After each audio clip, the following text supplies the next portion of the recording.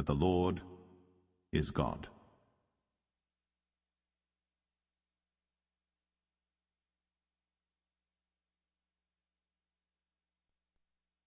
Joshua 23.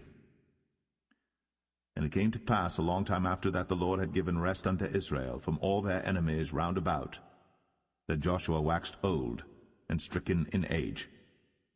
And Joshua called for all Israel, and for their elders, and for their heads, and for their judges, and for their officers, and said unto them, I am old and stricken in age. And ye have seen all that the Lord your God hath done unto all these nations because of you. For the Lord your God is he that hath fought for you. Behold, I have divided unto you by lot these nations that remain, to be an inheritance for your tribes, from Jordan with all the nations that I have cut off, even unto the great sea westward. And the Lord your God, he shall expel them from before you, and drive them from out of your sight. And ye shall possess their land, as the Lord your God hath promised unto you. Be ye therefore very courageous to keep and to do all that is written in the book of the law of Moses, that ye turn not aside therefrom to the right hand or to the left, that ye come not among these nations, these that remain among you, neither make mention of the name of their gods, nor cause to swear by them, neither serve them, nor bow yourselves unto them, but cleave unto the Lord your God, as ye have done unto this day. For the Lord hath driven out from before you great nations and strong. But as for you, no man hath been able to stand before you unto this day. One man of you shall chase 1,000, but the Lord your God, he it is that fighteth for you, as he hath promised you.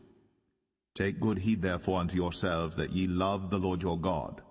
Else, if ye do in any wise go back, and cleave unto the remnant of these nations, even these that remain among you, and shall make marriages with them, and go in unto them, and they to you, know for a certainty that the Lord your God will no more drive out any of these nations from before you, but they shall be snares and traps unto you, and scourges in your sides, and thorns in your eyes, until ye perish from off this good land which the Lord your God hath given you.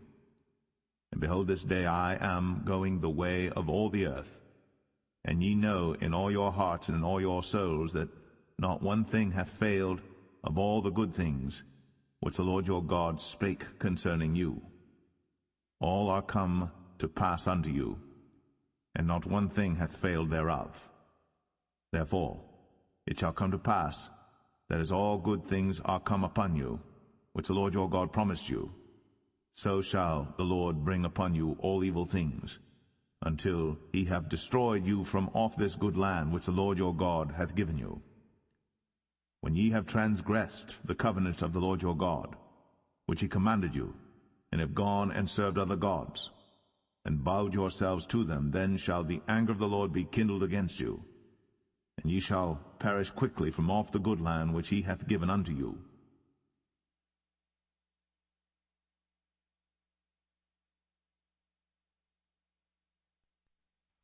Joshua 24. And Joshua gathered all the tribes of Israel to Shechem, and called for the elders of Israel, and for their heads, and for their judges, and for their officers, and they presented themselves before God. And Joshua said unto all the people, Thus saith the Lord God of Israel, Your fathers dwelt on the other side of the flood in old time, even Terah, the father of Abraham, and the father of Nachor, and they served other gods. And I took your father Abraham from the other side of the flood, and led him throughout all the land of Canaan, and multiplied his seed, and gave him Isaac. And I gave unto Isaac Jacob and Esau, and I gave unto Esau Mount Seir to possess it. But Jacob and his children went down into Egypt. I sent Moses also, and Aaron, and I plagued Egypt, according to that which I did among them. And afterward I brought you out. And I brought your fathers out of Egypt, and ye came unto the sea. And the Egyptians pursued after your fathers with chariots and horsemen unto the Red Sea. And when they cried unto the Lord, he put darkness between you and the Egyptians, and brought the sea upon them, and covered them. And your eyes have seen what I have done in Egypt, and ye dwelt in the wilderness a long season. And I brought you into the land of the Amorites, which dwelt on the other side Jordan, and they fought with you, and I gave them into your hand, that ye might possess their land, and I destroyed them from before you. Then Balak the son of Zippor, king of Moab, arose and warred against Israel, and sent and called Balaam the son of Beor to curse you. But I would not hearken unto Balaam, therefore he blessed you still. So I delivered you out of his hand. And ye went over Jordan, and came unto Jericho, and the men of Jericho fought against you, the Amorites, and the Perizzites, and the Canaanites, and the Hittites, and the Girgashites, the Hivites, and the Jebusites, and I delivered them into your hand. And I sent the hornet before you, which drave them out from before you, even the 2 kings of the Amorites, but not with thy sword, nor with thy bow.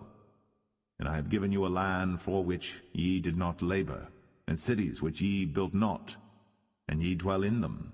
Of the vineyards and oliveyards which ye planted not do ye eat.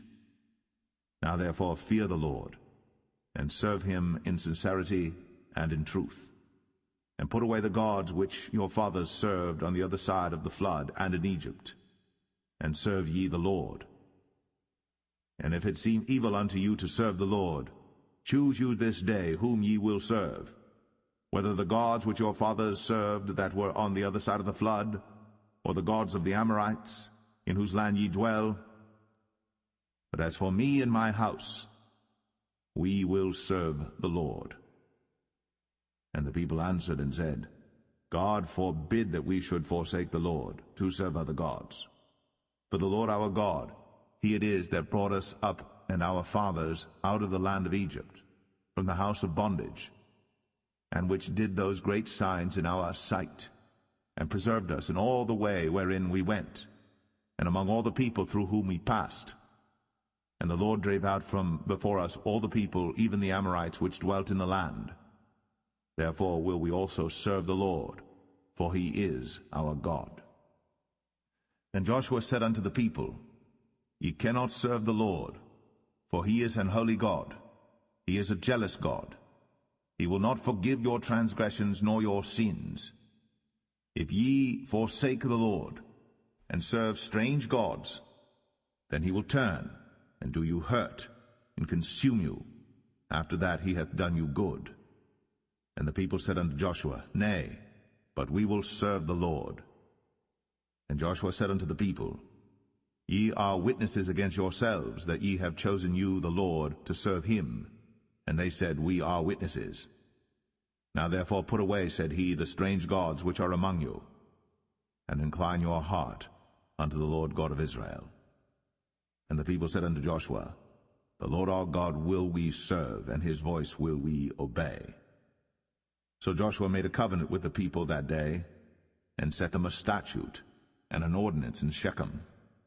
And Joshua wrote these words in the book of the law of God, and took a great stone, and set it up there under an oak that was by the sanctuary of the Lord. And Joshua said unto all the people, Behold, this stone shall be a witness unto us, for it hath heard all the words of the Lord which he spake unto us.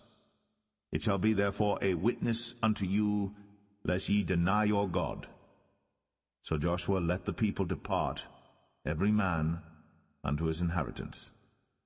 And it came to pass after these things that Joshua the son of Nun, the servant of the Lord, died, being 110 years old. And they buried him in the border of his inheritance in Timnath-serah, which is in Mount Ephraim, on the north side of the hill of Gaash. And Israel served the Lord all the days of Joshua, and all the days of the elders that overlived Joshua, and which had known all the works of the Lord that he had done for Israel. And the bones of Joseph, which the children of Israel brought up out of Egypt, buried they in Shechem in a parcel of ground, which Jacob bought of the sons of Hamor, the father of Shechem, for 100 pieces of silver. And it became the inheritance of the children of Joseph. And Eleazar the son of Aaron died, and they buried him in a hill that pertained to Phinehas his son, which was given him in Mount Ephraim.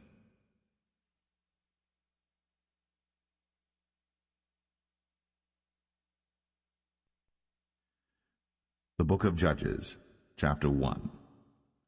Now after the death of Joshua it came to pass that the children of Israel asked the Lord, saying, Who shall go up for us against the Canaanites first, to fight against them? And the Lord said, Judah shall go up. Behold, I have delivered the land into his hand. And Judah said unto Simeon his brother, Come up with me into my lot, that we may fight against the Canaanites, and I likewise will go with thee into thy lot. So Simeon went with him, and Judah went up, and the Lord delivered the Canaanites and the Perizzites into their hand, and they slew of them in Bezek 10,000 men. And they found Adoni-Bezek in Bezek, and they fought against him, and they slew the Canaanites and the Perizzites. But Adoni-Bezek fled, and they pursued after him, and caught him, and cut off his thumbs and his great toes. And Adoni-Bezek said, 70 kings, having their thumbs and their great toes cut off, gathered their meat under my table, as I have done, so God hath requited me. And they brought him to Jerusalem, and there he died. Now the children of Judah had fought against Jerusalem, and had taken it, and smitten it with the edge of the sword, and set the city on fire. And afterward the children of Judah went down to fight against the Canaanites, that dwelt in the mountain, and in the south, and in the valley. And Judah went against the Canaanites that dwelt in Hebron. Now the name of Hebron before was Kirjath-Arba. And they slew Sheshai, and Ahiman, and Talmai. And from thence he went against the inhabitants of Debir. And the name of Debir before was Kirjath-Sepher. And Caleb said, He that smiteth Kirjath-Sepher, and taketh it, to him will I give Achsah my daughter to wife. And Othniel the son of Kenaz, Caleb's younger brother, took it. And he gave him Achsah his daughter to wife. And it came to pass, when she came to him, that she moved him to ask of her father a field. And she lighted from off her ass. And Caleb said unto her, What wilt thou? And she said unto him, Give me a blessing, for thou hast given me a southland. Give me also springs of water. And Caleb gave her the upper springs and the nether springs. And the children of the Kenite, Moses' father-in-law, went up out of the city of palm trees with the children of Judah into the wilderness of Judah, which lieth in the south of Arad. And they went and dwelt among the people. And Judah went with Simeon his brother, and they slew the Canaanites that inhabited Zephath, and utterly destroyed it. And the name of the city was called Hormah.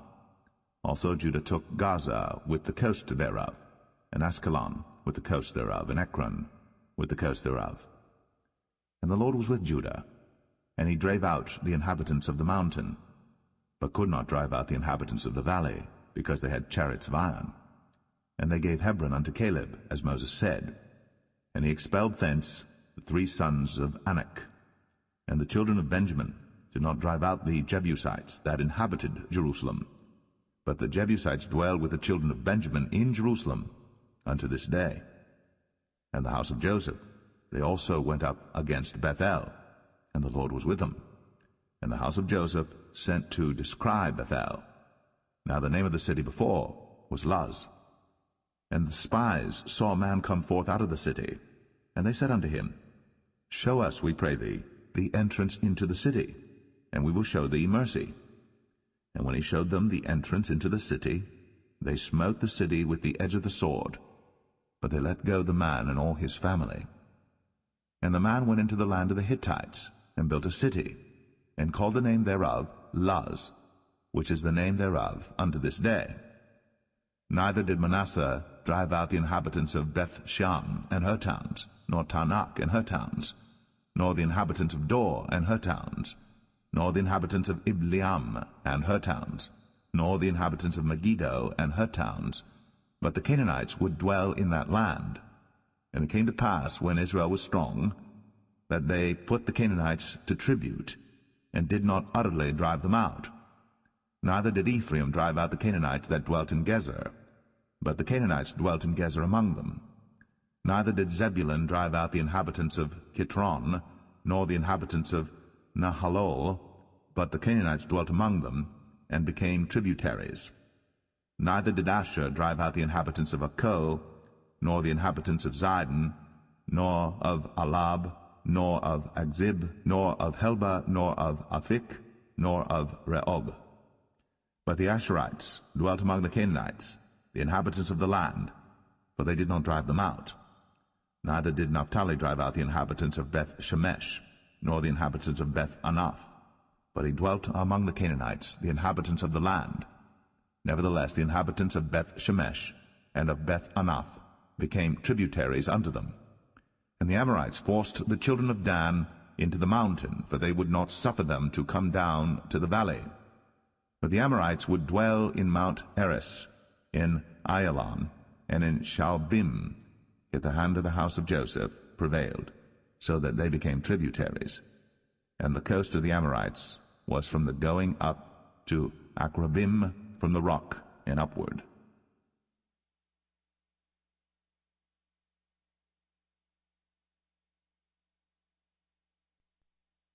Judges 2. And an angel of the Lord came up from Gilgal to Bochim, and said, I made you to go up out of Egypt, and have brought you unto the land which I swear unto your fathers. And I said, I will never break my covenant with you. And ye shall make no league with the inhabitants of this land, ye shall throw down their altars. But ye have not obeyed my voice. Why have ye done this? Wherefore I also said, I will not drive them out from before you, but they shall be as thorns in your sides, and their gods shall be a snare unto you. And it came to pass, when the angel of the Lord spake these words unto all the children of Israel, that the people lifted up their voice and wept. And they called the name of that place Bochim, and they sacrificed there unto the Lord. And when Joshua had let the people go, the children of Israel went every man unto his inheritance to possess the land. And the people served the Lord all the days of Joshua, and all the days of the elders that outlived Joshua, who had seen all the great works of the Lord that he did for Israel. And Joshua the son of Nun, the servant of the Lord, died, being 110 years old. And they buried him in the border of his inheritance, in Timnath-Eres, in the mount of Ephraim, on the north side of the hill Gaash. And also all that generation were gathered unto their fathers. And there arose another generation after them, which knew not the Lord, nor yet the works which he had done for Israel. And the children of Israel did evil in the sight of the Lord, and served Baalim. And they forsook the Lord God of their fathers, which brought them out of the land of Egypt, and followed other gods of the gods of the people that were round about them, and bowed themselves unto them, and provoked the Lord to anger. And they forsook the Lord, and served Baal and Ashtoreth.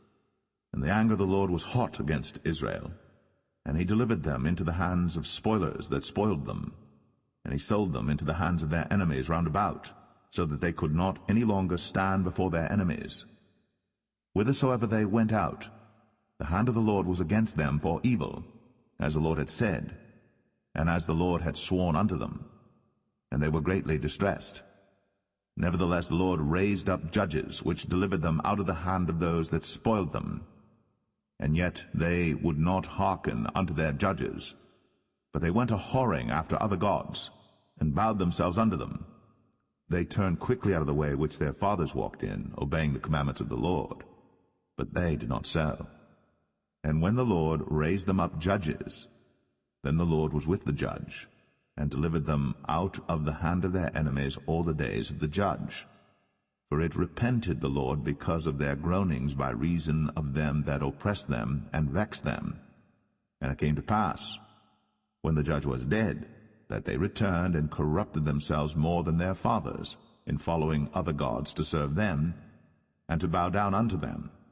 They ceased not from their own doings, nor from their stubborn way.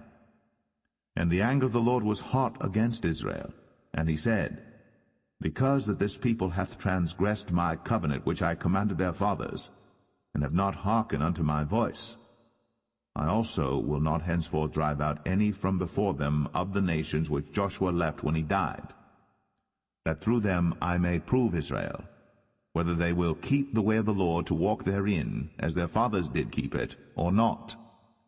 Therefore the Lord left those nations without driving them out hastily, neither delivered he them into the hand of Joshua.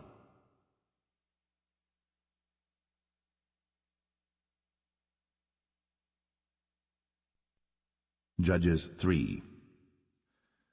Now these are the nations which the Lord left, to prove Israel by them, even as many of Israel as had not known all the wars of Canaan, only that the generations of the children of Israel might know, to teach them war, at the least such as before knew nothing thereof. Namely, 5 lords of the Philistines, and all the Canaanites, and the Sidonians, and the Hivites, that dwelt in Mount Lebanon, from Mount Baal-Hermon unto the entering in of Hamath. And they were to prove Israel by them, to know whether they would hearken unto the commandments of the Lord, which he commanded their fathers by the hand of Moses. And the children of Israel dwelt among the Canaanites, Hittites, and Amorites, and Perizzites, and Hivites, and Jebusites. And they took their daughters to be their wives, and gave their daughters to their sons, and served their gods. And the children of Israel did evil in the sight of the Lord, and forgat the Lord their God, and served Baalim and the groves. Therefore the anger of the Lord was hot against Israel, and he sold them into the hand of Shushan-Rishathaim, king of Mesopotamia. And the children of Israel served Shushan-Rishathaim 8 years. And when the children of Israel cried unto the Lord raised up a deliverer to the children of Israel, who delivered them, even Othniel, the son of Kenaz, Caleb's younger brother. And the Spirit of the Lord came upon him, and he judged Israel, and went out to war. And the Lord delivered Shushan-Rishathaim, king of Mesopotamia, into his hand. And his hand prevailed against Shushan-Rishathaim. And the land had rest 40 years. And Othniel, the son of Kenaz, died. And the children of Israel did evil again in the sight of the Lord. And the Lord strengthened Eglon, the king of Moab, against Israel, because they had done evil in the sight of the Lord. And he gathered unto him the children of Ammon and Amalek, and went and smote Israel, and possessed the city of palm trees. So the children of Israel served Eglon, the king of Moab, 18 years. But when the children of Israel cried unto the Lord raised them up a deliverer, Ehud the son of Gera, a Benjamite, a man left-handed.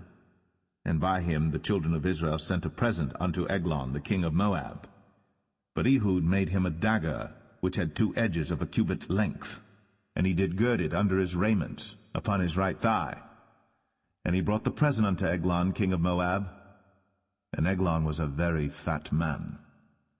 And when he had made an end to offer the present, he sent away the people that bare the present. But he himself turned again from the quarries that were by Gilgal, and said, I have a secret errand unto thee, O king. Who said, Keep silence. And all that stood by him went out from him. And Ehud came unto him, and he was sitting in a summer parlor, which he had for himself alone. And Ehud said, I have a message from God unto thee. And he rose out of his seat. And Ehud put forth his left hand, and took the dagger from his right thigh, and thrust it into his belly. And the haft also went in after the blade, and the fat closed upon the blade, so that he could not draw the dagger out of his belly. And the dirt came out. Then Ehud went forth through the porch, and shut the doors of the parlor upon him, and locked them. When he was gone out, his servants came, and when they saw that, behold, the doors of the parlor were locked, they said, Surely he covereth his feet in his summer chamber. And they tarried till they were ashamed, and behold, he opened not the doors of the parlor. Therefore they took a key, and opened them, and behold, their lord was fallen down dead on the earth. And Ehud escaped while they tarried, and passed beyond the quarries, and escaped unto Seirath. And it came to pass, when he was come, that he blew a trumpet in the mountain of Ephraim, and the children of Israel went down with him from the mount, and he before them. And he said unto them, Follow after me, for the Lord hath delivered your enemies the Moabites into your hand. And they went down after him, and took the fords of Jordan toward Moab, and suffered not a man to pass over. And they slew of Moab at that time about 10,000 men, all lusty, and all men of valor, and there escaped not a man. So Moab was subdued that day under the hand of Israel, and the land had rest 80 years. And after him was Shamgar the son of Anath, which slew the Philistines 600 men with an ox goad. And he also delivered Israel.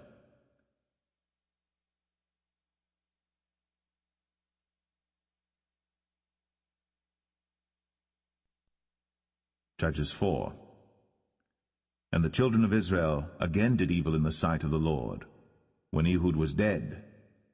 And the Lord sold them into the hand of Jabin, king of Canaan, that reigned in Hazor, the captain of whose host was Sisera, which dwelt in Harosheth of the Gentiles.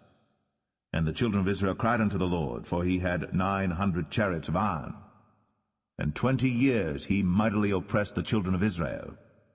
And Deborah prophetess, the wife of Lapidoth, she judged Israel at that time. And she dwelt under the palm tree of Deborah between Ramah and Bethel in Mount Ephraim. And the children of Israel came up to her for judgment. And she sent and called Barak, the son of Abinoam, out of Kadesh Naphtali, and said unto him, Hath not the Lord God of Israel commanded, saying, Go and draw toward Mount Tabor, and take with thee 10,000 men of the children of Naphtali and of the children of Zebulun? And I will draw unto thee to the river Kishon Sisera, the captain of Jabin's army, with his chariots and his multitude, and I will deliver him into thine hand. And Barak said unto her, If thou wilt go with me, then I will go. But if thou wilt not go with me, then I will not go. And she said, I will surely go with thee. Notwithstanding the journey that thou takest shall not be for thine honor, for the Lord shall sell Sisera into the hand of a woman. And Deborah rose, and went with Barak to Kadesh. And Barak called Zebulun and Naphtali to Kadesh. And he went up with 10,000 men at his feet, and Deborah went up with him.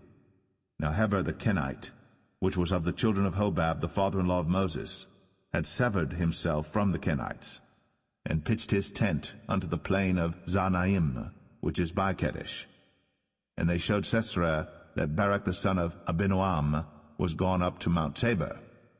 And Sisera gathered together all his chariots, even 900 chariots of iron, and all the people that were with him, from Harosheth of the Gentiles unto the river of Kishon.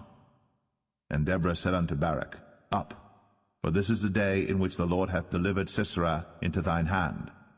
Is not the Lord gone out before thee?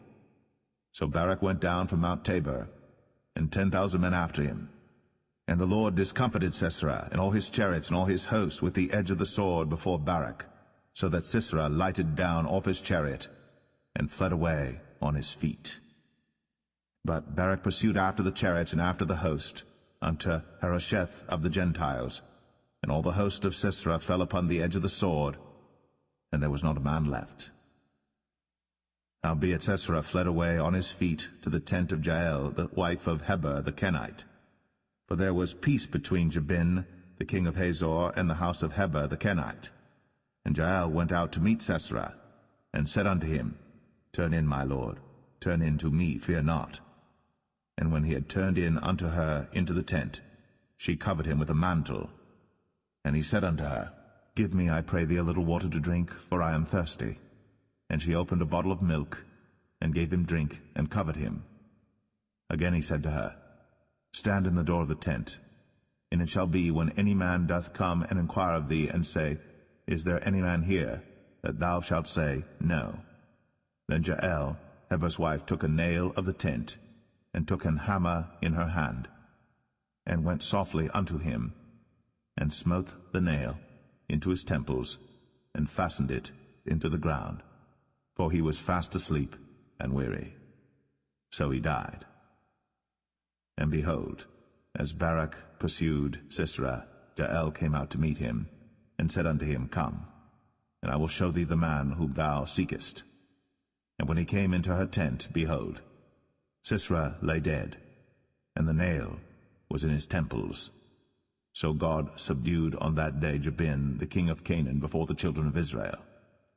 And the hand of the children of Israel prospered, and prevailed against Jabin, the king of Canaan, until they had destroyed Jabin, king of Canaan.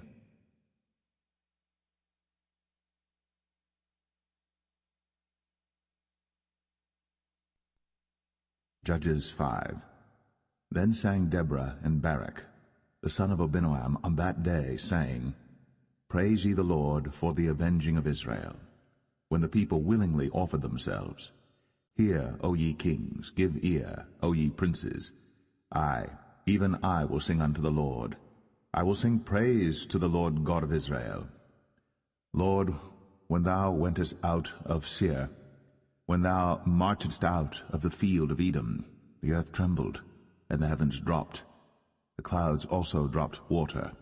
The mountains melted from before the Lord, even that Sinai from before the Lord God of Israel. In the days of Shamgar the son of Anath, in the days of Jael, the highways were unoccupied, and the travelers walked through byways. The inhabitants of the villages ceased.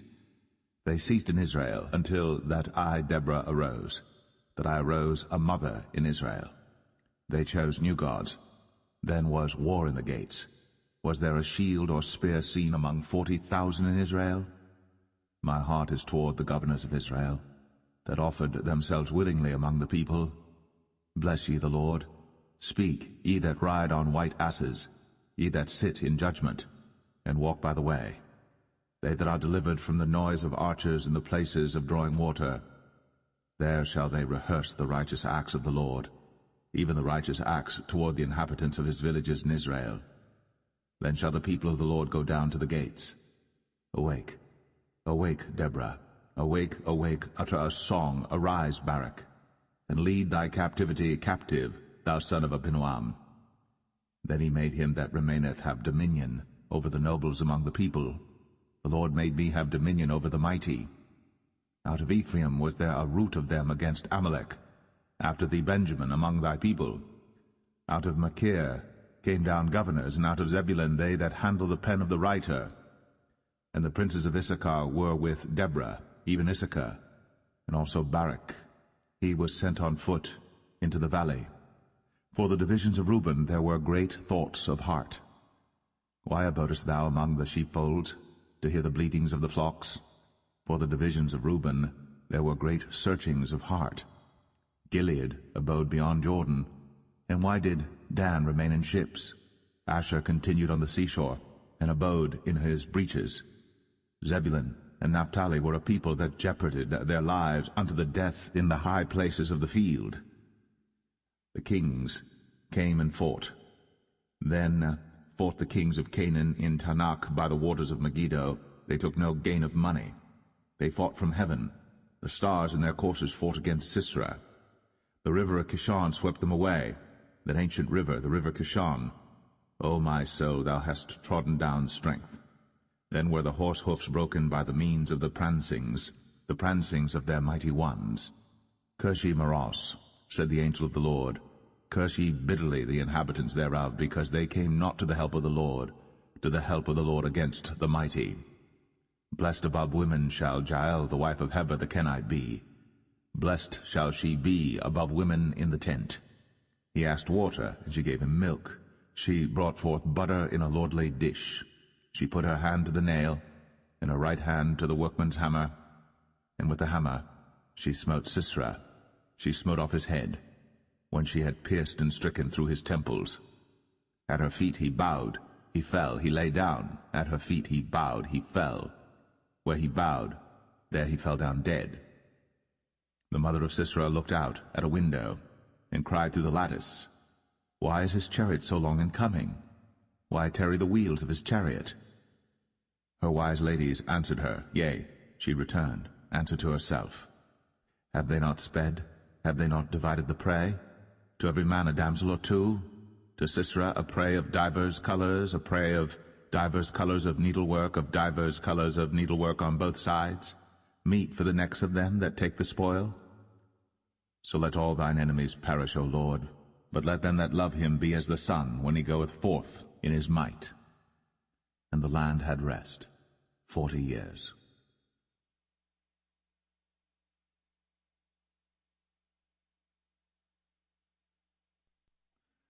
Judges 6. And the children of Israel did evil in the sight of the Lord, and the Lord delivered them into the hand of Midian 7 years. And the hand of Midian prevailed against Israel, and because of the Midianites, the children of Israel made them the dens which are in the mountains and caves, even they came up against them, and they encamped against them, and destroyed the increase of the earth, till thou come unto Gaza, and left no sustenance for Israel, neither sheep, nor ox, nor ass. For they came up with their cattle and their tents, and they came as grasshoppers for multitude, for both they and their camels were without number. And they entered into the land to destroy it. And Israel was greatly impoverished because of the Midianites, and the children of Israel cried unto the Lord. And it came to pass, when the children of Israel cried unto the Lord because of the Midianites, that the Lord sent a prophet unto the children of Israel, which said unto them, Thus saith the Lord God of Israel, I brought you up from Egypt, and brought you forth out of the house of bondage. And I delivered you out of the hand of the Egyptians, and out of the hand of all that oppressed you, and drave them out from before you, and gave you their land. I said unto you, I am the Lord your God. Fear not the gods of the Amorites, in whose land ye dwell. But ye have not obeyed my voice. And there came an angel of the Lord, and sat under an oak which was in Ophrah, that pertained unto Joash the Abiezrite. And his son Gideon threshed wheat by the winepress to hide it from the Midianites. And the angel of the Lord appeared unto him, and said unto him, The Lord is with thee, thou mighty man of valor. And Gideon said unto him, O my Lord, if the Lord be with us, why then is all this befallen us? And where be all his miracles which our fathers told us of, saying, Did not the Lord bring us up from Egypt? But now the Lord hath forsaken us, and delivered us into the hands of the Midianites. And the Lord looked upon him, and said, Go in this thy might, and thou shalt save Israel from the hand of the Midianites. Have not I sent thee? And he said unto him, O my Lord, wherewith shall I save Israel? Behold, my family is poor in Manasseh, and I am the least in my father's house. And the Lord said unto him, Surely I will be with thee, and thou shalt smite the Midianites as one man. And he said unto him, If now I have found grace in thy sight, then show me a sign that thou talkest with me. Depart not hence, I pray thee, until I come unto thee, and bring forth my present, and set it before thee. And he said, I will tarry until thou come again. And Gideon went in, and made ready a kid, and unleavened cakes of an ephah flour. The flesh he put in a basket, and he put the broth in a pot, and brought it out unto him under the oak, and presented it. And the angel of God said unto him, Take the flesh and the unleavened cakes, and lay them upon this rock, and pour out the broth. And he did so. Then the angel of the Lord put forth the end of the staff that was in his hand, and touched the flesh and the unleavened cakes. And there rose up fire out of the rock, and consumed the flesh and the unleavened cakes. Then the angel of the Lord departed out of his sight. And when Gideon perceived that he was an angel of the Lord, Gideon said, Alas, O Lord God, for because I have seen an angel of the Lord face to face. And the Lord said unto him, Peace be unto thee, fear not, thou shalt not die. Then Gideon built an altar there unto the Lord, and called it Jehovah Shalom. Until this day it is yet in Ophrah of the Abiezrites. And it came to pass the same night, that the Lord said unto him, Take thy father's young bullock, even the second bullock of 7 years old, and throw down the altar of Baal that thy father hath, and cut down the grove that is by it. And build an altar unto the Lord thy God upon the top of this rock, in the ordered place. And take the second bullock, and offer a burnt sacrifice with the wood of the grove which thou shalt cut down. Then Gideon took 10 men of his servants, and did as the Lord had said unto him. And so it was, because he feared his father's household and the men of the city, that he could not do it by day, that he did it by night. And when the men of the city arose early in the morning, behold, the altar of Baal was cast down, and the grove was cut down that was by it, and the second bullock was offered upon the altar that was built. And they said one to another, Who hath done this thing? And when they inquired and asked, they said, Gideon the son of Joash hath done this thing. Then the men of the city said unto Joash, Bring out thy son, that he may die, because he hath cast down the altar of Baal, and because he hath cut down the grove that was by it. And Joash said unto all that stood against him, Will ye plead for Baal? Will ye save him? He that will plead for him, let him be put to death, whilst it is yet morning, if he be a god. Let him plead for himself, because one hath cast down his altar. Therefore on that day he called him Jerubbaal, saying, Let Baal plead against him, because he hath thrown down his altar. Then all the Midianites and the Amalekites and the children of the east were gathered together, and went over and pitched in the valley of Jezreel. But the Spirit of the Lord came upon Gideon, and he blew a trumpet, and Abiezer was gathered after him. And he sent messengers throughout all Manasseh, who also was gathered after him. And he sent messengers unto Asher, and unto Zebulun, and unto Naphtali, and they came up to meet them. And Gideon said unto God, If thou wilt save Israel by mine hand, as thou hast said, behold, I will put a fleece of wool in the floor. And if the dew be on the fleece only, and it be dry upon all the earth beside, then shall I know that thou wilt save Israel by mine hand, as thou hast said. And it was so. For he rose up early on the morrow, and thrust the fleece together, and wringed the dew out of the fleece, a bowl full of water. And Gideon said unto God, Let not thine anger be hot against me, and I will speak but this once. Let me prove, I pray thee, but this once with the fleece. Let it now be dry only upon the fleece, and upon all the ground let there be dew. And God did so that night, for it was dry upon the fleece only, and there was dew on all the ground.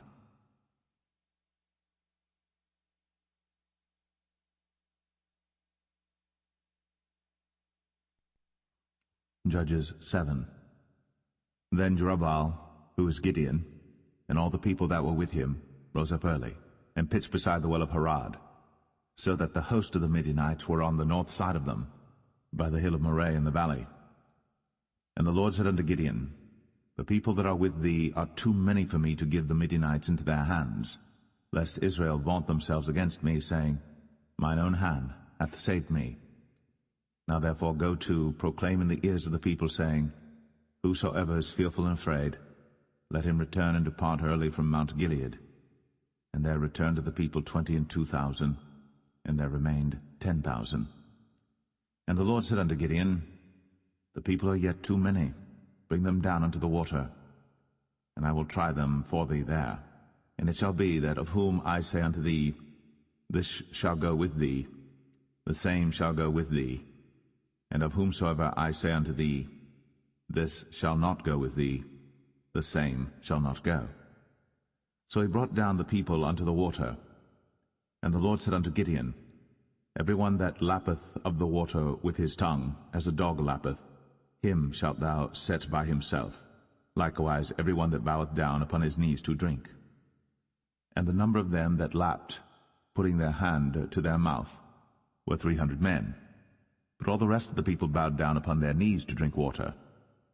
And the Lord said unto Gideon, By the 300 men that lapped will I save you, and deliver the Midianites into thine hand. And let all the other people go every man unto his place. So the people took victuals in their hand, and their trumpets, and he sent all the rest of Israel every man unto his tent, and retained those 300 men, and the host of Midian was beneath him in the valley. And it came to pass the same night that the Lord said unto him, Arise, get thee down unto the host, for I have delivered it into thine hand. But if thou fear to go down, go thou with Phurah thy servant down to the host. And thou shalt hear what they say, and afterward shall thine hands be strengthened to go down unto the host. Then went he down with Phurah his servant unto the outside of the armed men that were in the host. And the Midianites and the Amalekites and all the children of the east lay along in the valley like grasshoppers for multitude, and their camels were without number, as the sand by the seaside for multitude. And when Gideon was come, behold, there was a man that told a dream unto his fellow, and said, Behold, I dreamed a dream, and lo, a cake of barley bread tumbled into the host of Midian, and came unto a tent, and smote it, that it fell, and overturned it, that the tent lay along. And his fellow answered and said, This is nothing else save the sword of Gideon the son of Joash, a man of Israel. For into his hand hath God delivered Midian, and all the host. And it was so. When Gideon heard the telling of the dream and the interpretation thereof, that he worshipped and returned into the host of Israel, and said, Arise, for the Lord hath delivered into your hand the host of Midian. And he divided the 300 men into 3 companies, and he put a trumpet in every man's hand, with empty pitchers and lamps within the pitchers. And he said unto them, Look on me, and do likewise. And behold, when I come to the outside of the camp, it shall be that as I do, so shall ye do. When I blow with the trumpet, I and all that are with me, then blow ye the trumpets also on every side of all the camp, and say, The sword of the Lord and of Gideon. So Gideon and the 100 men that were with him came unto the outside of the camp in the beginning of the middle watch. And they had but newly set the watch, and they blew the trumpets, and brake the pitchers that were in their hands. And the 3 companies blew the trumpets, and brake the pitchers, and held the lamps in their left hands, and the trumpets in their right hands, to blow withal. And they cried, The sword of the Lord and of Gideon. And they stood every man in his place round about the camp. And all the host ran and cried and fled. And the 300 blew the trumpets, and the Lord set every man's sword against his fellow, even throughout all the host. And the host fled to Beth-shittah in Zererath, and to the border of Abel-meholah, unto Tabbath. And the men of Israel gathered themselves together out of Naphtali, and out of Asher, and out of all Manasseh, and pursued after the Midianites.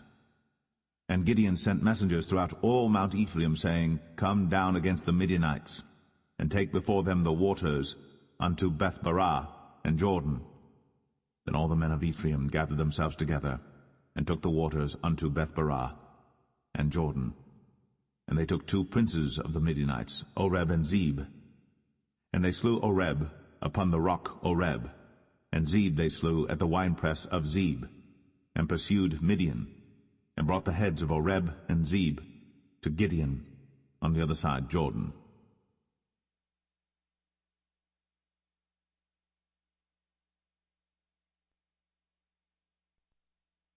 Judges 8. And the men of Ephraim said unto him, Why hast thou served us thus, that thou callest us not, when thou wentest to fight with the Midianites? And they did chide with him sharply. And he said unto them, What have I done now in comparison of you? Is not the gleaning of the grapes of Ephraim better than the vintage of Abiezer? God hath delivered into your hands the princes of Midian, Oreb, and Zeb. And what was I able to do in comparison of you? Then their anger was abated toward him, when he had said that. And Gideon came to Jordan and passed over, he and the 300 men that were with him, faint yet pursuing them. And he said unto the men of Succoth, Give, I pray you, loaves of bread unto the people that follow me, for they be faint, and I am pursuing after Zebah and Zalmunna, kings of Midian. And the princes of Succoth said, Are the hands of Zebah and Zalmunna now in thine hand, that we should give bread unto thine army? And Gideon said, Therefore when the Lord hath delivered Zebah and Zalmunna into mine hand, then I will tear your flesh with the thorns of the wilderness and with briars. And he went up thence to Penuel, and spake unto them likewise. And the men of Penuel answered him as the men of Succoth had answered him. And he spake also unto the men of Penuel, saying, When I come again in peace, I will break down this tower. Now Zebah and Zalmunna were in Karkor, and their hosts with them, about 15,000 men, all that were left of all the hosts of the children of the east. For there fell 120,000 men that drew sword. And Gideon went up by the way of them that dwelt in tents on the east of Nobah and Jogbeah, and smote the host, for the host was secure. And when Zebah and Zalmunna fled, pursued after them, turned from battle before the sun was up, and caught a young man of the men of Succoth, and inquired of him. And he described unto him the princes of Succoth and the elders thereof, even 70 men. And he came unto the men of Succoth, and said, Behold, Zebah and Zalmunna, with whom ye did upbraid me, saying, Are the hands of Zebah and Zalmunna now in thine hand, that we should give bread to the men of Succoth? And he beat down the tower of Penuel, and slew the men of the city. Then said he unto Zebah and Zalmunna, What manner of men were they whom ye slew at Tabor? And they answered, As thou art, so were they. Each one resembled the children of a king. And he said, They were my brethren, even the sons of my mother. As the Lord liveth, if ye had saved them alive, I would not slay you. And he said unto Jether his firstborn, Up, and slay them. But the youth drew not his sword, for he feared, because he was yet a youth. Then Zebah and Zalmunna said, Rise thou, and fall upon us, for as the man is, so is his strength. And Gideon arose, and slew Zebah and Zalmunna, and took away the ornaments that were on their camels' necks. Then the men of Israel said unto Gideon, Rule thou over us, both thou and thy son, and thy son's son also, for thou hast delivered us from the hand of Midian. And Gideon said unto them, I will not rule over you, neither shall my son rule over you. The Lord shall rule over you. And Gideon said unto them, I would desire a request of you, that ye would give me every man the earrings of his prey. For they had golden earrings, because they were Ishmaelites. And they answered, We will willingly give them. And they spread a garment, and did cast therein every man the earrings of his prey. And the weight of the golden earrings that he requested was 1,700 shekels of gold, beside ornaments and collars and purple raiment that was on the king of Midian, and beside the chains that were about their camels' necks. And Gideon made an ephod thereof, and put it in his city, even in subdued, before the children of Israel, so that they lifted up their heads no more. And the country was in quietness 40 years in the days of Gideon. And Jerubbaal the son of Joash went and dwelt in his own house. And Gideon had 70 sons of his body begotten, for he had many wives. And his concubine that was in Shechem, she also bare him a son, whose name he called Abimelech. And Gideon the son of Joash died in a good old age, and was buried in the sepulchre of Joash his father, in Ophrah of the Abiezerites. And it came to pass, as soon as Gideon was dead, that the children of Israel turned again, and went a-whoring after Baalim, and made Baal-berith their god. And the children of Israel remembered not the Lord their God, who had delivered them out of the hands of all their enemies on every side. Neither showed they kindness to the house of Jerubbaal, namely Gideon, according to all the goodness which he had shown unto Israel.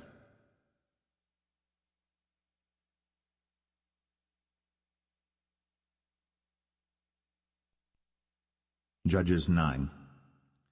And Abimelech the son of Jerubbaal went to Shechem unto his mother's brethren, and communed with them and with all the family of the house of his mother's father, saying, Speak, I pray you, in the ears of all the men of Shechem, whether it is better for you either that all the sons of Jerubbaal, which are 70 persons, reign over you, or that one reign over you. Remember also that I am your bone and your flesh. And his mother's brethren spake of him in the ears of all the men of Shechem all these words. And their hearts inclined to follow Abimelech, for they said, He is our brother. And they gave him 70 pieces of silver out of the house of Baal-berith, wherewith Abimelech hired vain and light persons which followed him. And he went unto his father's house at Ophrah, and slew his brethren the sons of Jerubbaal, being 70 persons, upon one stone. Notwithstanding yet Jotham, the youngest son of Jerubbaal, was left, for he hid himself. And all the men of Shechem gathered together, and all the house of Millo, and went, and made Abimelech king by the plain of the pillar that was in Shechem. And when they told it to Jotham, he went and stood in the top of Mount Gerizim, and lifted up his voice, and cried and said unto them, Hearken unto me, ye men of Shechem, that God may hearken unto you. The trees went forth on a time to anoint a king over them, and they said unto the olive tree, Reign thou over us. But the olive tree said unto them, Should I leave my fatness, wherewith by me they honor God and man, and go to be promoted over the trees? And the trees said to the fig tree, Come thou, and reign over us. But the fig tree said unto them, Should I forsake my sweetness and my good fruit, and go to be promoted over the trees? Then said the trees unto the vine, Come thou, and reign over us. And the vine said unto them, Should I leave my wine, which cheereth God and man, and go to be promoted over the trees. Then said all the trees unto the bramble, Come thou, and reign over us. And the bramble said unto the trees, If in truth ye anoint me king over you, then come, and put your trust in my shadow. And if not, let fire come out of the bramble, and devour the cedars of Lebanon. Now therefore, if ye have done truly and sincerely, in that ye have made Abimelech king, and if ye have dealt well with Jerubbaal and his house, and have done unto him according to the deserving of his hands, for my father fought for you, and adventured his life far, and delivered you out of the hand of Midian. And ye are risen up against my father's house this day, and have slain his sons, 70 persons, upon one stone, and have made Abimelech the son of his maidservant king over the men of Shechem, because he is your brother. If ye then have dealt truly and sincerely with Jerubbaal and with his house this day, then rejoice ye in Abimelech, and let him also rejoice in you. But if not, let fire come out from Abimelech, and devour the men of Shechem and the house of Millo. And let fire come out from the men of Shechem and from the house of Millo, and devour Abimelech. And Jotham ran away and fled, and went to Beer, and dwelt there for fear of Abimelech his brother. When Abimelech had reigned 3 years over Israel, then God sent an evil spirit between Abimelech and the men of Shechem. And the men of Shechem dealt treacherously with Abimelech, that the cruelty done to the 70 sons of Jerubbaal might come, and their blood be laid upon Abimelech their brother, which slew them, and upon the men of Shechem, which aided him in the killing of his brethren. And the men of Shechem set liers in wait for him in the top of the mountains, and they robbed all that came along that way by them. And it was told Abimelech. And Gaal, the son of Ebed, came with his brethren, and went over to Shechem. And the men of Shechem put their confidence in him. And they went out into the fields, and gathered their vineyards, and trod the grapes, and made merry, and went to the house of their God, and did eat and drink, and cursed Abimelech. And Gaal the son of Ebed said, Who is Abimelech, and who is Shechem, that we should serve him? Is not he the son of Jerubbaal, and Zebul his officer? Serve the men of Hamor, the father of Shechem, for why should we serve him? And would to God this people were under my hand, then would I remove Abimelech. And he said to Abimelech, Increase thine army, and come out. And when Zebul, the ruler of the city, heard the words of Gaal the son of Ebed, his anger was kindled. And he sent messengers unto Abimelech privily, saying, Behold, Gaal the son of Ebed and his brethren be come to Shechem, and behold, they fortify the city against thee. Now therefore up by night thou and the people that is with thee, and lie in wait in the field. And it shall be that in the morning, as soon as the sun is up, thou shalt rise early, and set upon the city, and behold, when he and the people that is with him come out against thee, then mayest thou do to them as thou shalt find occasion. And Abimelech rose up, and all the people that were with him by night, and they laid wait against Shechem in 4 companies. And Gaal the son of Ebed went out and stood in the entering of the gate of the city. And Abimelech rose up, and the people that were with him, from lying in wait. And when Gaal saw the people, he said to Zebul, Behold, there come people down from the top of the mountains. And Zebul said unto him, Thou seest the shadow of the mountains, as if they were men. And Gaal spake again and said, See, there come people down by the middle of the land, and another company come along by the plain of Meonim. Then said Zebul unto him, Where is now thy mouth wherewith thou saidst, Who is Abimelech, that we should serve him? Is not this the people that thou hast despised? Go out, I pray now, and fight with them. And Gaal went out before the men of Shechem, and fought with Abimelech. And Abimelech chased him, and he fled before him, and many were overthrown and wounded, even unto the entering of the gate. And Abimelech dwelt at Arumah. And Zebul thrust out Gaal and his brethren, that they should not dwell in Shechem. And it came to pass on the morrow that the people went out into the field, and they told Abimelech. And he took the people and divided them into 3 companies, and laid wait in the field, and looked, and behold, the people were come forth out of the city. And he rose up against them, and smote them. And Abimelech and the company that was with him rushed forward, and stood in the entering of the gate of the city. And the 2 other companies ran upon all the people that were in the fields, and slew them. And Abimelech fought against the city all that day, and he took the city, and slew the people that was therein, and beat down the city, and sowed it with salt.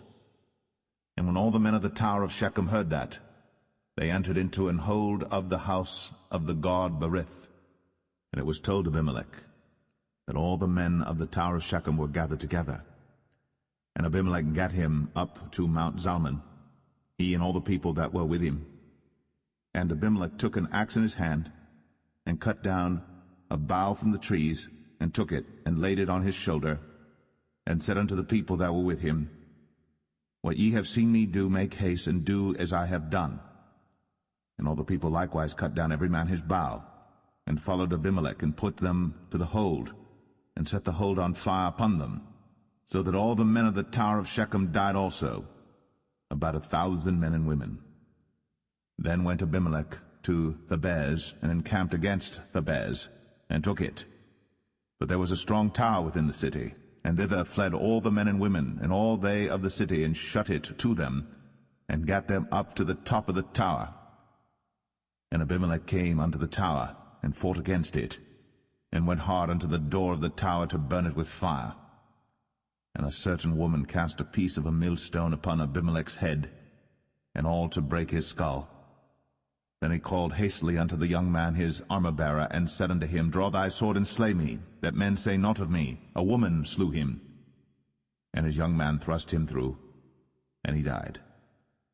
And when the men of Israel saw that Abimelech was dead, they departed every man unto his place. Thus God rendered the wickedness of Abimelech, which he did unto his father, in slaying his 70 brethren. And all the evil of the men of Shechem did God render upon their heads, and upon them came the curse of Jotham, the son of Jerubbaal.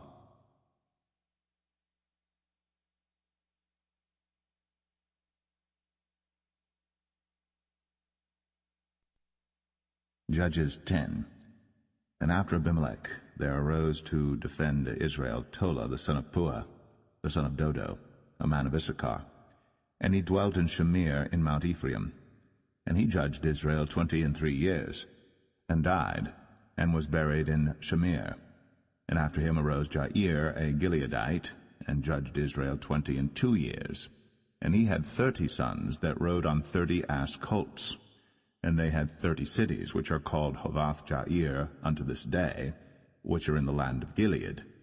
And Jair died, and was buried in Kaman. And the children of Israel did evil again in the sight of the Lord, and served Baalim, and Ashtoreth, and the gods of Syria, and the gods of Zidon, and the gods of Moab, and the gods of the children of Ammon, and the gods of the Philistines, and forsook the Lord, and served not him. And the anger of the Lord was hot against Israel, and he sold them into the hands of the Philistines, and into the hands of the children of Ammon. And that year they vexed and oppressed the children of Israel 18 years, all the children of Israel that were on the other side Jordan in the land of the Amorites, which is in Gilead. Moreover, the children of Ammon passed over Jordan to fight also against Judah, and against Benjamin, and against the house of Ephraim, so that Israel was sore distressed. And the children of Israel cried unto the Lord, saying, We have sinned against thee, both because we have forsaken our God, and also served Baalim. And the Lord said unto the children of Israel, Did not I deliver you from the Egyptians, and from the Amorites, from the children of Ammon, and from the Philistines? The Zidonians also, and the Amalekites, and the Maonites did oppress you, and ye cried to me, and I delivered you out of their hand. Yet ye have forsaken me, and served other gods, wherefore I will deliver you no more. Go, and cry unto the gods which ye have chosen, let them deliver you in the time of your tribulation. And the children of Israel said unto the Lord, We have sinned. Do thou unto us whatsoever seemeth good unto thee. Deliver us only, we pray thee, this day. And they put away the strange gods from among them, and served the Lord, and his soul was grieved for the misery of Israel. Then the children of Ammon were gathered together, and encamped in Gilead. And the children of Israel assembled themselves together, and encamped in Mizpeh. And the people and princes of Gilead said one to another, What man is he that will begin to fight against the children of Ammon? He shall be head over all the inhabitants of Gilead.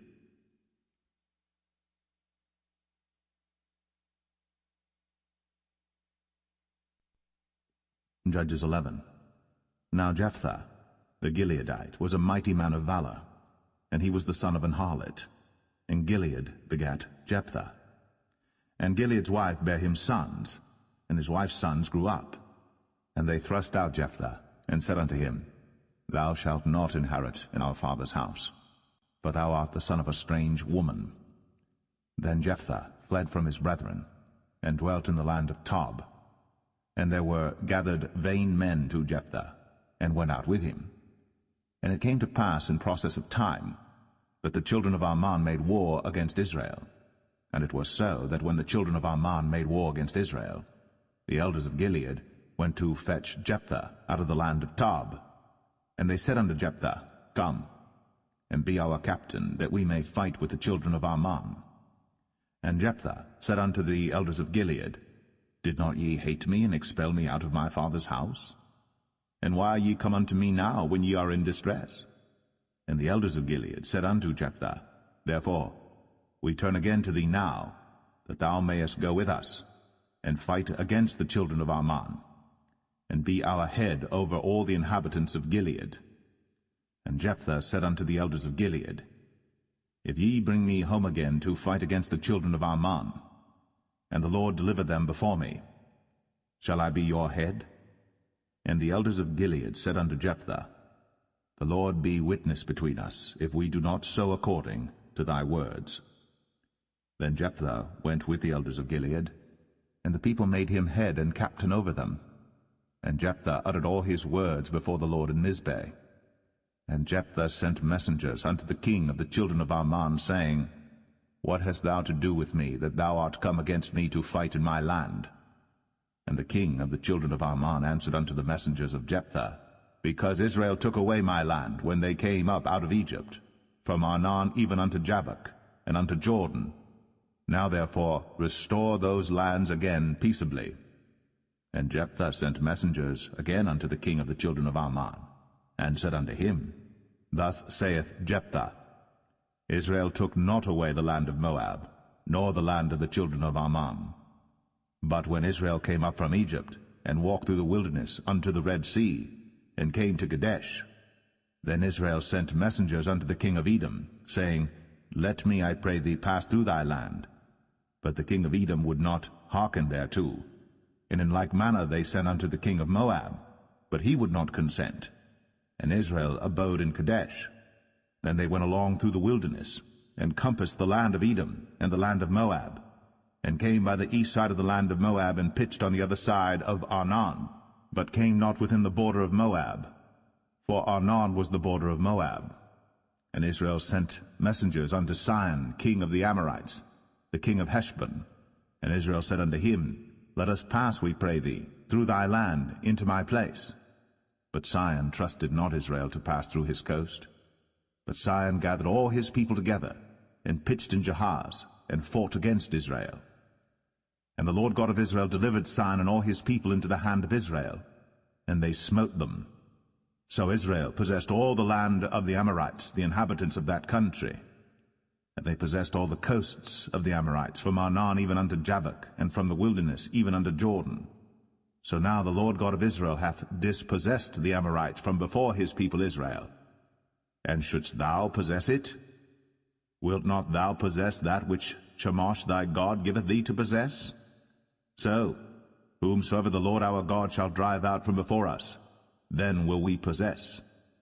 And now, art thou anything better than Balak the son of Zippor, king of Moab? Did he ever strive against Israel, or did he ever fight against them? While Israel dwelt in Heshbon and her towns, and in Aroer and her towns, and in all the cities that be along by the coasts of Arnon, 300 years? Why therefore did ye not recover them within that time? Wherefore I have not sinned against thee, but thou dost me wrong to war against me. The Lord, the judge, be judged this day between the children of Israel and the children of Ammon. Howbeit the king of the children of Ammon hearkened not unto the words of Jephthah, which he sent him. Then the Spirit of the Lord came upon Jephthah, and he passed over Gilead and Manasseh, and passed over Mizpeh of Gilead, and from Mizpeh of Gilead he passed over unto the children of Ammon. And Jephthah vowed a vow unto the Lord, and said, If thou shalt without fail deliver the children of Ammon into mine hands, then it shall be, that whatsoever cometh forth of the doors of my house to meet me, when I return in peace from the children of Ammon, shall surely be the Lord's, and I will offer it up for a burnt offering. So Jephthah passed over unto the children of Ammon to fight against them, and the Lord delivered them into his hands.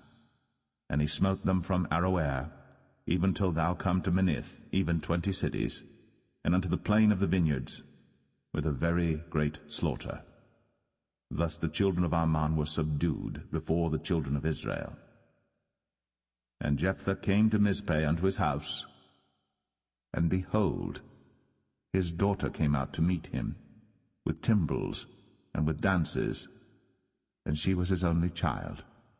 Beside her he had neither son nor daughter. And it came to pass, when he saw her, that he rent his clothes, and said, Alas, my daughter, thou hast brought me very low, and thou art one of them that trouble me. For I have opened my mouth unto the Lord, and I cannot go back. And she said unto him, My father, if thou hast opened thy mouth unto the Lord, do to me according to that which hath proceeded out of thy mouth. For as much as the Lord hath taken vengeance for thee of thine enemies, even of the children of Ammon. And she said unto her father, Let this thing be done for me. Let me alone 2 months, that I may go up and down upon the mountains and bewail my virginity, I and my fellows. And he said, Go. And he sent her away for 2 months. And she went with her companions, and bewailed her virginity upon the mountains. And it came to pass at the end of 2 months, that she returned unto her father, who did with her according to his vow which he had vowed. And she knew no man. And it was a custom in Israel, that the daughters of Israel went yearly to lament the daughter of Jephthah the Gileadite, 4 days in a year.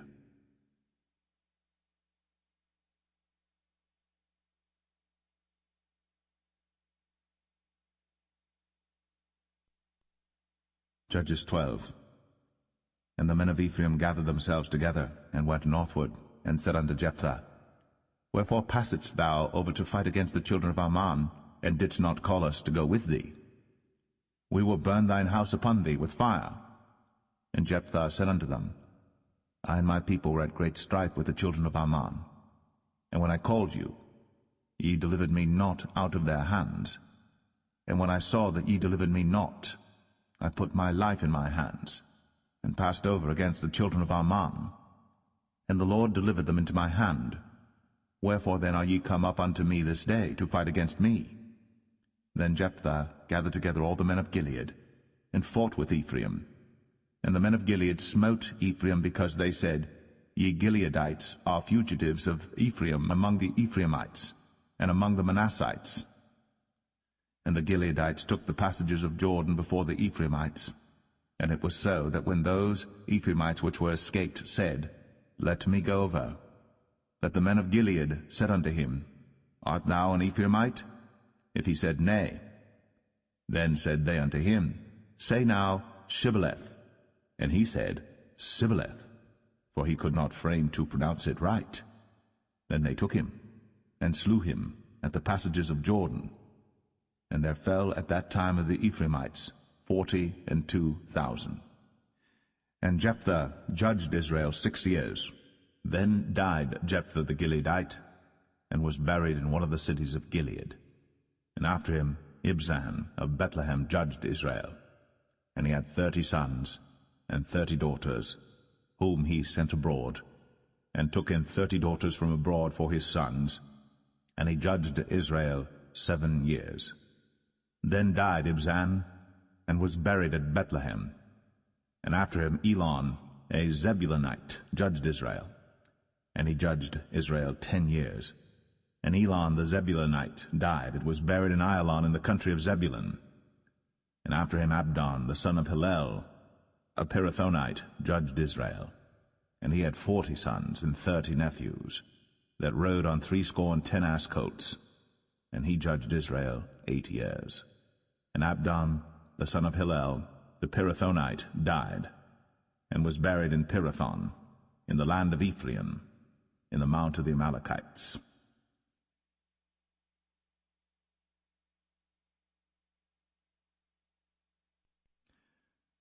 Judges 13. And the children of Israel did evil again in the sight of the Lord, and the Lord delivered them into the hand of the Philistines 40 years. And there was a certain man of Zorah, of the family of the Danites, whose name was Manoah, and his wife was barren, and bare not. And the angel of the Lord appeared unto the woman, and said unto her, Behold now, thou art barren, and bearest not, but thou shalt conceive, and bear a son. Now therefore beware, I pray thee, and drink not wine nor strong drink, and eat not any unclean thing. For lo, thou shalt conceive and bear a son, and no razor shall come on his head, for the child shall be a Nazarite unto God from the womb, and he shall begin to deliver Israel out of the hand of the Philistines. Then the woman came and told her husband, saying, A man of God came unto me, and his countenance was like the countenance of an angel of God, very terrible. But I asked him not whence he was, neither told he me his name. But he said unto me, Behold, thou shalt conceive, and bear a son.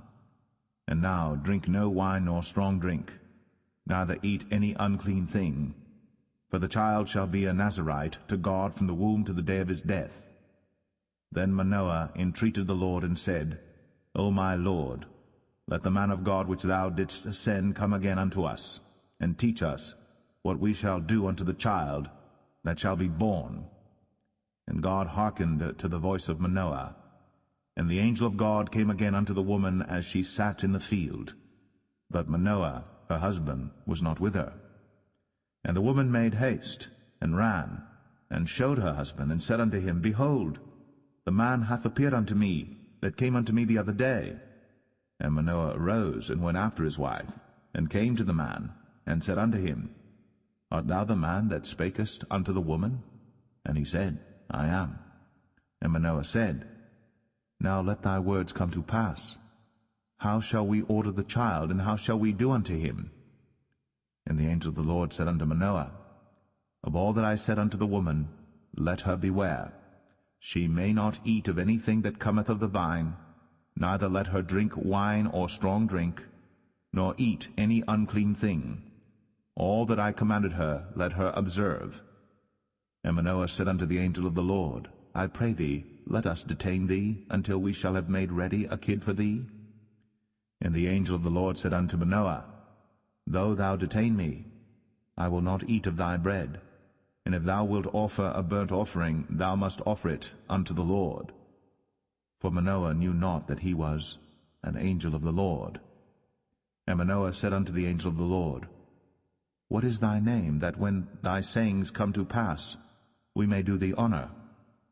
And the angel of the Lord said unto him, Why askest thou thus after my name, seeing it is secret? So Manoah took a kid with a meat offering, and offered it upon a rock unto the Lord. And the angel did wondrously.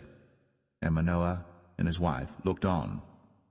For it came to pass, when the flame went up toward heaven from off the altar, that the angel of the Lord ascended in the flame of the altar. And Manoah and his wife looked on it, and fell on their faces to the ground. But the angel of the Lord did no more appear to Manoah and to his wife.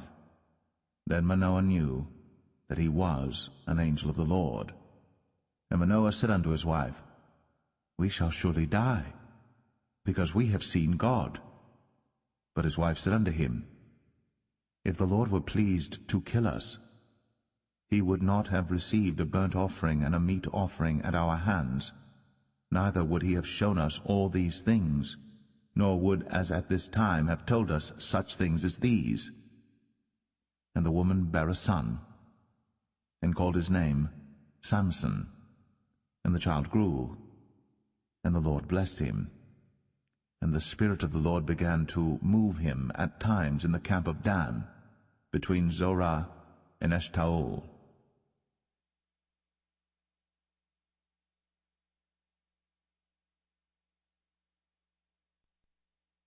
Judges 14.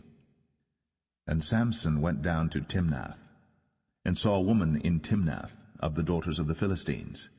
And he came up and told his father and his mother, and said, I have seen a woman in Timnath of the daughters of the Philistines. Now therefore get her for me to wife.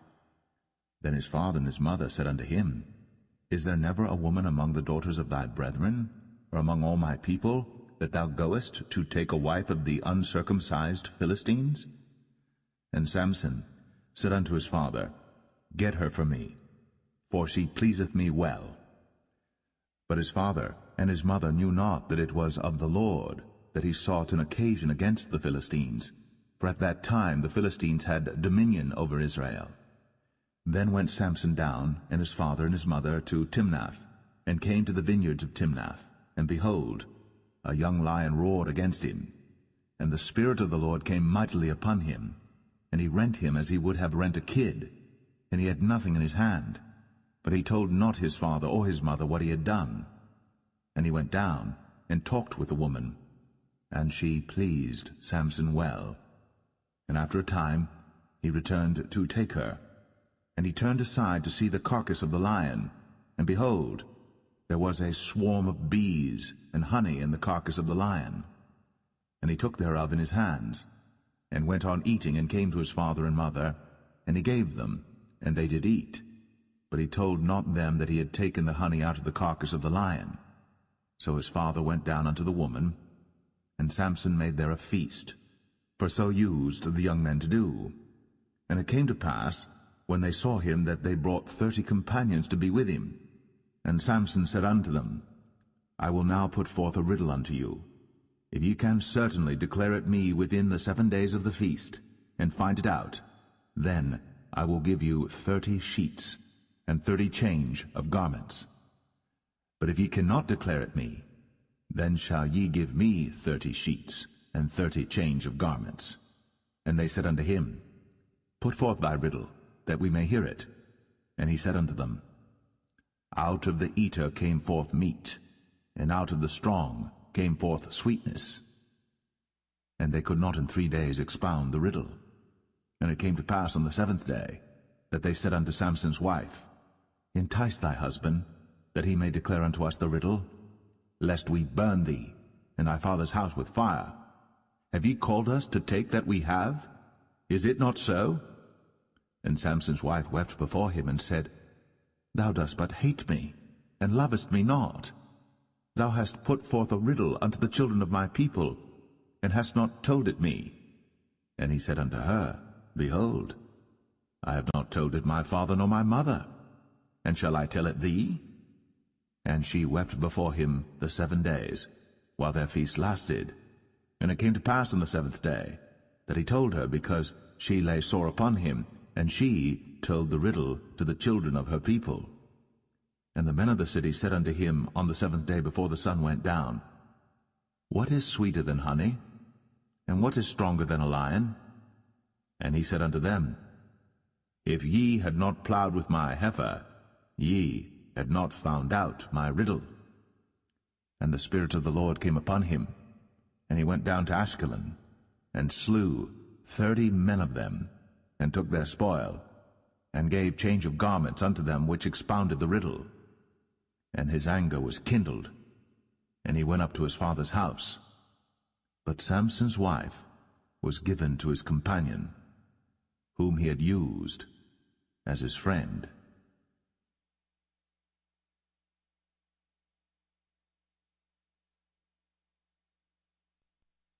Judges 15. But it came to pass within a while after, in the time of wheat harvest, that Samson visited his wife with a kid, and he said, I will go in to my wife into the chamber. But her father would not suffer him to go in. And her father said, I verily thought that thou hadst utterly hated her. Therefore I gave her to thy companion. Is not her younger sister fairer than she? Take her, I pray thee, instead of her. And Samson said concerning them, Now shall I be more blameless than the Philistines, though I do them a displeasure. And Samson went and caught 300 foxes, and took firebrands, and turned tail to tail, and put a firebrand in the midst between two tails. And when he had set the brands on fire, he let them go into the standing corn of the Philistines, and burnt up both the shocks, and also the standing corn with the vineyards and olives. Then the Philistines said, Who hath done this? And they answered, Samson, the son-in-law of the Timnite, because he had taken his wife and given her to his companion. And the Philistines came up, and burnt her and her father with fire. And Samson said unto them, Though ye have done this, yet will I be avenged of you, and after that I will cease. And he smote them hip and thigh with a great slaughter, and he went down and dwelt in the top of the rock Etam. Then the Philistines went up and pitched in Judah, and spread themselves in Lehi. And the men of Judah said, Why are ye come up against us? And they answered, To bind Samson are we come up, to do to him as he hath done to us. Then 3,000 men of Judah went to the top of the rock Etam, and said to Samson, Knowest thou not that the Philistines are rulers over us? What is this that thou hast done unto us? And he said unto them, As they did unto me, so have I done unto them. And they said unto him, We are come down to bind thee, that we may deliver thee into the hand of the Philistines. And Samson said unto them, Swear unto me, that ye will not fall upon me yourselves. And they spake unto him, saying, No, but we will bind thee fast, and deliver thee into their hand. But surely we will not kill thee. And they bound him with 2 new cords, and brought him up from the rock. And when he came unto Lehi, the Philistines shouted against him, and the Spirit of the Lord came mightily upon him, and the cords that were upon his arms became as flax that was burnt with fire, and his bands loosed from off his hands. And he found a new jawbone of an ass, and put forth his hand, and took it, and slew 1,000 men therewith. And Samson said, With the jawbone of an ass, heaps upon heaps, with the jaw of an ass have I slain 1,000 men. And it came to pass, when he had made an end of speaking, that he cast away the jawbone out of his hand, and called that place Ramath Lehi. And he was sore athirst, and called on the Lord, and said, Thou hast given this great deliverance into the hand of thy servant, and now shall I die for thirst, and fall into the hand of the uncircumcised? But God clave an hollow place that was in the jaw, and there came water thereout. And when he had drunk, his spirit came again, and he revived. Wherefore he called the name thereof En-Hakkore, which is in Lehi unto this day. And he judged Israel in the days of the Philistines 20 years.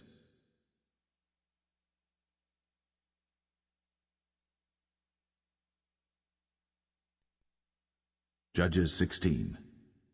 Then went Samson to Gaza, and saw there an harlot, and went in unto her. And it was told the Gazites, saying, Samson is come hither.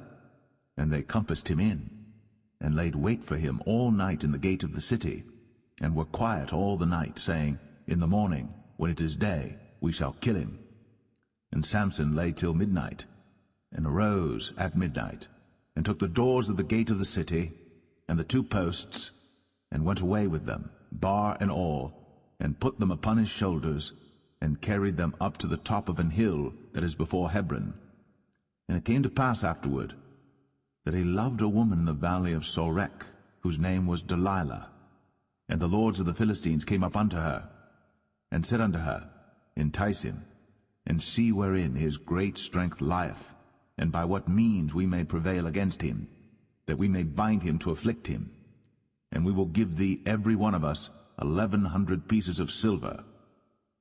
And Delilah said to Samson, Tell me, I pray thee, wherein thy great strength lieth, and wherewith thou mightest be bound to afflict thee? And Samson said unto her, If they bind me with 7 green withs that were never dried, then shall I be weak, and be as another man. Then the lords of the Philistines brought up to her 7 green withs, which had not been dried, and she bound him with them. Now there were men lying in wait, abiding with her in the chamber. And she said unto him, The Philistines be upon thee, Samson. And he brake the withs, as a thread of tow is broken when it toucheth the fire. So his strength was not known. And Delilah said unto Samson, Behold, thou hast mocked me, and told me lies. Now tell me, I pray thee, wherewith thou mightest be bound. And he said unto her, If they bind me fast with new ropes, that never were occupied, then shall I be weak, and be as another man. Delilah therefore took new ropes, and bound him therewith, and said unto him, The Philistines be upon thee, Samson. And there were liers in wait, abiding in the chamber. And he brake them from off his arms like a thread. And Delilah said unto Samson, Hitherto thou hast mocked me, and told me lies. Tell me wherewith thou mightest be bound. And he said unto her, If thou weavest the 7 locks of my head with the web. And she fastened it with the pin, and said unto him, The Philistines be upon thee, Samson. And he awaked out of his sleep, and went away with the pin of the beam, and with the web. And she said unto him, How canst thou say, I love thee, when thine heart is not with me? Thou hast mocked me these 3 times, and hast not told me wherein thy great strength lieth. And it came to pass, when she pressed him daily with her words, and urged him, so that his soul was vexed unto death, that he told her all his heart, and said unto her, There hath not come a razor upon mine head, for I have been a Nazarite unto God from my mother's womb. If I be shaven, then my strength will go from me, and I shall become weak, and be like any other man. And when Delilah saw that he had told her all his heart, she sent and called for the lords of the Philistines, saying, Come up this once, for he hath shown me all his heart. Then the lords of the Philistines came up unto her, and brought money in their hand. And she made him sleep upon her knees, and she called for a man, and she caused him to shave off the 7 locks of his head. And she began to afflict him, and his strength went from him. And she said, The Philistines be upon thee, Samson. And he awoke out of his sleep, and said, I will go out as at other times before, and shake myself. And he wist not that the Lord was departed from him. But the Philistines took him, and put out his eyes, and brought him down to Gaza, and bound him with fetters of brass. And he did grind in the prison house. Howbeit, the hair of his head began to grow again after he was shaven.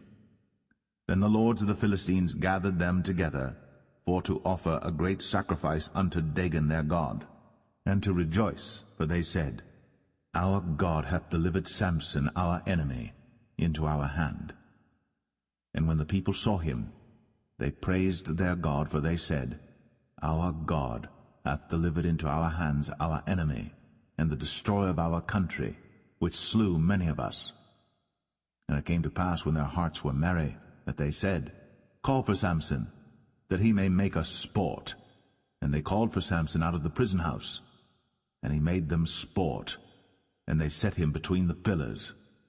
And Samson said unto the lad that held him by the hand, Suffer me that I may feel the pillars whereupon the house standeth, that I may lean upon them. Now the house was full of men and women, and all the lords of the Philistines were there. And there were upon the roof about 3,000 men and women that beheld while Samson made sport. And Samson called unto the Lord, and said, O Lord God, remember me, I pray thee, and strengthen me, I pray thee, only this once, O God, that I may be at once avenged of the Philistines for my 2 eyes. And Samson took hold of the two middle pillars upon which the house stood, and on which it was borne up, of the one with his right hand, and of the other with his left. And Samson said, Let me die with the Philistines. And he bowed himself with all his might. And the house fell upon the lords, and upon all the people that were therein. So the dead which he slew at his death were more than they which he slew in his life. Then his brethren and all the house of his father came down, and took him, and brought him up, and buried him between Zorah and Eshtaol, in the burying place of Manoah his father. And he judged Israel 20 years.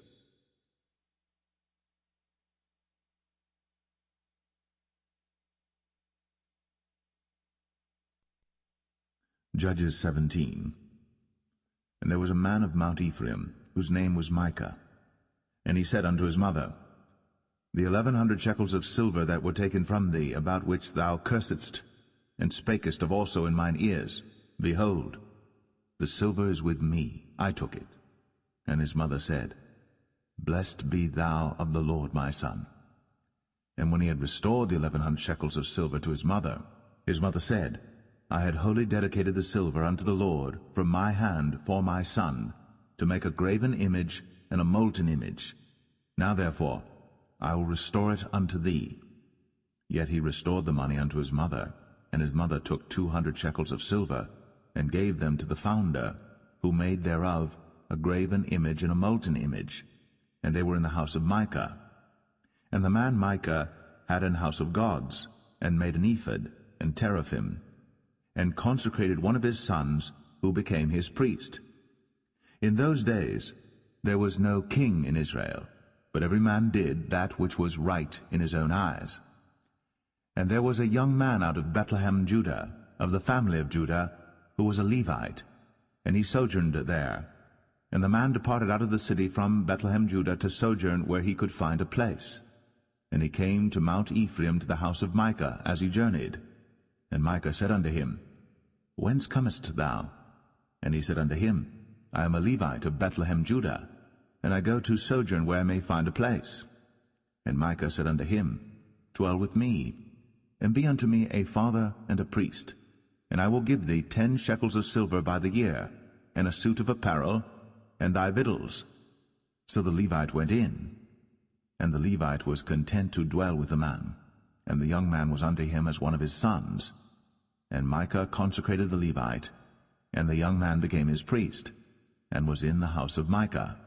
Then said Micah, Now know I that the Lord will do me good, seeing I have a Levite to my priest.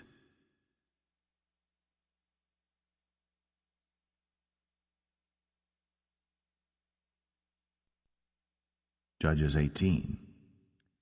In those days there was no king in Israel, and in those days the tribe of the Danites sought them an inheritance to dwell in. For unto that day all their inheritance had not fallen unto them among the tribes of Israel. And the children of Dan sent of their family 5 men from their coasts, men of valor, from Zorah and from Eshtaol, to spy out the land, and to search it. And they said unto them, Go, search the land. Who, when they came to Mount Ephraim, to the house of Micah, they lodged there. When they were by the house of Micah, they knew the voice of the young man the Levite, and they turned in thither, and said unto him, Who brought thee hither? And what makest thou in this place? And what hast thou here? And he said unto them, Thus and thus dealeth Micah with me, and hath hired me, and I am his priest. And they said unto him, Ask counsel, we pray thee, of God, that we may know whether our way which we go shall be prosperous. And the priest said unto them, Go in peace, before the Lord is your way wherein ye go. Then the 5 men departed, and came to Laish, and saw the people that were therein, how they dwelt careless, after the manner of the Zidonians, quiet and secure, and there was no magistrate in the land that might put them to shame in any thing. And they were far from the Zidonians, and had no business with any man. And they came unto their brethren to Zoar and Eshtaol, and their brethren said unto them, What say ye? And they said, Arise, that we may go up against them. For we have seen the land, and behold, it is very good. And are ye still? Be not slothful to go, and to enter to possess the land. When ye go, ye shall come unto a people secure, and to a large land. For God hath given it into your hands, a place where there is no want of anything that is in the earth. And there went from thence of the family of the Danites, out of Zorah and out of Eshtaol, 600 men appointed with weapons of war. And they went up and pitched in Kirjath-jearim in Judah, wherefore they call that place Mahane Dan unto this day. Behold, it is behind Kirjath-jearim. And they passed thence unto Mount Ephraim, and came unto the house of Micah. Then answered the 5 men that went to spy out the country of Laish, and said unto their brethren, Do ye know that there is in these houses an ephod, and teraphim, and a graven image, and a molten image? Now therefore consider what ye have to do. And they turned thitherward, and came to the house of the young man the Levite, even unto the house of Micah, and saluted him. And the 600 men appointed with their weapons of war, which were of the children of Dan, stood by the entering of the gate. And the 5 men that went to spy out the land went up, and came in thither, and took the graven image, and the ephod, and the teraphim, and the molten image. And the priest stood in the entering of the gate, with the 600 men that were appointed with weapons of war. And these went into Micah's house, and fetched the carved image, the ephod, and the teraphim, and the molten image. Then said the priest unto them, What do ye? And they said unto him, Hold thy peace, lay thine hand upon thy mouth, and go with us, and be to us a father and a priest. Is it better for thee to be a priest unto the house of one man, or that thou be a priest unto a tribe and a family in Israel? And the priest's heart was glad, and he took the ephod, and the teraphim, and the graven image, and went in the midst of the people. So they turned and departed, and put the little ones and the cattle in the carriage before them. And when they were a good way from the house of Micah, the men that were in the houses near to Micah's house were gathered together, and overtook the children of Dan. And they cried unto the children of Dan, and they turned their faces, and said unto Micah, What aileth thee, that thou comest with such a company? And he said, Ye have taken away my gods which I made, and the priest and ye are gone away. And what have I more? And what is this that ye say unto me? What aileth thee?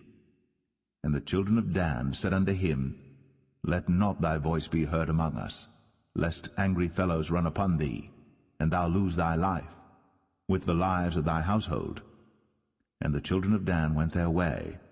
And when Micah saw that they were too strong for him, he turned, and went back unto his house. And they took the things which Micah had made, and the priest which he had, and came unto Laish, unto a people that were at quiet and secure. And they smote them with the edge of the sword, and burnt the city with fire.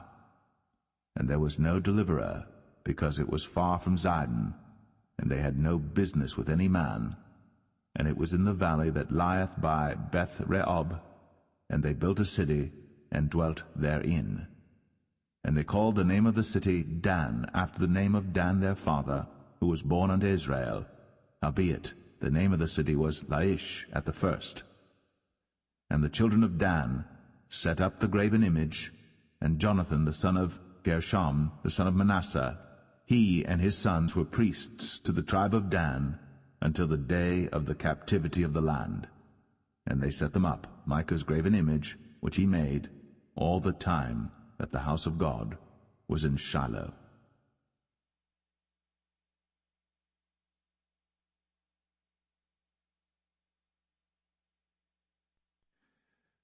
Judges 19. And it came to pass in those days, when there was no king in Israel, that there was a certain Levite sojourning on the side of Mount Ephraim, who took to him a concubine out of Bethlehem Judah. And his concubine played the whore against him, and went away from him unto her father's house to Bethlehem Judah, and was there 4 whole months. And her husband arose, and went after her, to speak friendly unto her, and to bring her again, having his servant with him, and a couple of asses. And she brought him into her father's house. And when the father of the damsel saw him, he rejoiced to meet him. And his father-in-law, the damsel's father, retained him, and he abode with him 3 days. So they did eat and drink, and lodged there. And it came to pass on the 4th day, when they arose early in the morning, that he rose up to depart. And the damsel's father said unto his son-in-law, Comfort thine heart with a morsel of bread, and afterward go your way. And they sat down, and did eat and drink both of them together.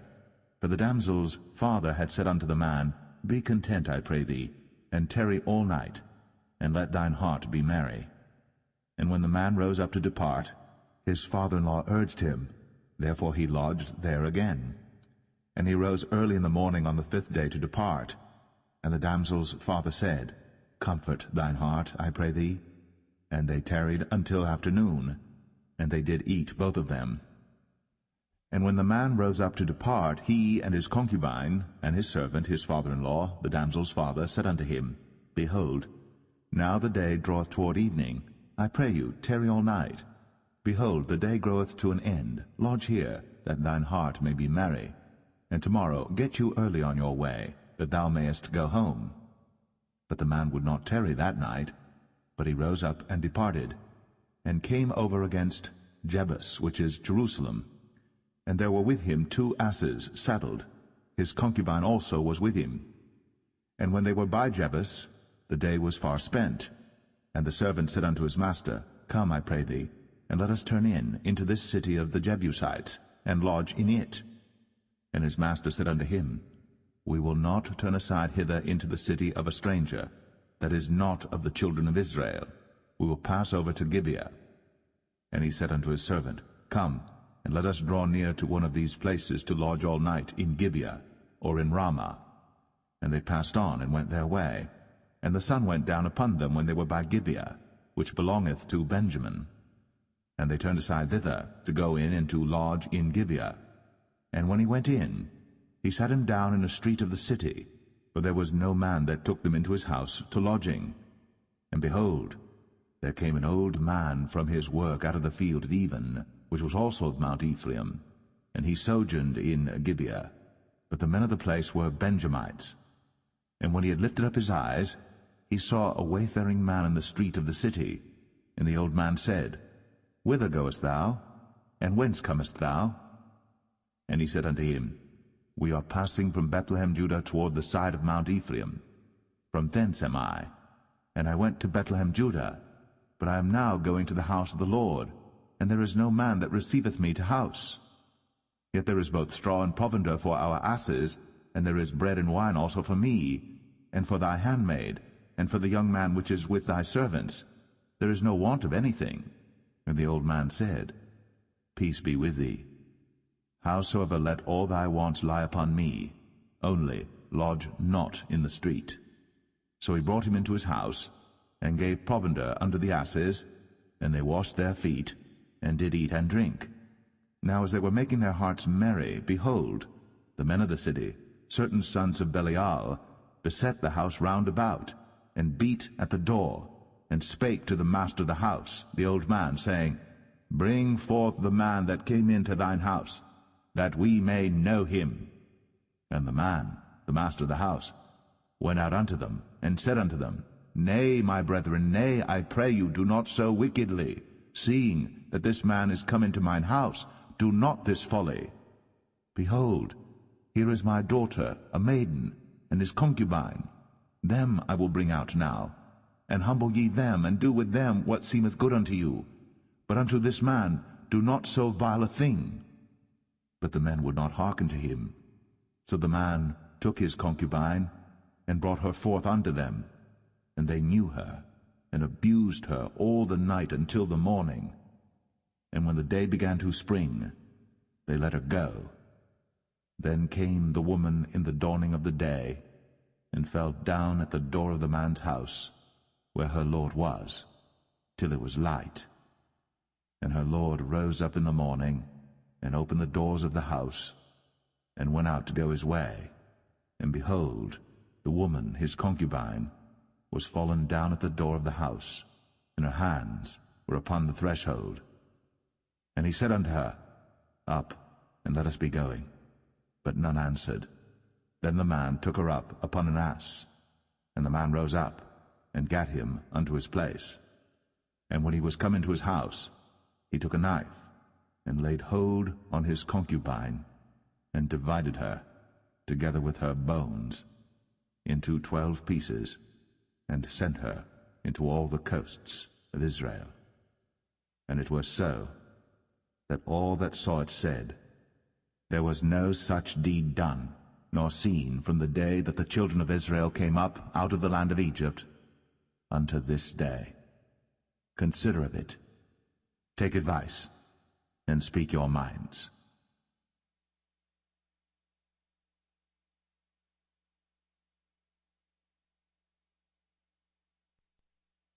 Judges 20. Then all the children of Israel went out, and the congregation was gathered together as one man, from Dan even to Beersheba, with the land of Gilead, unto the Lord in Mizpeh. And the chief of all the people, even of all the tribes of Israel, presented themselves in the assembly of the people of God, 400,000 footmen that drew sword. Now the children of Benjamin heard that the children of Israel were gone up to Mizpeh. Then said the children of Israel, Tell us, how was this wickedness? And the Levite, the husband of the woman that was slain, answered and said, I came into Gibeah, that belongeth to Benjamin, I and my concubine, to lodge. And the men of Gibeah rose against me, and beset the house round about upon me by night, and thought to have slain me, and my concubine have they forced, that she is dead. And I took my concubine, and cut her in pieces, and sent her throughout all the country of the inheritance of Israel, for they have committed lewdness and folly in Israel. Behold, ye are all children of Israel, give here your advice and counsel.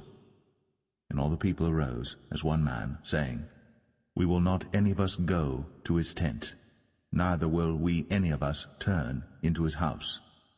But now this shall be the thing which we will do to Gibeah. We will go up by lot against it. And we will take 10 men of 100 throughout all the tribes of Israel, and 100 of 1,000, and 1,000 out of 10,000, to fetch victual for the people, that they may do, when they come to Gibeah Benjamin, according to all the folly that they have wrought in Israel.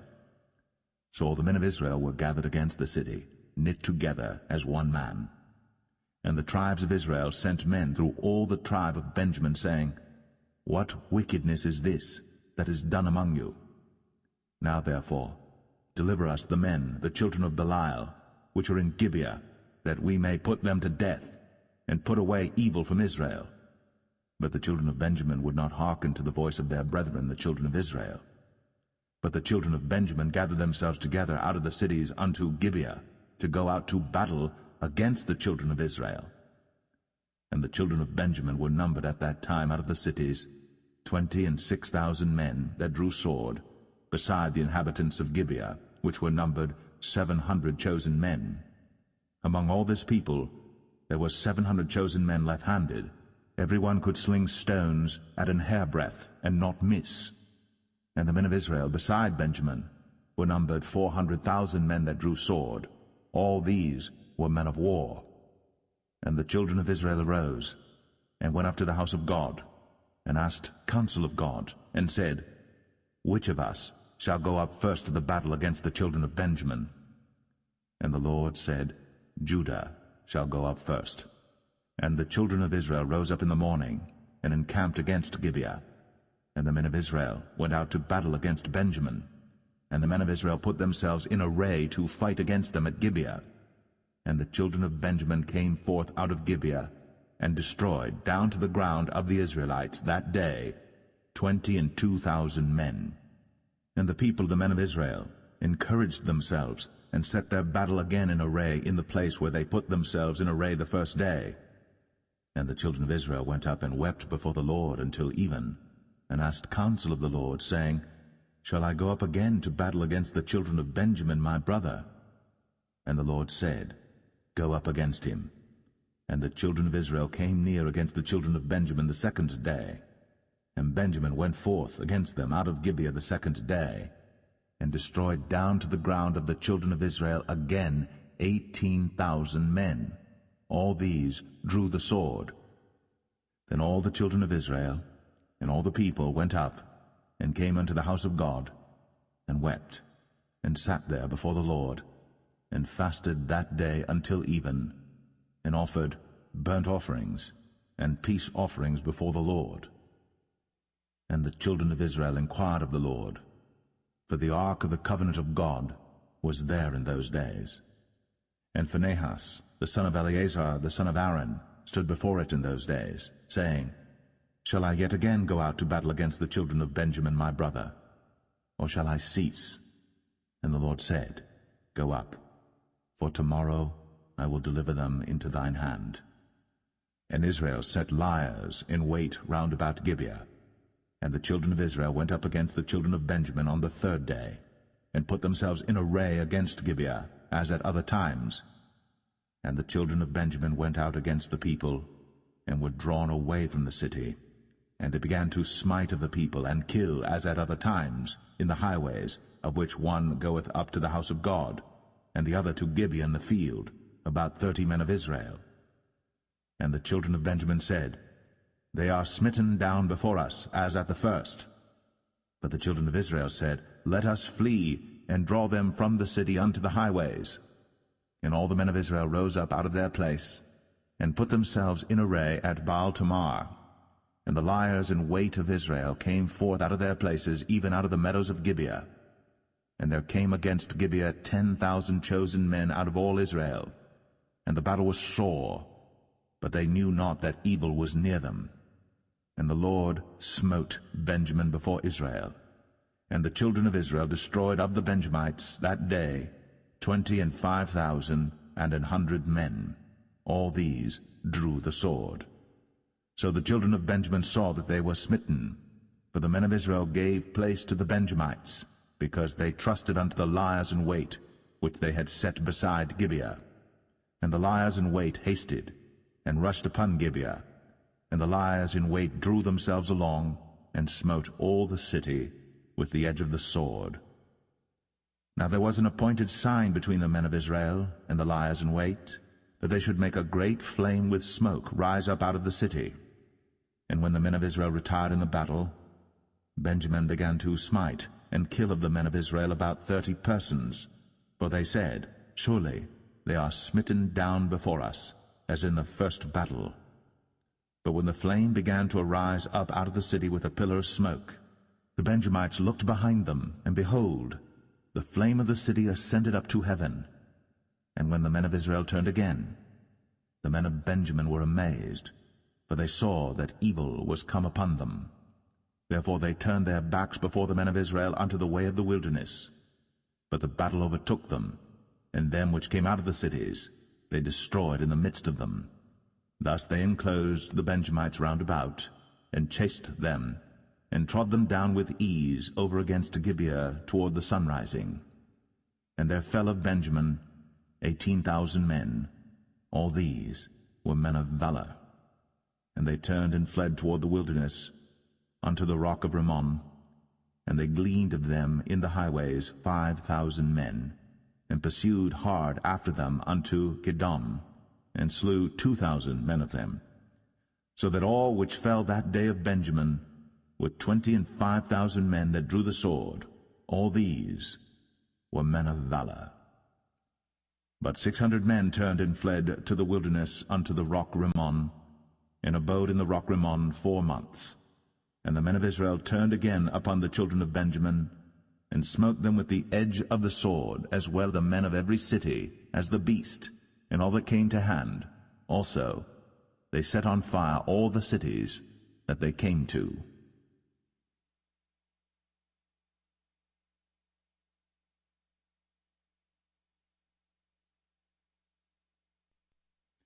Judges 21. Now the men of Israel had sworn in Mizpeh, saying, There shall not any of us give his daughter unto Benjamin to wife. And the people came to the house of God, and abode there till even before God and lifted up their voices, and wept sore, and said, O Lord God of Israel, why is this come to pass in Israel, that there should be today one tribe lacking in Israel? And it came to pass on the morrow, that the people rose early, and built there an altar, and offered burnt offerings and peace offerings. And the children of Israel said, Who is there among all the tribes of Israel, that came not up with the congregation unto the Lord? For they had made a great oath concerning him that came not up to the Lord to Mizpeh, saying, He shall surely be put to death. And the children of Israel repented them for Benjamin their brother, and said, There is one tribe cut off from Israel this day. How shall we do for wives for them that remain, seeing we have sworn by the Lord, that we will not give them of our daughters to wives? And they said, What one is there of the tribes of Israel, that came not up to Mizpeh to the Lord? And behold, there came none to the camp, from Jabesh Gilead to the assembly. For the people were numbered, and behold, there were none of the inhabitants of Jabesh Gilead there. And the congregation sent thither 12,000 men, of the valiantest, and commanded them, saying, Go, and smite the inhabitants of Jabesh Gilead with the edge of the sword, with the women and the children. And this is the thing that ye shall do. Ye shall utterly destroy every male, and every woman that hath lain by man. And they found among the inhabitants of Jabesh Gilead 400 young virgins, that had known no man by lying with any male. And they brought them unto the camp to Shiloh, which is in the land of Canaan. And the whole congregation sent some to speak to the children of Benjamin that were in the rock Rimmon, and to call peaceably unto them. And Benjamin came again at that time, and they gave them wives which they had saved alive of the women of Jabesh Gilead, and yet so they sufficed them not. And the people repented them for Benjamin, because that the Lord had made a breach in the tribes of Israel. Then the elders of the congregation said, How shall we do for wives for them that remain, seeing the women are destroyed out of Benjamin? And they said, There must be an inheritance for them that be escaped of Benjamin, that a tribe be not destroyed out of Israel.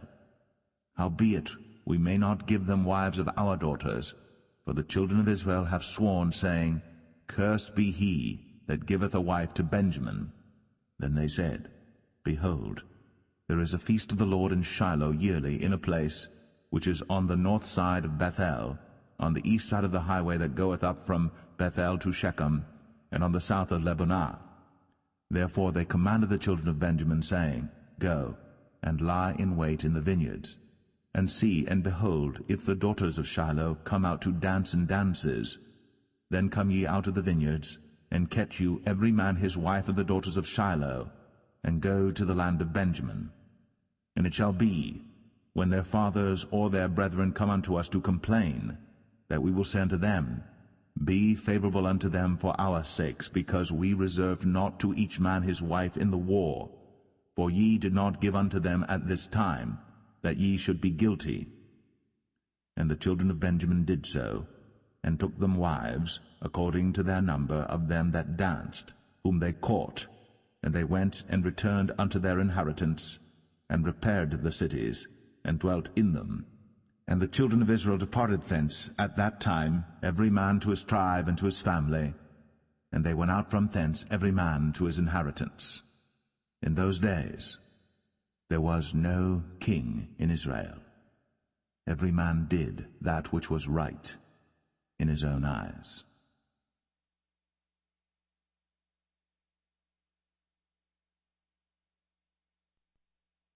The Book of Ruth, chapter 1. Now it came to pass in the days when the judges ruled, that there was a famine in the land, and a certain man of Bethlehem, Judah, went to sojourn in the country of Moab, he and his wife, and his 2 sons. And the name of the man was Elimelech, and the name of his wife Naomi, and the name of his 2 sons Mahlon and Chilion, Ephrathites of Bethlehem, Judah. And they came into the country of Moab, and continued there. And Elimelech, Naomi's husband, died, and she was left, and her 2 sons. And they took them wives of the women of Moab. The name of the one was Orpah, and the name of the other Ruth, and they dwelled there about 10 years. And Mahlon and Chilion died also, both of them, and the woman was left of her 2 sons and a husband. Then she arose with her daughters-in-law, that she might return from the country of Moab. For she had heard in the country of Moab how that the Lord had visited his people in giving them bread. Wherefore she went forth out of the place where she was, and her 2 daughters-in-law with her. And they went on the way to return unto the land of Judah. And Naomi said unto her 2 daughters-in-law, Go, return each to her mother's house. The Lord deal kindly with you, as ye have dealt with the dead, and with me. The Lord grant you that ye may find rest, each of you, in the house of her husband. Then she kissed them, and they lifted up their voice, and wept. And they said unto her, Surely we will return with thee unto thy people. And Naomi said, Turn again, my daughters, why will ye go with me? Are there yet any more sons in my womb, that they may be your husbands? Turn again, my daughters, go your way. For I am too old to have an husband. If I should say I have hope, if I should have an husband also tonight, and should also bear sons, would ye tarry for them till they were grown? Would ye stay for them from having husbands? Nay, my daughters, for it grieveth me much for your sakes that the hand of the Lord is gone out against me. And they lifted up their voice, and wept again. And Orpah kissed her mother-in-law. But Ruth clave unto her, and she said, Behold, thy sister-in-law is gone back unto her people, and unto her gods. Return thou after thy sister-in-law. And Ruth said, Entreat me not to leave thee, or to return from following after thee. For whither thou goest, I will go, and where thou lodgest, I will lodge. Thy people shall be my people, and thy God my God. Where thou diest will I die, and there will I be buried. The Lord do so to me, and more also, if aught but death part thee and me. When she saw that she was steadfastly minded to go with her, then she left speaking unto her. So they 2 went until they came to Bethlehem. And it came to pass, when they were come to Bethlehem, that all the city was moved about them, and they said, Is this Naomi? And she said unto them, Call me not Naomi, call me Mara, for the Almighty hath dealt very bitterly with me. I went out full, and the Lord hath brought me home again empty. Why then call ye me Naomi, seeing the Lord hath testified against me, and the Almighty hath afflicted me? So Naomi returned, and Ruth the Moabitess her daughter-in-law with her, which returned out of the country of Moab, and they came to Bethlehem in the beginning of barley harvest.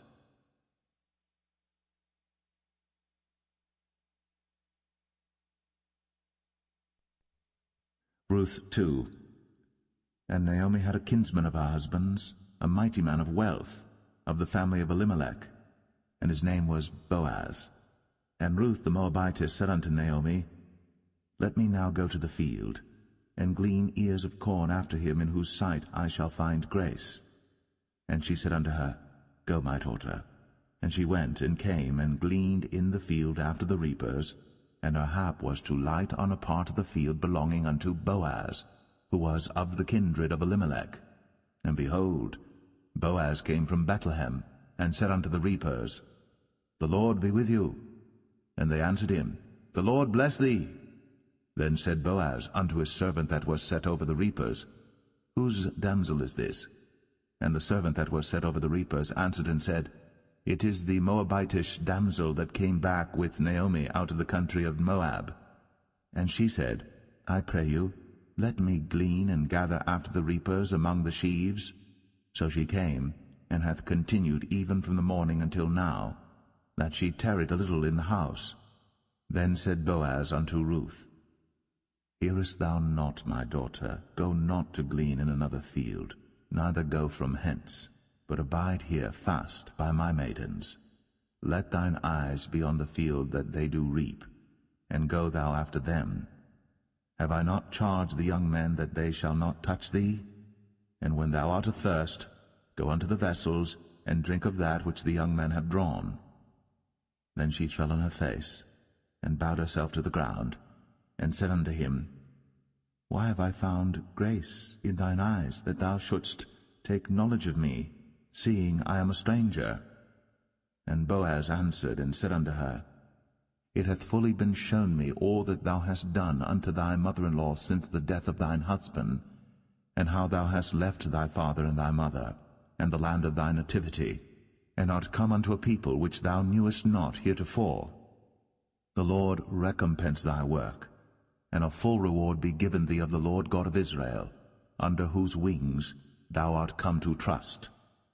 Then she said, Let me find favor in thy sight, my Lord, for that thou hast comforted me, and for that thou hast spoken friendly unto thine handmaid, though I be not like unto one of thine handmaidens.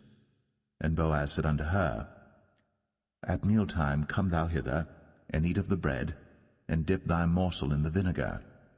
And she sat beside the reapers, and he reached her parched corn, and she did eat, and was sufficed, and left. And when she was risen up to glean, Boaz commanded his young men, saying, Let her glean even among the sheaves, and reproach her not. And let fall also some of the handfuls of purpose for her, and leave them, that she may glean them, and rebuke her not. So she gleaned in the field until even, and beat out that she had gleaned, and it was about an ephah of barley. And she took it up, and went into the city, and her mother-in-law saw what she had gleaned, and she brought forth, and gave to her that she had reserved after she was sufficed. And her mother-in-law said unto her, Where hast thou gleaned today? And where wroughtest thou? Blessed be he that did take knowledge of thee. And she showed her mother-in-law with whom she had wrought, and said, The man's name with whom I wrought today is Boaz. And Naomi said unto her daughter-in-law, Blessed be he of the Lord, who hath not left off his kindness to the living and to the dead. And Naomi said unto her, The man is near of kin unto us, one of our next kinsmen. And Ruth, the Moabitess, said, He said unto me also, Thou shalt keep fast by my young men, until they have ended all my harvest. And Naomi said unto Ruth her daughter-in-law, It is good, my daughter, that thou go out with his maidens, that they meet thee not in any other field. So she kept fast by the maidens of Boaz to glean unto the end of barley harvest and of wheat harvest, and dwelt with her mother-in-law.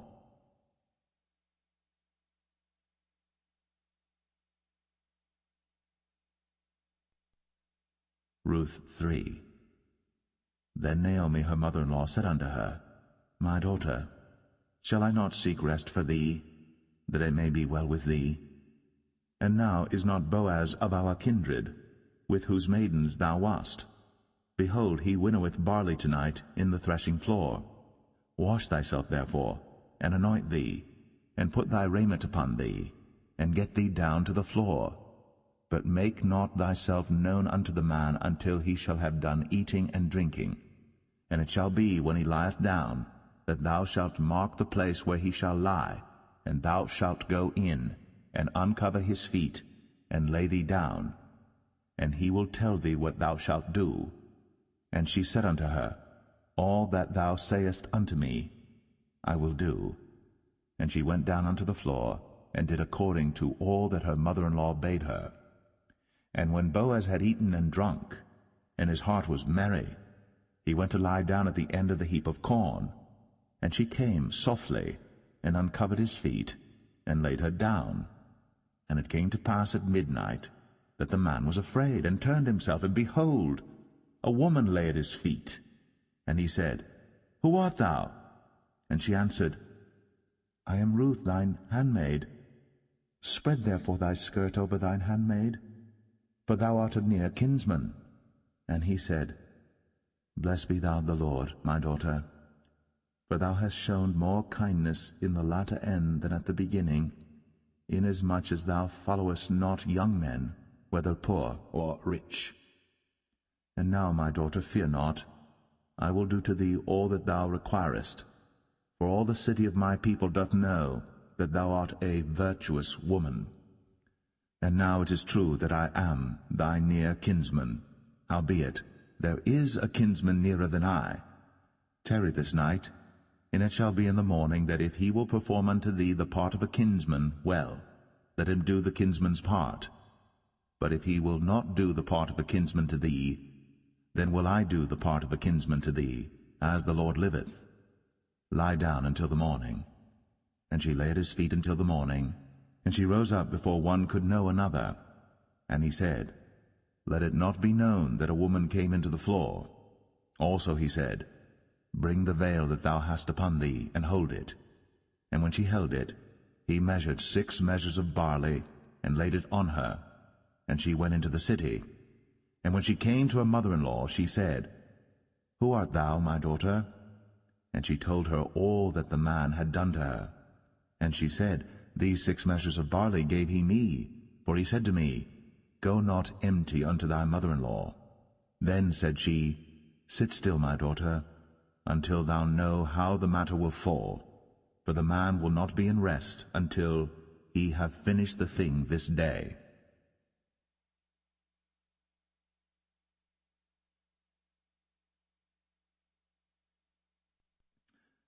Ruth 4.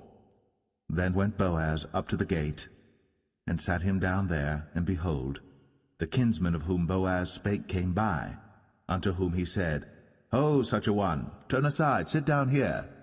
And he turned aside and sat down. And he took 10 men of the elders of the city, and said, Sit ye down here. And they sat down. And he said unto the kinsman, Naomi, that is come again out of the country of Moab, selleth a parcel of land, which was our brother Elimelech's.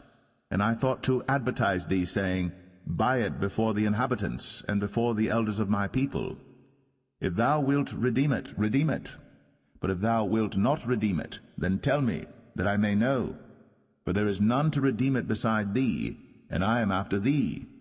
And he said, I will redeem it. Then said Boaz, What day thou buyest the field of the hand of Naomi, thou must buy it also of Ruth the Moabitess, the wife of the dead, to raise up the name of the dead upon his inheritance. And the kinsman said, I cannot redeem it for myself, lest I mar mine own inheritance. Redeem thou my right to thyself, for I cannot redeem it. Now this was the manner in former time in Israel concerning redeeming and concerning changing, for to confirm all things, a man plucked off his shoe, and gave it to his neighbor, and this was a testimony in Israel. Therefore the kinsman said unto Boaz, Buy it for thee. So he drew off his shoe. And Boaz said unto the elders, and unto all the people, Ye are witnesses this day, that I have bought all that was Elimelech's, and all that was Chilion's and Mahlon's of the hand of Naomi. Moreover, Ruth the Moabitess, the wife of Mahlon, have I purchased to be my wife, to raise up the name of the dead upon his inheritance, that the name of the dead be not cut off from among his brethren, and from the gate of his place. Ye are witnesses this day. And all the people that were in the gate, and the elders said, We are witnesses. The Lord make the woman that is come into thine house like Rachel and like Leah, which two did build the house of Israel. And do thou worthily in Ephratah, and be famous in Bethlehem. And let thy house be like the house of Pharez, whom Tamar bare unto Judah, of the seed which the Lord shall give thee of this young woman. So Boaz took Ruth, and she was his wife. And when he went in unto her, the Lord gave her conception, and she bare a son. And the women said unto Naomi, Blessed be the Lord, which hath not left thee this day without a kinsman, that his name may be famous in Israel. And he shall be unto thee a restorer of thy life, and a nourisher of thine old age. For thy daughter-in-law, which loveth thee, which is better to thee than 7 sons, hath borne him. And Naomi took the child, and laid it in her bosom, and became nurse unto it. And the women her neighbors gave it a name, saying, There is a son born to Naomi. And they called his name Obed. He is the father of Jesse, the father of David. Now these are the generations of Pharez. Pharez begat Hezron, and Hezron begat Ram, and Ram begat Amminadab, and Amminadab begat Nahshon, and Nahshon begat Salmon, and Salmon begat Boaz, and Boaz begat Obed, and Obed begat Jesse, and Jesse begat David.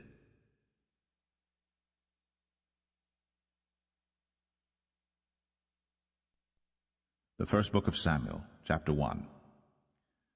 Now there was a certain man of Ramathaim Zophim of Mount Ephraim, and his name was Elkanah, the son of Jeroham, the son of Elihu, the son of Tohu, the son of Zoph, an Ephrathite. And he had 2 wives. The name of the one was Hannah, and the name of the other was Peninnah. And Peninnah had children, but Hannah had no children. And this man went up out of his city yearly to worship and to sacrifice unto the Lord of hosts in Shiloh. And the 2 sons of Eli, Hophni and Phinehas, the priests of the Lord, were there. And when the time was that Elkanah offered, he gave to Peninnah his wife and to all her sons and her daughters portions. But unto Hannah he gave a worthy portion, for he loved Hannah. But the Lord had shut up her womb. And her adversary also provoked her sore, for to make her fret, because the Lord had shut up her womb. And as he did so year by year, when she went up to the house of the Lord, so she provoked her. Therefore she wept, and did not eat. Then said Elkanah her husband to her, Hannah, why weepest thou? And why eatest thou not?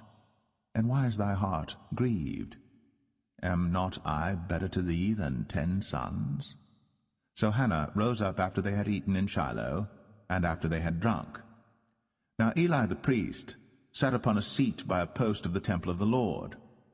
And she was in bitterness of soul, and prayed unto the Lord, and wept sore. And she vowed a vow, and said, O Lord of hosts, if thou wilt indeed look on the affliction of thine handmaid, and remember me, and not forget thine handmaid, but wilt give unto thine handmaid a man-child, then I will give him unto the Lord all the days of his life, and there shall no razor come upon his head.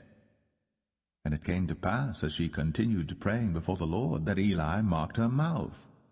Now Hannah, she spake in her heart, only her lips moved, but her voice was not heard. Therefore Eli thought she had been drunken. And Eli said unto her, How long wilt thou be drunken? Put away thy wine from thee. And Hannah answered and said, No, my lord, I am a woman of a sorrowful spirit. I have drunk neither wine nor strong drink, but have poured out my soul before the Lord.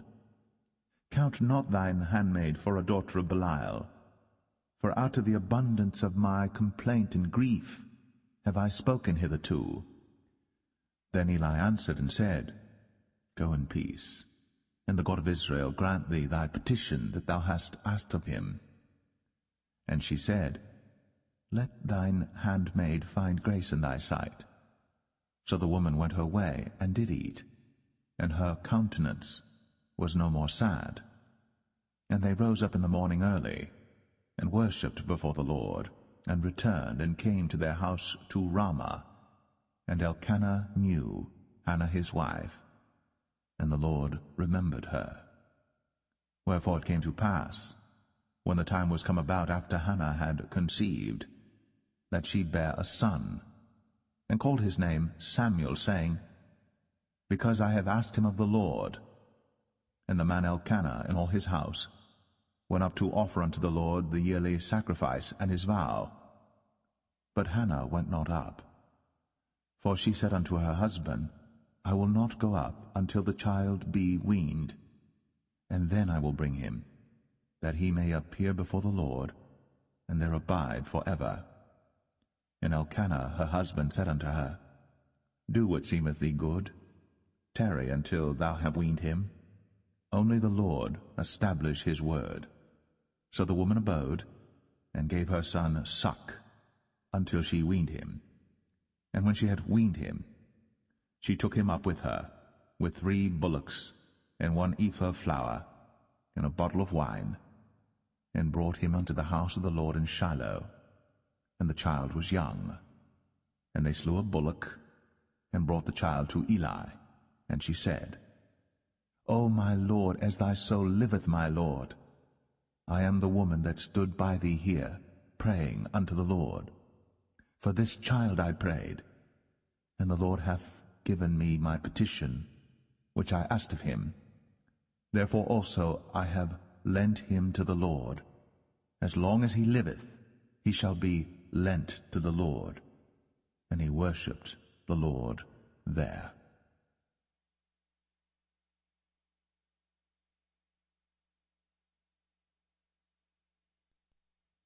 First Samuel chapter 2. And Hannah prayed and said, My heart rejoiceth in the Lord. Mine horn is exalted in the Lord. My mouth is enlarged over mine enemies, because I rejoice in thy salvation. There is none holy as the Lord, for there is none beside thee. Neither is there any rock like our God. Talk no more so exceeding proudly. Let not arrogancy come out of your mouth. For the Lord is a God of knowledge, and by him actions are weighed. The bows of the mighty men are broken, and they that stumbled are girded with strength. They that were full have hired out themselves for bread, and they that were hungry ceased, so that the barren hath borne 7, and she that hath many children is waxed feeble. The Lord killeth, and maketh alive. He bringeth down to the grave, and bringeth up. The Lord maketh poor, and maketh rich.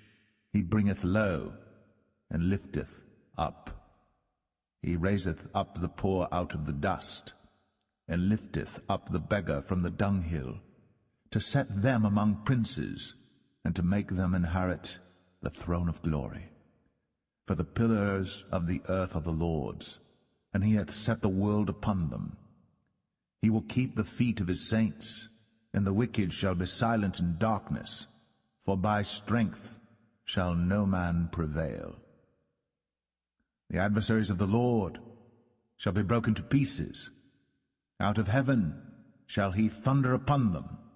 The Lord shall judge the ends of the earth, and he shall give strength unto his king, and exalt the horn of his anointed. And Elkanah went to Ramah to his house, and the child did minister unto the Lord before Eli the priest. Now the sons of Eli were sons of Belial. They knew not the Lord. And the priest's custom with the people was, that when any man offered sacrifice, the priest's servant came, while the flesh was in seething, with a flesh hook of 3 teeth in his hand, and he struck it into the pan or kettle or cauldron or pot. All that the flesh hook brought up, the priest took for himself. So they did in Shiloh unto all the Israelites that came thither. Also before they burnt the fat, the priest's servant came and said to the man that sacrificed, Give flesh to roast for the priest, for he will not have sodden flesh of thee, but raw. And if any man said unto him, Let them not fail to burn the fat presently, and then take as much as thy soul desireth, then he would answer him, Nay, but thou shalt give it me now, and if not, I will take it by force. Wherefore the sin of the young men was very great before the Lord, for men abhorred the offering of the Lord. But Samuel ministered before the Lord, being a child, girded with a linen ephod. Moreover, his mother made him a little coat, and brought it to him from year to year, when she came up with her husband to offer the yearly sacrifice. And Eli blessed Elkanah and his wife, and said, The Lord give thee seed of this woman for the loan which is lent to the Lord. And they went unto their own home. And the Lord visited Hannah, so that she conceived, and bare 3 sons and 2 daughters. And the child Samuel grew before the Lord. Now Eli was very old, and heard all that his sons did unto all Israel, and how they lay with the women that assembled at the door of the tabernacle of the congregation. And he said unto them, Why do ye such things? For I hear of your evil dealings by all this people. Nay, my sons, for it is no good report that I hear. Ye make the Lord's people to transgress. If one man sin against another, the judge shall judge him. But if a man sin against the Lord, who shall entreat for him? Notwithstanding, they hearkened not unto the voice of their father, because the Lord would slay them. And the child Samuel grew on, and was in favor both with the Lord and also with men. And there came a man of God unto Eli, and said unto him, Thus saith the Lord, Did I plainly appear unto the house of thy father, when they were in Egypt, in Pharaoh's house? And did I choose him out of all the tribes of Israel to be my priest, to offer upon mine altar, to burn incense, to wear an ephod before me? And did I give unto the house of thy father all the offerings made by fire of the children of Israel? Wherefore kick ye at my sacrifice and at mine offering, which I have commanded in my habitation, and honourest thy sons above me, to make yourselves fat with the chiefest of all the offerings of Israel my people? Wherefore the Lord God of Israel saith, I said indeed that thy house and the house of thy father should walk before me forever. But now the Lord saith, Be it far from me, for them that honour me I will honour, and they that despise me shall be lightly esteemed. Behold, the days come that I will cut off thine arm, and the arm of thy father's house, that there shall not be an old man in thine house. And thou shalt see an enemy in my habitation, in all the wealth which God shall give Israel. And there shall not be an old man in thine house for ever. And the man of thine whom I shall not cut off from mine altar shall be to consume thine eyes and to grieve thine heart, and all the increase of thine house shall die in the flower of their age. And this shall be a sign unto thee, that shall come upon thy 2 sons, on Hophni and Phinehas, in one day. They shall die, both of them. And I will raise me up a faithful priest, that shall do according to that which is in mine heart and in my mind. And I will build him a sure house, and he shall walk before mine anointed forever. And it shall come to pass, that every one that is left in thine house shall come and crouch to him for a piece of silver and a morsel of bread, and shall say, Put me, I pray thee, into one of the priest's offices, that I may eat a piece of bread.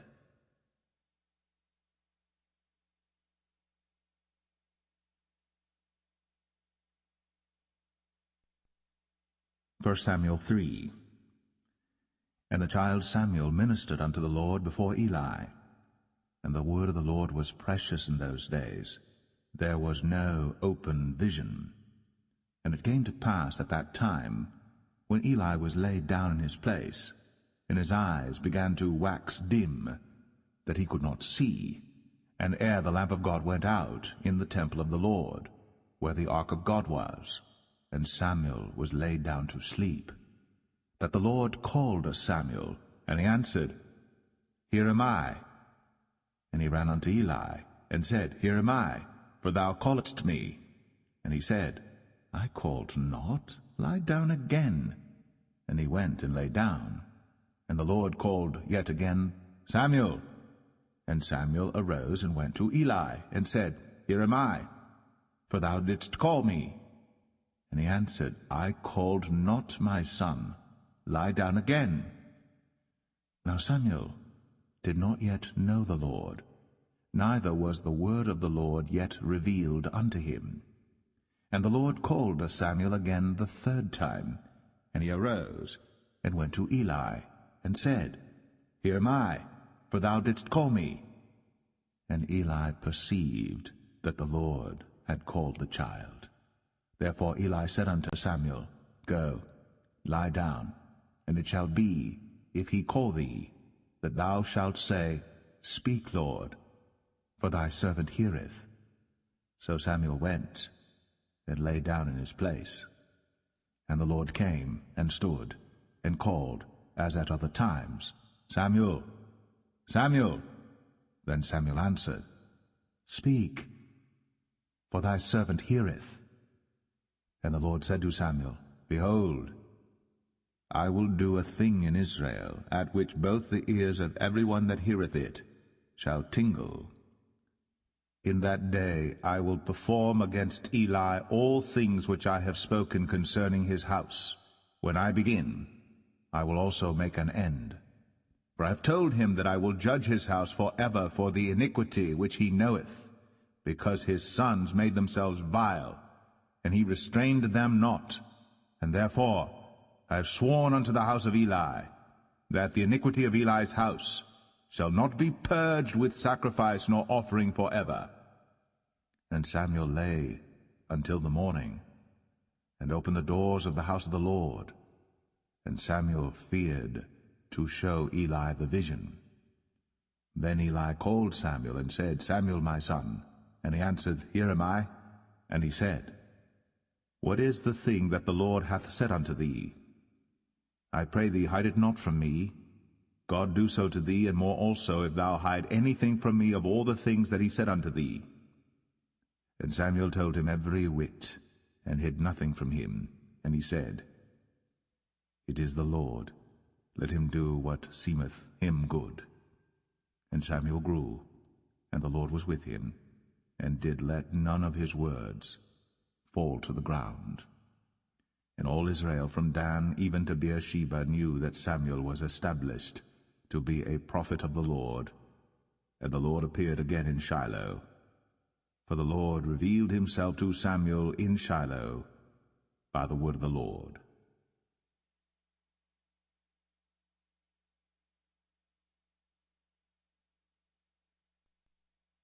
1 Samuel 4. And the word of Samuel came to all Israel. Now Israel went out against the Philistines to battle, and pitched beside Ebenezer. And the Philistines pitched in Aphek. And the Philistines put themselves in array against Israel. And when they joined battle, Israel was smitten before the Philistines, and they slew of the army in the field about 4,000 men. And when the people were come into the camp, the elders of Israel said, Wherefore hath the Lord smitten us today before the Philistines? Let us fetch the ark of the covenant of the Lord out of Shiloh unto us, that, when it cometh among us, it may save us out of the hand of our enemies. So the people sent to Shiloh, that they might bring from thence the ark of the covenant of the Lord of hosts, which dwelleth between the cherubims. And the two sons of Eli, Hophni and Phinehas, were there with the ark of the covenant of God. And when the ark of the covenant of the Lord came into the camp, all Israel shouted with a great shout, so that the earth rang again. And when the Philistines heard the noise of the shout, they said, What meaneth the noise of this great shout in the camp of the Hebrews? And they understood that the ark of the Lord was come into the camp. And the Philistines were afraid, for they said, God is come into the camp. And they said, Woe unto us, for there hath not been such a thing heretofore. Woe unto us! Who shall deliver us out of the hand of these mighty gods? These are the gods that smote the Egyptians with all the plagues in the wilderness.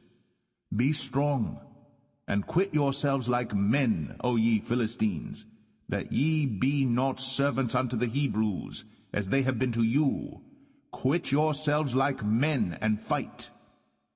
And the Philistines fought, and Israel was smitten, and they fled every man into his tent. And there was a very great slaughter, for there fell of Israel 30,000 footmen. And the ark of God was taken, and the two sons of Eli, Hophni and Phinehas, were slain. And there ran a man of Benjamin out of the army, and came to Shiloh the same day with his clothes rent, and with earth upon his head.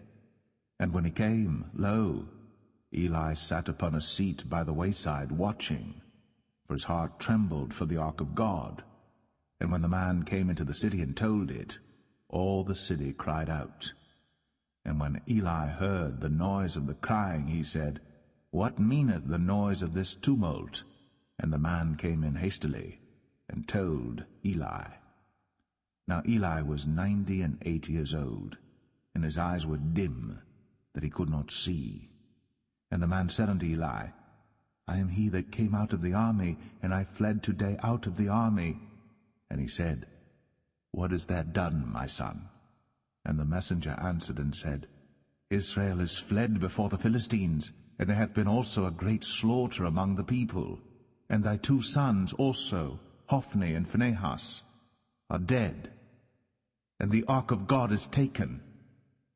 And it came to pass, when he made mention of the ark of God, that he fell from off the seat backward by the side of the gate, and his neck brake, and he died.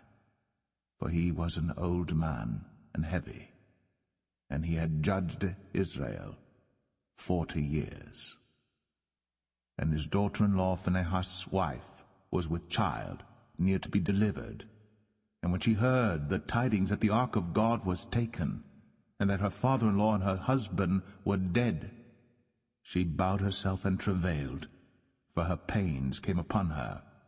And about the time of her death, the women that stood by her said unto her, Fear not, for thou hast borne a son. But she answered not, neither did she regard it.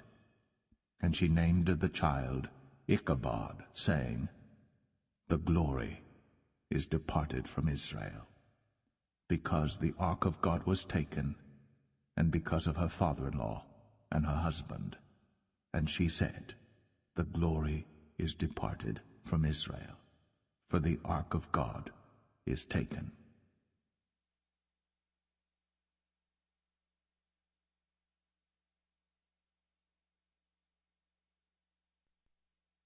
First Samuel 5. And the Philistines took the ark of God, and brought it from Ebenezer unto Ashdod. When the Philistines took the ark of God, they brought it into the house of Dagon, and set it by Dagon.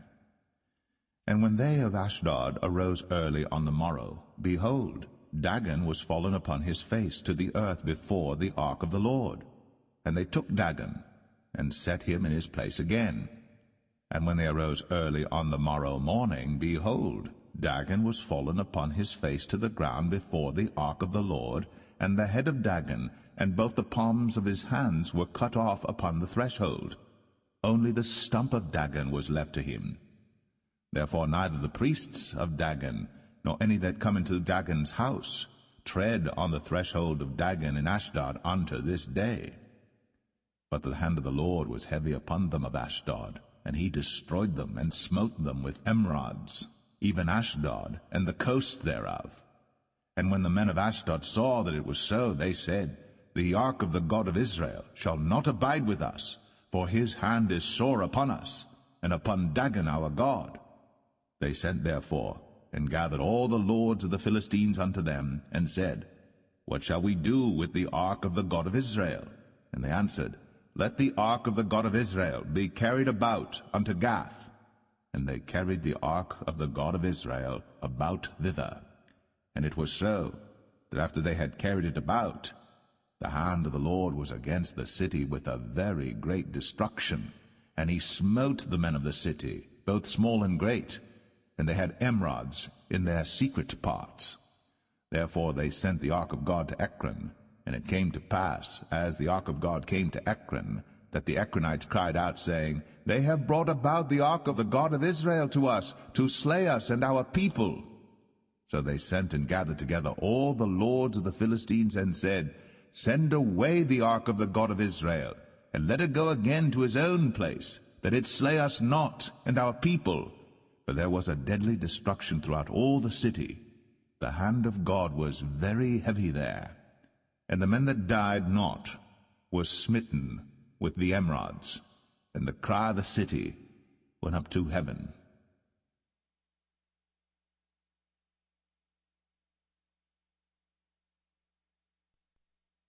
First Samuel 6. And the ark of the Lord was in the country of the Philistines 7 months.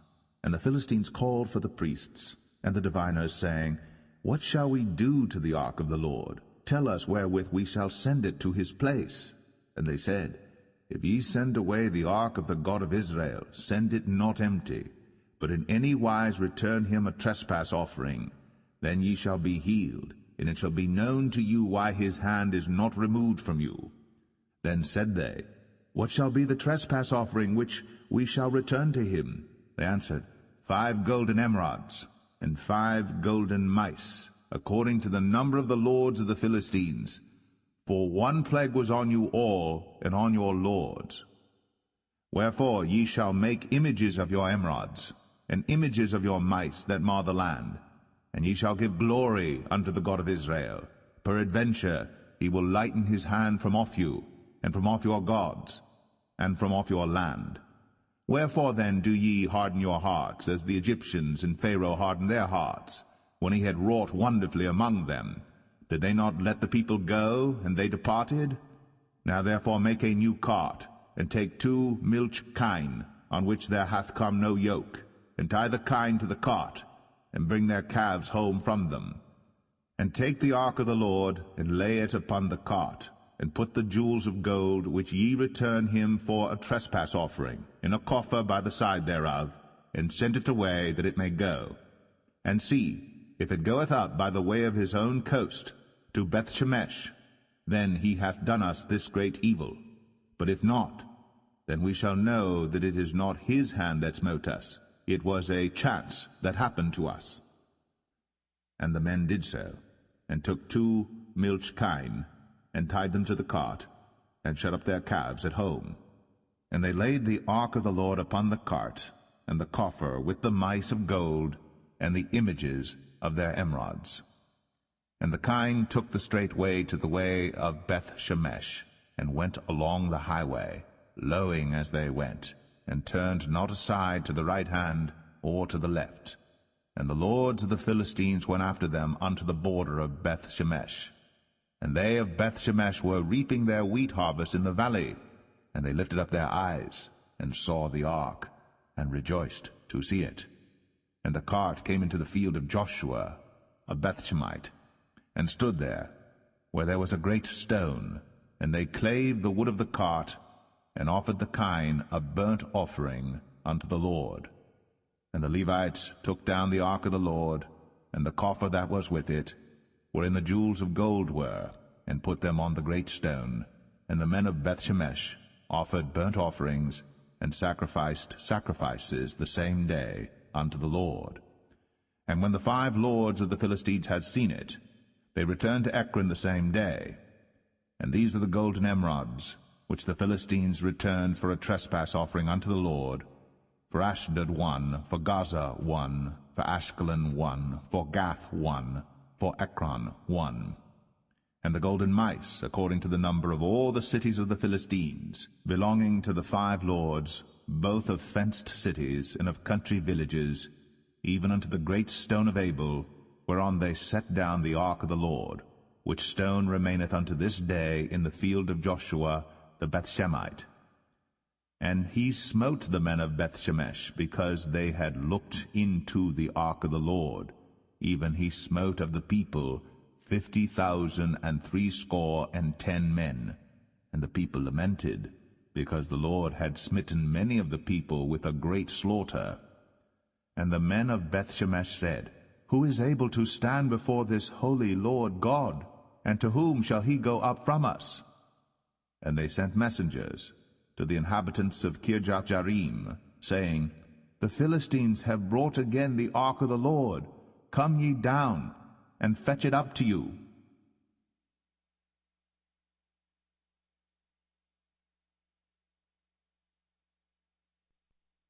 First Samuel 7. And the men of Kirjath-jearim came and fetched up the ark of the Lord, and brought it into the house of Abinadab in the hill, and sanctified Eleazar his son to keep the ark of the Lord.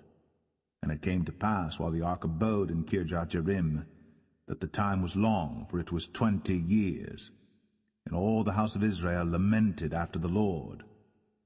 And Samuel spake unto all the house of Israel, saying, If ye do return unto the Lord with all your hearts, then put away the strange gods and Ashtoreth from among you, and prepare your hearts unto the Lord, and serve him only, and he will deliver you out of the hand of the Philistines. Then the children of Israel did put away Baalim and Ashtoreth, and served the Lord only.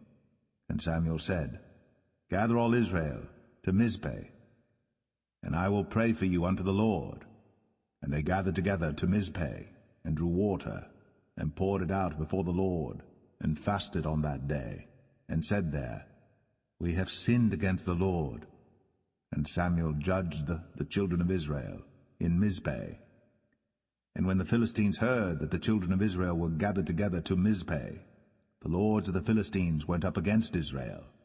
And when the children of Israel heard it, they were afraid of the Philistines. And the children of Israel said to Samuel, Cease not to cry unto the Lord our God for us, that he will save us out of the hand of the Philistines. And Samuel took a sucking lamb, and offered it for a burnt offering holy unto the Lord. And Samuel cried unto the Lord for Israel, and the Lord heard him. And as Samuel was offering up the burnt offering, the Philistines drew near to battle against Israel. But the Lord thundered with a great thunder on that day upon the Philistines, and discomfited them, and they were smitten before Israel. And the men of Israel went out of Mizpeh, and pursued the Philistines, and smote them until they came under Bethkar. Then Samuel took a stone, and set it between Mizpeh and Shen, and called the name of it Ebenezer, saying, Hitherto hath the Lord helped us. So the Philistines were subdued, and they came no more into the coast of Israel. And the hand of the Lord was against the Philistines all the days of Samuel.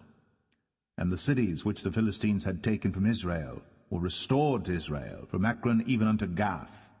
And the coasts thereof did Israel deliver out of the hands of the Philistines. And there was peace between Israel and the Amorites. And Samuel judged Israel all the days of his life. And he went from year to year in circuit to Bethel and Gilgal and Mizpeh, and judged Israel in all those places. And his return was to Ramah, for there was his house, and there he judged Israel, and there he built an altar unto the Lord.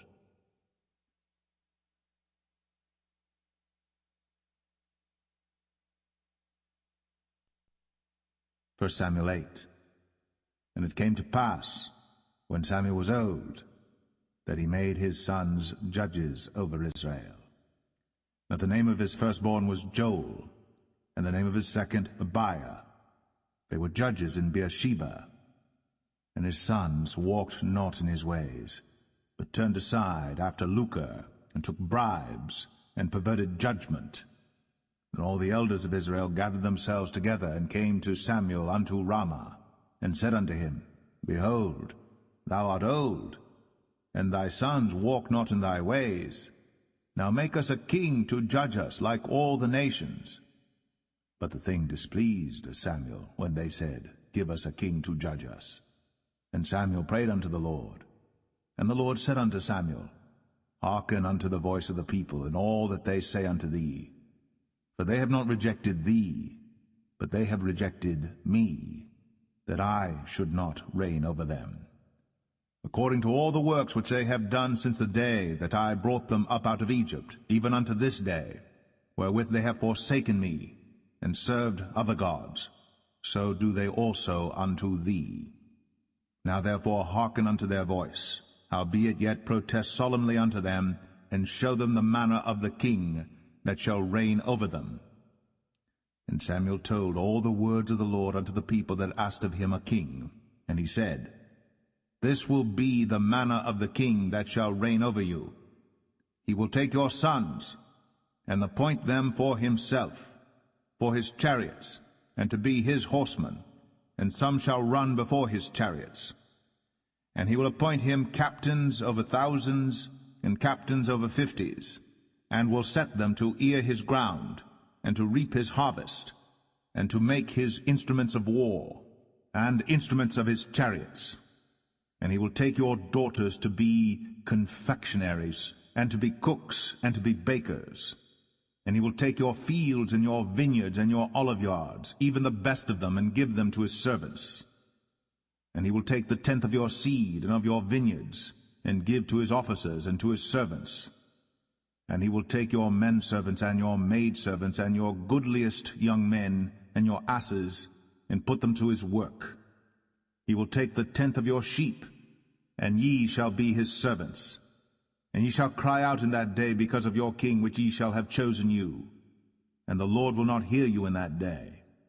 Nevertheless, the people refused to obey the voice of Samuel, and they said, Nay, but we will have a king over us, that we also may be like all the nations, and that our king may judge us, and go out before us, and fight our battles.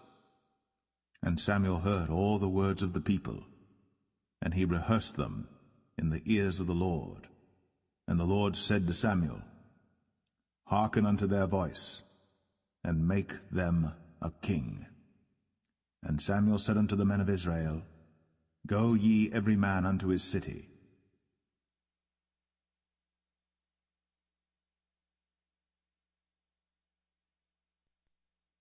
1 Samuel 9. Now there was a man of Benjamin, whose name was Kish, the son of Abiel, the son of Zeror, the son of Bechorath, the son of Aphiah, a Benjamite, a mighty man of power. And he had a son whose name was Saul, a choice young man, and a goodly. And there was not among the children of Israel a goodlier person than he. From his shoulders and upward he was higher than any of the people. And the asses of Kish, Saul's father, were lost. And Kish said to Saul his son, Take now one of the servants with thee, and arise, go seek the asses. And he passed through Mount Ephraim, and passed through the land of Shalisha, but they found them not. Then they passed through the land of Shalim, and there they were not. And he passed through the land of the Benjamites, but they found them not. And when they were come to the land of Zuph, Saul said to his servant that was with him, Come, and let us return, lest my father leave caring for the asses, and take thought for us. And he said unto him, Behold now, there is in this city a man of God, and he is an honorable man. All that he saith cometh surely to pass. Now let us go thither. Peradventure he can show us our way that we should go. Then said Saul to his servant, But behold, if we go, what shall we bring the man? For the bread is spent in our vessels, and there is not a present to bring to the man of God. What have we? And the servant answered Saul again, and said, Behold, I have here at hand the 4th part of a shekel of silver. That will I give to the man of God, to tell us our way. Before time in Israel, when a man went to inquire of God, thus he spake, Come, and let us go to the seer. For he that is now called a prophet was before time called a seer. Then said Saul to his servant, Well said, Come, let us go. So they went unto the city where the man of God was. And as they went up the hill to the city, they found young maidens going out to draw water, and said unto them, Is the seer here? And they answered them, and said, He is. Behold, he is before you. Make haste now, for he came today to the city, for there is a sacrifice of the people today in the high place. As soon as ye be come into the city, ye shall straightway find him, before he go up to the high place to eat. For the people will not eat until he come, because he doth bless the sacrifice, and afterwards they eat that be bidden. Now therefore get you up, for about this time ye shall find him. And they went up into the city.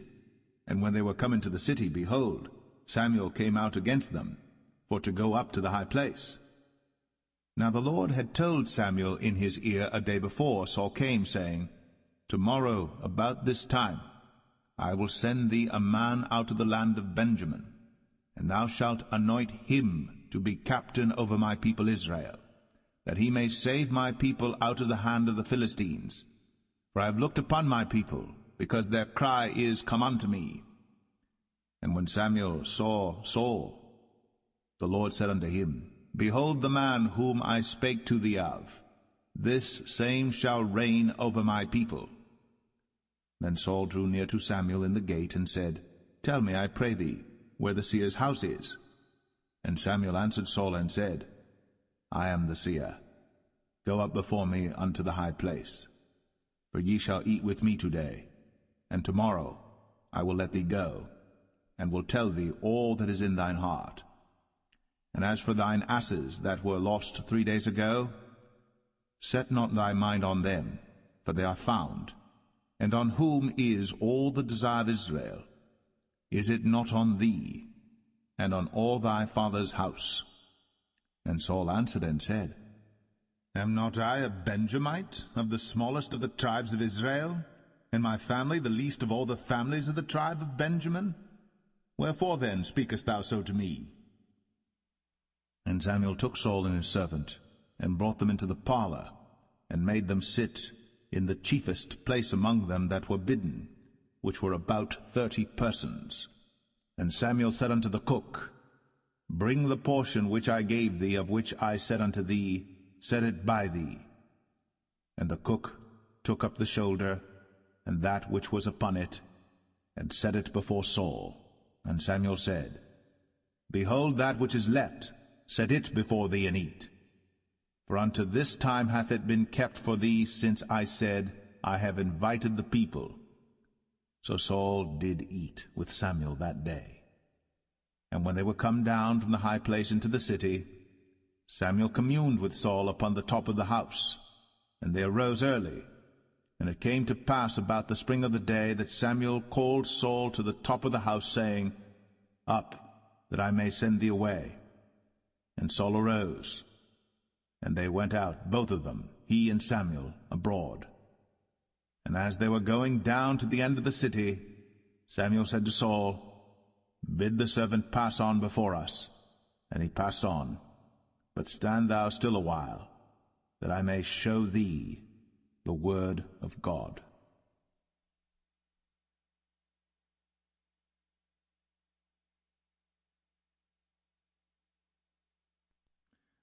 First Samuel 10.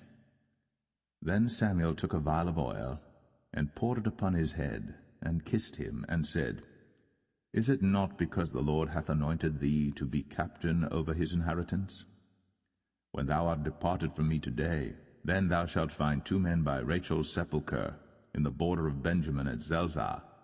And they will say unto thee, The asses which thou wentest to seek are found, and lo, thy father hath left the care of the asses, and sorroweth for you, saying, What shall I do for my son? Then shalt thou go on forward from thence, and thou shalt come to the plain of Tabor. And there shall meet thee 3 men going up to God to Bethel, one carrying 3 kids, and another carrying 3 loaves of bread, and another carrying a bottle of wine. And they will salute thee, and give thee 2 loaves of bread, which thou shalt receive of their hands. After that thou shalt come to the hill of God, where is the garrison of the Philistines. And it shall come to pass, when thou art come thither to the city, that thou shalt meet a company of prophets coming down from the high place, with a psaltery, and a tabret, and a pipe, and a harp before them, and they shall prophesy. And the Spirit of the Lord will come upon thee, and thou shalt prophesy with them, and shalt be turned into another man. And let it be, when these signs are come unto thee, that thou do as occasion serve thee, for God is with thee. And thou shalt go down before me to Gilgal, and behold, I will come down unto thee to offer burnt offerings, and to sacrifice sacrifices of peace offerings. 7 days shalt thou tarry, till I come to thee, and show thee what thou shalt do. And it was so that when he had turned his back to go from Samuel, God gave him another heart. And all those signs came to pass that day. And when they came thither to the hill, behold, a company of prophets met him, and the Spirit of God came upon him, and he prophesied among them. And it came to pass, when all that knew him beforetime saw that, behold, he prophesied among the prophets. Then the people said one to another, What is this that is come unto the son of Kish? Is Saul also among the prophets? And one of the same place answered and said, But who is their father? Therefore it became a proverb, Is Saul also among the prophets? And when he had made an end of prophesying, he came to the high place. And Saul's uncle said unto him and to his servant, Whither went ye? And he said, To seek the asses. And when we saw that they were nowhere, we came to Samuel. And Saul's uncle said, Tell me, I pray thee, what Samuel said unto you. And Saul said unto his uncle, He told us plainly that the asses were found. But of the matter of the kingdom whereof Samuel spake, he told him not. And Samuel called the people together unto the Lord to Mizpeh, and said unto the children of Israel, Thus saith the Lord God of Israel, I brought up Israel out of Egypt, and delivered you out of the hand of the Egyptians, and out of the hand of all kingdoms, and of them that oppressed you. And ye have this day rejected your God, who himself saved you out of all your adversities and your tribulations. And ye have said unto him, Nay, but set a king over us. Now therefore present yourselves before the Lord by your tribes and by your thousands. And when Samuel had caused all the tribes of Israel to come near, the tribe of Benjamin was taken. When he had caused the tribe of Benjamin to come near by their families, the family of Matri was taken. And Saul the son of Kish was taken. And when they sought him, he could not be found. Therefore they inquired of the Lord further, if the man should yet come thither. And the Lord answered, Behold, he hath hid himself among the stuff. And they ran and fetched him thence. And when he stood among the people, he was higher than any of the people, from his shoulders and upward. And Samuel said to all the people, See ye him, whom the Lord hath chosen, that there is none like him among all the people? And all the people shouted and said, God save the king. Then Samuel told the people the manner of the kingdom, and wrote it in a book, and laid it up before the Lord. And Samuel sent all the people away, every man to his house. And Saul also went home to Gibeah, and there went with him a band of men, whose hearts God had touched. But the children of Belial said, How shall this man save us? And they despised him, and brought him no presents. But he held his peace.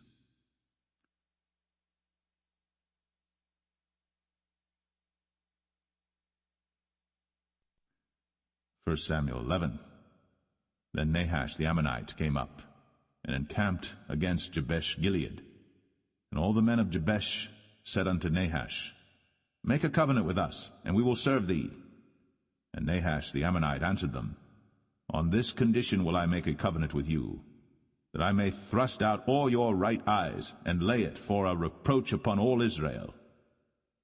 And the elders of Jabesh said unto him, Give us 7 days' respite, that we may send messengers unto all the coasts of Israel. And then, if there be no man to save us, we will come out to thee. Then came the messengers to Gibeah of Saul, and told the tidings in the ears of the people. And all the people lifted up their voices and wept. And behold, Saul came after the herd out of the field. And Saul said, What aileth the people that they weep? And they told him the tidings of the men of Jabesh. And the Spirit of God came upon Saul when he heard those tidings, and his anger was kindled greatly. And he took a yoke of oxen, and hewed them in pieces, and sent them throughout all the coast of Israel by the hands of messengers, saying, Whosoever cometh not forth after Saul and after Samuel, so shall it be done unto his oxen. And the fear of the Lord fell on the people, and they came out with one consent. And when he numbered them in Bezek, the children of Israel were 300,000, and the men of Judah 30,000. And they said unto the messengers that came, Thus shall ye say unto the men of Jabesh Gilead, Tomorrow by that time the sun be hot, ye shall have help. And the messengers came and showed it to the men of Jabesh, and they were glad. Therefore the men of Jabesh said, Tomorrow we will come out unto you, and ye shall do with us all that seemeth good unto you. And it was so in the morrow, that Saul put the people in 3 companies, and they came into the midst of the host in the morning watch, and slew the Ammonites until the heat of the day. And it came to pass, that they which remained were scattered, so that 2 of them were not left together. And the people said unto Samuel, Who is he that said, Shall Saul reign over us? Bring the men, that we may put them to death. And Saul said, There shall not a man be put to death this day, for today the Lord hath wrought salvation in Israel. Then said Samuel to the people, Come, and let us go to Gilgal, and renew the kingdom there. And all the people went to Gilgal, and there they made Saul king before the Lord in Gilgal. And there they sacrificed sacrifices of peace offerings before the Lord. And there Saul and all the men of Israel rejoiced greatly.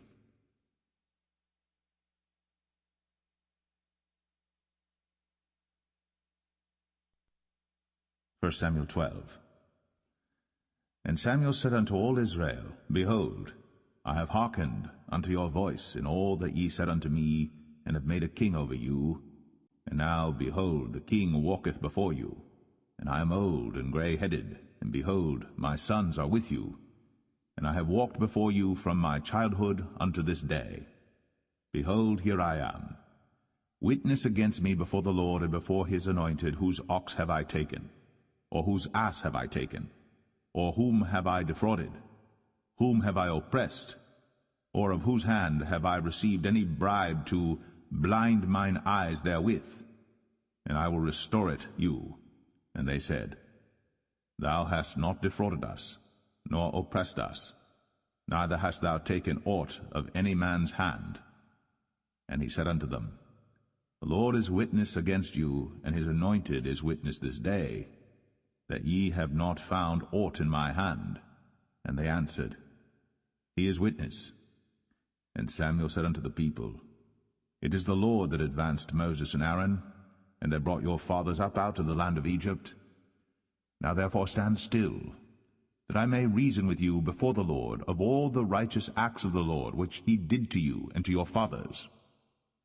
When Jacob was come into Egypt, and your fathers cried unto the Lord, then the Lord sent Moses and Aaron, which brought forth your fathers out of Egypt, and made them dwell in this place. And when they forgat the Lord their God, he sold them into the hand of Sisera, captain of the host of Hazor, and into the hand of the Philistines, and into the hand of the king of Moab, and they fought against them.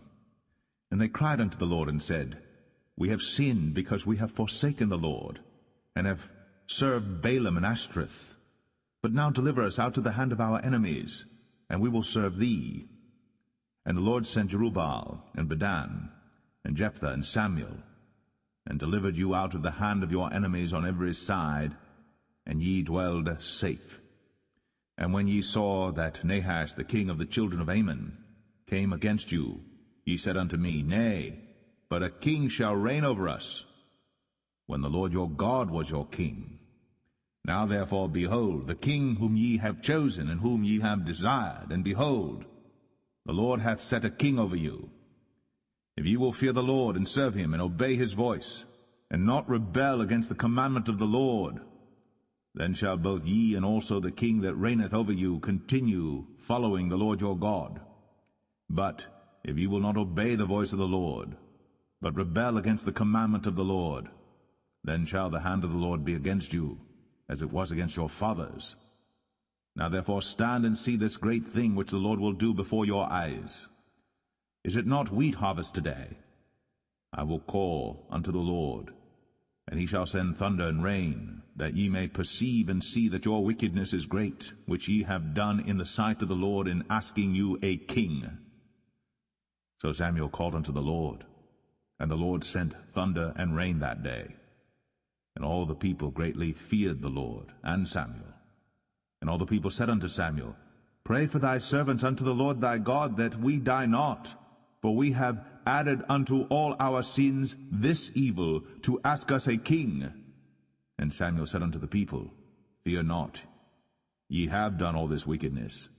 Yet turn not aside from following the Lord, but serve the Lord with all your heart, and turn ye not aside. For then should ye go after vain things which cannot profit nor deliver, for they are vain. For the Lord will not forsake his people for his great name's sake, because it hath pleased the Lord to make you his people. Moreover, as for me, God forbid that I should sin against the Lord in ceasing to pray for you. But I will teach you the good and the right way. Only fear the Lord, and serve him in truth with all your heart. For consider how great things he hath done for you. But if ye shall still do wickedly, ye shall be consumed, both ye and your king.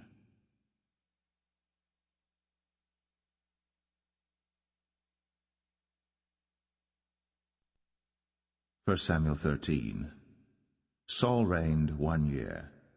And when he had reigned 2 years over Israel, Saul chose him 3,000 men of Israel, whereof 2,000 were with Saul in Michmash and in Mount Bethel, and 1,000 were with Jonathan in Gibeah of Benjamin.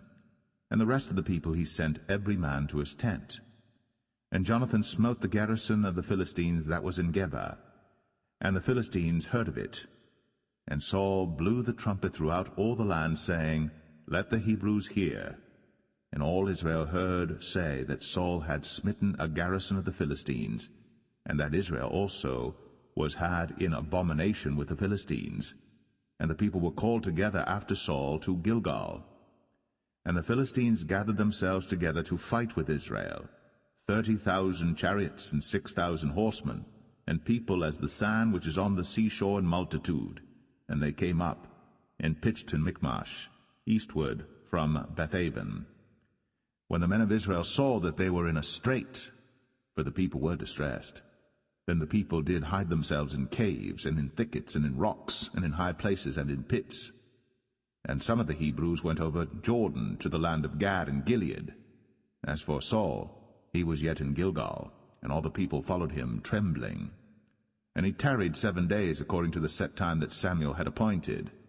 But Samuel came not to Gilgal, and the people were scattered from him.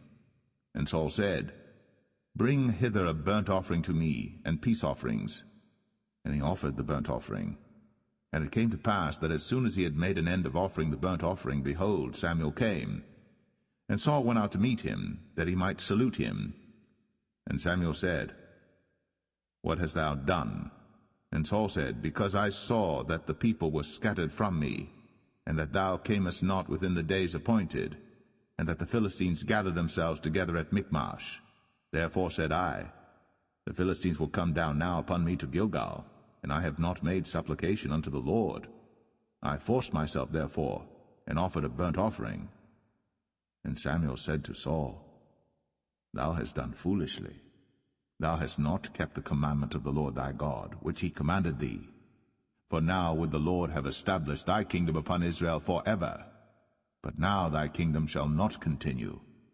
The Lord hath sought him a man after his own heart. And the Lord hath commanded him to be captain over his people, because thou hast not kept that which the Lord commanded thee. And Samuel arose, and gat him up from Gilgal unto Gibeah of Benjamin. And Saul numbered the people that were present with him about 600 men. And Saul and Jonathan his son, and the people that were present with him, abode in Gibeah of Benjamin. But the Philistines encamped in Michmash. And the spoilers came out of the camp of the Philistines in 3 companies. 1 company turned unto the way that leadeth to Ophrah, unto the land of Shual. And another company turned the way to Bethhoron. And another company turned to the way of the border that looketh to the valley of Zeboim, toward the wilderness.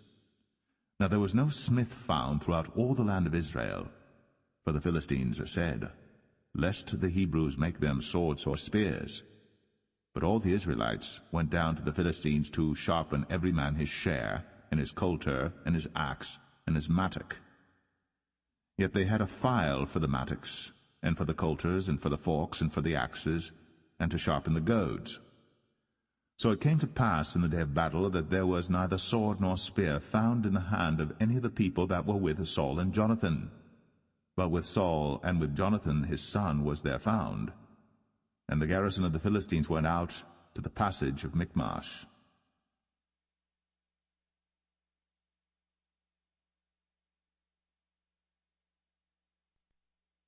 First Samuel 14.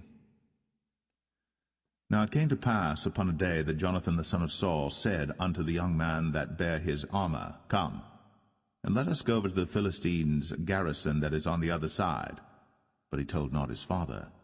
And Saul tarried in the uttermost part of Gibeah, under a pomegranate tree which is in Migron.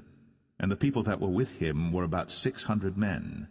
And Ahiah, the son of Ahitub, Ichabod's brother, the son of Phinehas, the son of Eli, the Lord's priest in Shiloh, wearing an ephod.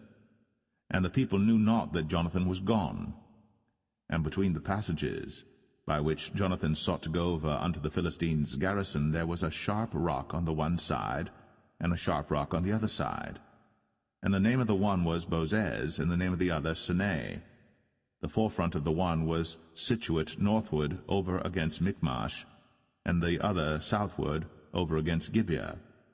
And Jonathan said to the young men that bare his armor, Come, and let us go over unto the garrison of these uncircumcised. It may be that the Lord will work for us, for there is no restraint to the Lord to save by many or by few. And his armor-bearer said unto him, Do all that is in thine heart, turn thee, behold, I am with thee according to thy heart. Then said Jonathan, Behold, we will pass over unto these men, and we will discover ourselves unto them. If they say thus unto us, Tarry until we come to you, then we will stand still in our place, and will not go up unto them. But if they say thus, Come up unto us, then we will go up, for the Lord hath delivered them into our hand, and this shall be a sign unto us. And both of them discovered themselves unto the garrison of the Philistines. And the Philistines said, Behold, the Hebrews come forth out of the holes where they had hid themselves. And the men of the garrison answered Jonathan and his armor-bearer, and said, Come up to us, and we will show you a thing. And Jonathan said unto his armor-bearer, Come up after me, for the Lord hath delivered them into the hand of Israel. And Jonathan climbed up upon his hands and upon his feet, and his armor-bearer after him, and they fell before Jonathan, and his armor-bearer slew after him. And that first slaughter which Jonathan and his armor-bearer made was about 20 men, within as it were an half-acre of land, which a yoke of oxen might plough. And there was trembling in the host, in the field, and among all the people. The garrison and the spoilers, they also trembled, and the earth quaked. So it was a very great trembling. And the watchmen of Saul and Gibeah of Benjamin looked, and behold, the multitude melted away, and they went on beating down one another. Then said Saul unto the people that were with him, Number now, and see who is gone from us. And when they had numbered, behold, Jonathan and his armor-bearer were not there. And Saul said unto Ahiah, Bring hither the ark of God. For the ark of God was at that time with the children of Israel. And it came to pass, while Saul talked unto the priest, that the noise that was in the host of the Philistines went on and increased. And Saul said unto the priest, Withdraw thine hand. And Saul and all the people that were with him assembled themselves. And they came to the battle. And behold, every man's sword was against his fellow, and there was a very great discomfiture. Moreover, the Hebrews that were with the Philistines before that time, which went up with them into the camp from the country round about, even they also turned to be with the Israelites that were with Saul and Jonathan. Likewise all the men of Israel, which had hid themselves in Mount Ephraim, when they heard that the Philistines fled, even they also followed hard after them in the battle. So the Lord saved Israel that day. And the battle passed over unto Bethaven. And the men of Israel were distressed that day. For Saul had adjured the people, saying, Cursed be the man that eateth any food until evening, that I may be avenged on mine enemies. So none of the people tasted any food. And all they of the land came to a wood, and there was honey upon the ground. And when the people were come into the wood, behold, the honey dropped. But no man put his hand to his mouth, for the people feared the oath. But Jonathan heard not, when his father charged the people with the oath. Wherefore he put forth the end of the rod that was in his hand, and dipped it in an honeycomb, and put his hand to his mouth, and his eyes were enlightened. Then answered one of the people, and said, Thy father straitly charged the people with an oath, saying, Cursed be the man that eateth any food this day. And the people were faint.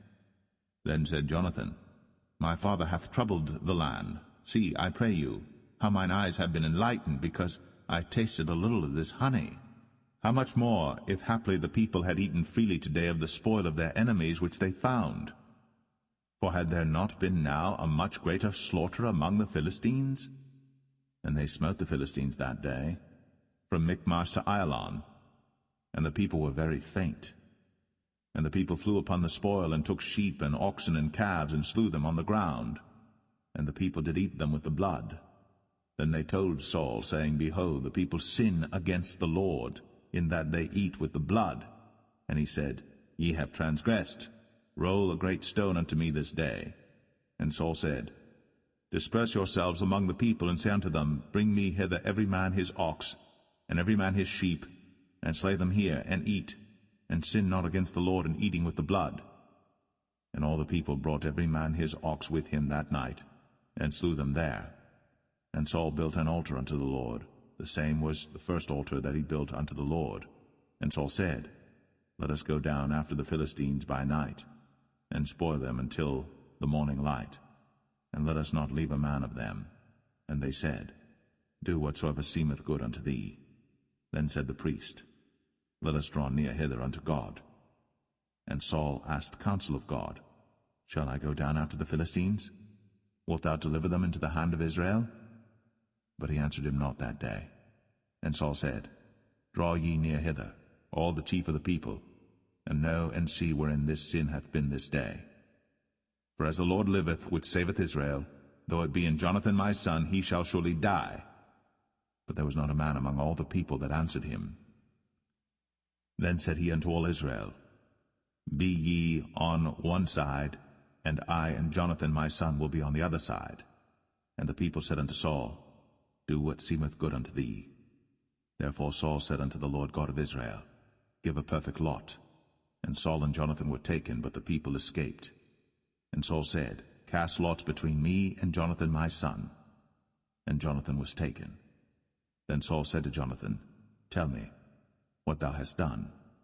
And Jonathan told him, and said, I did but taste a little honey with the end of the rod that was in mine hand, and lo, I must die. And Saul answered, God do so, and more also, for thou shalt surely die, Jonathan. And the people said unto Saul, Shall Jonathan die, who hath wrought this great salvation in Israel? God forbid, as the Lord liveth. There shall not one hair of his head fall to the ground, for he hath wrought with God this day. So the people rescued Jonathan, that he died not. Then Saul went up from following the Philistines, and the Philistines went to their own place. So Saul took the kingdom over Israel, and fought against all his enemies on every side, against Moab, and against the children of Ammon, and against Edom, and against the kings of Zobah, and against the Philistines. And whithersoever he turned himself, he vexed them. And he gathered an host, and smote the Amalekites, and delivered Israel out of the hands of them that spoiled them. Now the sons of Saul were Jonathan and Ishuai, and Melch-Ishuai. And the names of his two daughters were these, the name of the firstborn Merab, and the name of the younger Michal. And the name of Saul's wife was Ahinoam, the daughter of Ahimaaz. And the name of the captain of his host was Abner, the son of Ner, Saul's uncle. And Kish was the father of Saul, and Ner, the father of Abner, was the son of Abiel. And there was sore war against the Philistines all the days of Saul. And when Saul saw any strong man or any valiant man, he took him unto him.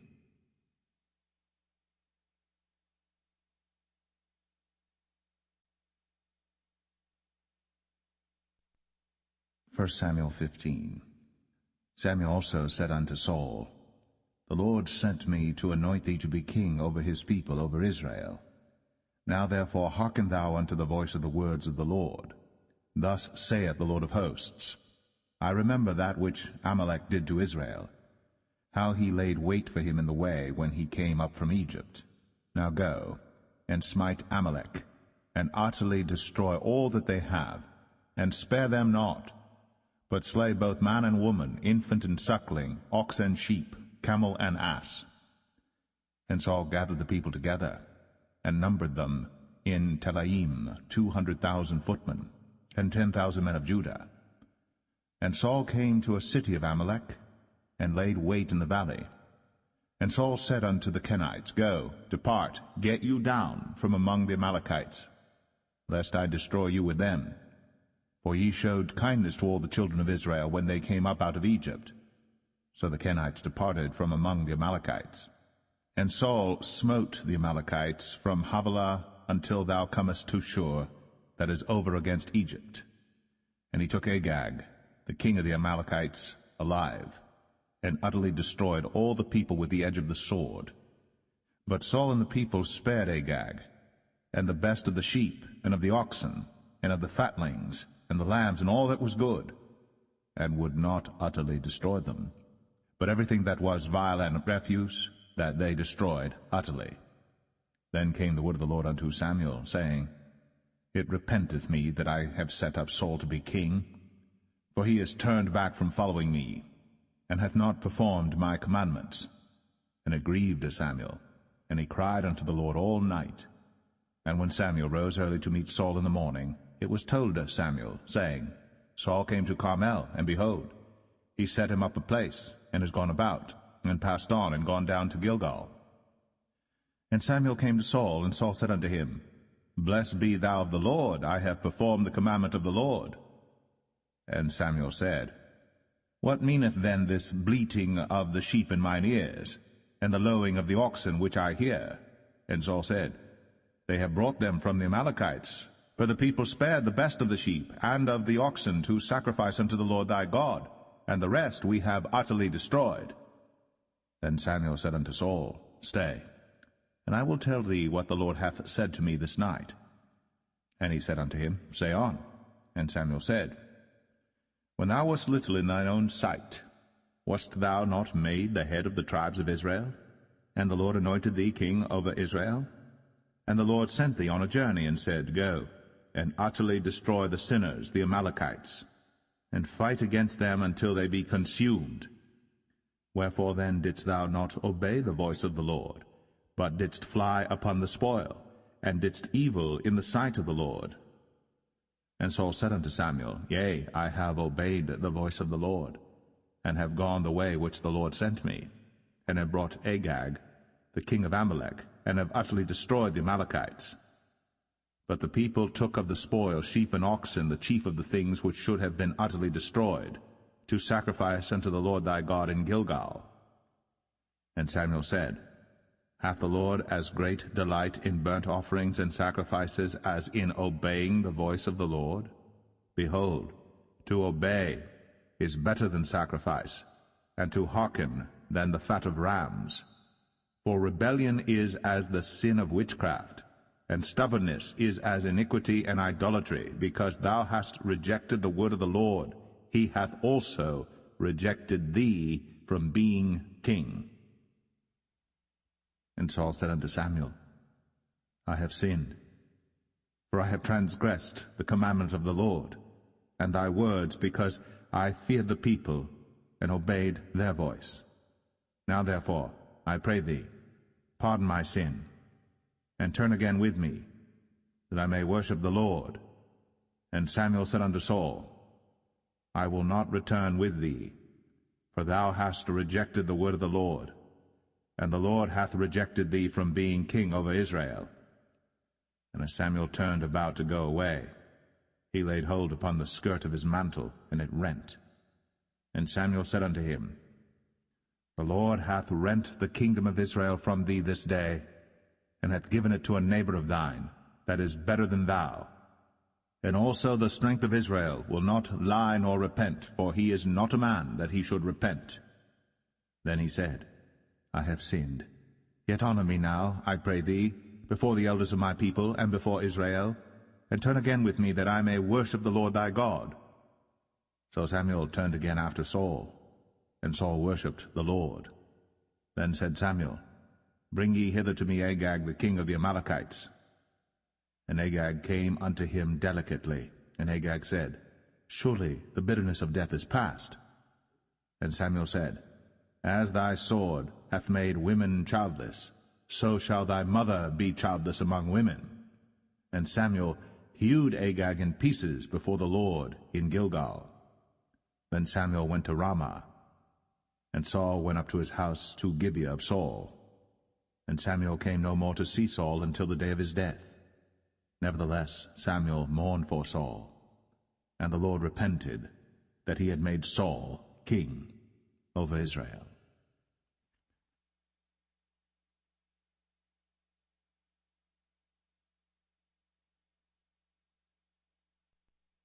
1 Samuel 16.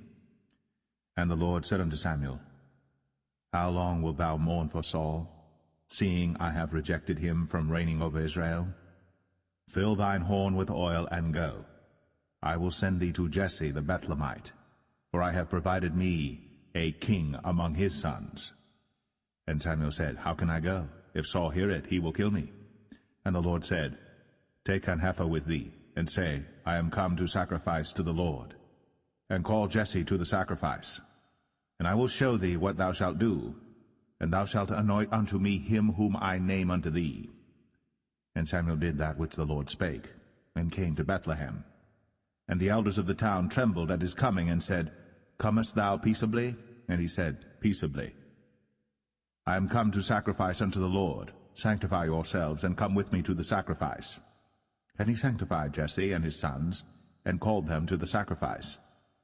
And it came to pass, when they were come, that he looked on Eliab, and said, Surely the Lord's anointed is before him. But the Lord said unto Samuel, Look not on his countenance, or on the height of his stature, because I have refused him. For the Lord seeth not as man seeth. For man looketh on the outward appearance, but the Lord looketh on the heart. Then Jesse called Abinadab, and made him pass before Samuel, and he said, Neither hath the Lord chosen this. Then Jesse made Shammah to pass by, and he said, Neither hath the Lord chosen this. Again Jesse made 7 of his sons to pass before Samuel. And Samuel said unto Jesse, The Lord hath not chosen these. And Samuel said unto Jesse, Are here all thy children? And he said, There remaineth yet the youngest, and behold, he keepeth the sheep. And Samuel said unto Jesse, Send and fetch him, for we will not sit down till he come hither. And he sent and brought him in. Now he was ruddy, and withal of a beautiful countenance, and goodly to look to. And the Lord said, Arise, anoint him, for this is he. Then Samuel took the horn of oil, and anointed him in the midst of his brethren. And the Spirit of the Lord came upon David from that day forward. So Samuel rose up, and went to Ramah. But the Spirit of the Lord departed from Saul, and an evil spirit from the Lord troubled him. And Saul's servant said unto him, Behold now, an evil spirit from God troubleth thee. Let our Lord now command thy servants, which are before thee, to seek out a man who is a cunning player on an harp. And it shall come to pass, when the evil spirit from God is upon thee, that he shall play with his hand, and thou shalt be well. And Saul said unto his servants, Provide me now a man that can play well, and bring him to me.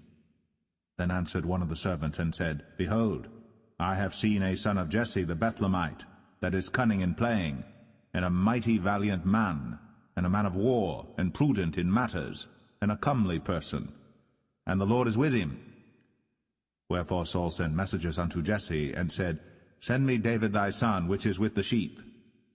And Jesse took an ass laden with bread, and a bottle of wine, and a kid, and sent them by David his son unto Saul. And David came to Saul, and stood before him. And he loved him greatly, and he became his armor-bearer. And Saul said to Jesse, saying, Let David, I pray thee, stand before me, for he hath found favor in my sight. And it came to pass, when the evil spirit from God was upon Saul, that David took an harp, and played with his hand. So Saul was refreshed, and was well, and the evil spirit departed from him.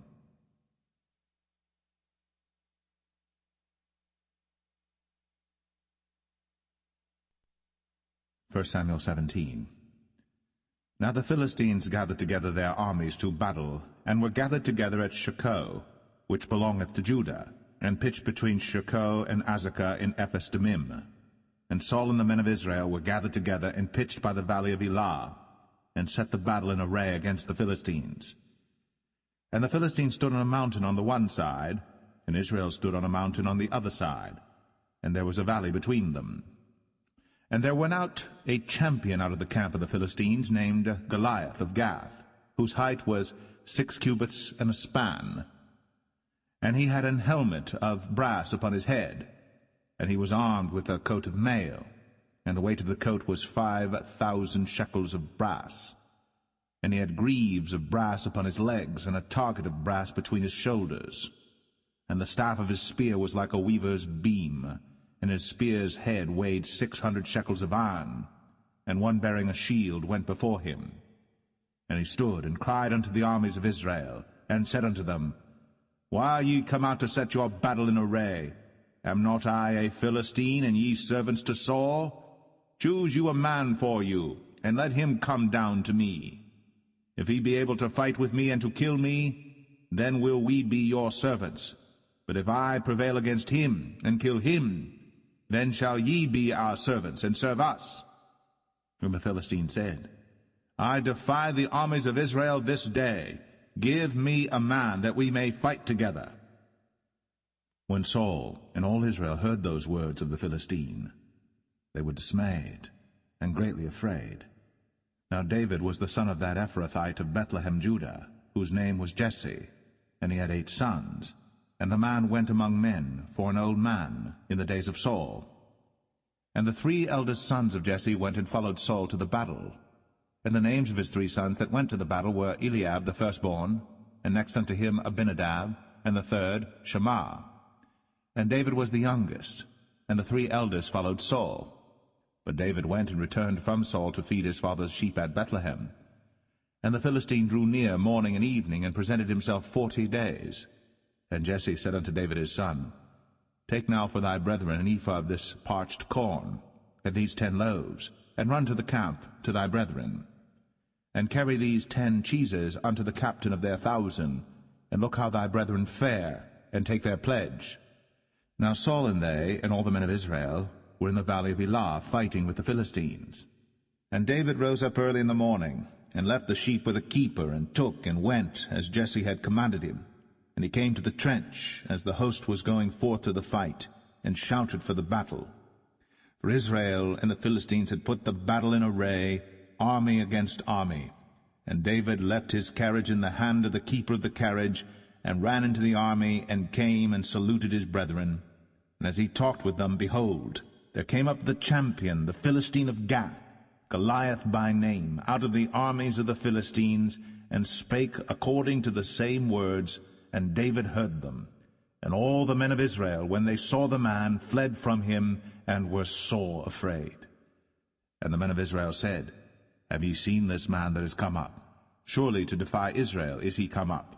And it shall be that the man who killeth him, the king will enrich him with great riches, and will give him his daughter, and make his father's house free in Israel. And David spake to the men that stood by him, saying, What shall be done to the man that killeth this Philistine, and taketh away the reproach from Israel? For who is this uncircumcised Philistine, that he should defy the armies of the living God? And the people answered him after this manner, saying, So shall it be done to the man that killeth him. And Eliab, his eldest brother, heard when he spake unto the men. And Eliab's anger was kindled against David, and he said, Why camest thou down hither? And with whom hast thou left those few sheep in the wilderness? I know thy pride, and the naughtiness of thine heart, for thou art come down that thou mightest see the battle. And David said, What have I now done? Is there not a cause? And he turned from him toward another, and spake after the same manner. And the people answered him again after the former manner. And when the words were heard which David spake, they rehearsed them before Saul. And he sent for him. And David said to Saul, Let no man's heart fail because of him. Thy servant will go and fight with this Philistine. And Saul said to David, Thou art not able to go against this Philistine to fight with him, for thou art but a youth, and he a man of war from his youth. And David said unto Saul, Thy servant kept his father's sheep, and there came a lion and a bear, and took a lamb out of the flock. And I went out after him, and smote him, and delivered it out of his mouth. And when he arose against me, I caught him by his beard, and smote him, and slew him. Thy servant slew both the lion and the bear, and this uncircumcised Philistine shall be as one of them, seeing he hath defied the armies of the living God. David said, moreover, The Lord that delivered me out of the paw of the lion, and out of the paw of the bear, he will deliver me out of the hand of this Philistine. And Saul said unto David, Go, and the Lord be with thee. And Saul armed David with his armor, and he put an helmet of brass upon his head. Also he armed him with a coat of mail. And David girded his sword upon his armor, and he essayed to go, for he had not proved it. And David said unto Saul, I cannot go with these, for I have not proved them. And David put them off him. And he took his staff in his hand, and chose him 5 smooth stones out of the brook, and put them in a shepherd's bag which he had, even in a scrip, and his sling was in his hand. And he drew near to the Philistine. And the Philistine came on and drew near unto David, and the man that bare the shield went before him. And when the Philistine looked about and saw David, he disdained him, for he was but a youth, and ruddy, and of a fair countenance. And the Philistine said unto David, Am I a dog that thou comest to me with staves? And the Philistine cursed David by his gods. And the Philistine said to David, Come to me, and I will give thy flesh unto the fowls of the air, and to the beasts of the field. Then said David to the Philistine, Thou comest to me with a sword, and with a spear, and with a shield. But I come to thee in the name of the Lord of hosts, the God of the armies of Israel, whom thou hast defied. This day will the Lord deliver thee into mine hand, and I will smite thee, and take thine head from thee. And I will give the carcasses of the host of the Philistines this day unto the fowls of the air, and to the wild beasts of the earth, that all the earth may know that there is a God in Israel. And all this assembly shall know that the Lord saveth not with sword and spear, for the battle is the Lord's, and he will give you into our hands. And it came to pass, when the Philistine arose, and came and drew nigh to meet David, that David hasted, and ran toward the army to meet the Philistine. And David put his hand in his bag, and took thence a stone, and slang it, and smote the Philistine in his forehead, that the stone sunk into his forehead, and he fell upon his face to the earth. So David prevailed over the Philistine with a sling and with a stone, and smote the Philistine, and slew him. But there was no sword in the hand of David. Therefore David ran, and stood upon the Philistine, and took his sword, and drew it out of the sheath thereof, and slew him, and cut off his head therewith. And when the Philistines saw their champion was dead, they fled.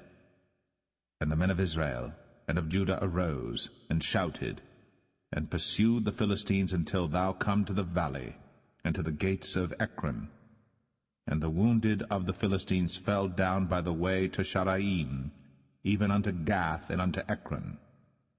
And the children of Israel returned from chasing after the Philistines, and they spoiled their tents. And David took the head of the Philistine, and brought it to Jerusalem, but he put his armor in his tent. And when Saul saw David go forth against the Philistines, he said unto Abner, the captain of the host, Abner, whose son is this youth? And Abner said, As thy soul liveth, O king, I cannot tell. And the king said, Inquire thou whose son the stripling is. And as David returned from the slaughter of the Philistine, Abner took him, and brought him before Saul with the head of the Philistine in his hand. And Saul said to him, Whose son art thou, thou young man? And David answered, I am the son of thy servant Jesse, the Bethlehemite.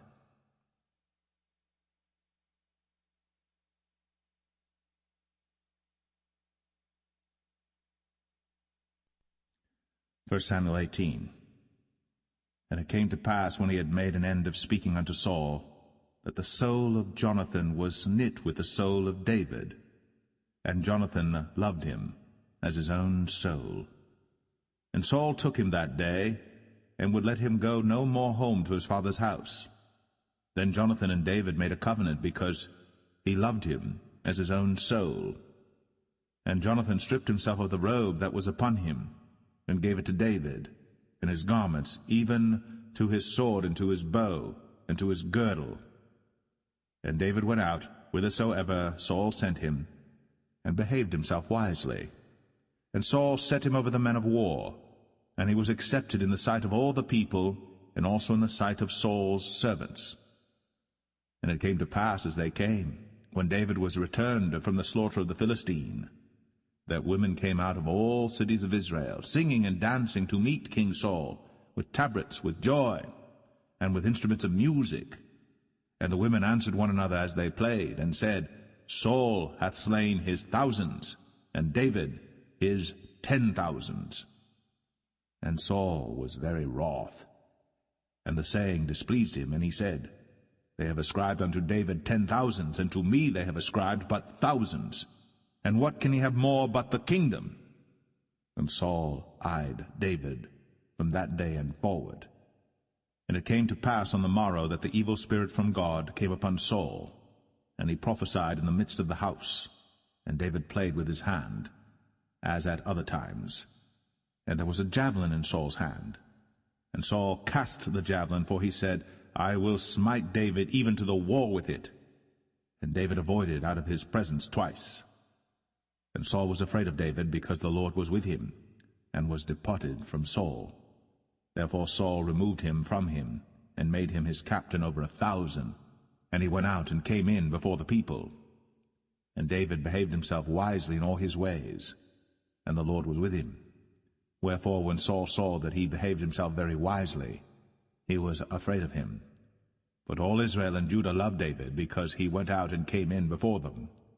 And Saul said to David, Behold my elder daughter Merab, her will I give thee to wife. Only be thou valiant for me, and fight the Lord's battles. For Saul said, Let not mine hand be upon him, but let the hand of the Philistines be upon him. And David said unto Saul, Who am I, and what is my life, or my father's family in Israel, that I should be son-in-law to the king? But it came to pass at the time when Merab, Saul's daughter, should have been given to David, that she was given unto Adriel, the Maholathite, to wife. And Michal, Saul's daughter, loved David. And they told Saul, and the thing pleased him. And Saul said, I will give him her, that she may be a snare to him, and that the hand of the Philistines may be against him. Wherefore Saul said to David, Thou shalt this day be my son-in-law in the one of the twain. And Saul commanded his servants, saying, Commune with David secretly, and say, Behold, the king hath delight in thee, and all his servants love thee. Now therefore be the king's son-in-law. And Saul's servants spake those words in the ears of David. And David said, Seemeth it to you a light thing to be a king's son-in-law, seeing that I am a poor man, and lightly esteemed? And the servants of Saul told him, saying, On this manner spake David. And Saul said, Thus shall ye say to David, The king desireth not any dowry, but 100 foreskins of the Philistines, to be avenged of the king's enemies. But Saul thought to make David fall by the hand of the Philistines. And when his servants told David these words, it pleased David well to be the king's son-in-law, and the days were not expired. Wherefore David arose, and went, he and his men, and slew of the Philistines 200 men.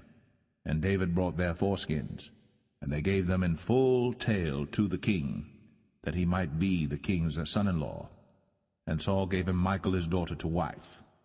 And Saul saw and knew that the Lord was with David, and that Michal, Saul's daughter, loved him. And Saul was yet the more afraid of David, and Saul became David's enemy continually.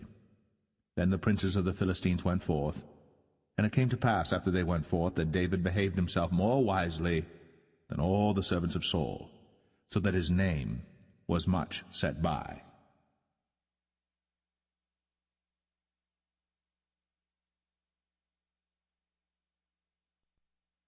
1 Samuel 19.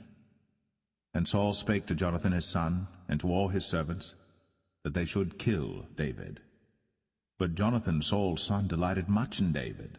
And Jonathan told David, saying, Saul my father seeketh to kill thee. Now therefore I pray thee, take heed to thyself until the morning, and abide in a secret place, and hide thyself. And I will go out and stand beside my father in the field where thou art, and I will commune with my father of thee, and what I see, that I will tell thee.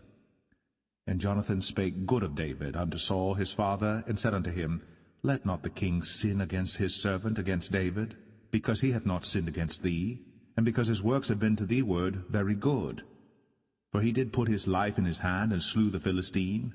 And the Lord wrought a great salvation for all Israel. Thou sawest it, and didst rejoice. Wherefore then wilt thou sin against innocent blood, to slay David without a cause? And Saul hearkened unto the voice of Jonathan.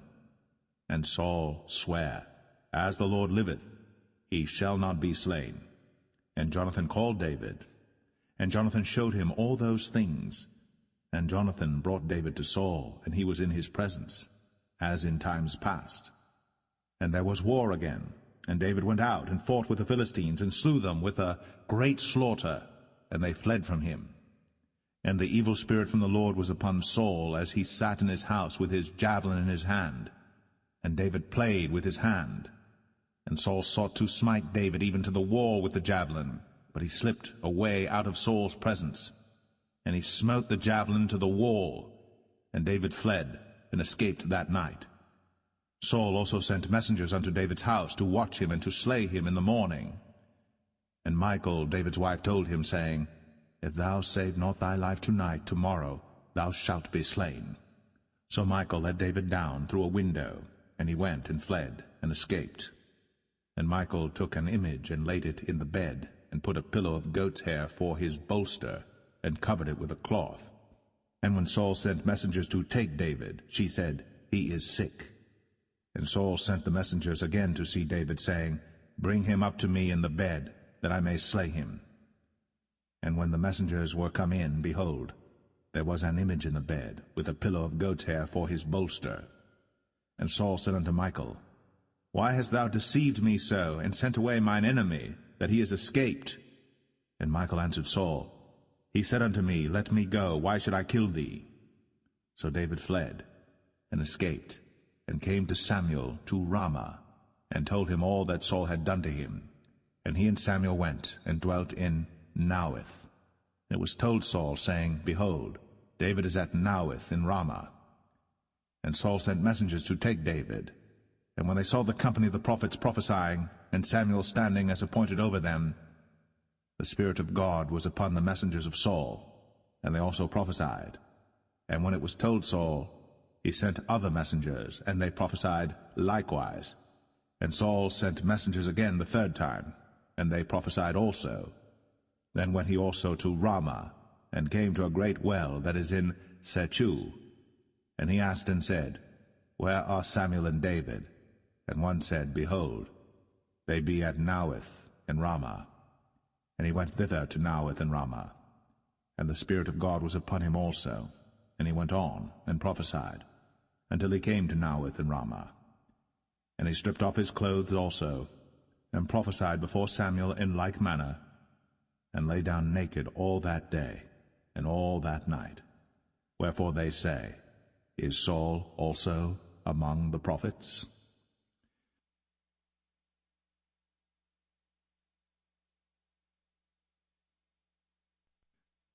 1 Samuel 20. And David fled from Naueth in Ramah, and came and said before Jonathan, What have I done? What is mine iniquity? And what is my sin before thy father, that he seeketh my life? And he said unto him, God forbid, thou shalt not die. Behold, my father will do nothing either great or small, but that he will show it me.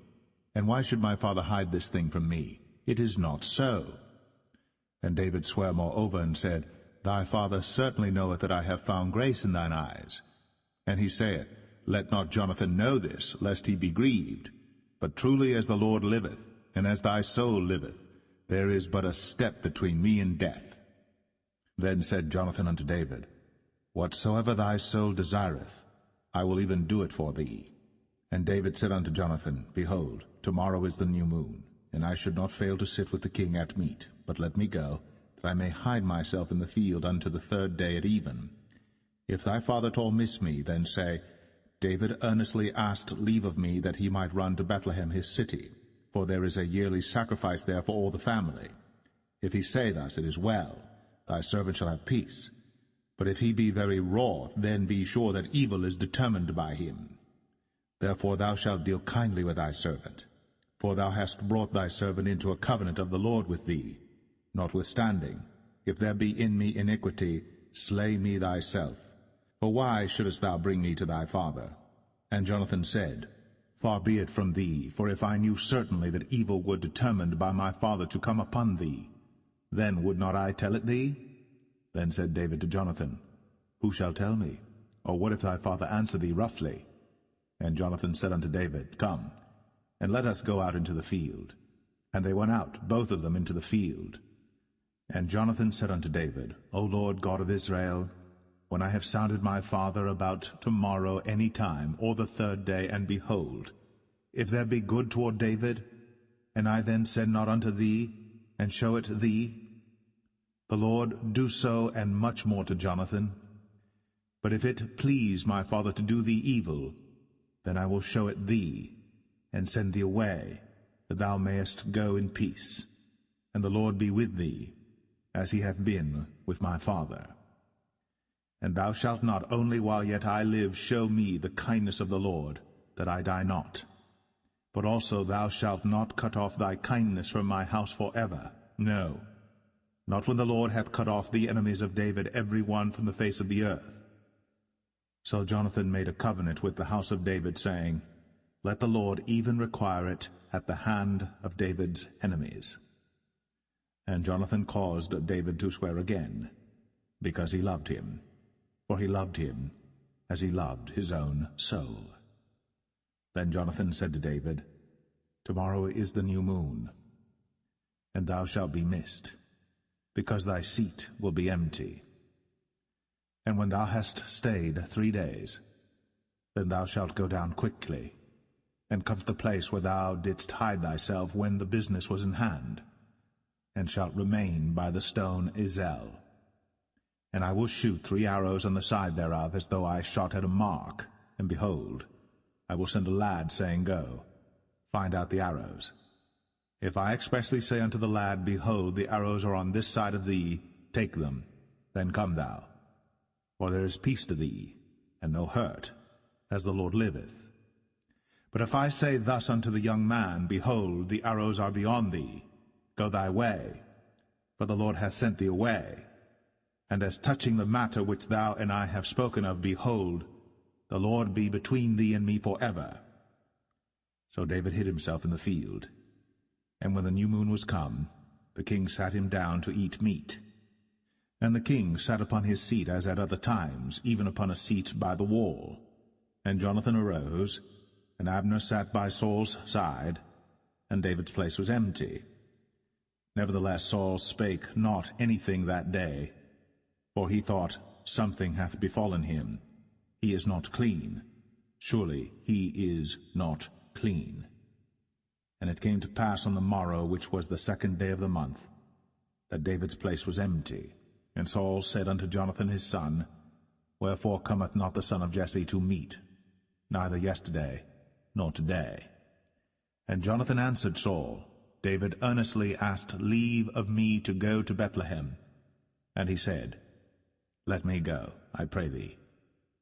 For our family hath a sacrifice in the city, and my brother, he hath commanded me to be there. And now, if I have found favor in thine eyes, let me get away, I pray thee, and see my brethren. Therefore he cometh not unto the king's table.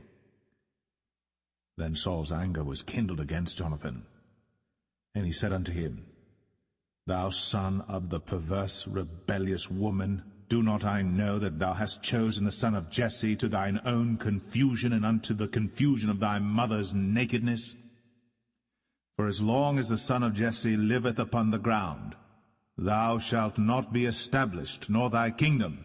Wherefore, now send and fetch him unto me, for he shall surely die. And Jonathan answered Saul his father, and said unto him, Wherefore shall he be slain? What hath he done? And Saul cast a javelin at him to smite him, whereby Jonathan knew that it was determined of his father to slay David. So Jonathan arose from the table in fierce anger, and did eat no meat the 2nd day of the month, for he was grieved for David, because his father had done him shame. And it came to pass in the morning that Jonathan went out into the field at the time appointed with David, and a little lad with him. And he said unto his lad, Run, find out now the arrows which I shoot. And as the lad ran, he shot an arrow beyond him. And when the lad was come to the place of the arrow which Jonathan had shot, Jonathan cried after the lad, and said, Is not the arrow beyond thee? And Jonathan cried after the lad, Make speed, haste, stay not. And Jonathan's lad gathered up the arrows, and came to his master. But the lad knew not anything, only Jonathan and David knew the matter. And Jonathan gave his artillery unto his lad, and said unto him, Go, carry them to the city. And as soon as the lad was gone, David arose out of a place toward the south, and fell on his face to the ground, and bowed himself 3 times. And they kissed one another, and wept one with another, until David exceeded. And Jonathan said to David, Go in peace, for as much as we have sworn both of us in the name of the Lord, saying, The Lord be between me and thee, and between my seed and thy seed forever. And he arose and departed. And Jonathan went into the city.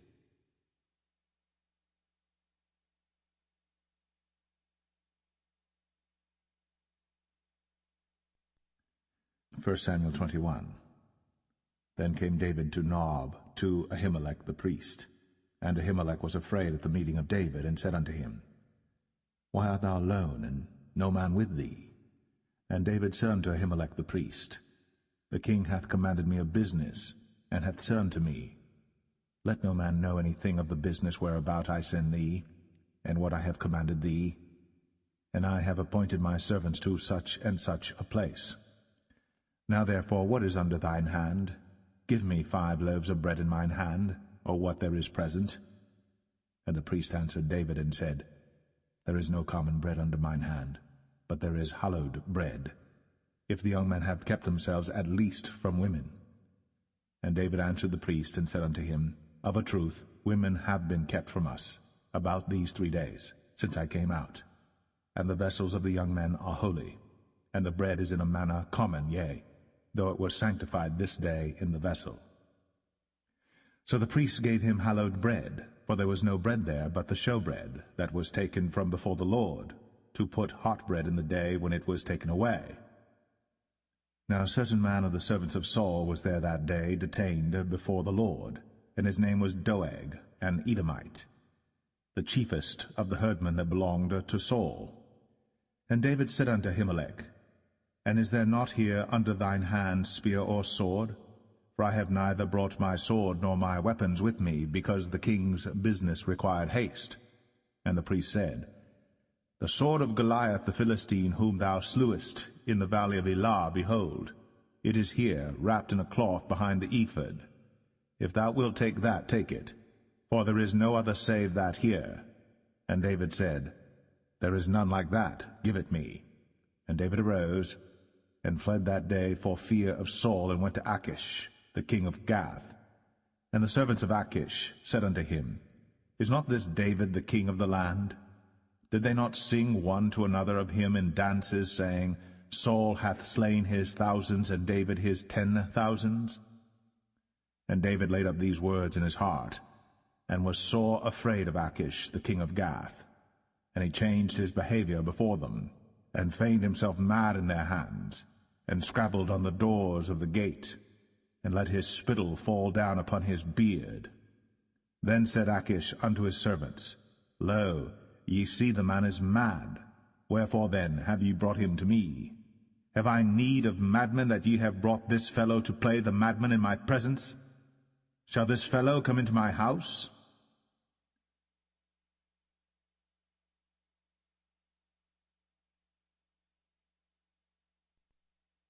First Samuel 22. David therefore departed thence, and escaped to the cave Adullam. And when his brethren and all his father's house heard it, they went down thither to him. And every one that was in distress, and every one that was in debt, and every one that was discontented, gathered themselves unto him. And he became a captain over them. And there were with him about 400 men. And David went thence to Mizpeh of Moab. And he said unto the king of Moab, Let my father and my mother, I pray thee, come forth, and be with you, till I know what God will do for me. And he brought them before the king of Moab, and they dwelt with him all the while that David was in the hold. And the prophet Gad said unto David, Abide not in the hold, depart, and get thee into the land of Judah. Then David departed, and came into the forest of Hareth. When Saul heard that David was discovered, and the men that were with him. Now Saul abode in Gibeah under a tree in Ramah, having his spear in his hand, and all his servants were standing about him.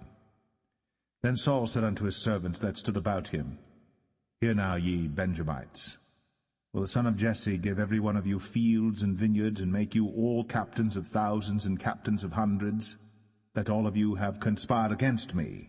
And there is none that showeth me that my son hath made a league with the son of Jesse. And there is none of you that is sorry for me, or showeth unto me that my son hath stirred up my servant against me, to lie in wait, as at this day. Then answered Doeg the Edomite, which was set over the servants of Saul, and said, I saw the son of Jesse coming to Nob, to Ahimelech, the son of Ahitub. And he inquired of the Lord for him, and gave him victuals, and gave him the sword of Goliath the Philistine. Then the king sent to call Ahimelech the priest, the son of Ahitub, and all his father's house, the priests that were in Nob, and they came all of them to the king. And Saul said, Hear now, thou son of Ahitub. And he answered, Here I am, my lord. And Saul said unto him, Why have ye conspired against me, thou and the son of Jesse, in that thou hast given him bread and a sword, and hast inquired of God for him, that he should rise against me to lie in wait, as at this day? Then Ahimelech answered the king, and said, And who is so faithful among all thy servants as David, which is the king's son-in-law, and goeth at thy bidding, and is honorable in thine house? Did I then begin to inquire of God for him? Be it far from me. Let not the king impute anything unto his servant, nor to all the house of my father, for thy servant knew nothing of all this, less or more. And the king said, Thou shalt surely die, Ahimelech, thou, and all thy father's house. And the king said unto the footmen that stood about him, Turn, and slay the priests of the Lord, because their hand also is with David, and because they knew when he fled, and did not show it to me. But the servants of the king would not put forth their hand to fall upon the priests of the Lord. And the king said to Doeg, Turn thou, and fall upon the priests. And Doeg the Edomite turned, and he fell upon the priests, and slew on that day 75 persons that did wear a linen ephod. And Nob, the city of the priests, smote he with the edge of the sword, both men and women, children and sucklings, and oxen and asses, and sheep, with the edge of the sword. And one of the sons of Ahimelech, the son of Ahitub, named Abiathar, escaped, and fled after David. And Abiathar showed David that Saul had slain the Lord's priests. And David said unto Abiathar, I knew it that day when Doeg the Edomite was there, that he would surely tell Saul, I have occasioned the death of all the persons of thy father's house. Abide thou with me. Fear not, for he that seeketh my life seeketh thy life. But with me thou shalt be in safeguard.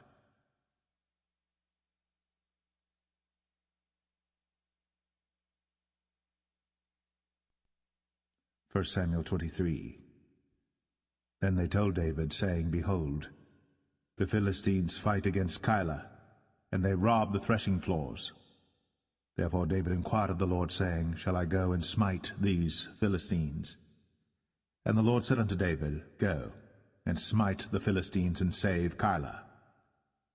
And David's men said unto him, Behold, we be afraid here in Judah. How much more then if we come to Keilah against the armies of the Philistines? Then David inquired of the Lord yet again, And the Lord answered him and said, Arise, go down to Keilah, for I will deliver the Philistines into thine hand. So David and his men went to Keilah, and fought with the Philistines, and brought away their cattle, and smote them with a great slaughter. So David saved the inhabitants of Keilah. And it came to pass, when Abiathar the son of Ahimelech fled to David to Keilah, that he came down with an ephod in his hand. And it was told Saul that David was come to Keilah, and Saul said, God hath delivered him into mine hand, for he is shut in by entering into a town that hath gates and bars. And Saul called all the people together to war, to go down to Keilah, to besiege David and his men. And David knew that Saul secretly practiced mischief against him. And he said to Abiathar the priest, Bring hither the ephod.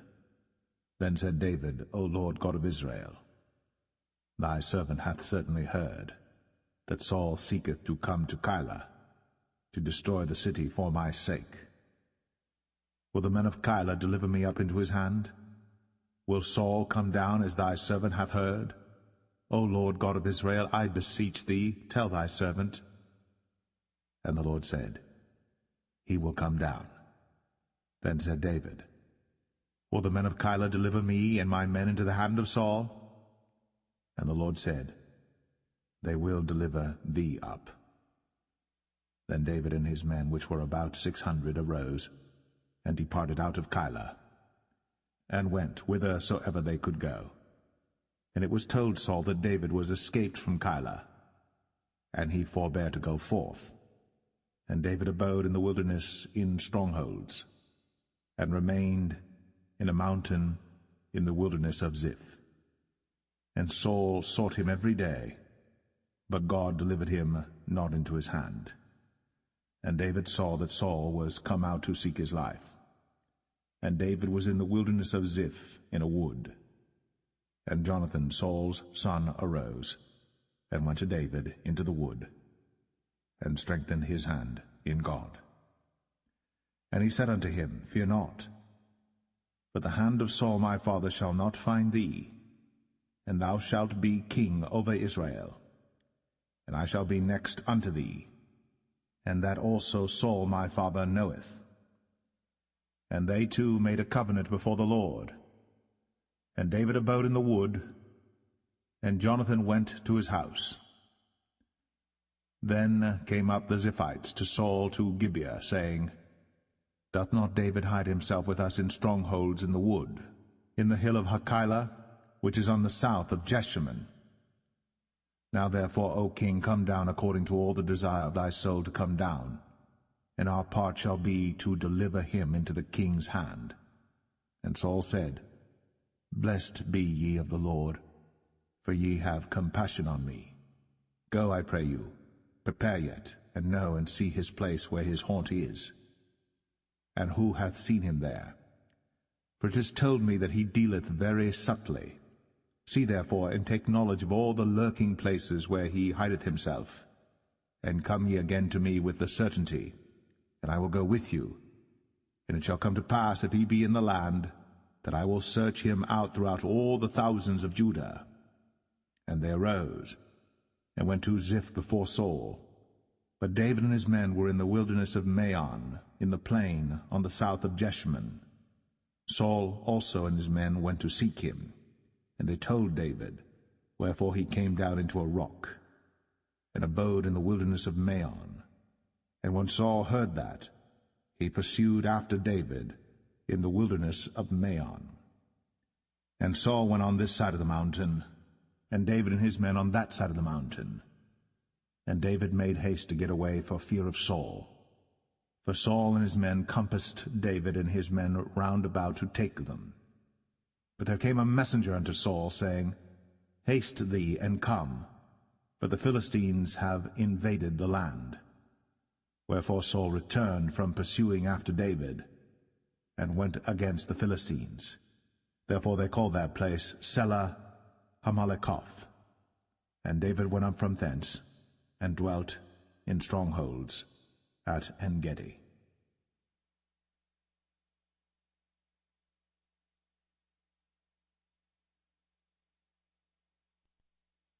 1 Samuel 24.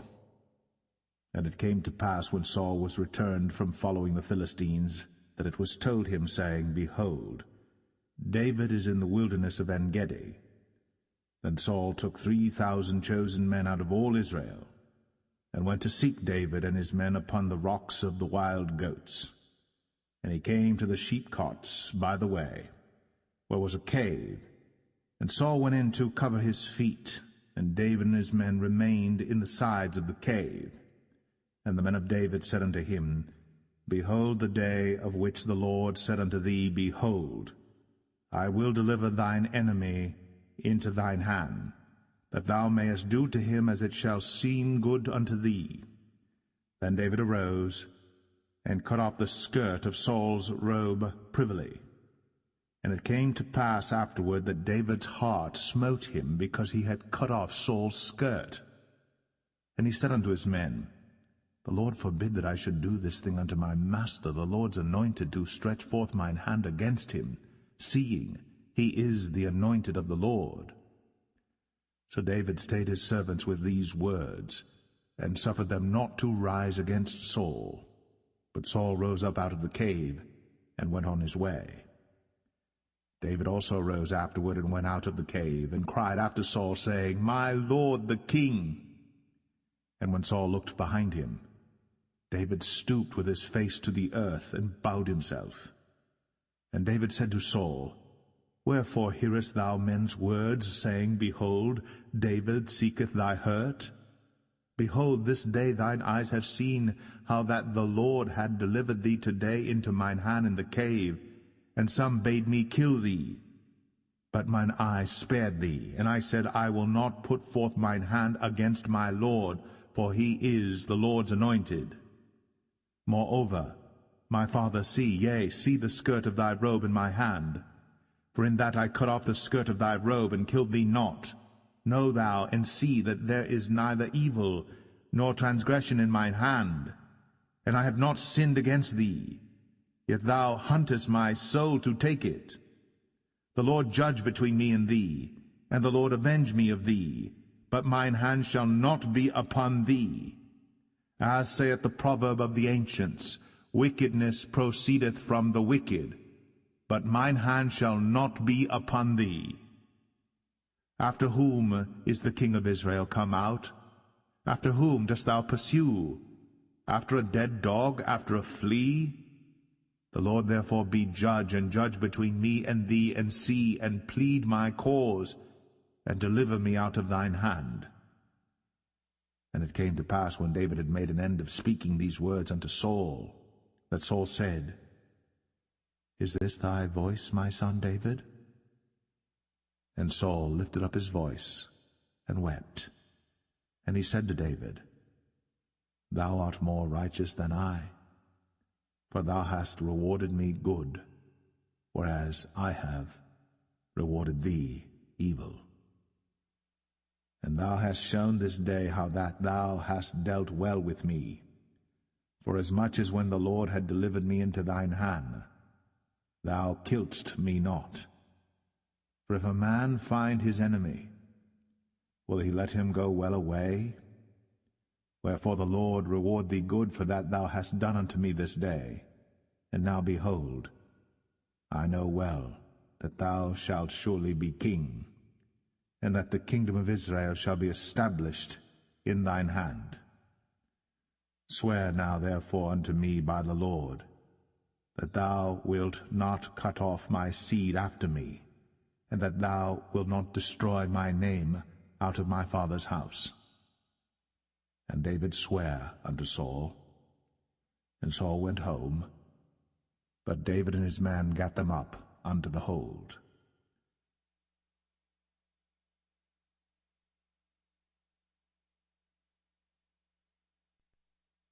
First Samuel 25. And Samuel died, and all the Israelites were gathered together, and lamented him, and buried him in his house at Ramah. And David arose, and went down to the wilderness of Paran. And there was a man in Maon, whose possessions were in Carmel. And the man was very great, and he had 3,000 sheep and 1,000 goats. And he was shearing his sheep in Carmel. Now the name of the man was Nabal, and the name of his wife Abigail. And she was a woman of good understanding, and of a beautiful countenance. But the man was churlish, and evil in his doings, and he was of the house of Caleb. And David heard in the wilderness that Nabal did shear his sheep. And David sent out 10 young men, and David said unto the young men, Get you up to Carmel, and go to Nabal, and greet him in my name. And thus shall ye say to him that liveth in prosperity, Peace be both to thee, and peace be to thine house, and peace be unto all that thou hast. And now I have heard that thou hast shearers. Now thy shepherds which were with us, we hurt them not, neither was there aught missing unto them all the while they were in Carmel. Ask thy young men, and they will show thee. Wherefore let the young men find favor in thine eyes, for we come in a good day. Give, I pray thee, whatsoever cometh to thine hand unto thy servants, and to thy son David. And when David's young men came, they spake to Nabal according to all those words in the name of David, and ceased. And Nabal answered David's servants, and said, Who is David? And who is the son of Jesse? There be many servants nowadays that break away every man from his master. Shall I then take my bread and my water and my flesh that I have killed for my shearers, and give it unto men whom I know not whence they be? So David's young men turned their way, and went again, and came and told him all those sayings. And David said unto his men, Gird ye on every man his sword. And they girded on every man his sword. And David also girded on his sword. And there went up after David about 400 men, and 200 abode by the stuff. But one of the young men told Abigail, Nabal's wife, saying, Behold, David sent messengers out of the wilderness to salute our master, and he railed on them. But the men were very good unto us, and we were not hurt, neither missed we anything as long as we were conversant with them when we were in the fields. They were a wall unto us both by night and day. All the while we were with them keeping the sheep. Now therefore know and consider what thou wilt do, for evil is determined against our master, and against all his household. For he is such a son of Belial, that a man cannot speak to him. Then Abigail made haste, and took 200 loaves and 2 bottles of wine, and 5 sheep ready dressed, and 5 measures of parched corn, and 100 clusters of raisins, and 200 cakes of figs, and laid them on asses. And she said unto her servants, Go on before me, behold, I come after you. But she told not her husband Nabal. And it was so, as she rode on the ass, that she came down by the covert of the hill, and behold, David and his men came down against her, and she met them. Now David had said, Surely in vain have I kept all that this fellow hath in the wilderness, so that nothing was missed of all that pertained unto him, and he hath requited me evil for good. So, and more also do God unto the enemies of David, if I leave of all that pertain to him by the morning light any that pisseth against the wall. And when Abigail saw David, she hasted, and lighted off the ass, and fell before David on her face, and bowed herself to the ground, and fell at his feet, and said, Upon me, my lord, upon me let this iniquity be, and let thine handmaid, I pray thee, speak in thine audience, and hear the words of thine handmaid. Let not, my lord, I pray thee, regard this man of Belial, even Nabal. For as his name is, so is he. Nabal is his name, and folly is with him. But I, thine handmaid, saw not the young men of my lord, whom thou didst send. Now therefore, my lord, as the Lord liveth, and as thy soul liveth, seeing the Lord hath withholden thee from coming to shed blood, and from avenging thyself with thine own hand, now let thine enemies, and they that seek evil to my lord, be as Nabal. And now this blessing which thine handmaid hath brought unto my lord, let it even be given unto the young men that follow my lord. I pray thee, forgive the trespass of thine handmaid, for the Lord will certainly make my lord a sure house, because my lord fighteth the battles of the Lord, and evil hath not been found in thee all thy days. Yet a man is risen to pursue thee, and to seek thy soul. But the soul of my lord shall be bound in the bundle of life with the Lord thy God, and the souls of thine enemies, them shall he sling out, as out of the middle of a sling.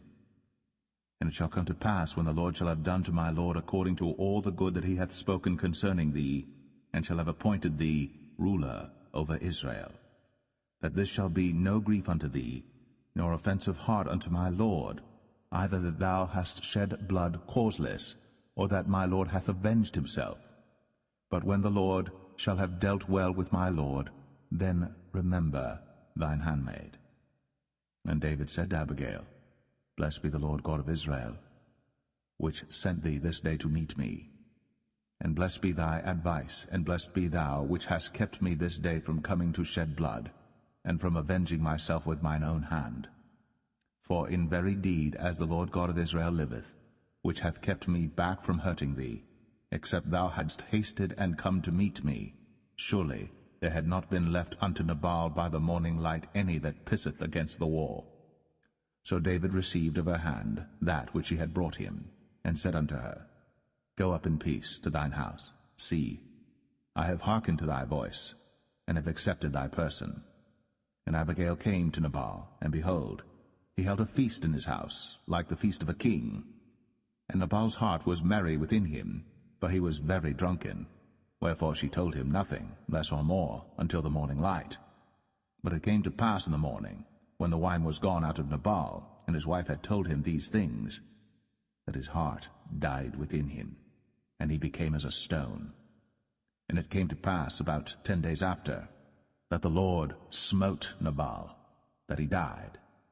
And when David heard that Nabal was dead, he said, Blessed be the Lord, that hath pleaded the cause of my reproach from the hand of Nabal, and hath kept his servant from evil. For the Lord hath returned the wickedness of Nabal upon his own head. And David sent and communed with Abigail, to take her to him to wife. And when the servants of David were come to Abigail to Carmel, they spake unto her, saying, David sent us unto thee, to take thee to him to wife. And she arose, and bowed herself on her face to the earth, and said, Behold, let thine handmaid be a servant to wash the feet of the servants of my lord. And Abigail hasted, and arose, and rode upon an ass, with 5 damsels of hers that went after her. And she went after the messengers of David, and became his wife. David also took Ahinoam of Jezreel, and they were also both of them his wives. But Saul had given Michal his daughter, David's wife, to Phalti, the son of Laish, which was of Galim.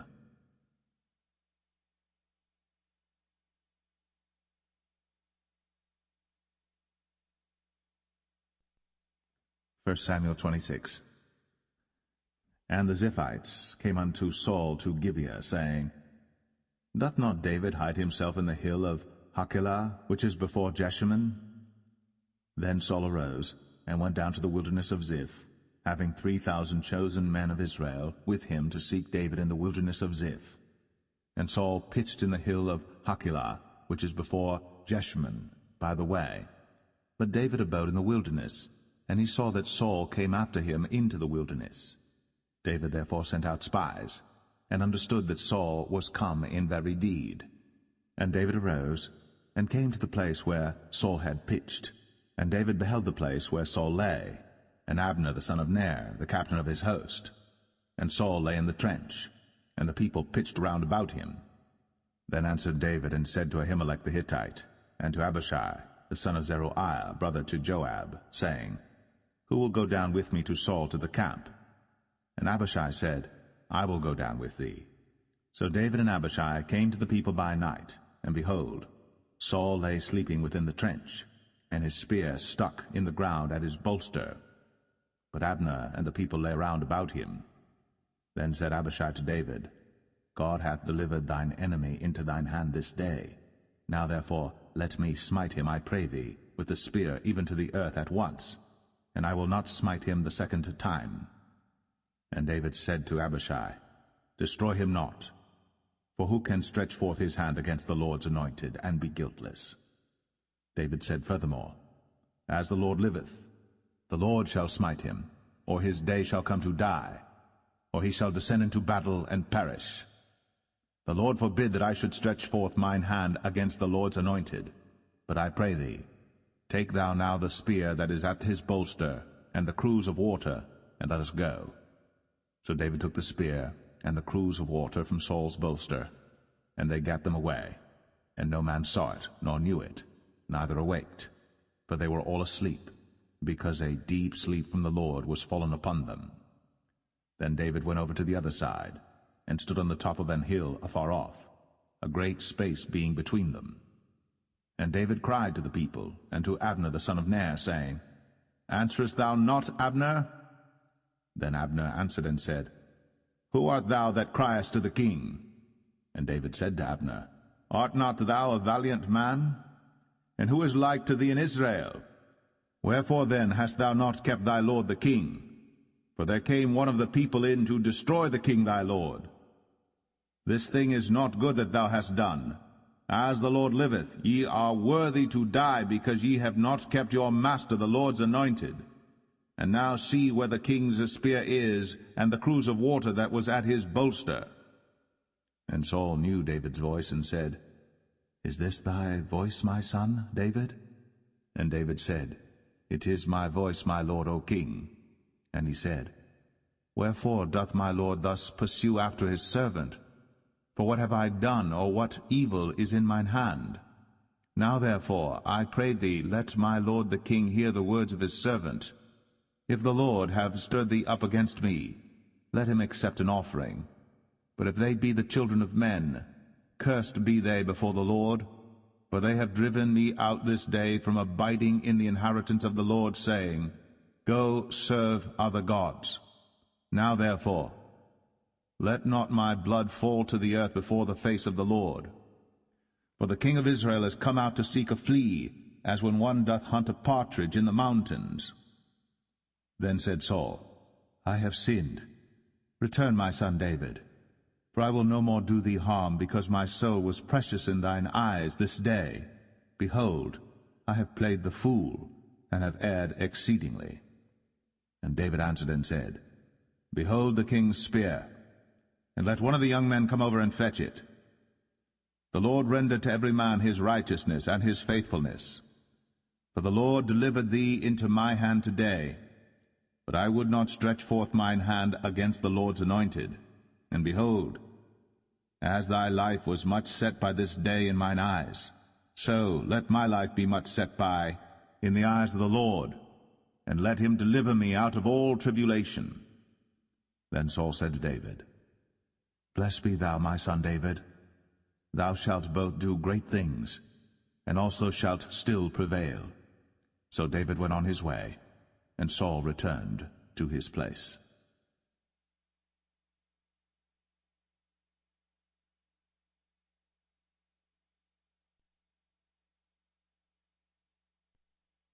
First Samuel 27. And David said in his heart, I shall now perish one day by the hand of Saul. There is nothing better for me than that I should speedily escape into the land of the Philistines, and Saul shall despair of me, to seek me any more in any coast of Israel. So shall I escape out of his hand.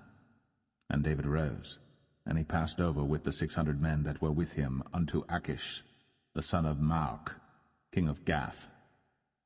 And David dwelt with Achish at Gath, he and his men, every man with his household, even David with his 2 wives, Ahinoam the Jezreelitess, and Abigail the Carmelitess, Nabal's wife.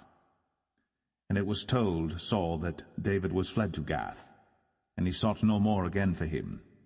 And David said unto Achish, If I have now found grace in thine eyes, let them give me a place in some town in the country, that I may dwell there. For why should thy servant dwell in the royal city with thee? Then Achish gave him Ziklag that day. Wherefore Ziklag pertaineth unto the kings of Judah unto this day. And the time that David dwelt in the country of the Philistines was a full year and 4 months. And David and his men went up, and invaded the Geshurites, and the Gezrites, and the Amalekites. For those nations were of old the inhabitants of the land, as thou goest to Shur, even unto the land of Egypt. And David smote the land, and left neither man nor woman alive, and took away the sheep and the oxen, and the asses, and the camels, and the apparel, and returned and came to Achish. And Achish said, Whither have ye made a road today? And David said, Against the south of Judah, and against the south of the Jerahmeelites, and against the south of the Kenites. And David saved neither man nor woman alive, to bring tidings to Gath, saying, lest they should tell on us, saying, So did David, and so will be his manner all the while he dwelleth in the country of the Philistines. And Achish believed David, saying, He hath made his people Israel utterly to abhor him. Therefore he shall be my servant for ever.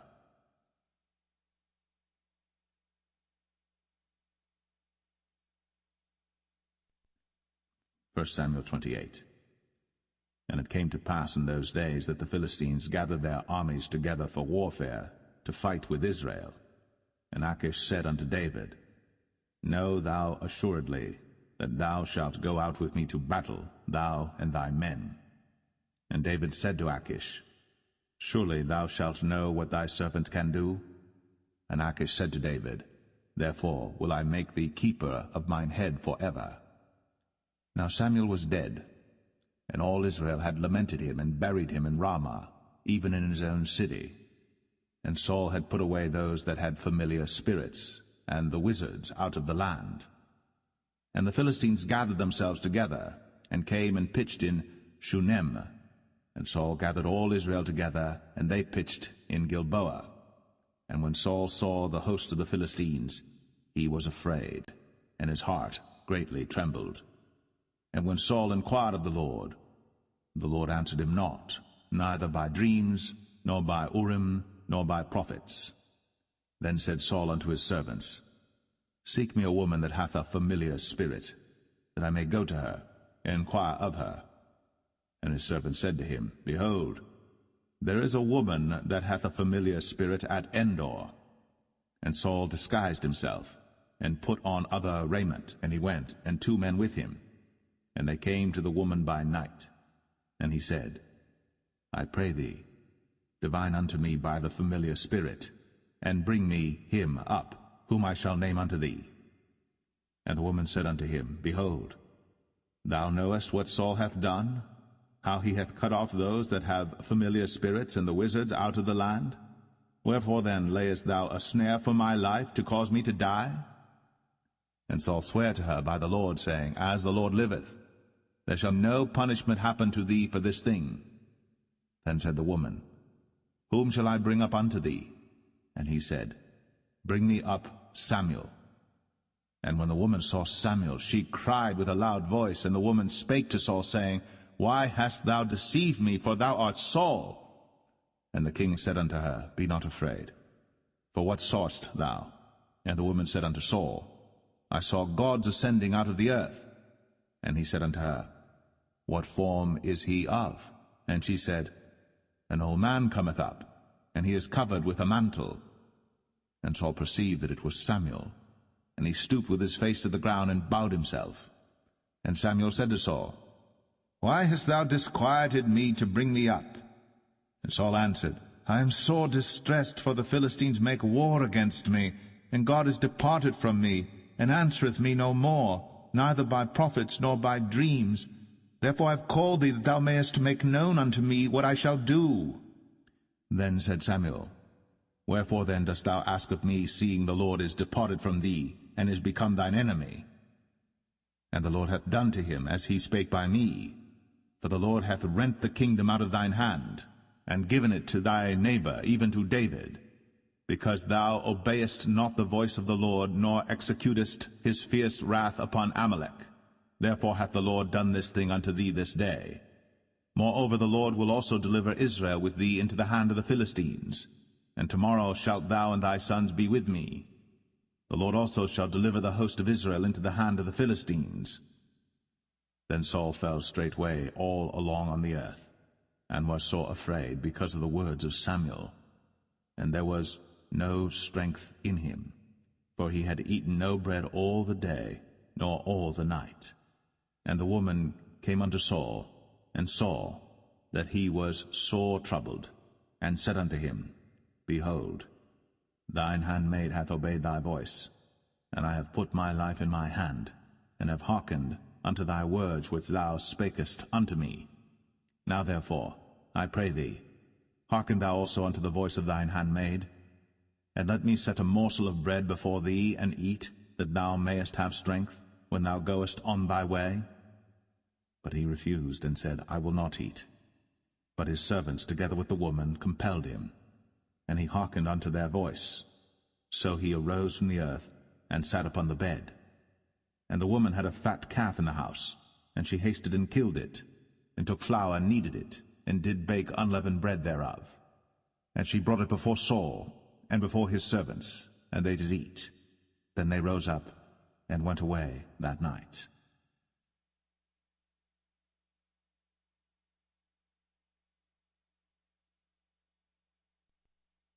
1 Samuel 29. Now the Philistines gathered together all their armies to Aphek, and the Israelites pitched by a fountain which is in Jezreel. And the lords of the Philistines passed on by hundreds and by thousands, but David and his men passed on in the rearward with Achish. Then said the princes of the Philistines, What do these Hebrews here? And Achish said unto the princes of the Philistines, Is not this David the servant of Saul the king of Israel, which hath been with me these days, or these years? And I have found no fault in him since he fell unto me unto this day. And the princes of the Philistines were wroth with him. And the princes of the Philistines said unto him, Make this fellow return, that he may go again to his place which thou hast appointed him, and let him not go down with us to battle, lest in the battle he be an adversary to us. For wherewith should he reconcile himself unto his master? Should it not be with the heads of these men? Is not this David, of whom they sang one to another in dances, saying, Saul slew his thousands, and David his 10,000s?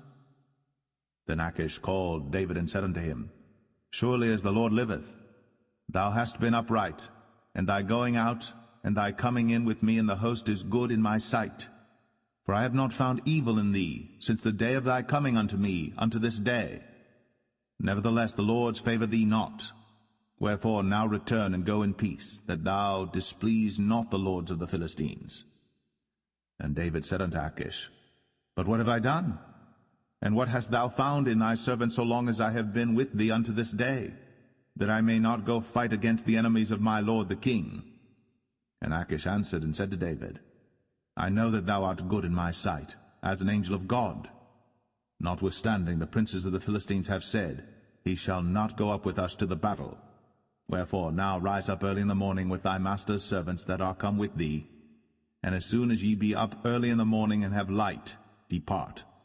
So David and his men rose up early to depart in the morning, to return into the land of the Philistines. And the Philistines went up to Jezreel.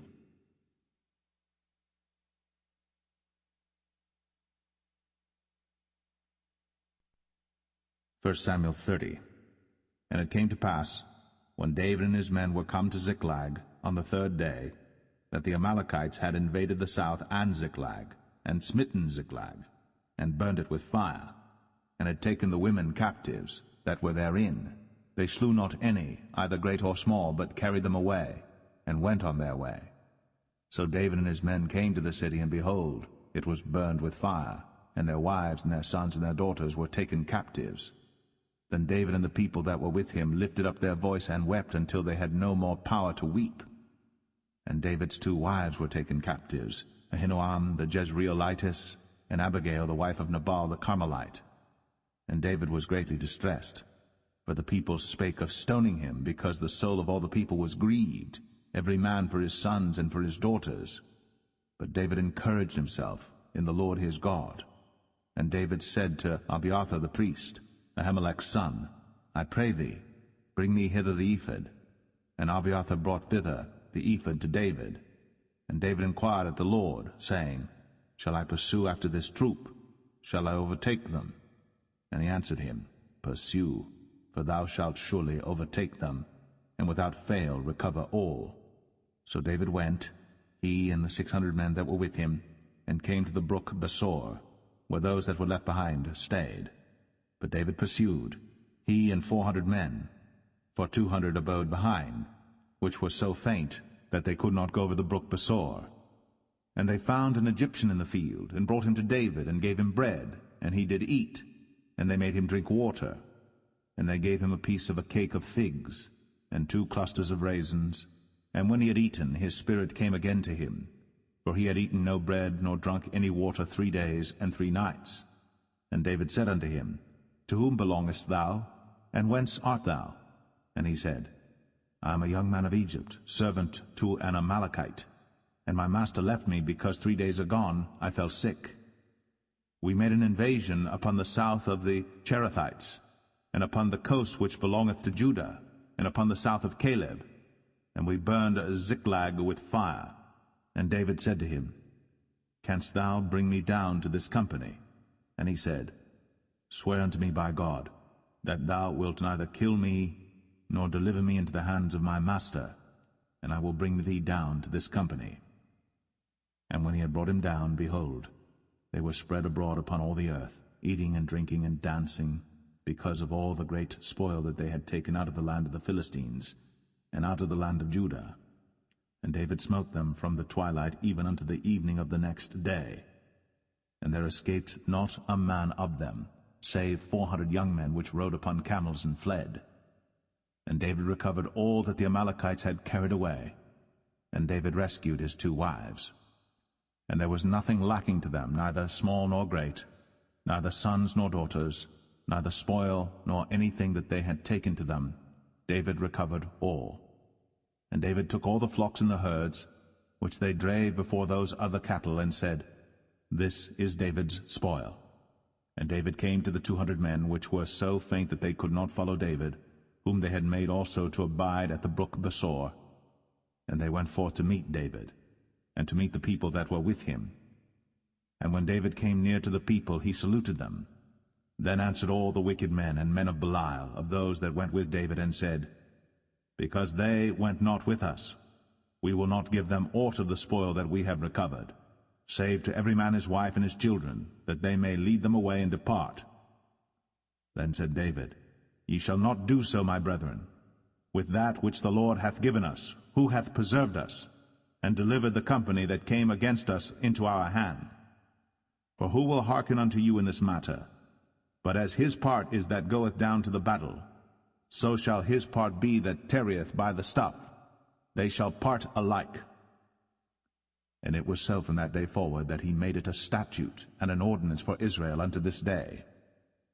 And when David came to Ziklag, he sent of the spoil unto the elders of Judah, even to his friends, saying, Behold, a present for you of the spoil of the enemies of the Lord, to them which were in Bethel, and to them which were in South Ramoth, and to them which were in Jatir, and to them which were in Aroer, and to them which were in Siphmoth, and to them which were in Eshtemoa, and to them which were in Rakal, and to them which were in the cities of the Jerahmeelites, and to them which were in the cities of the Kenites, and to them which were in Hormah, and to them which were in Chor-Ashan, and to them which were in Athak, and to them which were in Hebron, and to all the places where David himself and his men were wont to haunt.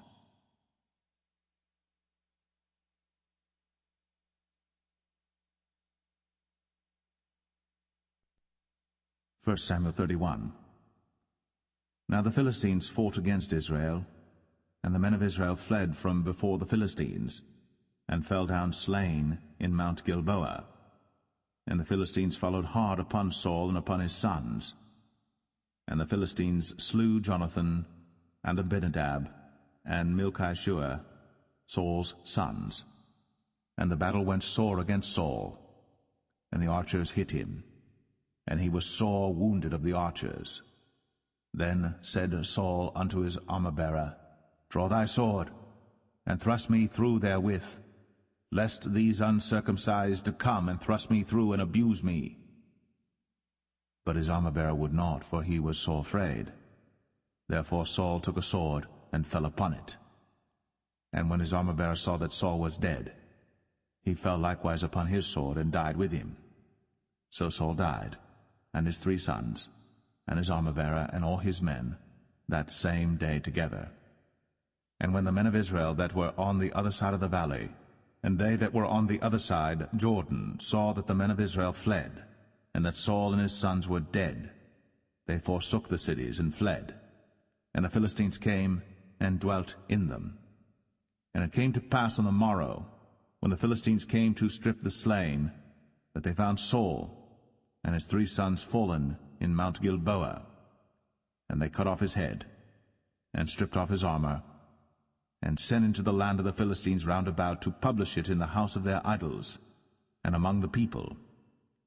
And they put his armor in the house of Ashtoreth, and they fastened his body to the wall of Bethshan. And when the inhabitants of Jabesh Gilead heard of that which the Philistines had done to Saul, all the valiant men arose, and went all night, and took the body of Saul, and the bodies of his sons from the wall of Bethshan, and came to Jabesh, and burnt them there. And they took their bones, and buried them under a tree at Jabesh, and fasted 7 days.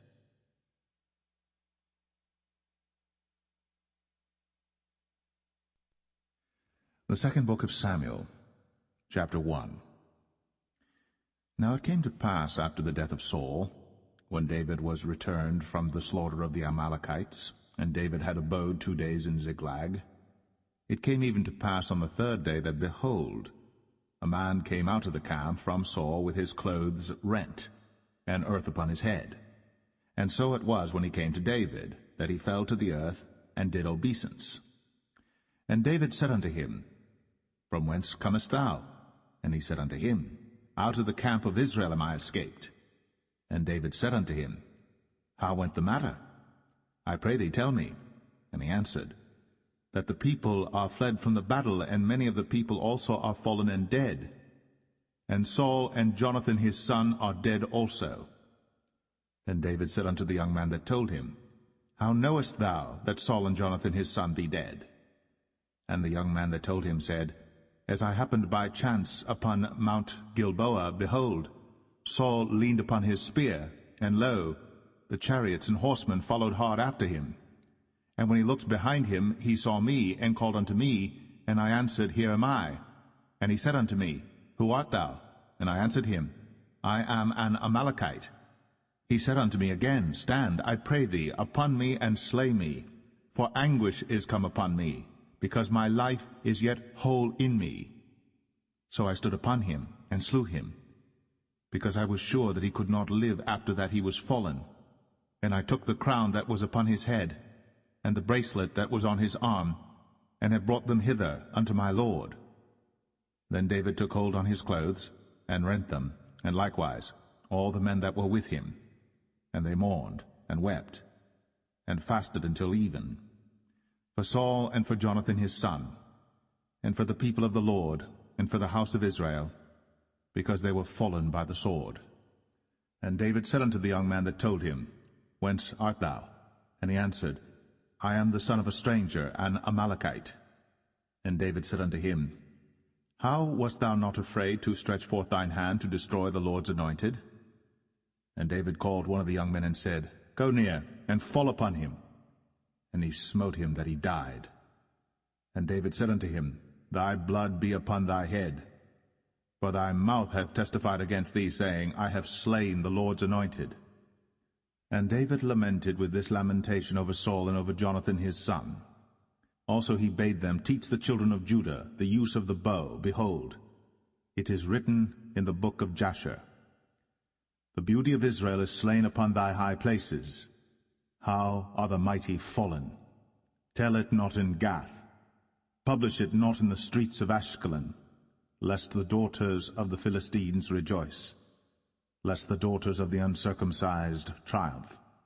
Ye mountains of Gilboa, let there be no dew, neither let there be rain upon you, nor fields of offerings. For there the shield of the mighty is vilely cast away, the shield of Saul, as though he had not been anointed with oil. From the blood of the slain, from the fat of the mighty, the bow of Jonathan turned not back, and the sword of Saul returned not empty. Saul and Jonathan were lovely and pleasant in their lives, and in their death they were not divided. They were swifter than eagles. They were stronger than lions. Ye daughters of Israel, weep over Saul, who clothed you in scarlet with other delights, who put on ornaments of gold upon your apparel. How are the mighty fallen in the midst of the battle, O Jonathan!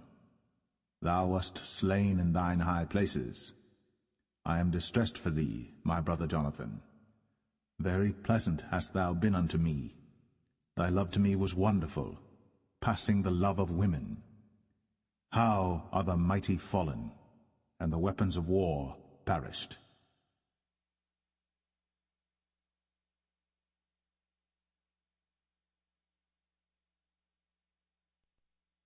2 Samuel 2. And it came to pass after this that David inquired of the Lord, saying, Shall I go up into any of the cities of Judah? And the Lord said unto him, Go up. And David said, Whither shall I go up? And he said, Unto Hebron. So David went up thither, and his 2 wives also, Ahinoam the Jezreelitess, and Abigail Nabal's wife, the Carmelite. And his men that were with him did David bring up, every man with his household, and they dwelt in the cities of Hebron. And the men of Judah came, and there they anointed David king over the house of Judah. And they told David, saying, that the men of Jabesh-Gilead were they that buried Saul. And David sent messengers unto the men of Jabesh-Gilead, and said unto them, Blessed be ye of the Lord, that ye have shown this kindness unto your Lord, even unto Saul, and have buried him. And now the Lord show kindness and truth unto you, and I also will requite you this kindness, because ye have done this thing. Therefore now let your hands be strengthened, and be ye valiant, for your master Saul is dead, and also the house of Judah have anointed me king over them.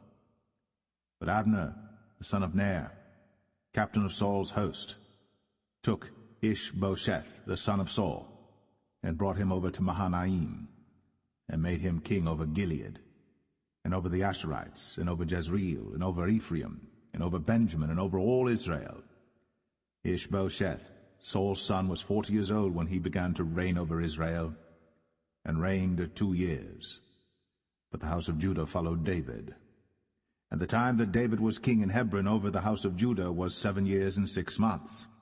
And Abner the son of Ner, and the servants of Ishbosheth the son of Saul, went out from Mahanaim to Gibeon.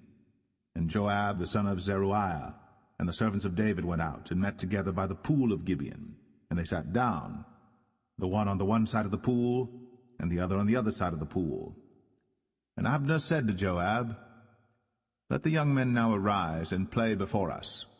And Joab said, Let them arise. Then there arose and went over by number 12 of Benjamin, which pertained to Ishbosheth the son of Saul, and 12 of the servants of David. And they caught every one his fellow by the head, and thrust his sword in his fellow's side, so they fell down together. Wherefore that place was called Helkath-Hazurim, which is in Gibeon. And there was a very sore battle that day, and Abner was beaten, and the men of Israel, before the servants of David. And there were 3 sons of Zeruiah there, Joab, and Abishai, and Asahel. And Asahel was as light of foot as a wild roe. And Asahel pursued after Abner, and in going he turned not to the right hand nor to the left from following Abner. Then Abner looked behind him, and said, Art thou Asahel? And he answered, I am. And Abner said to him, Turn thee aside to thy right hand or to thy left, and lay thee hold on one of the young men, and take thee his armor. But Asahel would not turn aside from following of him. And Abner said again to Asahel, Turn thee aside from following me. Wherefore should I smite thee to the ground? How then should I hold up my face to Joab thy brother? Howbeit he refused to turn aside. Wherefore Abner with the hinder end of the spear smote him under the 5th rib, that the spear came out behind him, and he fell down there, and died in the same place. And it came to pass, that as many as came to the place where Asahel fell down and died stood still. Joab also and Abishai pursued after Abner, and the sun went down when they were come to the hill of Ammah, that lieth before Giah by the way of the wilderness of Gibeon. And the children of Benjamin gathered themselves together after Abner, and became one troop, and stood on the top of an hill. Then Abner called to Joab and said, Shall the sword devour forever? Knowest thou not that it will be bitterness in the latter end? How long shall it be then, ere thou bid the people return from following their brethren? And Joab said, As God liveth, unless thou hadst spoken. Surely then in the morning the people had gone up every one from following his brother. So Joab blew a trumpet, and all the people stood still, and pursued after Israel no more, neither fought they any more. And Abner and his men walked all that night through the plain, and passed over Jordan, and went through all Bithron, and they came to Mahanaim. And Joab returned from following Abner. And when he had gathered all the people together, there lacked of David's servants 19 men, and Asahel. But the servants of David had smitten of Benjamin, and of Abner's men, so that 360 men died. And they took up Asahel, and buried him in the sepulchre of his father, which was in Bethlehem. And Joab and his men went all night, and they came to Hebron at break of day.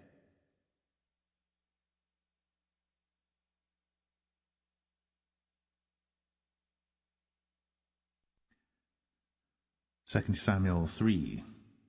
Now there was long war between the house of Saul and the house of David. But David waxed stronger and stronger, and the house of Saul waxed weaker and weaker. And unto David were sons born in Hebron, and his firstborn was Amnon, of Ahinoam the Jezreelitess, and his second Chileab, of Abigail the wife of Nabal the Carmelite, and the third Absalom the son of Maacah, the daughter of Talmai king of Geshur, and the fourth Adonijah the son of Haggith, and the fifth Shephatiah the son of Abital, and the sixth Ithream by Eglah David's wife. These were born to David in Hebron. And it came to pass, while there was war between the house of Saul and the house of David, that Abner made himself strong for the house of Saul. And Saul had a concubine, whose name was Rizpah, the daughter of Ai. And Ishbosheth said to Abner, Wherefore hast thou gone in unto my father's concubine?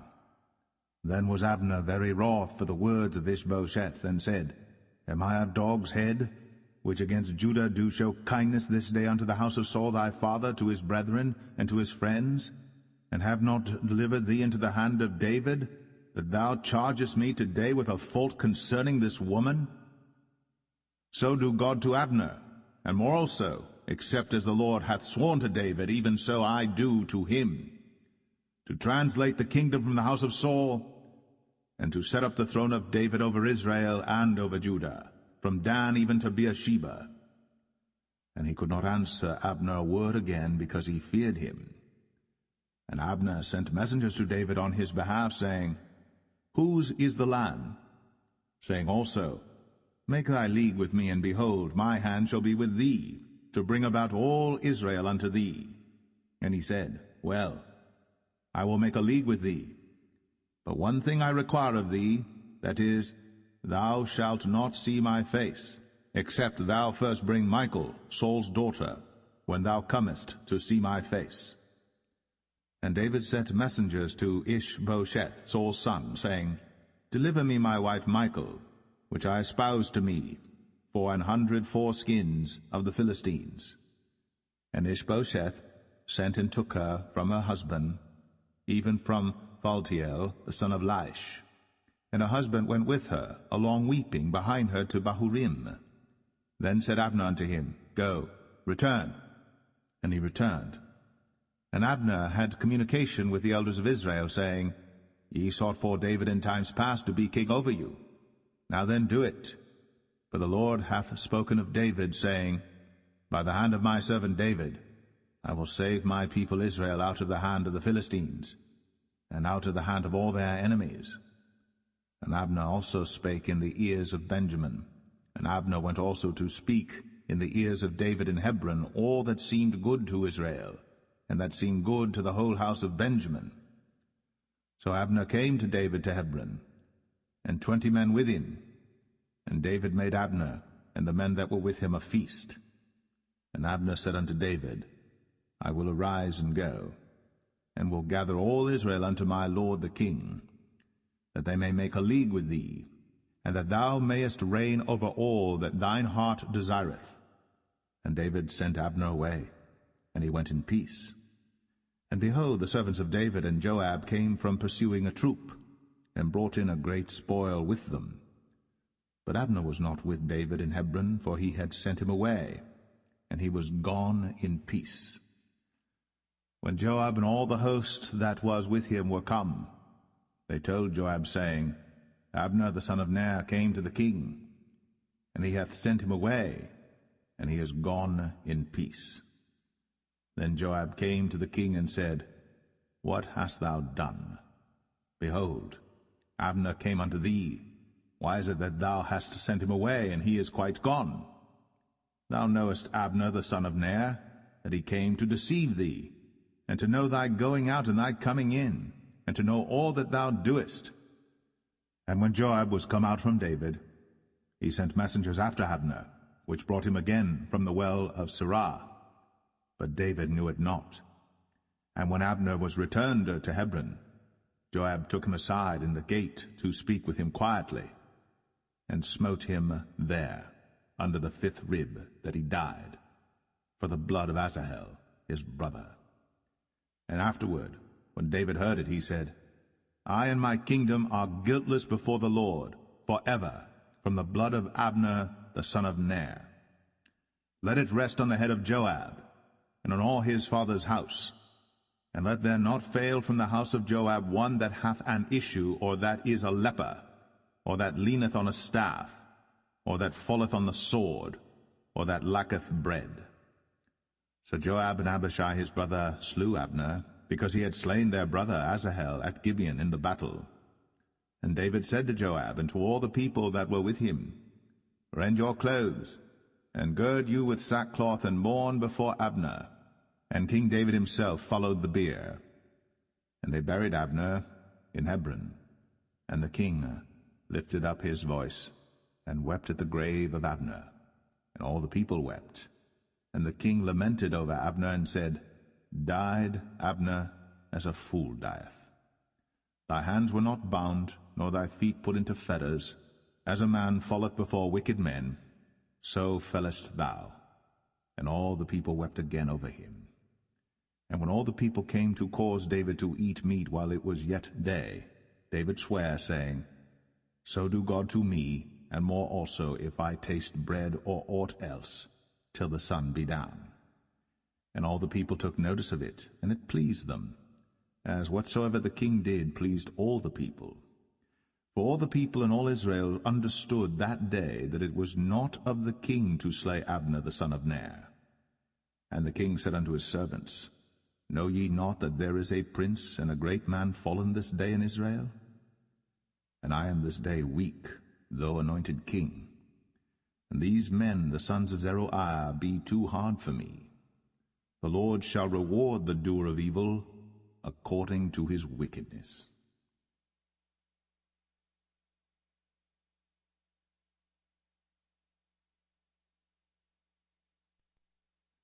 2 Samuel 4. And when Saul's son heard that Abner was dead in Hebron, his hands were feeble, and all the Israelites were troubled. And Saul's son had 2 men that were captains of bands.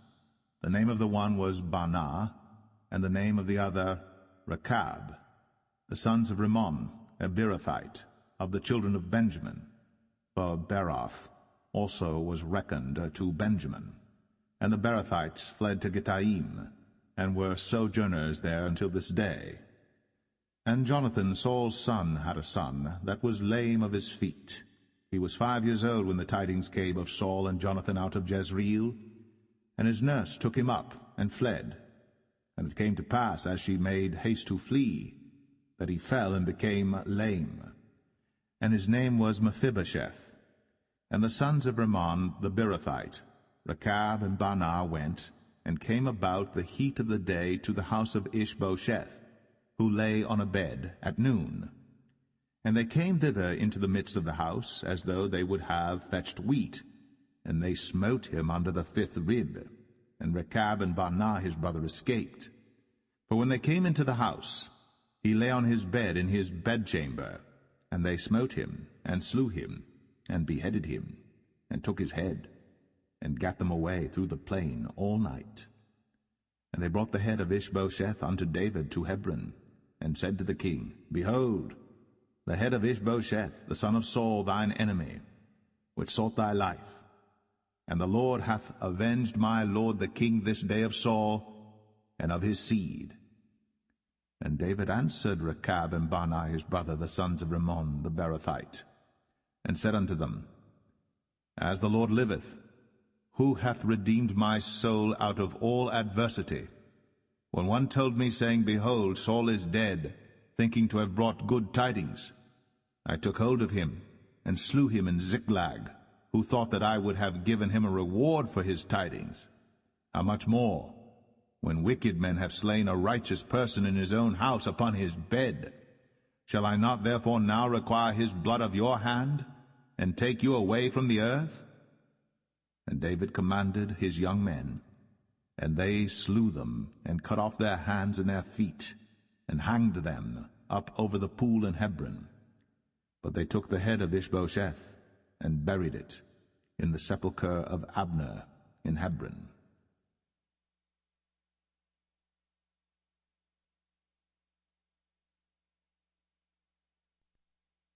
2 Samuel 5.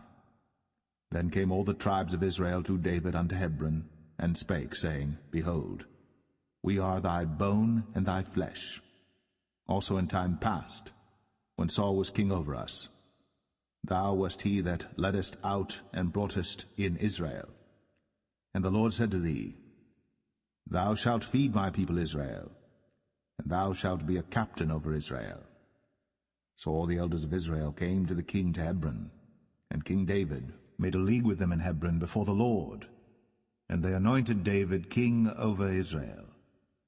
David was 30 years old when he began to reign, and he reigned 40 years. In Hebron he reigned over Judah 7 years and 6 months, and in Jerusalem he reigned 33 years over all Israel and Judah. And the king and his men went to Jerusalem unto the Jebusites, the inhabitants of the land, which spake unto David, saying, Except thou take away the blind and the lame, thou shalt not come in hither, thinking, David cannot come in hither. Nevertheless, David took the stronghold of Zion, the same is the city of David. And David said on that day, Whosoever getteth up to the gutter, and smiteth the Jebusites, and the lame and the blind, that are hated of David's soul, he shall be chief and captain. Wherefore they said, The blind and the lame shall not come into the house. So David dwelt in the fort, and called it the city of David. And David built round about from Millo and inward. And David went on, and grew great, and the Lord God of hosts was with him. And Hiram king of Tyre sent messengers to David, and cedar trees, and carpenters, and masons. And they built David an house. And David perceived that the Lord had established him king over Israel, and that he had exalted his kingdom for his people Israel's sake. And David took him more concubines and wives out of Jerusalem, after he was come from Hebron, and there were yet sons and daughters born to David. And these be the names of those that were born unto him in Jerusalem: Shammua, and Shobab, and Nathan, and Solomon. Ibhar also, and Elishua, and Nepheg, and Japhia, and Elishama, and Eliada, and Eliphalet. But when the Philistines heard that they had anointed David king over Israel, all the Philistines came up to seek David, and David heard of it, and went down to the hold. The Philistines also came and spread themselves in the valley of Rephaim. And David inquired of the Lord, saying, Shall I go up to the Philistines? Wilt thou deliver them into mine hand? And the Lord said unto David, Go up, for I will doubtless deliver the Philistines into thine hand. And David came to Baal Perazim, and David smote them there, and said, The Lord hath broken forth upon mine enemies before me, as the breach of waters. Therefore he called the name of that place Baal Perazim. And there they left their images, and David and his men burned them. And the Philistines came up yet again, and spread themselves in the valley of Rephaim. And when David inquired of the Lord, he said, Thou shalt not go up, but fetch a compass behind them, and come upon them over against the mulberry trees. And let it be, when thou hearest the sound of a going in the tops of the mulberry trees, that then thou shalt bestir thyself, for then shall the Lord go out before thee to smite the host of the Philistines. And David did so, as the Lord had commanded him, and smote the Philistines from Geba until thou come to Gazer.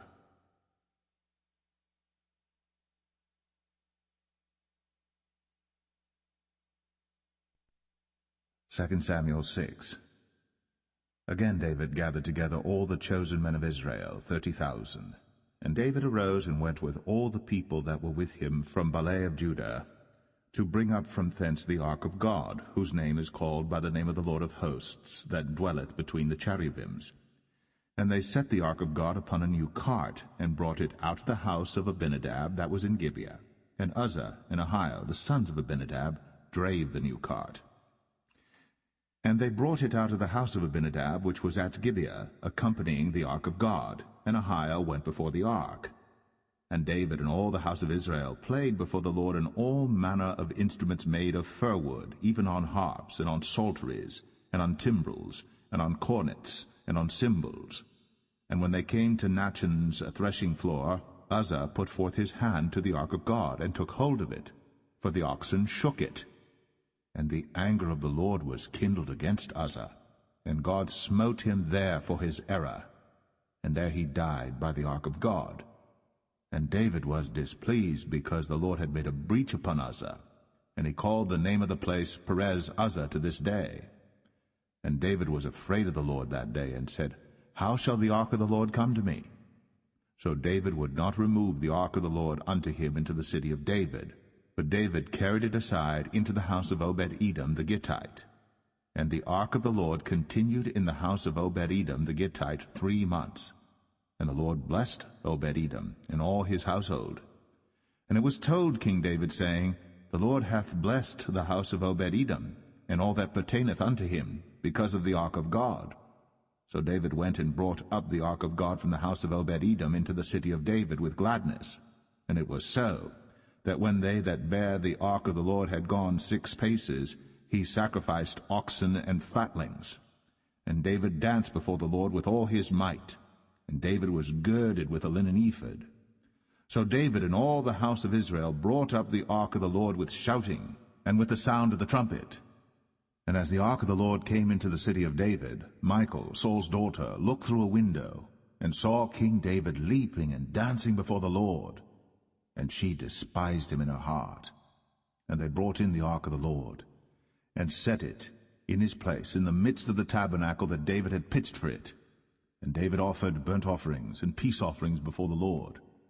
And as soon as David had made an end of offering burnt offerings and peace offerings, he blessed the people in the name of the Lord of hosts. And he dealt among all the people, even among the whole multitude of Israel, as well to the women as men, to every one a cake of bread, and a good piece of flesh, and a flagon of wine. So all the people departed every one to his house. Then David returned to bless his household, and Michal, the daughter of Saul, came out to meet David, and said, How glorious was the king of Israel today, who uncovered himself today in the eyes of the handmaids of his servants, as one of the vain fellows shamelessly uncovereth himself. And David said unto Michal, It was before the Lord which chose me before thy father, and before all his house, to appoint me ruler over the people of the Lord, over Israel. Therefore will I play before the Lord. And I will yet be more vile than thus, and will be base in mine own sight. And of the maidservants which thou hast spoken of them shall I be had in honor. Therefore Michal, the daughter of Saul, had no child unto the day of her death.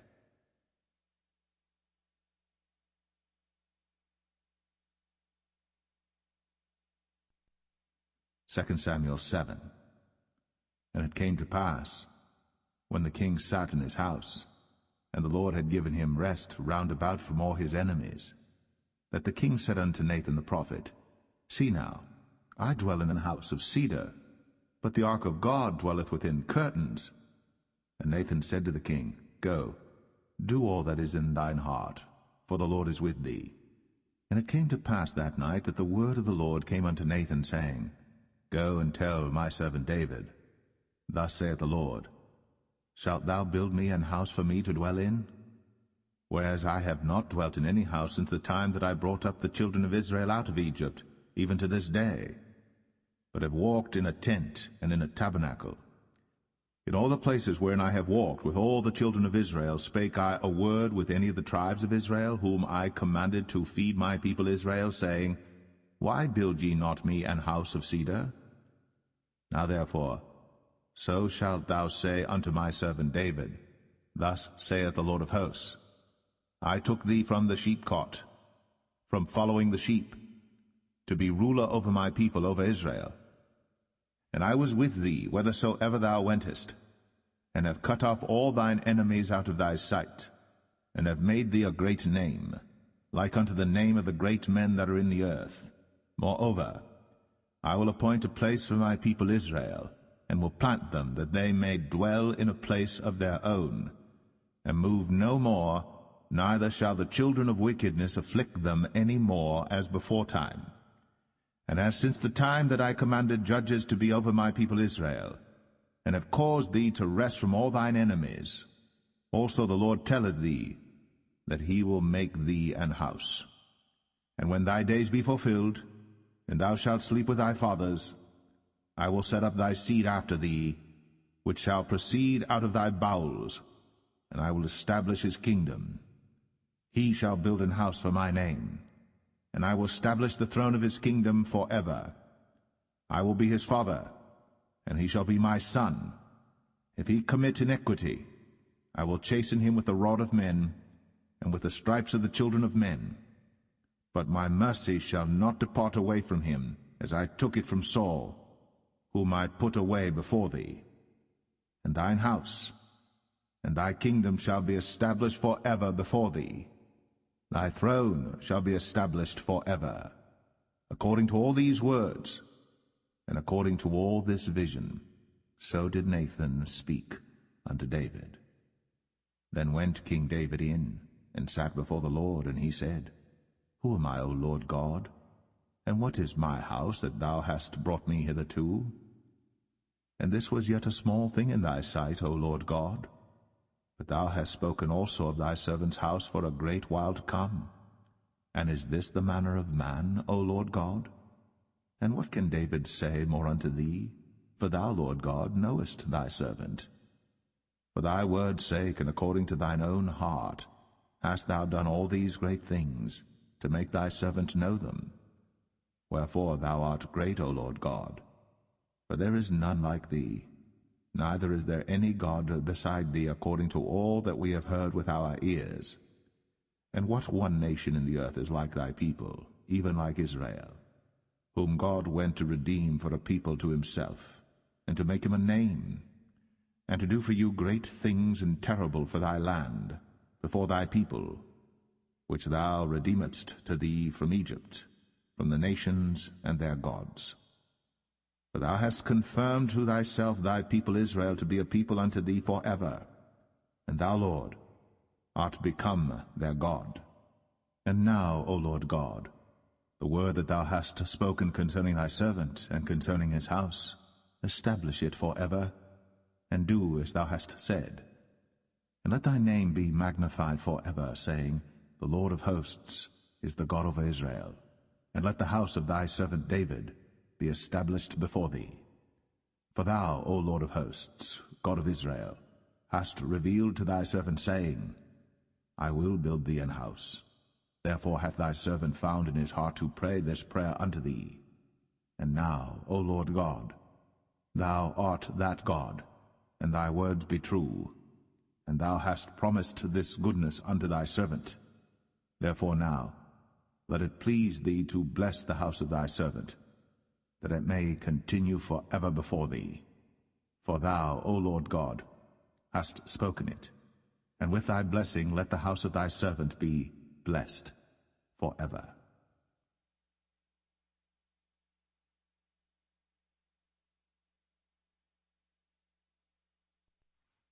2 Samuel 8. And after this, it came to pass that David smote the Philistines, and subdued them. And David took Metheg Ammah out of the hand of the Philistines. And he smote Moab, and measured them with a line, casting them down to the ground. Even with 2 lines measured he, to put to death, and with 1 full line to keep alive. And so the Moabites became David's servants, and brought gifts. David smote also Hadadezer, the son of Rehob, king of Zobah, as he went to recover his border at the river Euphrates. And David took from him 1,000 chariots, and 700 horsemen, and 20,000 footmen. And David houghed all the chariot horses, but reserved of them 400 chariots. And when the Syrians of Damascus came to succor Hadadezer, king of Zobah, David slew of the Syrians 22,000 men. Then David put garrisons in Syria of Damascus, and the Syrians became servants to David, and brought gifts. And the Lord preserved David whithersoever he went. And David took the shields of gold that were on the servants of Hadadezer, and brought them to Jerusalem. And from Betah and from Berothai, cities of Hadadezer, King David took exceeding much brass. When Toi, king of Hamath, heard that David had smitten all the host of Hadadezer, then Toi sent Joram his son unto King David, to salute him and to bless him, because he had fought against Hadadezer, and smitten him. For Hadadezer had wars with Toi. And Joram brought with him vessels of silver, and vessels of gold, and vessels of brass, which also King David did dedicate unto the Lord, with the silver and gold that he had dedicated of all nations which he subdued, of Syria, and of Moab, and of the children of Ammon, and of the Philistines, and of Amalek, and of the spoil of Hadadezer, son of Rehob, king of Zobah. And David gat him a name when he returned from smiting of the Syrians in the valley of Salt, being 18,000 men. And he put garrisons in Edom. Throughout all Edom put he garrisons, and all they of Edom became David's servants.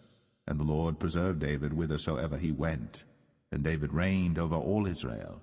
And David executed judgment and justice unto all his people. And Joab the son of Zeruiah was over the host. And Jehoshaphat the son of Ahilud was recorder. And Zadok the son of Ahitub, and Ahimelech the son of Abiathar were the priests. And Seraiah was the scribe. And Benaniah the son of Jehoiada was over both the Cherethites and the Pelethites. And David's sons were chief rulers.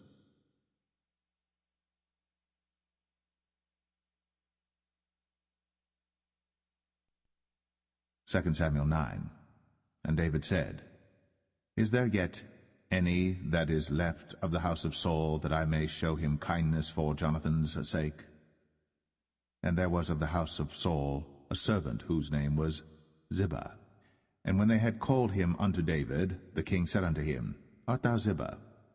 And he said, Thy servant is he. And the king said, Is there not yet any of the house of Saul, that I may show the kindness of God unto him?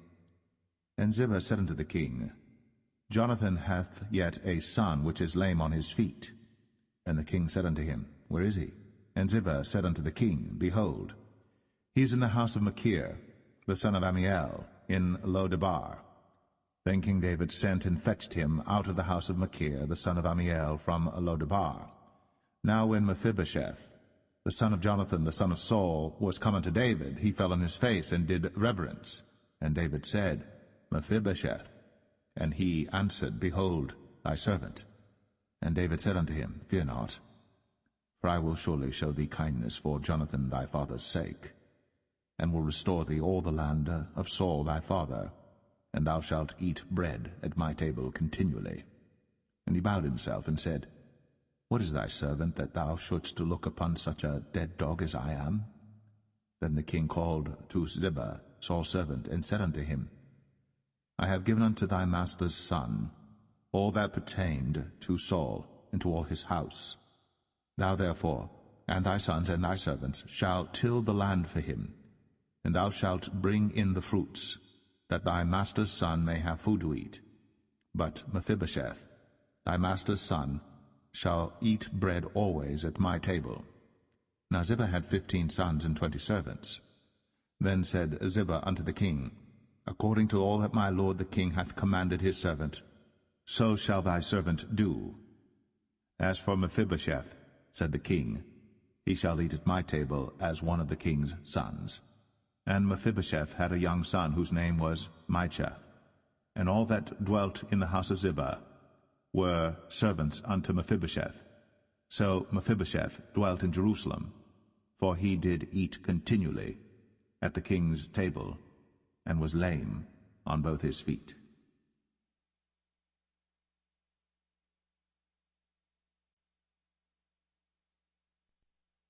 Second Samuel 10. And it came to pass after this, that the king of the children of Ammon died, and Hanun his son reigned in his stead. Then said David, I will show kindness unto Hanun the son of Nahash, as his father showed kindness unto me. And David sent to comfort him by the hand of his servants for his father. And David's servants came into the land of the children of Ammon. And the princes of the children of Ammon said unto Hanun their lord, Thinkest thou that David doth honor thy father, that he hath sent comforters unto thee? Hath not David rather sent his servants unto thee to search the city, and to spy it out, and to overthrow it? Wherefore Hanun took David's servants, and shaved off the one half of their beards, and cut off their garments in the middle, even to their buttocks, and sent them away. When they told it unto David, he sent to meet them, because the men were greatly ashamed. And the king said, Tarry at Jericho until your beards be grown, and then return. And when the children of Ammon saw that they stank before David, the children of Ammon sent and hired the Syrians of Beth-rehob, and the Syrians of Zobah, 20,000 footmen, and of King Maacah 1,000 men, and of Ishtab 12,000 men. And when David heard of it, he sent Joab and all the host of the mighty men. And the children of Ammon came out and put the battle in array at the entering in of the gate. And the Syrians of Zobah, and of Rehob, and Ishtab, and Maacah were by themselves in the field. When Joab saw that the front of the battle was against him before and behind, he chose of all the choice men of Israel, and put them in array against the Syrians.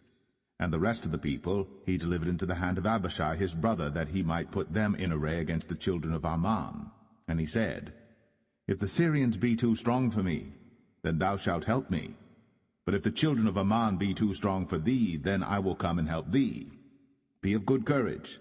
Let us play the men for our people, and for the cities of our God. And the Lord do that which seemeth him good. And Joab drew nigh, and the people that were with him, unto the battle against the Syrians. And they fled before him. And when the children of Ammon saw that the Syrians were fled, then fled they also before Abishai, and entered into the city. So Joab returned from the children of Ammon, and came to Jerusalem. And when the Syrians saw that they were smitten before Israel, they gathered themselves together. And Hadarezer sent, and brought out the Syrians that were beyond the river, and they came to Helam. And Shobach, the captain of the host of Hadarezer, went before them. And when it was told David, he gathered all Israel together, and passed over Jordan, and came to Helam.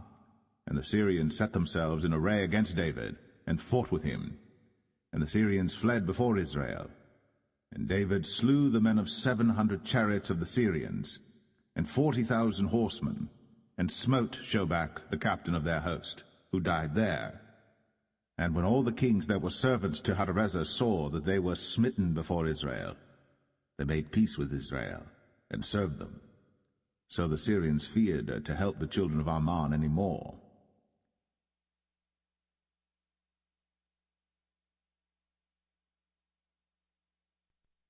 Second Samuel 11.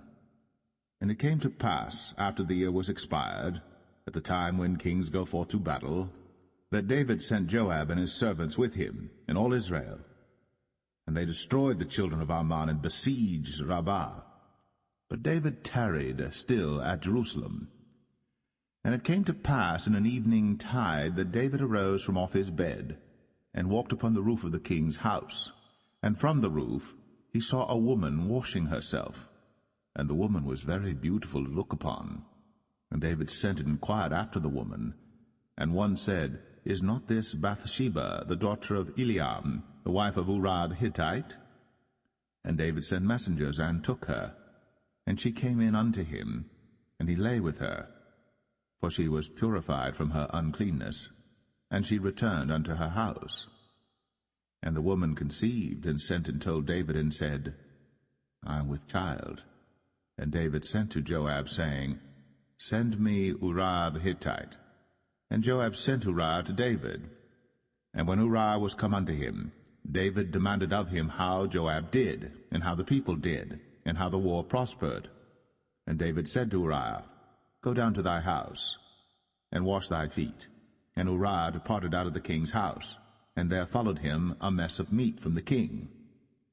But Uriah slept at the door of the king's house with all the servants of his lord, and went not down to his house. And when they had told David, saying, Uriah went not down unto his house, David said unto Uriah, Camest thou not from thy journey?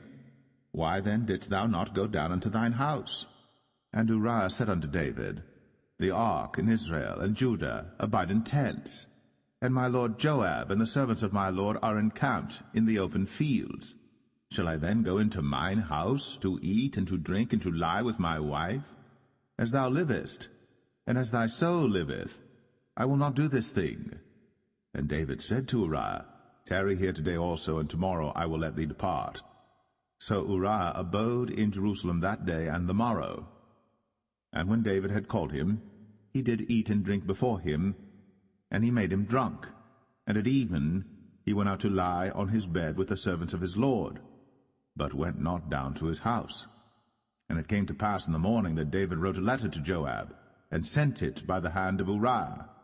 And he wrote in the letter, saying, Set ye Uriah in the forefront of the hottest battle, and retire ye from him, that he may be smitten and die. And it came to pass, when Joab observed the city, that he assigned Uriah unto a place where he knew that valiant men were. And the men of the city went out, and fought with Joab, and there fell some of the people of the servants of David, and Uriah the Hittite died also. Then Joab sent and told David all the things concerning the war, and charged the messenger, saying, When thou hast made an end of telling the matters of the war unto the king, and if so be that the king's wrath arise, and he say unto thee, Wherefore approached ye so nigh unto the city when ye did fight? Knew ye not that they would shoot from the wall? Who smote Abimelech, the son of Jerubbesheth? Did not a woman cast a piece of a millstone upon him from the wall, that he died in Thebez? Why went ye nigh the wall? Then say thou, Thy servant Uriah the Hittite is dead also. So the messenger went, and came and showed David all that Joab had sent him for. And the messenger said unto David, Surely the men prevailed against us, and came out unto us into the field, and we were upon them even unto the entering of the gate. And the shooters shot from off the wall upon thy servants, and some of the king's servants be dead, and thy servant Uriah the Hittite is dead also. Then David said unto the messenger, Thus shalt thou say unto Joab, Let not this thing displease thee, for the sword devoureth one as well as another. Make thy battle more strong against the city, and overthrow it, and encourage thou him. And when the wife of Uriah heard that Uriah her husband was dead, she mourned for her husband. And when the morning was past, David sent and fetched her to his house, and she became his wife, and bare him a son. But the thing that David had done displeased the Lord.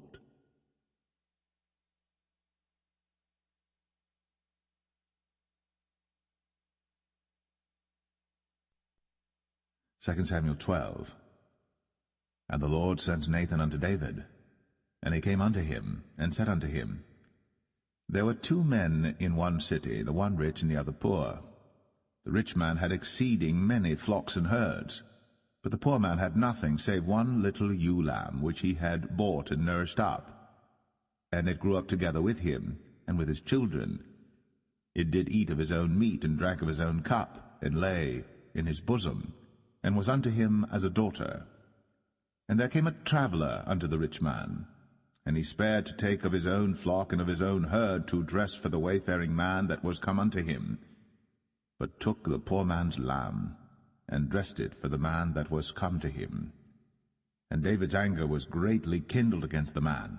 And he said to Nathan, As the Lord liveth, the man that hath done this thing shall surely die, and he shall restore the lamb fourfold, because he did this thing, and because he had no pity. And Nathan said to David, Thou art the man. Thus saith the Lord God of Israel, I anointed thee king over Israel, and I delivered thee out of the hand of Saul, and I gave thee thy master's house, and thy master's wives into thy bosom, and gave thee the house of Israel and of Judah. And if that had been too little, I would moreover have given unto thee such and such things. Wherefore hast thou despised the commandment of the Lord to do evil in his sight? Thou hast killed Uriah the Hittite with the sword, and hast taken his wife to be thy wife, and hast slain him with the sword of the children of Ammon. Now therefore the sword shall never depart from thine house, because thou hast despised me, and hast taken the wife of Uriah the Hittite to be thy wife. Thus saith the Lord, Behold, I will raise up evil against thee out of thine own house, and I will take thy wives before thine eyes, and give them unto thy neighbor, and he shall lie with thy wives in the sight of this sun. For thou didst it secretly, but I will do this thing before all Israel, and before the sun. And David said unto Nathan, I have sinned against the Lord. And Nathan said unto David, The Lord also hath put away thy sin. Thou shalt not die. Howbeit, because by this deed thou hast given great occasion to the enemies of the Lord to blaspheme, the child also that is born unto thee shall surely die. And Nathan departed unto his house. And the Lord struck the child that Uriah's wife bare unto David, and it was very sick. David therefore besought God for the child. And David fasted and went in, and lay all night upon the earth. And the elders of his house arose and went to him, to raise him up from the earth. But he would not, neither did he eat bread with them. And it came to pass on the 7th day that the child died. And the servants of David feared to tell him that the child was dead, for they said, Behold, while the child was yet alive, we spake unto him, and he would not hearken unto our voice. How will he then vex himself, if we tell him that the child is dead? But when David saw that his servants whispered, David perceived that the child was dead. Therefore David said unto his servants, Is the child dead? And they said, He is dead. Then David arose from the earth, and washed, and anointed himself, and changed his apparel, and came into the house of the Lord, and worshipped. Then he came to his own house, and when he required, they set bread before him, and he did eat. Then said his servants unto him, What thing is this that thou hast done? Thou didst fast and weep for the child while it was alive, but when the child was dead thou didst rise and eat bread. And he said, While the child was yet alive, I fasted and wept, for I said, Who can tell whether God will be gracious to me, that the child may live? But now he is dead. Wherefore should I fast? Can I bring him back again? I shall go to him, but he shall not return to me. And David comforted Bathsheba his wife, and went in unto her, and lay with her. And she bare a son, and he called his name Solomon. And the Lord loved him. And he sent by the hand of Nathan the prophet, and he called his name Jedediah, because of the Lord. And Joab fought against Rabbah of the children of Ammon, and took the royal city. And Joab sent messengers to David, and said, I have fought against Rabbah, and have taken the city of waters. Now therefore, gather the rest of the people together, and encamp against the city, and take it, lest I take the city, and it be called after my name. And David gathered all the people together, and went to Rabbah, and fought against it, and took it. And he took their king's crown from off his head, the weight whereof was a talent of gold, with the precious stones, and it was set on David's head. And he brought forth the spoil of the city in great abundance. And he brought forth the people that were therein, and put them under saws, and under harrows of iron, and under axes of iron, and made them pass through the brick kiln. And thus did he unto all the cities of the children of Ammon. So David and all the people returned unto Jerusalem.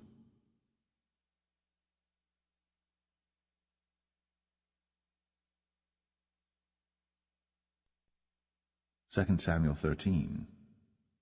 And it came to pass after this, that Absalom the son of David had a fair sister whose name was Tamar, and Amnon the son of David loved her.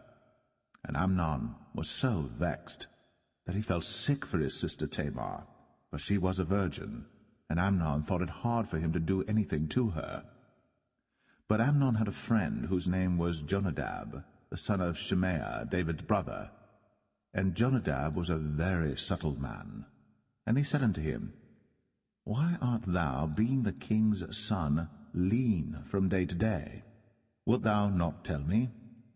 And Amnon said unto him, I love Tamar, my brother Absalom's sister. And Jonadab said unto him, Lay thee down on thy bed, and make thyself sick. And when thy father cometh to see thee, say unto him, I pray thee, let my sister Tamar come and give me meat, and dress the meat in my sight, that I may see it, and eat it at her hand. So Amnon lay down, and made himself sick. And when the king was come to see him, Amnon said unto the king, I pray thee, let Tamar my sister come, and make me a couple of cakes in my sight, that I may eat at her hand. Then David sent home to Tamar, saying, Go now to thy brother Amnon's house, and dress him meat. So Tamar went to her brother Amnon's house, and he was laid down. And she took flour, and kneaded it, and made cakes in his sight, and did bake the cakes. And she took a pan, and poured them out before him. But he refused to eat. And Amnon said, Have out all men from me. And they went out every man from him. And Amnon said unto Tamar, Bring the meat into the chamber, that I may eat of thine hand. And Tamar took the cakes which she had made, and brought them into the chamber to Amnon her brother. And when she had brought them unto him to eat, he took hold of her, and said unto her, Come, lie with me, my sister. And she answered him, Nay, my brother, do not force me. For no such thing ought to be done in Israel. Do not thou this folly. And I, whither shall I cause my shame to go? And as for thee, thou shalt be as one of the fools in Israel. Now therefore I pray thee, speak unto the king, for he will not withhold me from thee. Howbeit, he would not hearken unto her voice, but being stronger than she, forced her, and lay with her. Then Amnon hated her exceedingly, so that the hatred wherewith he hated her was greater than the love wherewith he had loved her. And Amnon said unto her, Arise, be gone. And she said unto him, There is no cause. This evil in sending me away is greater than the other that thou didst unto me. But he would not hearken unto her. Then he called his servant that ministered unto him, and said, Put now this woman out from me, and bolt the door after her. And she had a garment of divers colors upon her, for with such robes were the king's daughters that were virgins apparelled. Then his servant brought her out, and bolted the door after her. And Tamar put ashes on her head, and rent her garment of divers colors that was on her, and laid her hand on her head, and went on crying. And Absalom, her brother, said unto her, Hath Amnon thy brother been with thee? But hold now thy peace, my sister. He is thy brother. Regard not this thing. So Tamar remained desolate in her brother Absalom's house. But when King David heard of all these things, he was very wroth. And Absalom spake unto his brother Amnon, neither good nor bad, for Absalom hated Amnon, because he had forced his sister Tamar. And it came to pass after 2 full years that Absalom had sheep shearers in Baal-Hazor, which is beside Ephraim. And Absalom invited all the king's sons. And Absalom came to the king and said, Behold now, thy servant hath sheep shearers, Let the king, I beseech thee, and his servants go with thy servant. And the king said to Absalom, Nay, my son, let us not all now go, lest we be chargeable unto thee. And he pressed him, howbeit he would not go, but blessed him. Then said Absalom, If not, I pray thee, let my brother Amnon go with us. And the king said unto him, Why should he go with thee? But Absalom pressed him that he let Amnon and all the king's sons go with him. Now Absalom had commanded his servant, saying, Mark ye now, when Amnon's heart is merry with wine, and when I say unto you, Smite Amnon, then kill him. Fear not. Have not I commanded you? Be courageous, and be valiant. And the servants of Absalom did unto Amnon, as Absalom had commanded. Then all the king's sons arose, and every man gat him up upon his mule, and fled. And it came to pass, while they were in the way, that tidings came to David, saying, Absalom hath slain all the king's sons, and there is not one of them left. Then the king arose, and tare his garments, and lay on the earth, and all his servants stood by with their clothes rent. And Jonadab, the son of Shemaiah, David's brother, answered and said, Let not my lord suppose that they have slain all the young men, the king's sons, for Amnon only is dead. For by the appointment of Absalom this hath been determined from the day that he forced his sister Tamar.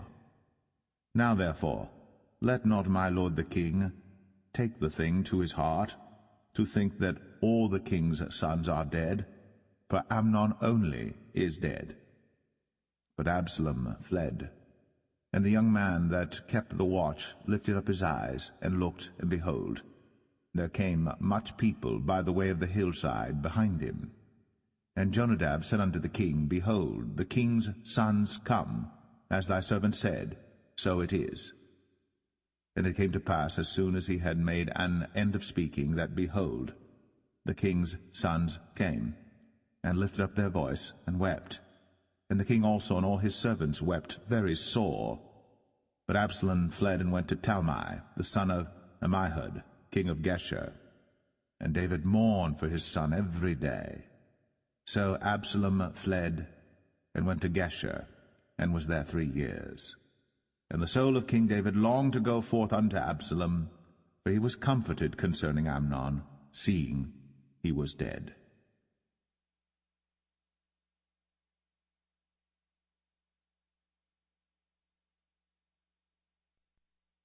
2 Samuel 14.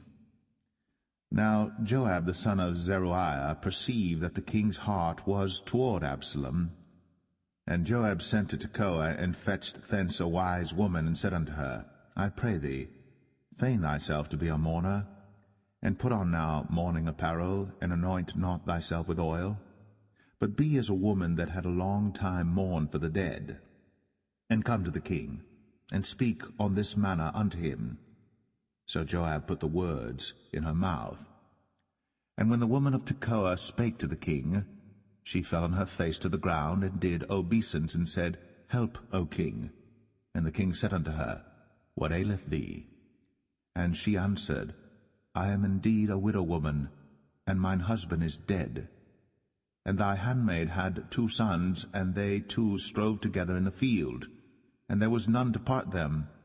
But the one smote the other, and slew him. And behold, the whole family is risen against thine handmaid. And they said, Deliver him that smote his brother, that we may kill him for the life of his brother whom he slew. And we will destroy the heir also. And so they shall quench my coal which is left, and shall not leave to my husband neither name nor remainder upon the earth. And the king said unto the woman, Go to thine house, and I will give charge concerning thee. And the woman of Tekoa said unto the king, My lord, O king, the iniquity be on me, and on my father's house, and the king and his throne be guiltless. And the king said, Whosoever saith aught unto thee, bring him to me, and he shall not touch thee any more. Then said she, I pray thee, let the king remember the Lord thy God, that thou wouldst not suffer the revengers of blood to destroy any more, lest they destroy my son. And he said, As the Lord liveth, there shall not one hair of thy son fall to the earth. Then the woman said, Let thine handmaid, I pray thee, speak one word unto my lord the king. And he said, Say on. And the woman said, Wherefore then hast thou thought such a thing against the people of God? For the king doth speak this thing as one which is faulty, in that the king doth not fetch home again his banished. For we must needs die, and are as water spilt on the ground, which cannot be gathered up again. Neither doth God respect any person, yet doth he devise means that his banished be not expelled from him. Now therefore that I am come to speak of this thing unto my lord the king, it is because the people have made me afraid. And thy handmaid said, I will now speak unto the king. It may be that the king will perform the request of his handmaid. For the king will hear to deliver his handmaid out of the hand of the man that would destroy me and my son together out of the inheritance of God. Then thine handmaid said, The word of my lord the king shall now be comfortable. For as an angel of God, so is my lord the king to discern good and bad. Therefore the Lord thy God will be with thee. Then the king answered and said unto the woman, Hide not from me, I pray thee, the thing that I shall ask thee. And the woman said, Let my lord the king now speak. And the king said, Is not the hand of Joab with thee in all this? And the woman answered and said, As thy soul liveth, my lord the king, none can turn to the right hand or to the left from aught that my lord the king hath spoken. For thy servant Joab, he bade me, and he put all these words in the mouth of thine handmaid. To fetch about this form of speech hath thy servant Joab done this thing. And my lord is wise, according to the wisdom of an angel of God, to know all things that are in the earth. And the king said unto Joab, Behold now, I have done this thing. Go therefore, bring the young man Absalom again. And Joab fell to the ground on his face, and bowed himself, and thanked the king. And Joab said, Today thy servant knoweth that I have found grace in thy sight, my lord, O king, in that the king hath fulfilled the request of his servant. So Joab arose and went to Geshur, and brought Absalom to Jerusalem. And the king said, Let him turn to his own house, and let him not see my face. So Absalom returned to his own house, and saw not the king's face. But in all Israel there was none to be so much praised as Absalom for his beauty. From the sole of his foot even to the crown of his head, there was no blemish in him. And when he polled his head, for it was at every year's end that he polled it, because the hair was heavy on him, therefore he polled it, he weighed the hair of his head at 200 shekels after the king's weight. And unto Absalom there were born 3 sons, and 1 daughter, whose name was Tamar. She was a woman of a fair countenance. So Absalom dwelt 2 full years in Jerusalem, and saw not the king's face. Therefore Absalom sent for Joab to have sent him to the king, but he would not come to him. And when he sent again the 2nd time, he would not come. Therefore he said unto his servants, See, Joab's field is near mine, and he hath barley there. Go and set it on fire. And Absalom's servants set the field on fire. Then Joab arose, and came to Absalom unto his house, and said unto him, Wherefore have thy servants set my field on fire? And Absalom answered Joab, Behold, I sent unto thee, saying, Come hither, that I may send thee to the king, to say, Wherefore am I come from Geshur? It had been good for me to have been there still. Now therefore let me see the king's face, and if there be any iniquity in me, let him kill me. So Joab came to the king, and told him. And when he had called for Absalom, he came to the king, and bowed himself on his face to the ground before the king. And the king kissed Absalom.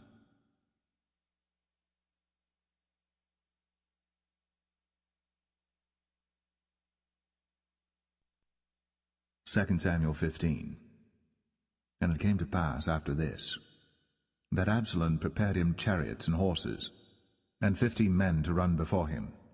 And Absalom rose up early, and stood beside the way of the gate, and it was so, that when any man that had a controversy came to the king for judgment, then Absalom called unto him, and said, Of what city art thou? And he said, Thy servant is of one of the tribes of Israel. And Absalom said unto him, See, thy matters are good and right, but there is no man deputed of the king to hear thee. Absalom said moreover, O that I were made judge in the land, that every man which hath any suit or cause might come unto me, and I would do him justice. And it was so, that when any man came nigh to him to do him obeisance, he put forth his hand, and took him, and kissed him. And on this manner did Absalom to all Israel that came to the king for judgment. So Absalom stole the hearts of the men of Israel. And it came to pass after 40 years, that Absalom said unto the king, I pray thee, let me go and pay my vow, which I have vowed unto the Lord in Hebron. For thy servant vowed a vow while I abode at Geshur in Syria, saying, If the Lord shall bring me again indeed to Jerusalem, then I will serve the Lord. And the king said unto him, Go in peace. So he arose, and went to Hebron. But Absalom sent spies throughout all the tribes of Israel, saying, As soon as ye hear the sound of the trumpet, then ye shall say, Absalom reigneth in Hebron. And with Absalom went 200 men out of Jerusalem, that were called, and they went in their simplicity, and they knew not anything. And Absalom sent for Ahithophel the Gilonite, David's counselor, from his city, even from Gilo, while he offered sacrifices. And the conspiracy was strong, for the people increased continually with Absalom. And there came a messenger to David, saying, The hearts of the men of Israel are after Absalom. And David said unto all his servants that were with him at Jerusalem, Arise, and let us flee. For we shall not else escape from Absalom. Make speed to depart, lest he overtake us suddenly, and bring evil upon us, and smite the city with the edge of the sword. And the king's servants said unto the king, Behold, thy servants are ready to do whatsoever my lord the king shall appoint. And the king went forth, and all his household after him. And the king left 10 women which were concubines to keep the house. And the king went forth, and all the people after him, and tarried in a place that was far off. And all his servants passed on beside him, and all the Cherethites, and all the Pelethites, and all the Gittites, 600 men which came after him from Gath, passed on before the king. Then said the king to Ittai the Gittite, Wherefore goest thou also with us? Return to thy place, and abide with the king, for thou art a stranger, and also an exile. Whereas thou camest but yesterday, should I this day make thee go up and down with us? Seeing I go whither I may, return thou, and take back thy brethren. Mercy and truth be with thee.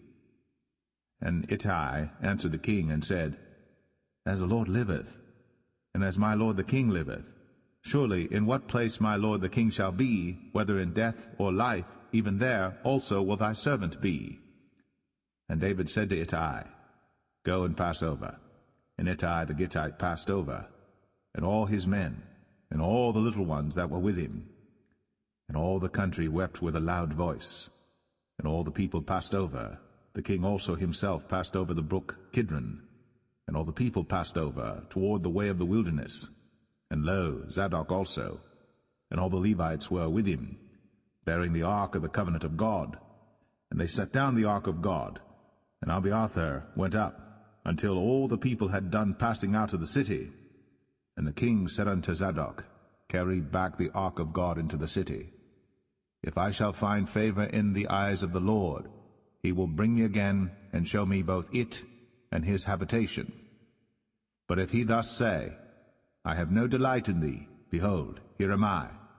Let him do to me as seemeth good unto him. The king said also unto Zadok the priest, Art not thou a seer? Return into the city in peace, and your 2 sons with you, Ahimaaz thy son, and Jonathan the son of Abiathar. See, I will tarry in the plain of the wilderness until there come word from you to certify me. Zadok therefore and Abiathar carried the ark of God again to Jerusalem, and they tarried there.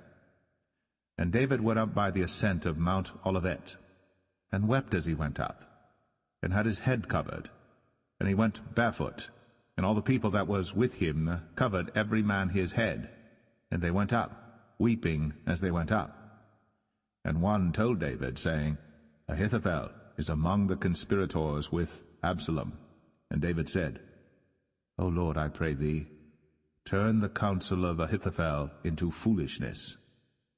And it came to pass that when David was come to the top of the mount, where he worshipped God, behold, Hushai the Archite came to meet him with his coat rent, and earth upon his head. Unto whom David said, If thou passest on with me, then thou shalt be a burden unto me. But if thou return to the city, and say unto Absalom, I will be thy servant, O king, as I have been thy father's servant hitherto, so will I now also be thy servant. Then mayest thou for me defeat the counsel of Ahithophel. And hast thou not there with thee Zadok and Abiathar the priests? Therefore it shall be that what thing soever thou shalt hear out of the king's house, thou shalt tell it to Zadok and Abiathar the priests.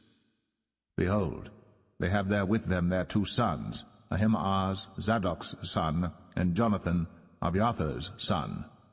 And by them ye shall send unto me everything that ye can hear. So Hushai, David's friend, came into the city, and Absalom came into Jerusalem.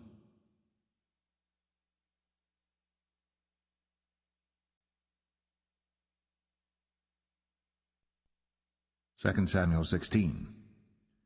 And when David was a little past the top of the hill, behold, Ziba, the servant of Mephibosheth, met him with a couple of asses saddled, and upon them 200 loaves of bread, and 100 bunches of raisins, and 100 of summer fruits, and a bottle of wine. And the king said unto Ziba, What meanest thou by these?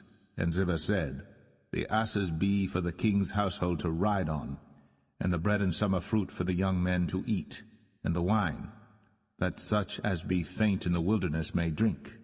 And the king said, And where is thy master's son? And Ziba said unto the king, Behold, he abideth at Jerusalem, for he said, Today shall the house of Israel restore me the kingdom of my father. Then said the king to Ziba, Behold, thine are all that pertained unto Mephibosheth. And Ziba said, I humbly beseech thee that I may find grace in thy sight, my lord, O king.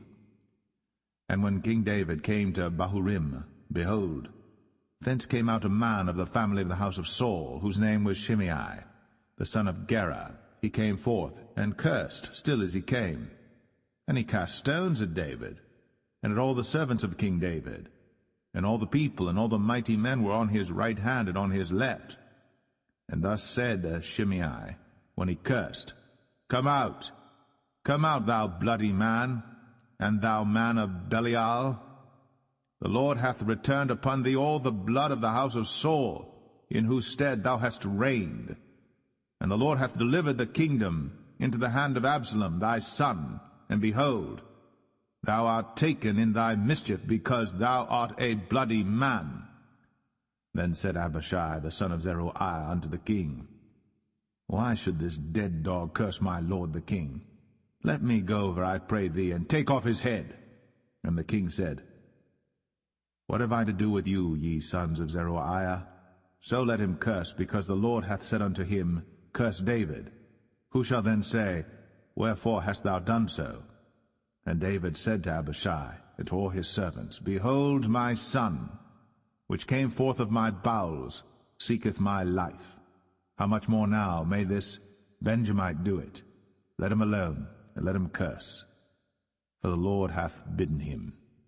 It may be that the Lord will look on mine affliction, and that the Lord will requite me good for his cursing this day.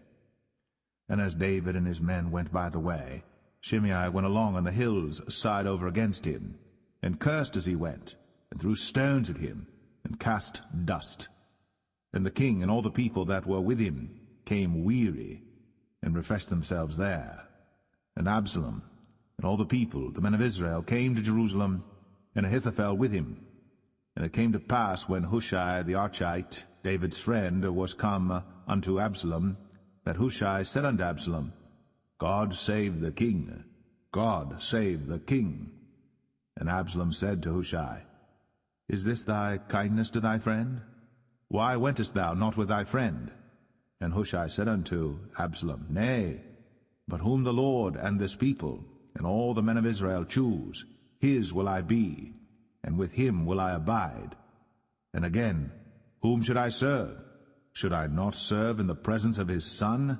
As I have served in thy father's presence, so will I be in thy presence. Then said Absalom to Ahithophel, Give counsel among you what we shall do.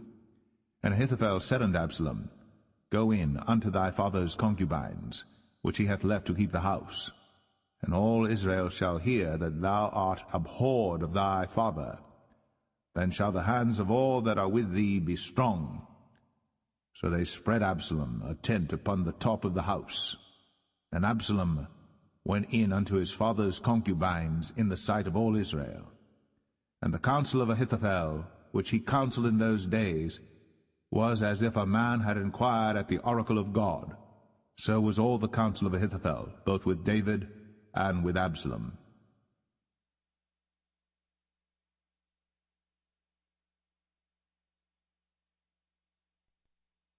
2 Samuel 17.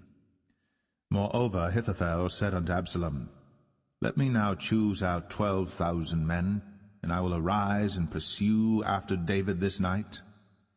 And I will come upon him while he is weary and weak-handed, and will make him afraid, and all the people that are with him shall flee, and I will smite the king only. And I will bring back all the people unto thee.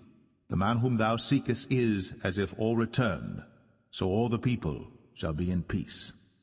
And the saying pleased Absalom well, and all the elders of Israel. Then said Absalom, Call now Hushai the Archite also, and let us hear likewise what he saith. And when Hushai was come to Absalom, Absalom spake unto him, saying, Ahithophel hath spoken after this manner. Shall we do after his saying? If not, speak thou. And Hushai said unto Absalom, The counsel that Ahithophel hath given is not good at this time. For, said Hushai, Thou knowest thy father and his men, that they be mighty men, and they be chafed in their minds, as a bear robbed of her whelps in the field.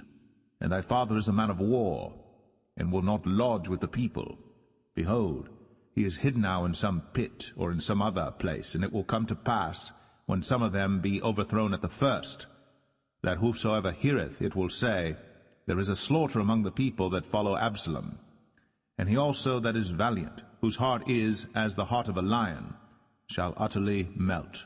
For all Israel knoweth that thy father is a mighty man, and they which be with him are valiant men.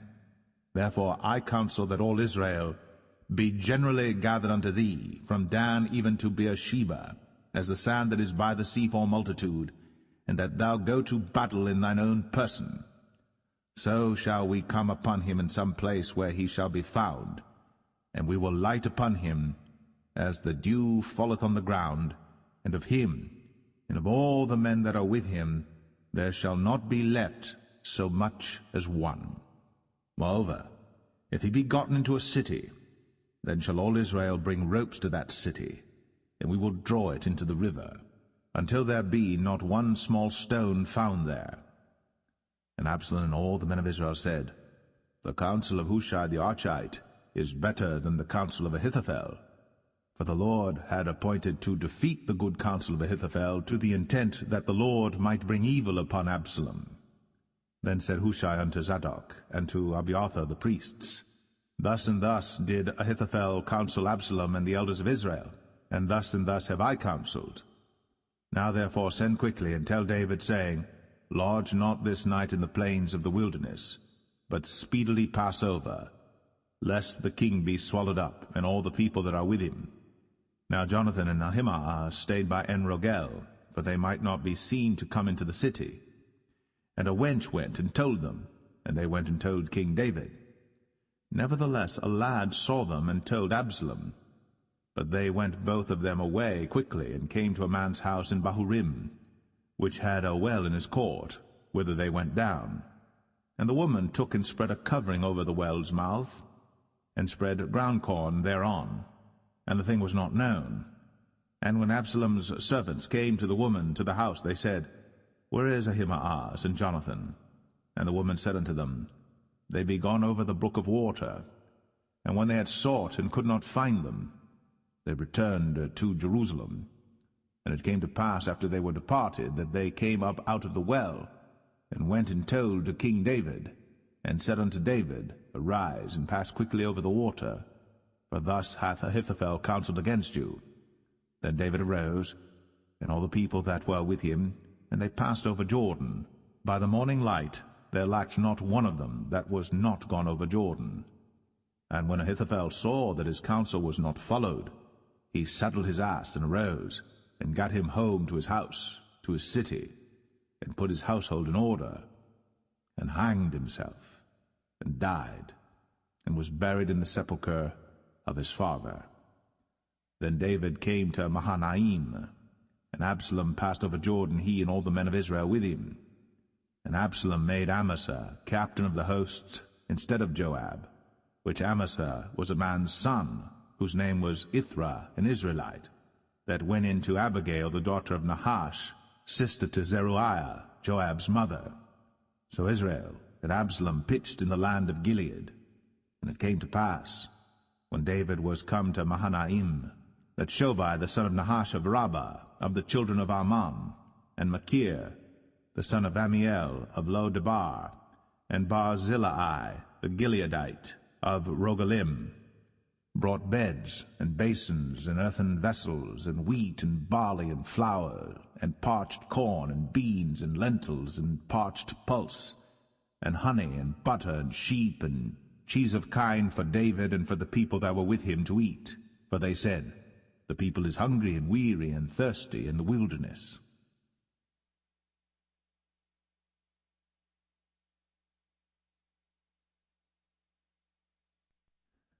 2 Samuel 18. And David numbered the people that were with him, and set captains of thousands and captains of hundreds over them. And David sent forth a third part of the people under the hand of Joab, and a third part under the hand of Abishai the son of Zeruiah, Joab's brother, and a third part under the hand of Ittai the Gittite. And the king said unto the people, I will surely go forth with you myself also. But the people answered, Thou shalt not go forth, for if we flee away, they will not care for us, neither, if half of us die, will they care for us. But now thou art worth 10,000 of us. Therefore now it is better that thou succor us out of the city.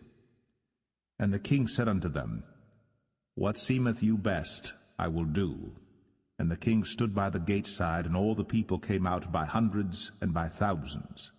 And the king commanded Joab and Abishai and Ittai, saying, Deal gently for my sake with the young man, even with Absalom. And all the people heard when the king gave all the captains charge concerning Absalom.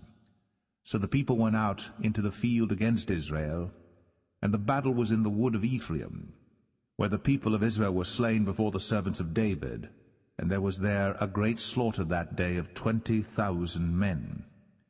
For the battle was there scattered over the face of all the country, and the wood devoured more people that day than the sword devoured.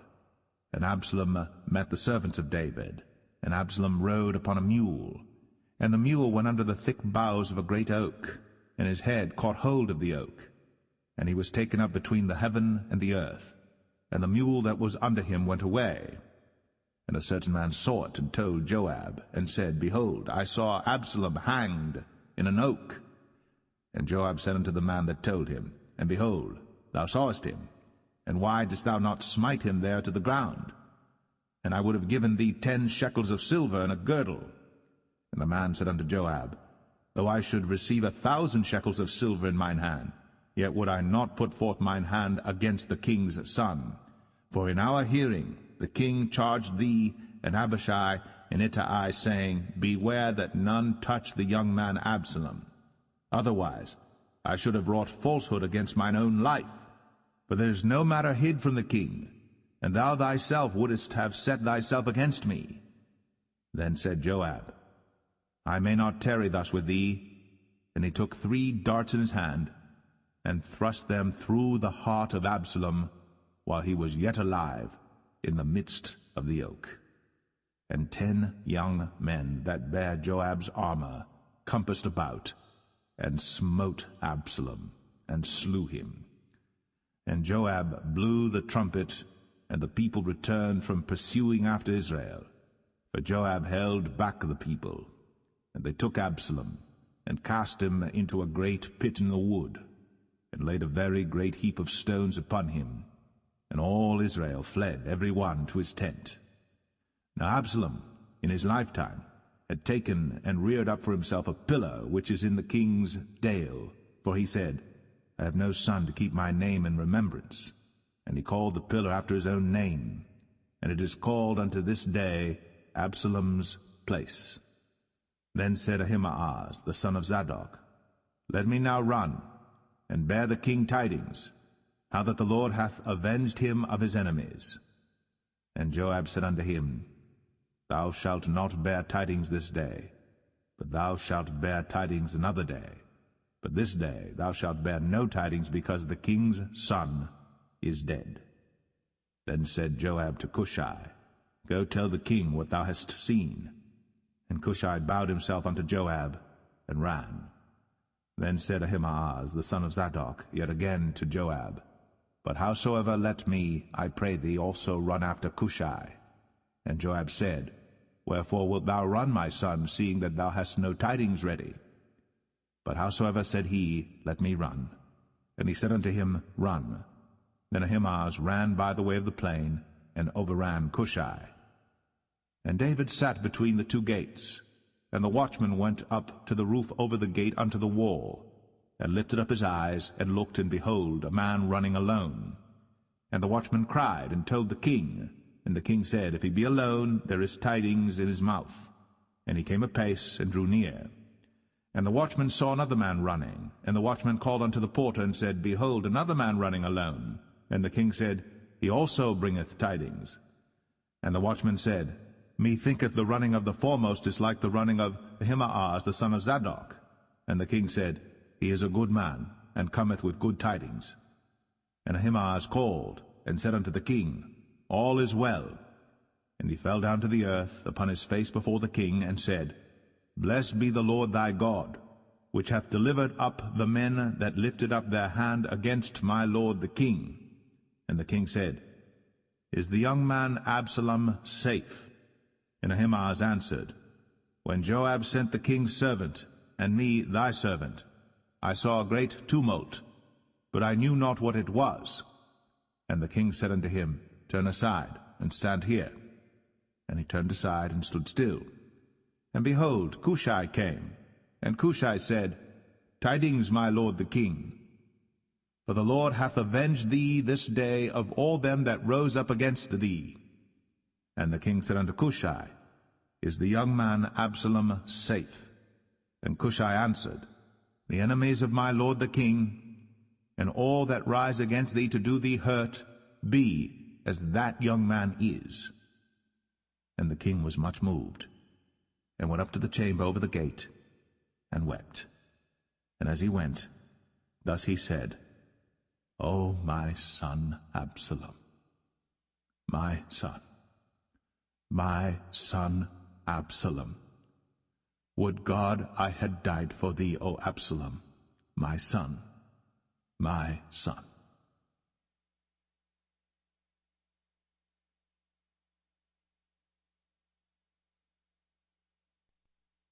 2 Samuel 19. And it was told Joab, Behold, the king weepeth and mourneth for Absalom. And the victory that day was turned into mourning unto all the people, for the people heard say that day how the king was grieved for his son. And the people gat them by stealth that day into the city, as people being ashamed steal away when they flee in battle. But the king covered his face. And the king cried with a loud voice, O my son Absalom, O Absalom, my son, my son. And Joab came into the house to the king, and said, Thou hast shamed this day the faces of all thy servants, which this day have saved thy life, and the lives of thy sons and of thy daughters, and the lives of thy wives, and the lives of thy concubines, in that thou lovest thine enemies, and hatest thy friends. For thou hast declared this day that thou regardest neither princes nor servants. For this day I perceive that if Absalom had lived, and all we had died this day, then it had pleased thee well. Now therefore arise, go forth, and speak comfortably unto thy servants. For I swear by the Lord, if thou go not forth, there will not tarry one with thee this night. And that will be worse unto thee than all the evil that befell thee from thy youth until now. Then the king arose and sat in the gate. And they told unto all the people, saying, Behold, the king doth sit in the gate. And all the people came before the king, for Israel had fled every man to his tent. And all the people were at strife throughout all the tribes of Israel, saying, The king saved us out of the hand of our enemies, and he delivered us out of the hand of the Philistines, and now he is fled out of the land for Absalom. And Absalom, whom we anointed over us, is dead in battle. Now therefore why speak ye not a word of bringing the king back? And King David sent to Zadok and to Abiathar the priests, saying, Speak unto the elders of Judah, saying, Why are ye the last to bring the king back to his house, seeing the speech of all Israel is come to the king, even to his house? Ye are my brethren, ye are my bones and my flesh. Wherefore then are ye the last to bring back the king? And say ye to Amasa, Art thou not of my bone and of my flesh? God do so to me, and more also, if thou be not captain of the host before me continually in the room of Joab. And he bowed the heart of all the men of Judah, even as the heart of one man, so that they sent this word unto the king, Return thou, and all thy servants. So the king returned, and came to Jordan, and Judah came to Gilgal, to go to meet the king, to conduct the king over Jordan. And Shimei the son of Gera, a Benjamite, which was of Bahurim, hasted and came down with the men of Judah to meet King David. And there were 1,000 men of Benjamin with him, and Ziba the servant of the house of Saul, and his 15 sons and his 20 servants with him. And they went over Jordan before the king. And there went over a ferry boat to carry over the king's household, and to do what he thought good. And Shimei the son of Gera fell down before the king, as he was come over Jordan, and said unto the king, Let not my lord impute iniquity unto me, neither do thou remember that which thy servant did perversely the day that my lord the king went out of Jerusalem, that the king should take it to his heart. For thy servant doth know that I have sinned. Therefore, behold, I am come the first this day of all the house of Joseph, to go down to meet my lord the king. But Abishai the son of Zeruiah answered and said, Shall not Shimei be put to death for this, because he cursed the Lord's anointed? And David said, What have I to do with you, ye sons of Zeruiah, that ye should this day be adversaries unto me? Shall there any man be put to death this day in Israel? For do not I know that I am this day king over Israel? Therefore the king said unto Shimei, Thou shalt not die. And the king sware unto him. And Mephibosheth, the son of Saul, came down to meet the king, and had neither dressed his feet, nor trimmed his beard, nor washed his clothes, from the day the king departed until the day he came again in peace. And it came to pass, when he was come to Jerusalem to meet the king, that the king said unto him, Wherefore wentest not thou with me, Mephibosheth? And he answered, My lord, O king, my servant deceived me. For thy servant said, I will saddle me an ass, that I may ride thereon, and go to the king, because thy servant is lame. And he hath slandered thy servant unto my lord the king. But my lord the king is as an angel of God. Do therefore what is good in thine eyes. For all of my father's house were but dead men before my lord the king. Yet didst thou set thy servant among them that did eat at thine own table? What right therefore have I yet to cry any more unto the king? And the king said unto him, Why speakest thou any more of thy matters? I have said, Thou and Ziba divide the land. And Mephibosheth said unto the king, Yea, let him take all, for as much as my lord the king is come again in peace unto his own house. And Barzillai the Gileadite came down from Rogelim, and went over Jordan with the king to conduct him over Jordan. Now Barzillai was a very aged man, even 80 years old, and he had provided the king of sustenance while he lay at Mahanaim, for he was a very great man. And the king said unto Barzillai, Come thou over with me, and I will feed thee with me in Jerusalem. And Barzillai said unto the king, How long have I to live, that I should go up with the king unto Jerusalem? I am this day 80 years old, and can I discern between good and evil? Can thy servant taste what I eat or what I drink? Can I hear any more the voice of singing men and singing women? Wherefore then should thy servant be yet a burden unto my lord the king? Thy servant will go a little way over Jordan with the king, and why should the king recompense it me with such a reward? Let thy servant, I pray thee, turn back again, that I may die in mine own city, and be buried by the grave of my father and of my mother. But behold thy servant Chimham, let him go over with my lord the king, and do to him what shall seem good unto thee. And the king answered, Chimham shall go over with me, and I will do to him that which shall seem good unto thee. And whatsoever thou shalt require of me, that will I do for thee. And all the people went over Jordan. And when the king was come over, the king kissed Barzillai, and blessed him, and he returned unto his own place. Then the king went on to Gilgal, and Chimham went on with him. And all the people of Judah conducted the king, and also half the people of Israel. And behold, all the men of Israel came to the king, and said unto the king, Why have our brethren the men of Judah stolen thee away, and have brought the king and his household and all David's men with him over Jordan? And all the men of Judah answered the men of Israel, Because the king is near of kin to us, wherefore then be ye angry for this matter? Have we eaten at all of the king's cost, or hath he given us any gift? And the men of Israel answered the men of Judah, and said, We have 10 parts in the king, and we have also more right in David than ye. Why then did ye despise us, that our advice should not be first had in bringing back our king? And the words of the men of Judah were fiercer than the words of the men of Israel.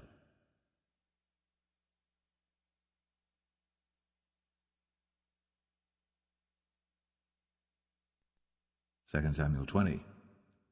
And there happened to be there a man of Belial, whose name was Sheba, the son of Bichri, a Benjamite. And he blew a trumpet, and said, We have no part in David, neither have we inheritance in the son of Jesse. Every man to his tents, O Israel. So every man of Israel went up from after David, and followed Sheba the son of Bichri. But the men of Judah clave unto their king, from Jordan even to Jerusalem. And David came to his house at Jerusalem, and the king took the 10 women his concubines, whom he had left to keep the house, and put them in ward, and fed them, but went not in unto them. So they were shut up unto the day of their death, living in widowhood. Then said the king to Amasa, Assemble me the men of Judah within 3 days, and be thou here present. So Amasa went to assemble the men of Judah, but he tarried longer than the set time which he had appointed him. And David said to Abishai, Now shall Sheba the son of Bichri do us more harm than did Absalom. Take thou thy lord's servants, and pursue after him, lest he get him fenced cities and escape us. And there went out after him Joab's men, and the Cherethites and the Pelethites, and all the mighty men, and they went out of Jerusalem, to pursue after Sheba the son of Bichri. When they were at the great stone which is in Gibeon, Amasa went before them, and Joab's garment that he had put on was girded unto him, and upon it a girdle with a sword fastened upon his loins in the sheath thereof. And as he went forth it fell out. And Joab said to Amasa, Art thou in health, my brother? And Joab took Amasa by the beard with the right hand to kiss him. But Amasa took no heed to the sword that was in Joab's hand. So he smote him therewith in the 5th rib, and shed out his bowels to the ground, and struck him not again, and he died. So Joab and Abishai his brother pursued after Sheba the son of Bichri. And one of Joab's men stood by him, and said, He that favoureth Joab, and he that is for David, let him go after Joab. And Amasa wallowed in blood in the midst of the highway. And when the man saw that all the people stood still, He removed Amasa out of the highway into the field, and cast a cloth upon him, when he saw that every one that came by him stood still. When he was removed out of the highway, all the people went on after Joab, to pursue after Sheba the son of Bichri. And he went through all the tribes of Israel unto Abel, and to Bethmachah, and all the Berites, and they were gathered together, and went also after him. And they came and besieged him in Abel of Bethmachah, and they cast up a bank against the city, and it stood in the trench, and all the people that were with Joab battered the wall to throw it down. Then cried a wise woman out of the city, Hear, hear, say, I pray you, unto Joab, Come near hither, that I may speak with thee. And when he was come near unto her, the woman said, Art thou Joab? And he answered, I am he. Then she said unto him, Hear the words of thine handmaid. And he answered, I do hear. Then she spake, saying, They were wont to speak in old time, saying, They shall surely ask counsel at Abel. And so they ended the matter. I am one of them that are peaceable and faithful in Israel. Thou seekest to destroy a city and a mother in Israel. Why wilt thou swallow up the inheritance of the Lord? And Joab answered and said, far be it from me that I should swallow up or destroy. The matter is not so. But a man of Mount Ephraim, Sheba, the son of Bichri by name, hath lifted up his hand against the king, even against David. Deliver him only, and I will depart from the city. And the woman said unto Joab, Behold, his head shall be thrown to thee over the wall. Then the woman went unto all the people in her wisdom, and they cut off the head of Sheba the son of Bichri, and cast it out to Joab. And he blew a trumpet, and they retired from the city, every man to his tent. And Joab returned to Jerusalem unto the king. Now Joab was over all the host of Israel, and Benaiah the son of Jehoiada was over the Cherethites and over the Pelethites, and Adoram was over the tribute, and Jehoshaphat the son of Ahilud was recorder, and Sheva was scribe, and Zadok and Abiathar were priests, and Ira also the Jerite was a chief ruler about David.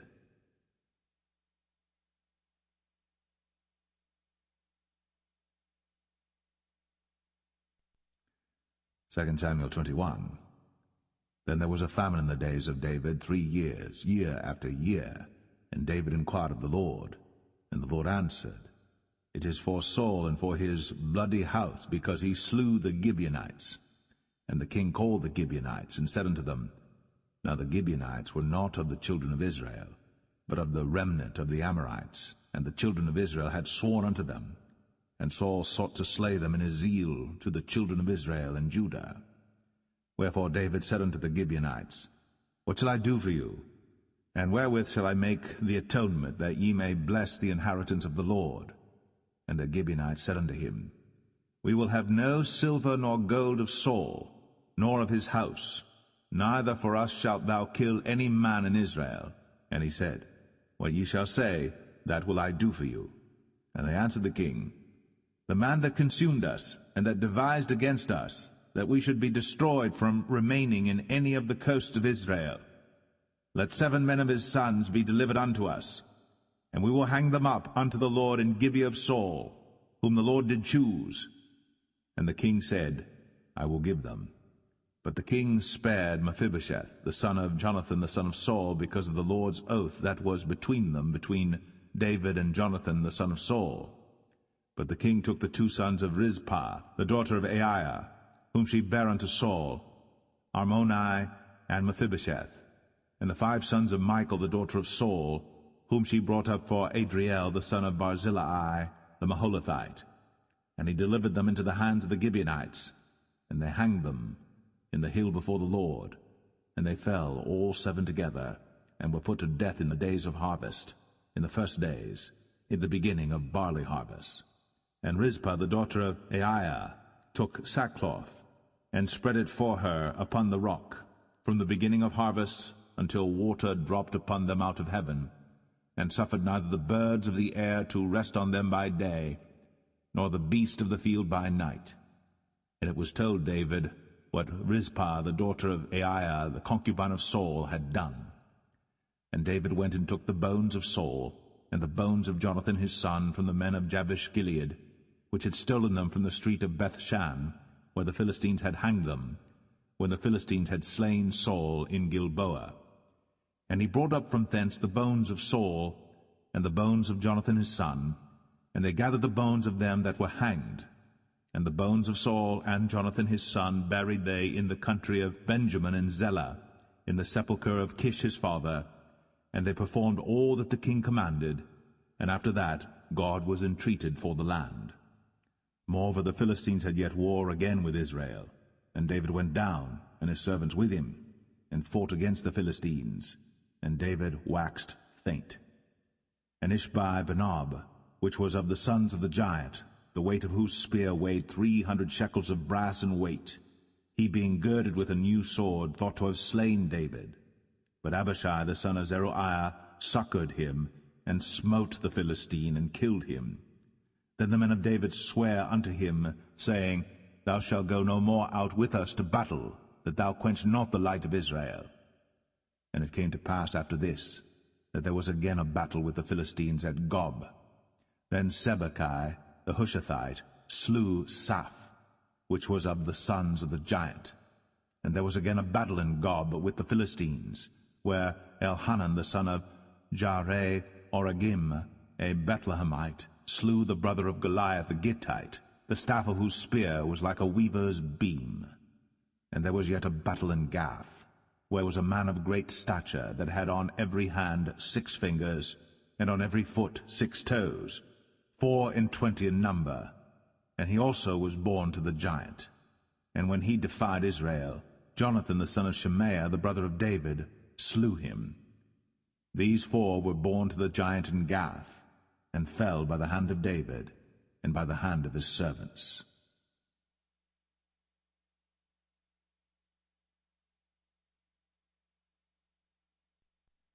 Second Samuel 22. And David spake unto the Lord the words of this song in the day that the Lord had delivered him out of the hand of all his enemies, and out of the hand of Saul. And he said, The Lord is my rock, and my fortress, and my deliverer. The God of my rock, in him will I trust. He is my shield, and the horn of my salvation, my high tower, and my refuge, my Saviour. Thou savest me from violence. I will call on the Lord, who is worthy to be praised. So shall I be saved from mine enemies. When the waves of death compassed me, the floods of ungodly men made me afraid. The sorrows of hell compassed me about, the snares of death prevented me. In my distress I called upon the Lord, and cried to my God, and he did hear my voice out of his temple, and my cry did enter into his ears. Then the earth shook and trembled, the foundations of heaven moved and shook, because he was wroth. There went up a smoke out of his nostrils, and fire out of his mouth devoured. Coals were kindled by it. He bowed the heavens also, and came down, and darkness was under his feet. And he rode upon a cherub, and did fly, and he was seen upon the wings of the wind. And he made darkness pavilions round about him, dark waters, and thick clouds of the skies. Through the brightness before him were coals of fire kindled. The Lord thundered from heaven, and the Most High uttered his voice. And he sent out arrows, and scattered them, lightning, and discomfited them. And the channels of the sea appeared. The foundations of the world were discovered, at the rebuking of the Lord, at the blast of the breath of his nostrils. He sent from above, he took me, he drew me out of many waters.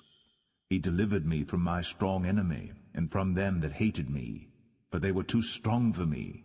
They prevented me in the day of my calamity, but the Lord was my stay. He brought me forth also into a large place. He delivered me because he delighted in me. The Lord rewarded me according to my righteousness, according to the cleanness of my hands hath he recompensed me. For I have kept the ways of the Lord, and have not wickedly departed from my God. For all his judgments were before me, and as for his statutes, I did not depart from them. I was also upright before him, and have kept myself from mine iniquity. Therefore the Lord hath recompensed me according to my righteousness, according to my cleanness in his eyesight. With the merciful thou wilt show thyself merciful, and with the upright man thou wilt show thyself upright. With the pure thou wilt show thyself pure, and with the froward thou wilt show thyself unsavory. And the afflicted people thou wilt save, but thine eyes are upon the haughty, that thou mayest bring them down. For thou art my lamp, O Lord, and the Lord will lighten my darkness. For by thee I have run through a troop, by my God have I leaped over a wall. As for God, his way is perfect. The word of the Lord is tried. He is a buckler to all them that trust in him. For who is God save the Lord? And who is a rock save our God? God is my strength and power, and he maketh my way perfect. He maketh my feet like hinds' feet, and setteth me upon my high places. He teacheth my hands to war, so that a bow of steel is broken by mine arms. Thou hast also given me the shield of thy salvation, and thy gentleness hath made me great. Thou hast enlarged my steps under me, so that my feet did not slip. I have pursued mine enemies, and destroyed them, and turned not again until I had consumed them. And I have consumed them and wounded them, that they could not arise. Yea, they are fallen under my feet. But thou hast girded me with strength to battle. Them that rose up against me hast thou subdued under me. Thou hast also given me the necks of mine enemies, that I might destroy them that hate me. They looked, but there was none to save, even unto the Lord, but he answered them not. Then did I beat them as small as the dust of the earth. I did stamp them as the mire of the street, and did spread them abroad. Thou also hast delivered me from the strivings of my people. Thou hast kept me to be head of the heathen. A people which I knew not shall serve me. Strangers shall submit themselves unto me. As soon as they hear, they shall be obedient unto me. Strangers shall fade away, and they shall be afraid out of their close places. The Lord liveth, and blessed be my rock, and exalted be the God of the rock of my salvation. It is God that avengeth me, and that bringeth down the people unto me, and that bringeth me forth from mine enemies. Thou also hast lifted me up on high above them that rose up against me. Thou hast delivered me from the violent man. Therefore I will give thanks unto thee, O Lord, among the heathen, and I will sing praises unto thy name. He is the tower of salvation for his king, and showeth mercy to his anointed, unto David, and to his seed for evermore.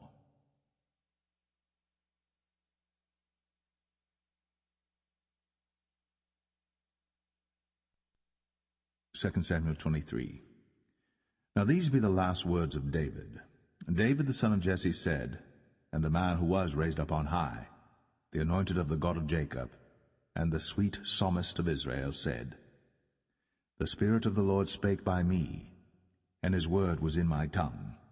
The God of Israel said, The rock of Israel spake to me. He that ruleth over men must be just, ruling in the fear of God. And he shall be as the light of the morning, when the sun riseth, even a morning without clouds, as the tender grass springing out of the earth by clear shining after rain. Although my house be not so with God, yet he hath made with me an everlasting covenant, ordered in all things and sure. For this is all my salvation and all my desire, although he make it not to grow. But the sons of Belial shall be all of them as thorns thrust away, because they cannot be taken with hands. But the man that shall touch them must be fenced with iron, and the staff of a spear, and they shall be utterly burned with fire in the same place. These be the names of the mighty men whom David had. The Tachmonite, that sat in the seat, chief among the captains. The same was Adino, the Eznite. He lift up his spear against 800, whom he slew at one time. And after him was Eleazar the son of Dodo the Ahohite, one of the 3 mighty men with David, when they defied the Philistines that were there gathered together to battle, and the men of Israel were gone away. He arose and smote the Philistines until his hand was weary, and his hand clave unto the sword. And the Lord wrought a great victory that day, and the people returned after him only to spoil. And after him was Shammah the son of Agi, the Harahite.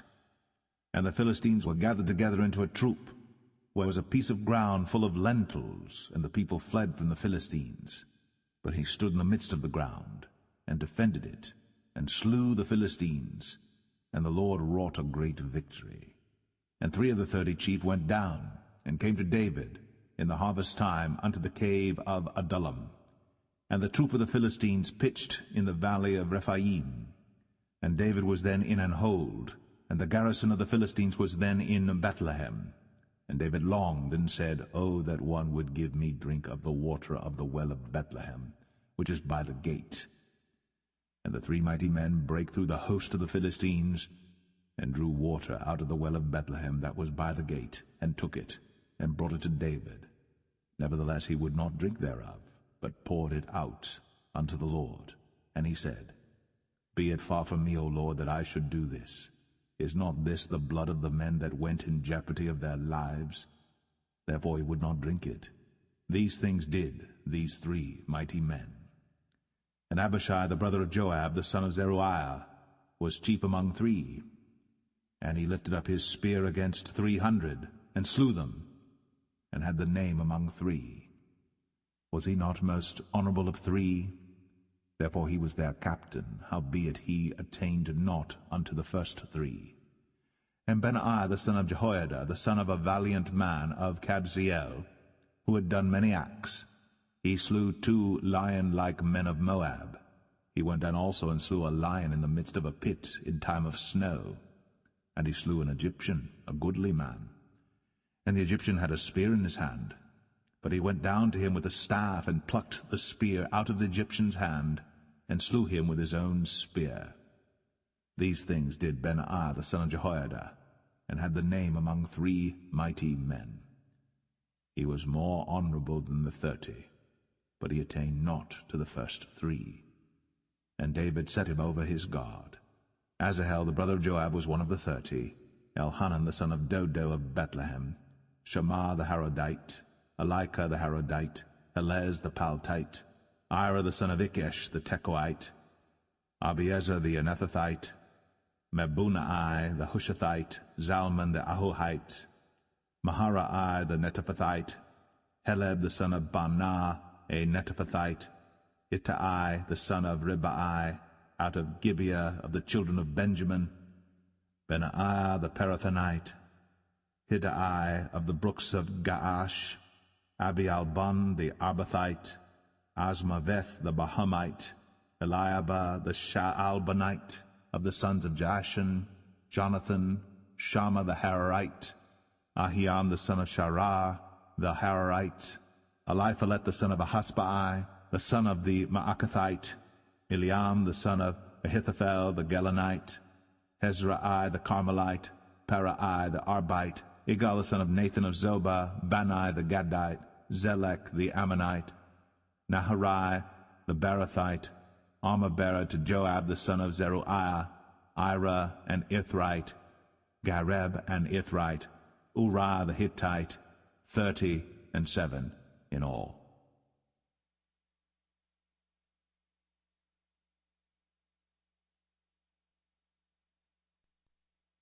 2 Samuel 24. And again the anger of the Lord was kindled against Israel, and he moved David against them to say, Go, number Israel and Judah. For the king said to Joab, the captain of the host, which was with him, Go now through all the tribes of Israel, from Dan even to Beersheba, and number ye the people, that I may know the number of the people. And Joab said unto the king, Now the Lord thy God add unto the people, how many soever they be, 100-fold, and that the eyes of my lord the king may see it. But why doth my lord the king delight in this thing? Notwithstanding the king's word prevailed against Joab and against the captains of the host. And Joab and the captains of the host went out from the presence of the king to number the people of Israel. And they passed over Jordan, and pitched in Aroer, on the right side of the city that lieth in the midst of the river of Gad, and toward Jazer. Then they came to Gilead, and to the land of Tatim Hoshai, and they came to Dan Jaan, and about to Zidon, and came to the stronghold of Tyre, and to all the cities of the Hivites and of the Canaanites. And they went out to the south of Judah, even to Beersheba. So when they had gone through all the land, they came to Jerusalem at the end of 9 months and 20 days. And Joab gave up the sum of the number of the people unto the king. And there were in Israel 800,000 valiant men that drew the sword, and the men of Judah were 500,000 men. And David's heart smote him after that he had numbered the people. And David said unto the Lord, I have sinned greatly in that I have done. And now, I beseech thee, O Lord, take away the iniquity of thy servant, for I have done very foolishly. For when David was up in the morning, the word of the Lord came unto the prophet Gad, David's seer, saying, Go and say unto David, Thus saith the Lord, I offer thee 3 things. Choose thee one of them, that I may do it unto thee. So Gad came to David and told him, and said unto him, Shall 7 years of famine come unto thee in thy land? Or wilt thou flee 3 months before thine enemies, while they pursue thee? Or that there be 3 days' pestilence in thy land? Now advise, and see what answer I shall return to him that sent me. And David said unto Gad, I am in a great strait. Let us fall now into the hand of the Lord, for his mercies are great, and let me not fall into the hand of man. So the Lord sent a pestilence upon Israel, from the morning even to the time appointed. And there died of the people from Dan even to Beersheba 70,000 men. And when the angel stretched out his hand upon Jerusalem to destroy it, the Lord repented him of the evil, and said to the angel that destroyed the people, It is enough. Stay now thine hand. And the angel of the Lord was by the threshing place of Araunah the Jebusite. And David spake unto the Lord when he saw the angel that smote the people, and said, Lo, I have sinned, and I have done wickedly. But these sheep, what have they done? Let thine hand, I pray thee, be against me, and against my father's house. And Gad came that day to David, and said unto him, Go up, rear an altar unto the Lord in the threshing floor of Araunah the Jebusite. And David, according to the saying of Gad, went up as the Lord commanded. And Araunah looked, and saw the king and his servants coming on toward him. And Araunah went out, and bowed himself before the king on his face upon the ground. And Araunah said, Wherefore is my lord the king come to his servant? And David said, To buy the threshing floor of thee, to build an altar unto the Lord, that the plague may be stayed from the people. And Araunah said unto David, Let my lord the king take and offer up what seemeth good unto him. Behold, here be oxen for burnt sacrifice, and threshing instruments, and other instruments of the oxen for wood. All these things did Araunah as a king give unto the king. And Araunah said unto the king, The Lord thy God accept thee. And the king said unto Araunah, Nay, but I will surely buy it of thee at a price. Neither will I offer burnt offerings unto the Lord my God of that which doth cost me nothing. So David bought the threshing floor and the oxen for 50 shekels of silver. And David built there an altar unto the Lord, and offered burnt offerings and peace offerings. So the Lord was entreated for the land, and the plague was stayed from Israel.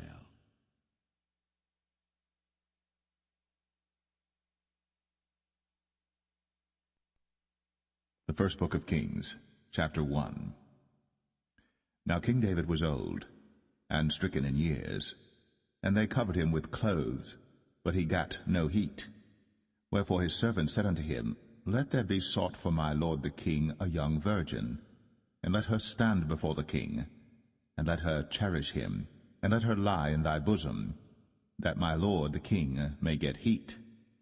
So they sought for a fair damsel throughout all the coasts of Israel, and found Abishag, a Shunammite, and brought her to the king.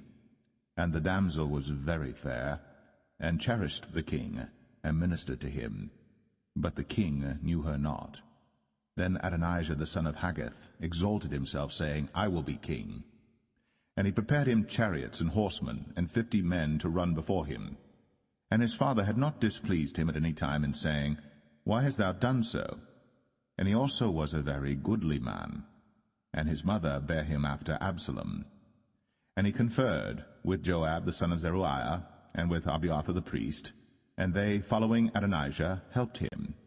But Zadok the priest, and Benaiah the son of Jehoiada, and Nathan the prophet, and Shimei, and Rei, and the mighty men which belonged to David, were not with Adonijah.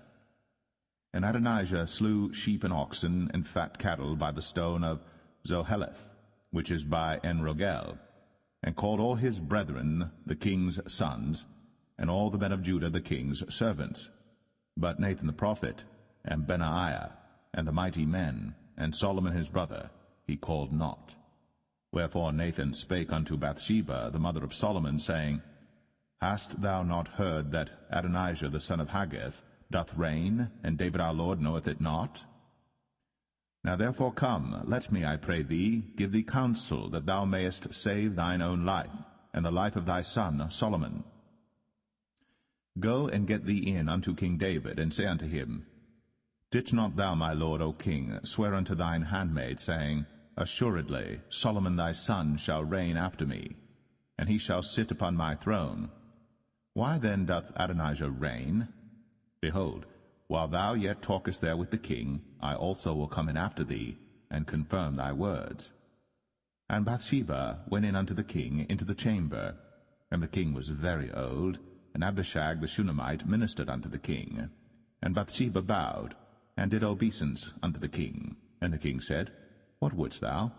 And she said unto him, My lord, thou swearest by the Lord thy God unto thine handmaid, saying, Assuredly Solomon thy son shall reign after me, and he shall sit upon my throne. And now, behold, Adonijah reigneth. And now, my lord the king, thou knowest it not. And he hath slain oxen and fat cattle, and sheep in abundance, and hath called all the sons of the king, and Abiathar the priest, and Joab the captain of the host. But Solomon thy servant hath he not called. And thou, my lord, O king, the eyes of all Israel are upon thee, that thou shouldst tell them who shall sit on the throne of my lord the king after him. Otherwise it shall come to pass, when my lord the king shall sleep with his fathers, that I and my son Solomon shall be counted offenders. And lo, while she yet talked with the king, Nathan the prophet also came in. And they told the king, saying, Behold, Nathan the prophet. And when he was come in before the king, he bowed himself before the king with his face to the ground. And Nathan said, My lord, O king, hast thou said, Adonijah shall reign after me, and he shall sit upon my throne? For he is gone down this day, and hath slain oxen and fat cattle and sheep in abundance, and hath called all the king's sons, and the captains of the host, and Abiathar the priest, and behold, they eat and drink before him, and say, God save King Adonijah. But me, even me thy servant, and Zadok the priest, and Benaiah the son of Jehoiada, and thy servant Solomon hath he not called. Is this thing done by my lord the king, and thou hast not showed it unto thy servant, who should sit on the throne of my lord the king after him?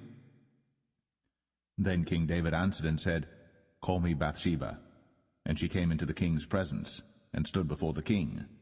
And the king sware, and said, As the Lord liveth, that hath redeemed my soul out of all distress, even as I swear unto thee by the Lord God of Israel, saying, Assuredly Solomon thy son shall reign after me, and he shall sit upon my throne in my stead, even so will I certainly do this day.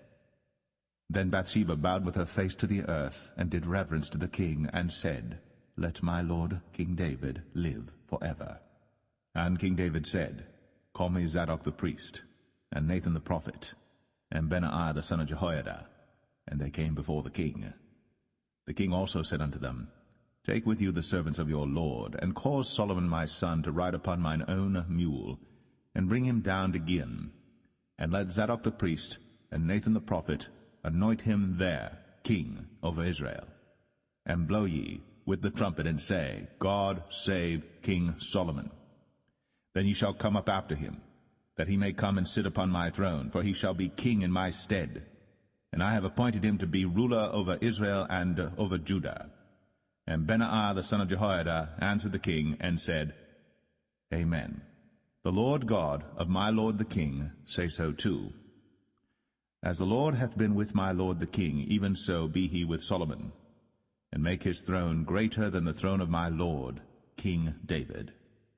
So Zadok the priest, and Nathan the prophet, and Benaiah the son of Jehoiada, and the Cherethites, and the Pelethites, went down, and caused Solomon to ride upon King David's mule, and brought him to Gihon. And Zadok the priest took an horn of oil out of the tabernacle, and anointed Solomon, and they blew the trumpet. And all the people said, God save King Solomon. And all the people came up after him, and the people piped with pipes, and rejoiced with great joy, so that the earth rent with the sound of them. And Adonijah and all the guests that were with him heard it as they had made an end of eating. And when Joab heard the sound of the trumpet, he said, Wherefore is this noise of the city being in an uproar? And while he yet spake, behold, Jonathan the son of Abiathar the priest came. And Adonijah said unto him, Come in, for thou art a valiant man, and bringest good tidings. And Jonathan answered and said to Adonijah, Verily, our lord King David hath made Solomon king. And the king hath sent with him Zadok the priest, and Nathan the prophet, and Benaiah the son of Jehoiada, and the Cherethites and the Pelethites, and they have caused him to ride upon the king's mule. And Zadok the priest, and Nathan the prophet, have anointed him king in Gihon, and they are come up from thence, rejoicing, so that the city rang again. This is the noise that ye have heard. And also Solomon sitteth on the throne of the kingdom. And moreover, the king's servants came to bless our lord King David, saying, God make the name of Solomon better than thy name, and make his throne greater than thy throne. And the king bowed himself upon the bed. And also thus said the king, Blessed be the Lord God of Israel, which hath given one to sit on my throne this day, mine eyes even seeing it. And all the guests that were with Adonijah were afraid, and rose up, and went every man his way. And Adonijah feared because of Solomon, and arose, and went, and caught hold on the horns of the altar. And it was told Solomon, saying, Behold, Adonijah feareth King Solomon, for lo, he hath caught hold on the horns of the altar, saying, Let King Solomon swear unto me today, that he will not slay his servant with the sword. And Solomon said, If he will show himself a worthy man, there shall not an hair of him fall to the earth. But if wickedness shall be found in him, he shall die. So King Solomon sent, and they brought him down from the altar, and he came and bowed himself to King Solomon. And Solomon said unto him, Go to thine house.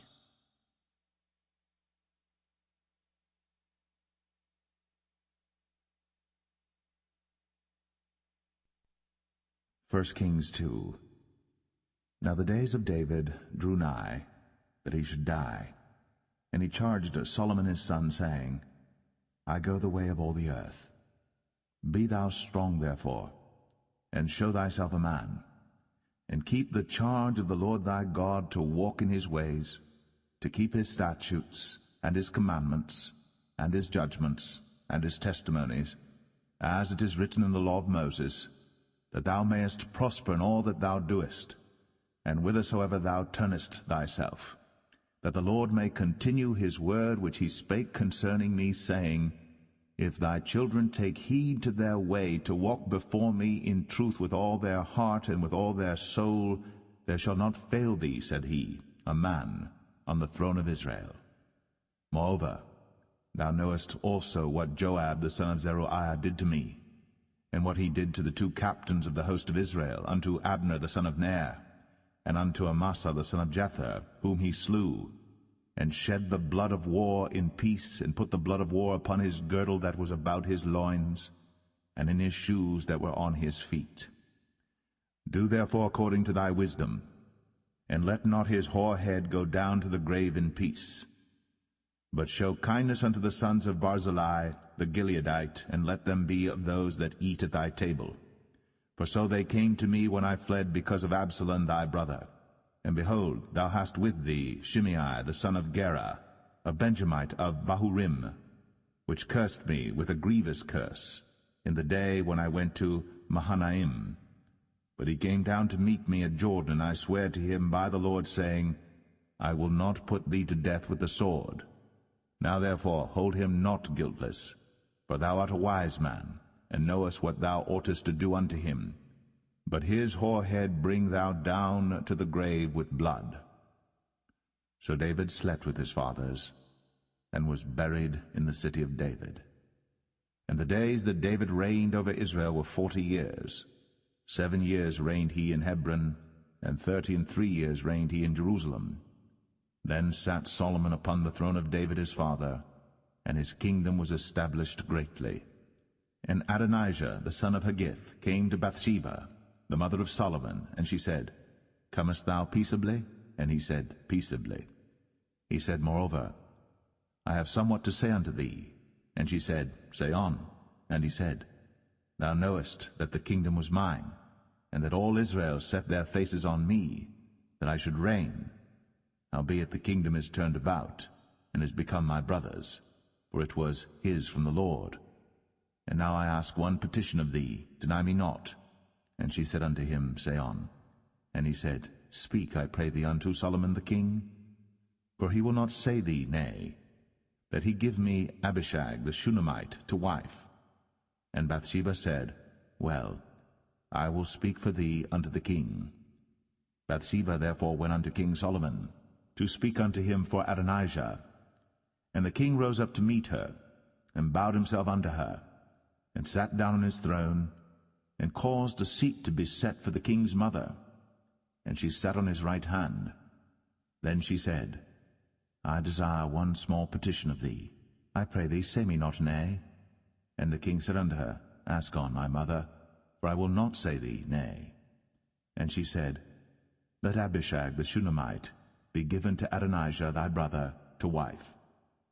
And King Solomon answered and said unto his mother, And why dost thou ask Abishag the Shunammite for Adonijah? Ask for him the kingdom also? For he is mine elder brother, even for him, and for Abiathar the priest, and for Joab the son of Zeruiah. Then King Solomon sware by the Lord, saying, God do so to me, and more also, if Adonijah have not spoken this word against his own life. Now therefore, as the Lord liveth, which hath established me, and set me on the throne of David my father, and who hath made me an house, as he promised, Adonijah shall be put to death this day.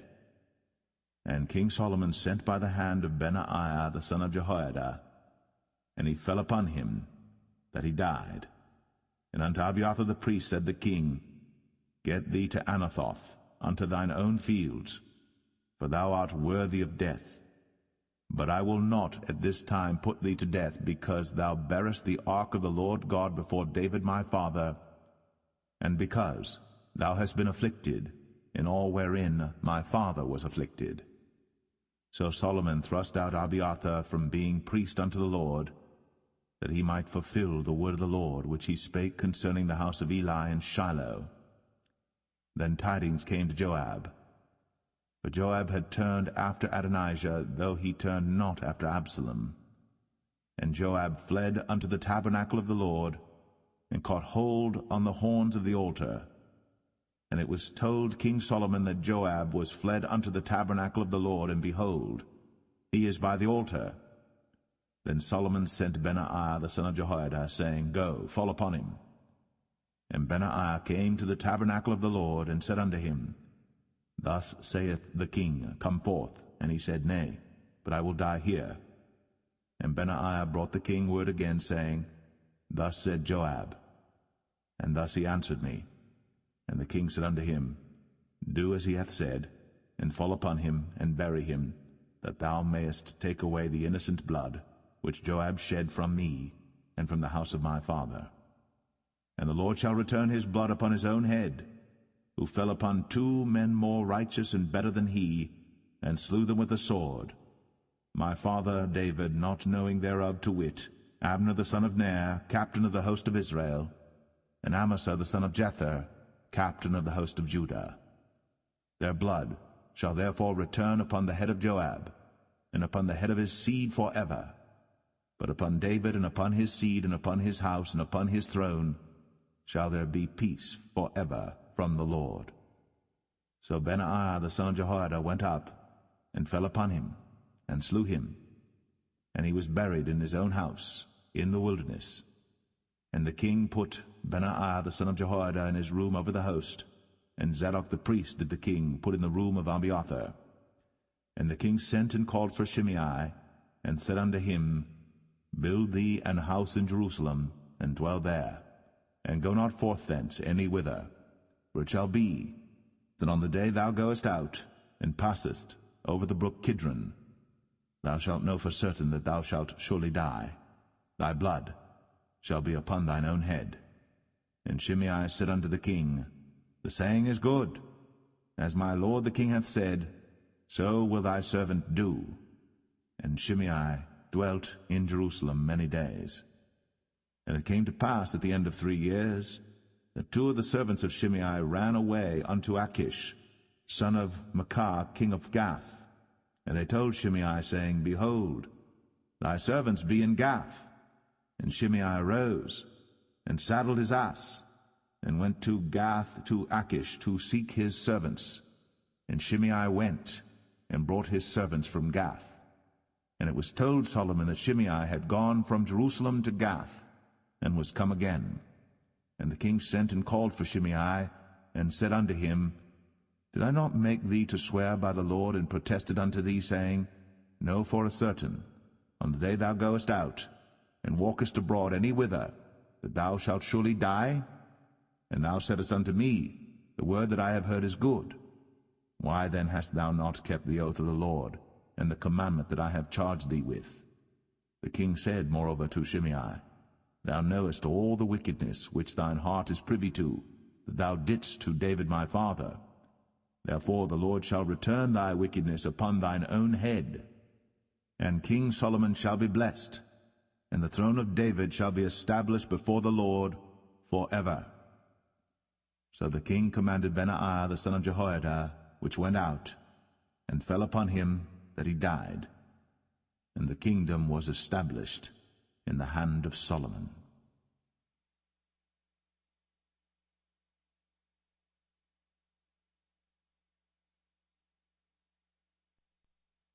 1 Kings 3. And Solomon made affinity with Pharaoh king of Egypt, and took Pharaoh's daughter, and brought her into the city of David, until he had made an end of building his own house, and the house of the Lord, and the wall of Jerusalem round about. Only the people sacrificed in high places, because there was no house built unto the name of the Lord, until those days. And Solomon loved the Lord, walking in the statutes of David his father. Only he sacrificed and burnt incense in high places. And the king went to Gibeon to sacrifice there, for that was the great high place.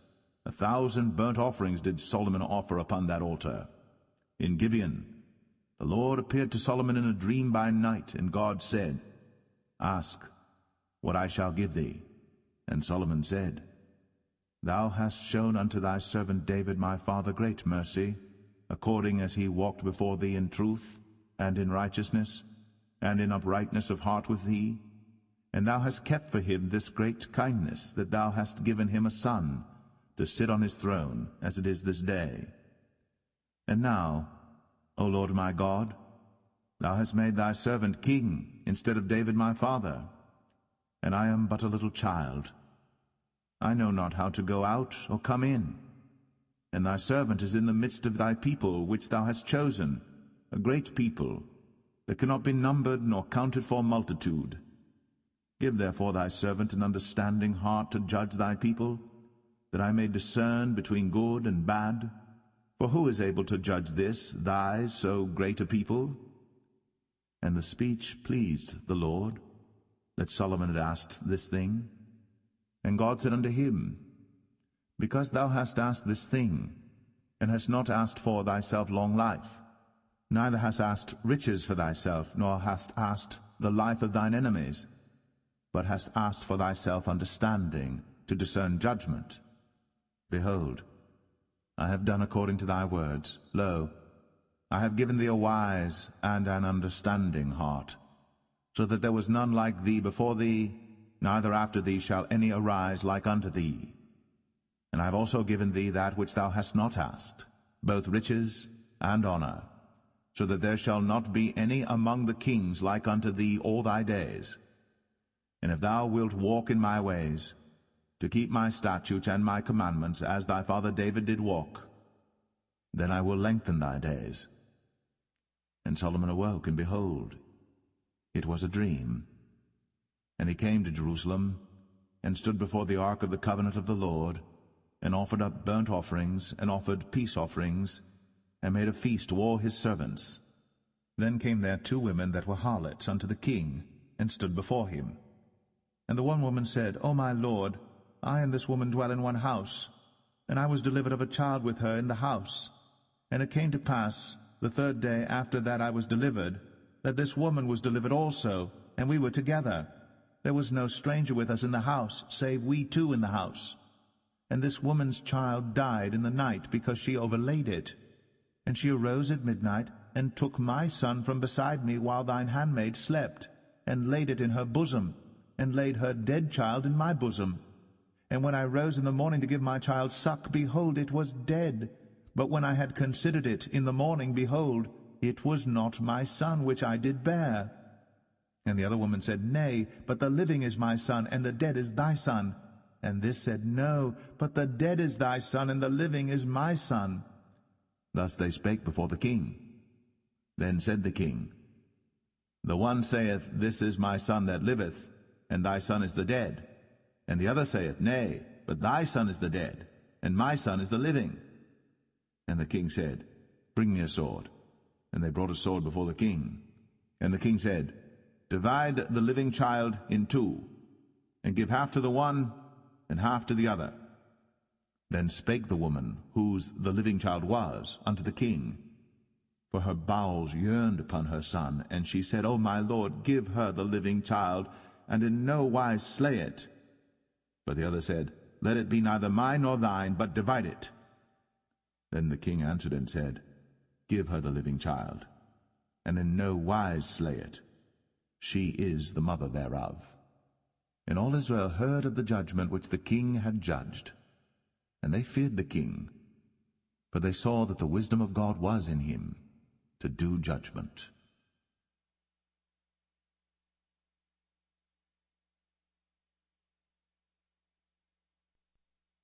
1 Kings 4. So King Solomon was king over all Israel.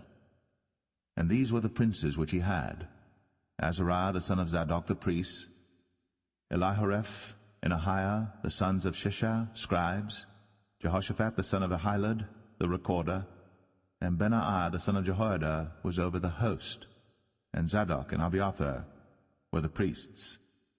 And Azariah the son of Nathan was over the officers, and Zabud the son of Nathan was principal officer, and the king's friend. And Ahishah was over the household, and Adoniram the son of Abda was over the tribute. And Solomon had 12 officers over all Israel, which provided victuals for the king and his household. Each man his month in a year made provision. And these are their names: the son of Hur in Mount Ephraim, the son of Dekar in Makaz, and in Shaalbim, and in Beth Shemesh, and Elon Bethanan, the son of Hesed in Arabath. To him pertained Socho, and all the land of Hepher, the son of Abinadab, in all the region of Dor, which had Taphath, the daughter of Solomon, to wife. Baanah, the son of Ahilud, to him pertained Tanakh and Megiddo, and all Bethshan. which is by Zartanah beneath Jezreel, from Bethshan to Abel Meholah, even unto the place that is beyond Jokneam. The son of Geber, in Ramoth Gilead, to him pertain the towns of Jair the son of Manasseh, which are in Gilead. To him also pertain the region of Argob, which is in Bashan, 80 great cities with walls and brazen bars. Ahinadab the son of Edo had Mahanaim. Ahimaaz was in Naphtali. He also took Basmath, the daughter of Solomon, to wife. Baanah the son of Hushai was in Asher and in Aloth. Jehoshaphat the son of Paruah in Issachar. Shimei the son of Elah in Benjamin. Geber the son of Uri was in the country of Gilead, in the country of Sihon the king of the Amorites, and of Og the king of Bashan, and he was the only officer which was in the land. Judah and Israel were many as the sand which is by the sea in multitude, eating and drinking and making merry. And Solomon reigned over all kingdoms, from the river unto the land of the Philistines, and unto the border of Egypt. They brought presents, and served Solomon all the days of his life. And Solomon's provisions for one day was 30 measures of fine flour, and 80 measures of meal, 10 fat oxen, and 20 oxen out of the pastures, and 100 sheep beside harts and roebucks, and fallow deer and fatted fowl, for he had dominion over all the region on this side the river, from Tiphsah even to Azar, over all the kings on this side the river, and he had peace on all sides round about him. And Judah and Israel dwelt safely, every man under his vine and under his fig tree, from Dan even to Beersheba, all the days of Solomon. And Solomon had 40,000 stalls of horses for his chariots, and 12,000 horsemen. And those officers provided victual for King Solomon, and for all that came unto King Solomon's table, every man in his month, they lacked nothing. Barley also, and straw for the horses, and dromedaries brought they unto the place where the officers were, every man according to his charge. And God gave Solomon wisdom and understanding exceeding much, and largeness of heart, even as the sand that is on the seashore. And Solomon's wisdom excelled the wisdom of all the children of the east country, and all the wisdom of Egypt. For he was wiser than all men, than Ethan the Ezrahite, and Heman, and Chalcol, and Darda, the sons of Mahol, and his fame was in all nations round about. And he spake 3,000 proverbs, and his songs were 1,005. And he spake of trees, from the cedar tree that is in Lebanon, even unto the hyssop that springeth out of the wall. He spake also of beasts, and of fowl, and of creeping things, and of fishes. And there came of all people to hear the wisdom of Solomon, from all kings of the earth, which had heard of his wisdom.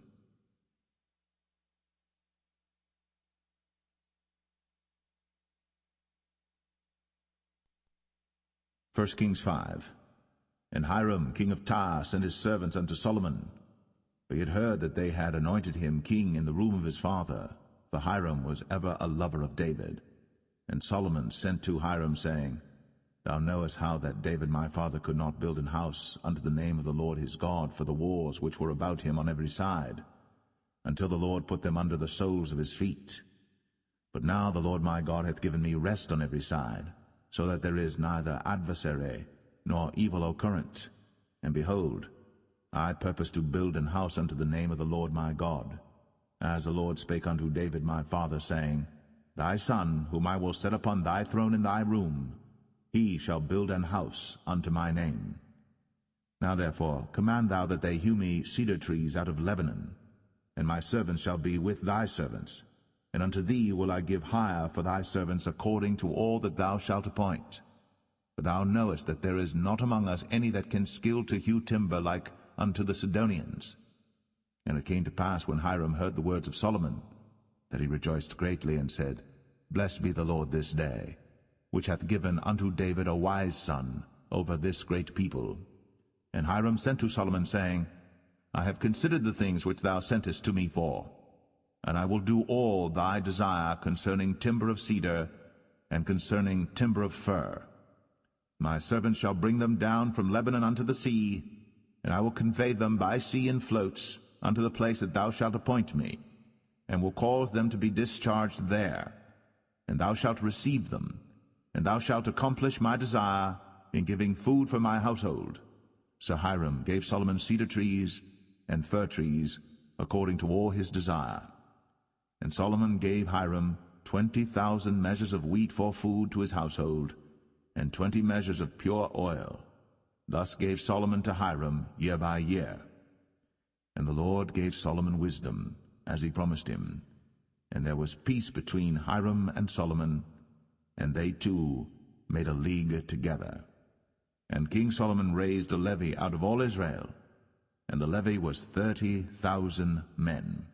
And he sent them to Lebanon, 10,000 a month by courses.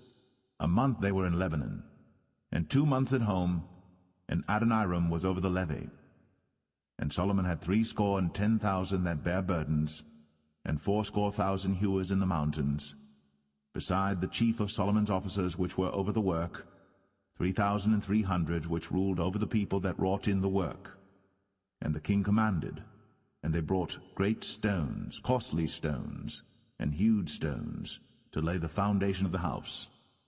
And Solomon's builders and Hiram's builders did hew them, and the stone squarers, so they prepared timber and stones to build the house.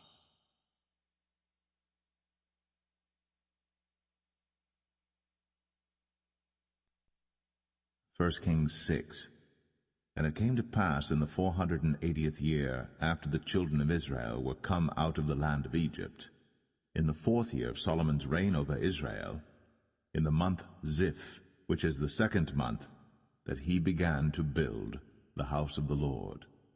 And the house which King Solomon built for the Lord, the length thereof was 60 cubits, and the breadth thereof 20 cubits, and the height thereof 30 cubits.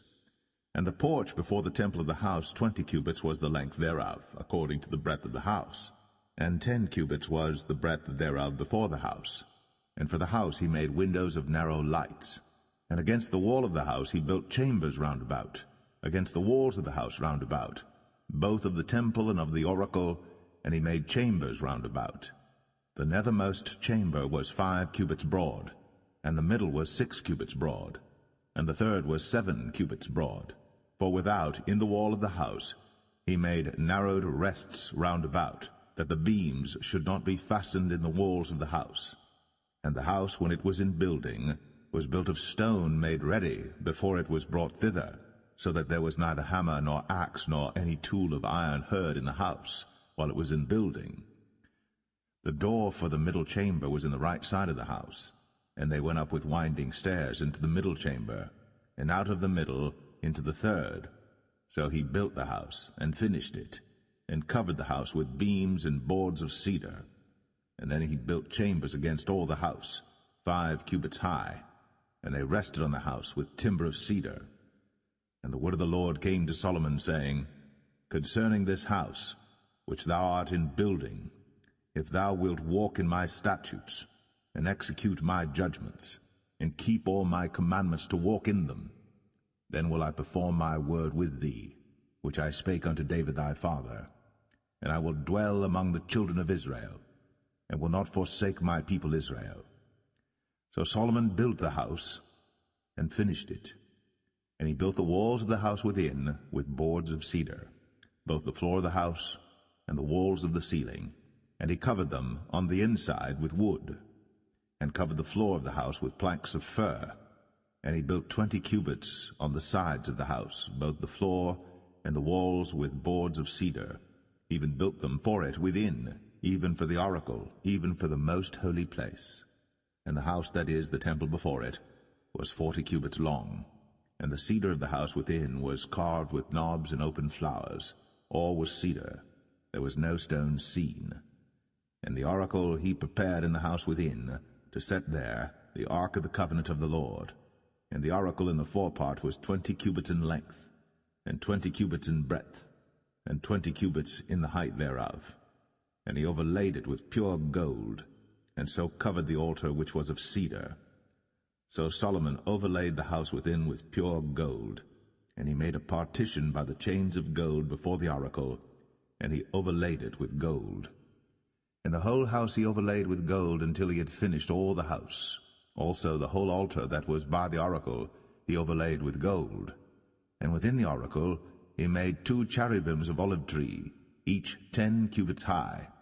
And 5 cubits was the one wing of the cherub, and 5 cubits the other wing of the cherub. From the uttermost part of the one wing unto the uttermost part of the other were 10 cubits, and the other cherub was 10 cubits. Both the cherubims were of one measure and one size. The height of the one cherub was 10 cubits, and so was it of the other cherub. And he set the cherubims within the inner house, and they stretched forth the wings of the cherubims, so that the wing of the one touched the one wall, and the wing of the other cherub touched the other wall, and their wings touched one another in the midst of the house. And he overlaid the cherubims with gold, and he carved all the walls of the house round about with carved figures of cherubims and palm trees and open flowers, within and without. And the floor of the house he overlaid with gold, within and without. And for the entering of the oracle he made doors of olive tree. The lintel and side posts were 1/5 part of the wall. The 2 doors also were of olive tree, and he carved upon them carvings of cherubims and palm trees and open flowers, and overlaid them with gold, and spread gold upon the cherubims and upon the palm trees. So also made he for the door of the temple posts of olive tree, 1/4 part of the wall, and the 2 doors were of fir tree. The 2 leaves of the one door were folding, and the 2 leaves of the other door were folding. And he carved thereon cherubims and palm trees and open flowers, and covered them with gold fitted upon the carved work. And he built the inner court with 3 rows of hewed stone, and a row of cedar beams. In the 4th year was the foundation of the house of the Lord laid, in the month Ziph. And in the 11th year, in the month Bul, which is the 8th month, was the house finished throughout all the parts thereof. And according to all the fashion of it, so was he 7 years in building it.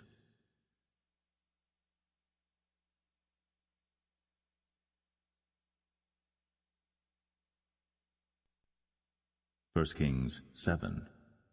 But Solomon was building his own house 13 years, and he finished all his house. He built also the house of the forest of Lebanon. The length thereof was 100 cubits, and the breadth thereof 50 cubits, and the height thereof 30 cubits, upon 4 rows of cedar pillars, with cedar beams upon the pillars. And it was covered with cedar above, upon the beams, that lay on 45 pillars, 15 in a row. And there were windows in 3 rows, and light was against light in 3 ranks. And all the doors and posts were square, with the windows, and light was against light in 3 ranks. And he made a porch of pillars.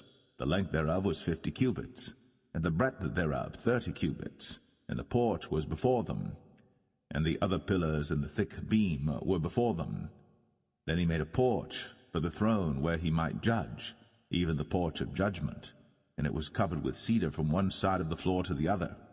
And his house where he dwelt had another court within the porch, which was of the like work. Solomon made also an house for Pharaoh's daughter, whom he had taken to wife, like unto this porch.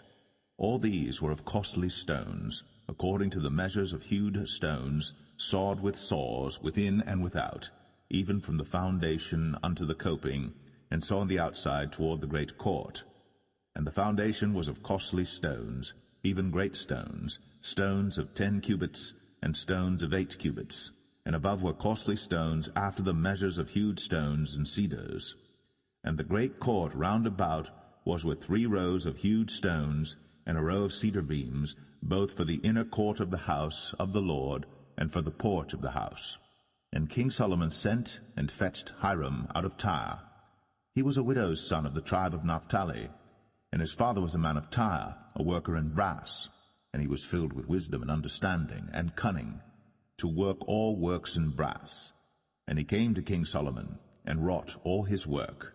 For he cast 2 pillars of brass of 18 cubits high apiece, and a line of 12 cubits did compass either of them about.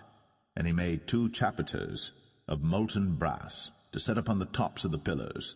The height of the one chapiter was 5 cubits, and the height of the other chapiter was 5 cubits, and nets of checker work, and wreaths of chain work, for the chapiters which were upon the top of the pillars, 7 for the one chapiter, and 7 for the other chapiter. And he made the pillars, and 2 rows round about upon the one network, to cover the chapiters that were upon the top, with pomegranates. And so did he for the other chapiter. And the chapiters that were upon the top of the pillars were of lily work in the porch, 4 cubits. And the chapiters upon the 2 pillars had pomegranates also above, over against the belly which was by the network. And the pomegranates were 200 in rows round about upon the other chapiter. And he set up the pillars in the porch of the temple. And he set up the right pillar, and called the name thereof Jachin. And he set up the left pillar, and called the name thereof Boaz. And upon the top of the pillars was lily work. So was the work of the pillars finished. And he made a molten sea, 10 cubits from the one brim to the other. It was round all about, and his height was 5 cubits. And a line of 30 cubits did compass it round about. And under the brim of it round about there were knobs compassing it, 10 in a cubit, compassing the sea round about. The knobs were cast in 2 rows when it was cast. It stood upon 12 oxen, 3 looking toward the north, and 3 looking toward the west, and 3 looking toward the south, and 3 looking toward the east. And the sea was set above upon them, and all their hinder parts were inward. And it was an handbreadth thick, and the brim thereof was wrought like the brim of a cup, with flowers of lilies. It contained 2,000 baths. And he made 10 bases of brass. 4 cubits was the length of one base, and 4 cubits the breadth thereof, and 3 cubits the height of it. And the work of the bases was on this manner. They had borders, and the borders were between the ledges. And on the borders that were between the ledges were lions, oxen, and cherubims. And upon the ledges there was a base above, and beneath the lions and oxen were certain additions made of thin work. And every base had 4 brazen wheels, and plates of brass, and the 4 corners thereof had undersetters. Under the laver were undersetters molten, at the side of every addition. And the mouth of it within the chapiter, and above was a cubit, but the mouth thereof was round after the work of the base, a cubit and an half. And also upon the mouth of it were gravings with their borders, 4 square, not round. And under the borders were 4 wheels, and the axle trees of the wheels were joined to the base. And the height of a wheel was a cubit and a half a cubit. And the work of the wheels was like the work of a chariot wheel. Their axle trees and their naves and their felloes and their spokes were all molten. And there were 4 undersetters to the 4 corners of one base, and the undersetters were of the very base itself. And in the top of the base was there a round compass of half a cubit high, and on the top of the base the ledges thereof, and the borders thereof were of the same. For on the plates of the ledges thereof, and on the borders thereof, he graved cherubims, lions, and palm trees, according to the proportion of every one, and additions round about. After this manner he made the 10 bases. All of them had 1 casting, 1 measure, and 1 size. Then made he 10 lavers of brass. 1 laver contained 40 baths, and every laver was 4 cubits. And upon every one of the 10 bases 1 laver. And he put 5 bases on the right side of the house, and 5 on the left side of the house. And he set the sea on the right side of the house eastward over against the south.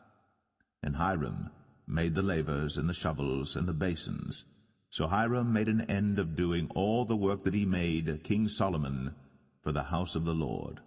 The 2 pillars and the 2 bowls of the chapiters that were on the top of the 2 pillars, and the 2 networks to cover the 2 bowls of the chapiters, which were upon the top of the pillars, and 400 pomegranates for the 2 networks, even 2 rows of pomegranates for 1 network, to cover the 2 bowls of the chapiters that were upon the pillars, and the 10 bases, and 10 lavers on the bases, and 1 sea, and 12 oxen under the sea, and the pots, and the shovels, and the basins, and all these vessels which Hiram made to King Solomon for the house of the Lord were of bright brass. In the plain of Jordan did the king cast them, in the clay ground between Succoth and Zarthan. And Solomon left all the vessels unweighed, because they were exceeding many. neither was the weight of the brass found out. And Solomon made all the vessels that pertained unto the house of the Lord, the altar of gold, and the table of gold whereupon the showbread was, and the candlesticks of pure gold, 5 on the right side and 5 on the left, before the oracle, with the flowers and the lamps and the tongs of gold, and the bowls and the snuffers and the basins and the spoons and the censers of pure gold, and the hinges of gold, both for the doors of the inner house, the most holy place, and for the doors of the house, to wit, of the temple. So was ended all the work that King Solomon made for the house of the Lord. And Solomon brought in the things which David his father had dedicated, even the silver and the gold and the vessels did he put among the treasures of the house of the Lord.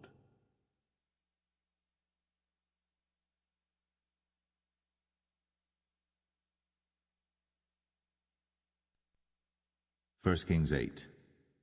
Then Solomon assembled the elders of Israel, and all the heads of the tribes, the chief of the fathers of the children of Israel, unto King Solomon in Jerusalem, that they might bring up the ark of the covenant of the Lord out of the city of David, which is Zion. And all the men of Israel assembled themselves unto King Solomon at the feast in the month Ethanim, which is the 7th month. And all the elders of Israel came, and the priests took up the ark, and they brought up the ark of the Lord, and the tabernacle of the congregation, and all the holy vessels that were in the tabernacle, even those did the priests and the Levites bring up. And King Solomon and all the congregation of Israel that were assembled unto him were with him before the ark, sacrificing sheep and oxen that could not be told nor numbered for multitude. And the priests brought in the ark of the covenant of the Lord unto his place, into the oracle of the house, to the most holy place, even under the wings of the cherubims. For the cherubims spread forth their 2 wings over the place of the ark, and the cherubims covered the ark and the staves thereof above. And they drew out the staves, that the ends of the staves were seen out in the holy place before the oracle, and they were not seen without. And there they are unto this day. There was nothing in the ark save the 2 tables of stone, which Moses put there at Horeb, when the Lord made a covenant with the children of Israel, when they came out of the land of Egypt. And it came to pass, when the priests were come out of the holy place, that the cloud filled the house of the Lord, so that the priests could not stand to minister because of the cloud, for the glory of the Lord had filled the house of the Lord. Then spake Solomon, The Lord said that he would dwell in the thick darkness. I have surely built thee an house to dwell in, a settled place for thee to abide in forever. And the king turned his face about, and blessed all the congregation of Israel. And all the congregation of Israel stood, and he said, Blessed be the Lord God of Israel, which spake with his mouth unto David my father, and hath with his hand fulfilled it, saying, Since the day that I brought forth my people Israel out of Egypt, I chose no city out of all the tribes of Israel to build an house, that my name might be therein. But I chose David to be over my people Israel. And it was in the heart of David my father to build an house for the name of the Lord God of Israel.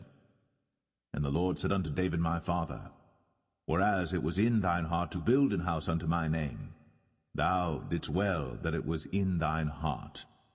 Nevertheless thou shalt not build the house, but thy son that shall come forth out of thy loins, he shall build the house unto my name. And the Lord hath performed his word that he spake, and I am risen up in the room of David my father, and sit on the throne of Israel, as the Lord promised, and have built an house for the name of the Lord God of Israel.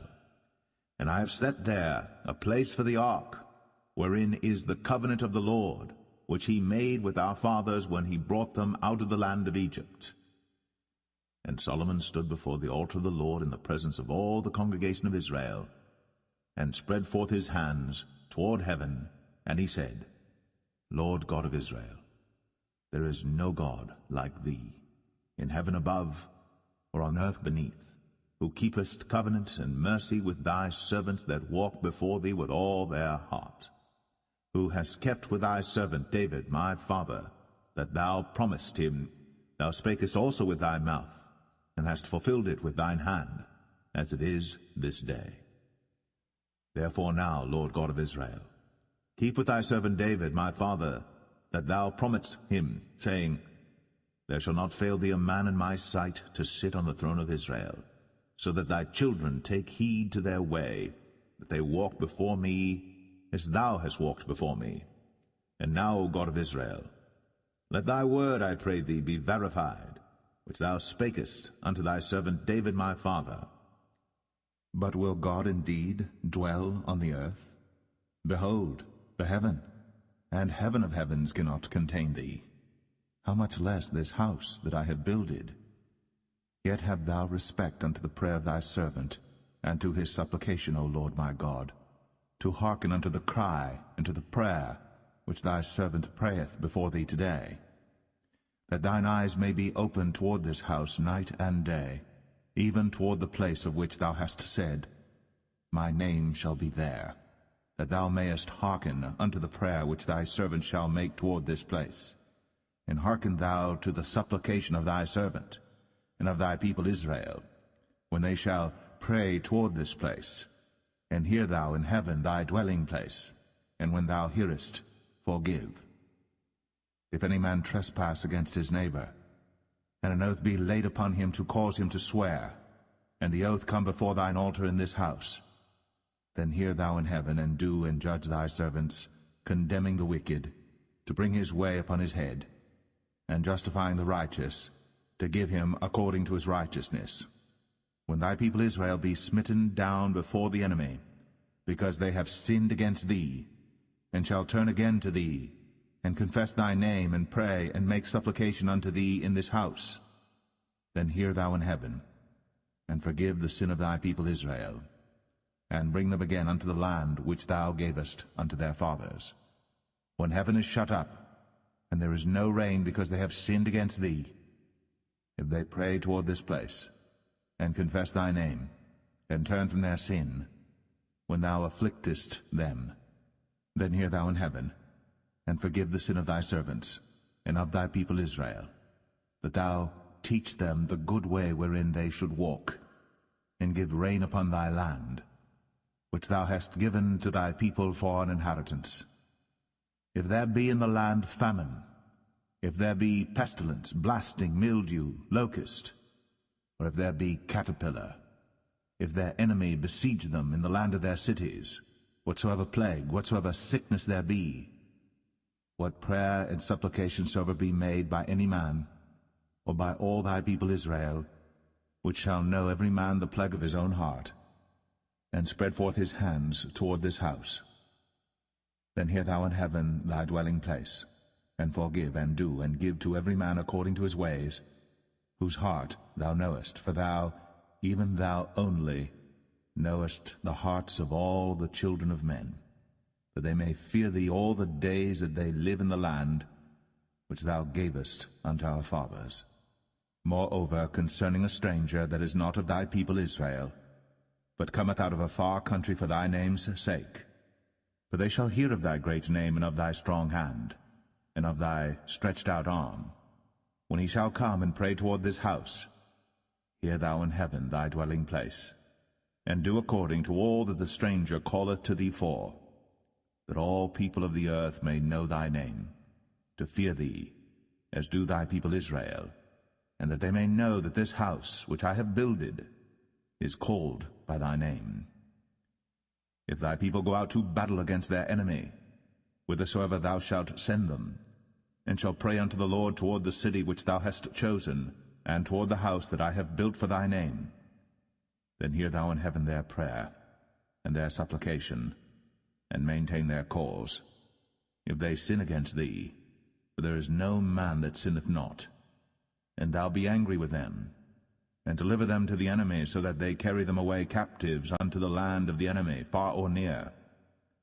Yet if they shall bethink themselves in the land whither they were carried captives, and repent, and make supplication unto thee in the land of them that carried them captives, saying, We have sinned, and have done perversely, we have committed wickedness, and so return unto thee with all their heart, and with all their soul, in the land of their enemies, which led them away captive, and pray unto thee toward their land, which thou gavest unto their fathers, the city which thou hast chosen, and the house which I have built for thy name. Then hear thou their prayer, and their supplication in heaven thy dwelling place, and maintain their cause, and forgive thy people that have sinned against thee, and all their transgressions wherein they have transgressed against thee, and give them compassion before them who carry them captive, that they may have compassion on them. For they be thy people, and thine inheritance, which thou broughtest forth out of Egypt, from the midst of the furnace of iron, that thine eyes may be open unto the supplication of thy servant, and unto the supplication of thy people Israel, to hearken unto them in all that they call for unto thee. For thou didst separate them from among all the people of the earth to be thine inheritance, as thou spakest by the hand of Moses thy servant, when thou broughtest our fathers out of Egypt, O Lord God. And it was so that when Solomon had made an end of praying all this prayer and supplication unto the Lord, he arose from before the altar of the Lord, from kneeling on his knees with his hands spread up to heaven. And he stood, and blessed all the congregation of Israel with a loud voice, saying, Blessed be the Lord, that hath given rest unto his people Israel, according to all that he promised. There hath not failed one word of all his good promise, which he promised by the hand of Moses his servant. The Lord our God be with us, as he was with our fathers. Let him not leave us, nor forsake us, that he may incline our hearts unto him, to walk in all his ways, and to keep his commandments and his statutes and his judgments, which he commanded our fathers. And let these my words wherewith I have made supplication before the Lord be nigh unto the Lord our God day and night, that he maintain the cause of his servant, and the cause of his people Israel at all times, as the matter shall require, that all the people of the earth may know that the Lord is God, and that there is none else. Let your heart therefore be perfect with the Lord our God, to walk in his statutes, and to keep his commandments, as at this day. And the king and all Israel with him offered sacrifice before the Lord. And Solomon offered a sacrifice of peace offerings, which he offered unto the Lord, 22,000 oxen, and 120,000 sheep. So the king and all the children of Israel dedicated the house of the Lord. The same day did the king hallow the middle of the court that was before the house of the Lord, for there he offered burnt offerings and meat offerings, and the fat of the peace offerings, because the brazen altar that was before the Lord was too little to receive the burnt offerings and meat offerings, and the fat of the peace offerings. And at that time Solomon held a feast, and all Israel with him, a great congregation, from the entering in of Hamath unto the river of Egypt, before the Lord our God 7 days, and 7 days, even 14 days. On the 8th day he sent the people away, and they blessed the king, and went unto their tents joyful and glad of heart, for all the goodness that the Lord had done for David his servant, and for Israel his people.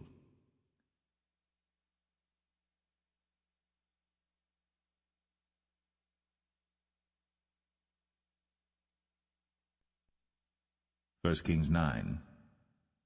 And it came to pass, when Solomon had finished the building of the house of the Lord, and the king's house, and all Solomon's desire which he was pleased to do, that the Lord appeared to Solomon the second time, as he had appeared unto him at Gibeon. And the Lord said unto him, I have heard thy prayer and thy supplication that thou hast made before me. I have hallowed this house which thou hast built, to put my name there for ever, and mine eyes and mine heart shall be there perpetually. And if thou wilt walk before me, as David thy father walked, in integrity of heart, and in uprightness, to do according to all that I have commanded thee, and wilt keep my statutes and my judgments, then I will establish the throne of thy kingdom upon Israel forever, as I promised to David thy father, saying, There shall not fail thee a man upon the throne of Israel. But if ye shall at all turn from following me, ye or your children, and will not keep my commandments and my statutes which I have set before you, but go and serve other gods, and worship them, Then will I cut off Israel out of the land which I have given them, and this house which I have hallowed for my name will I cast out of my sight. And Israel shall be a proverb and a byword among all people. And at this house which is high, every one that passeth by it shall be astonished, and shall hiss, and they shall say, Why hath the Lord done thus unto this land, and to this house? And they shall answer, Because they forsook the Lord their God, who brought forth their fathers out of the land of Egypt, and had taken hold upon other gods, and have worshipped them, and served them. Therefore hath the Lord brought upon them all this evil. And it came to pass at the end of 20 years, when Solomon had built the 2 houses, the house of the Lord, and the king's house. Now Hiram the king of Tyre had furnished Solomon with cedar trees and fir trees, and with gold according to all his desire. That then King Solomon gave Hiram 20 cities in the land of Galilee. And Hiram came out from Tyre to see the cities which Solomon had given him, and they pleased him not. And he said, What cities are these which thou hast given me, my brother? And he called them the land of Cabul unto this day. And Hiram sent to the king 60 talents of gold. And this is the reason of the levy which King Solomon raised, for to build the house of the Lord and his own house, and Millo, and the wall of Jerusalem, and Hazor, and Megiddo, and Gezer. For Pharaoh king of Egypt had gone up and taken Gezer, and burnt it with fire, and slain the Canaanites that dwelt in the city, and given it for a present unto his daughter Solomon's wife. And Solomon built Gezer, and Beth-horon the nether, and Baalath, and Tadmor in the wilderness in the land, and all the cities of store that Solomon had, and cities for his chariots, and cities for his horsemen, and that which Solomon desired to build in Jerusalem, and in Lebanon, and in all the land of his dominion.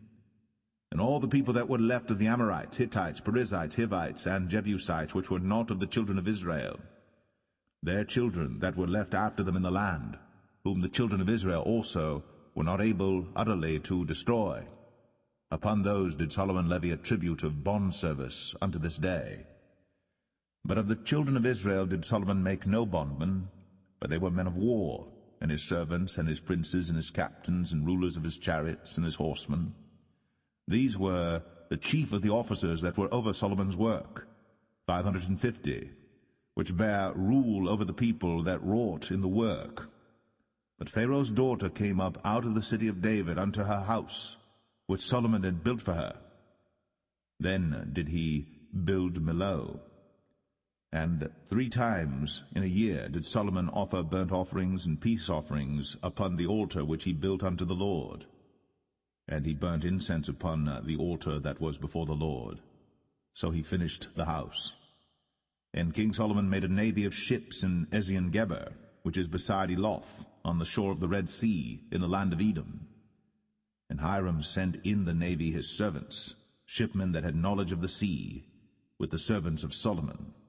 And they came to Ophir, and fetched from thence gold 420 talents, and brought it to King Solomon.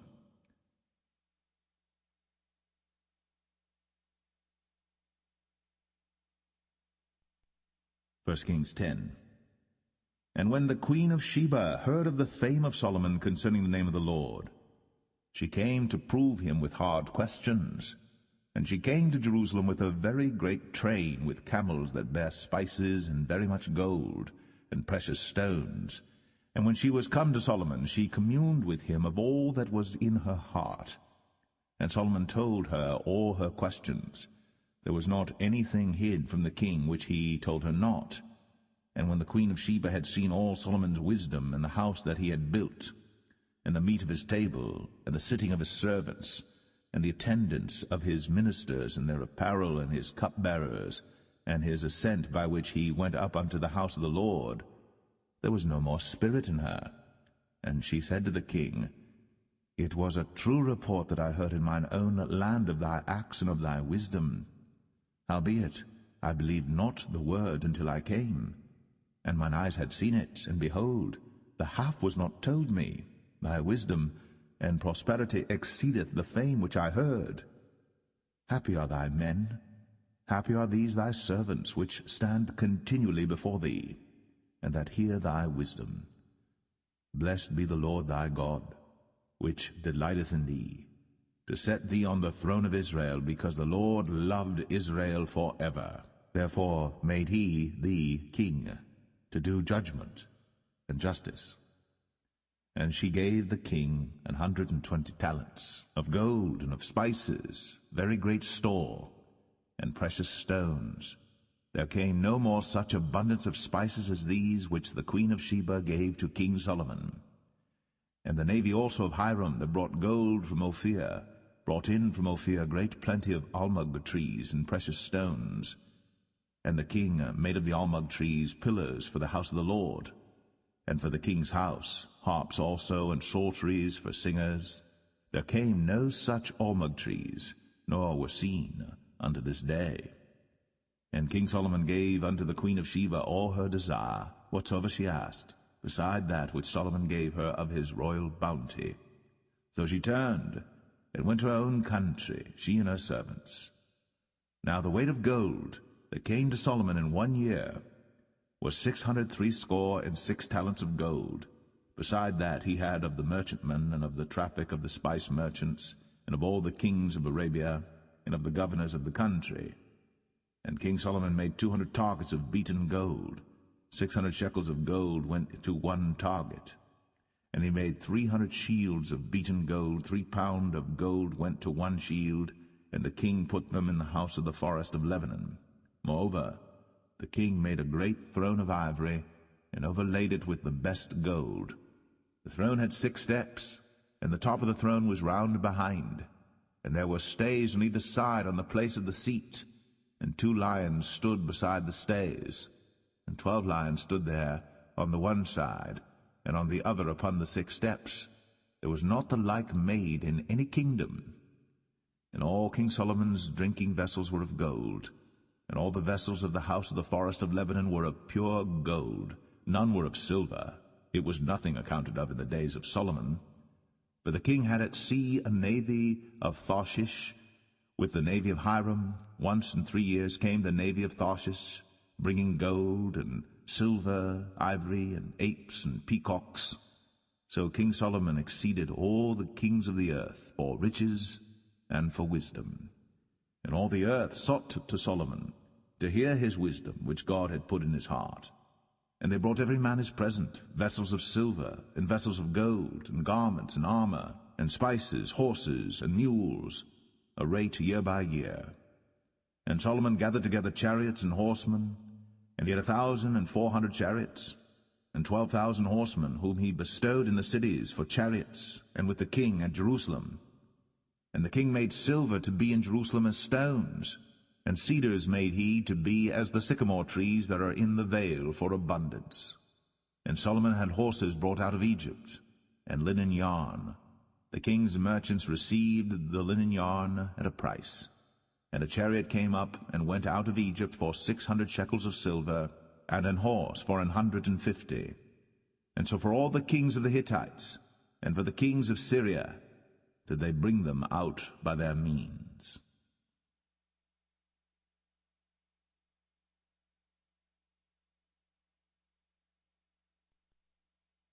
1 Kings 11.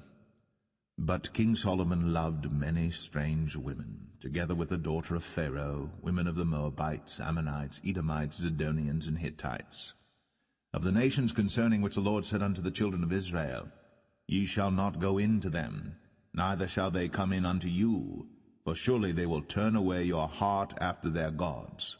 Solomon clave unto these in love. And he had 700 wives, princesses, and 300 concubines, and his wives turned away his heart. For it came to pass, when Solomon was old, that his wives turned away his heart after other gods.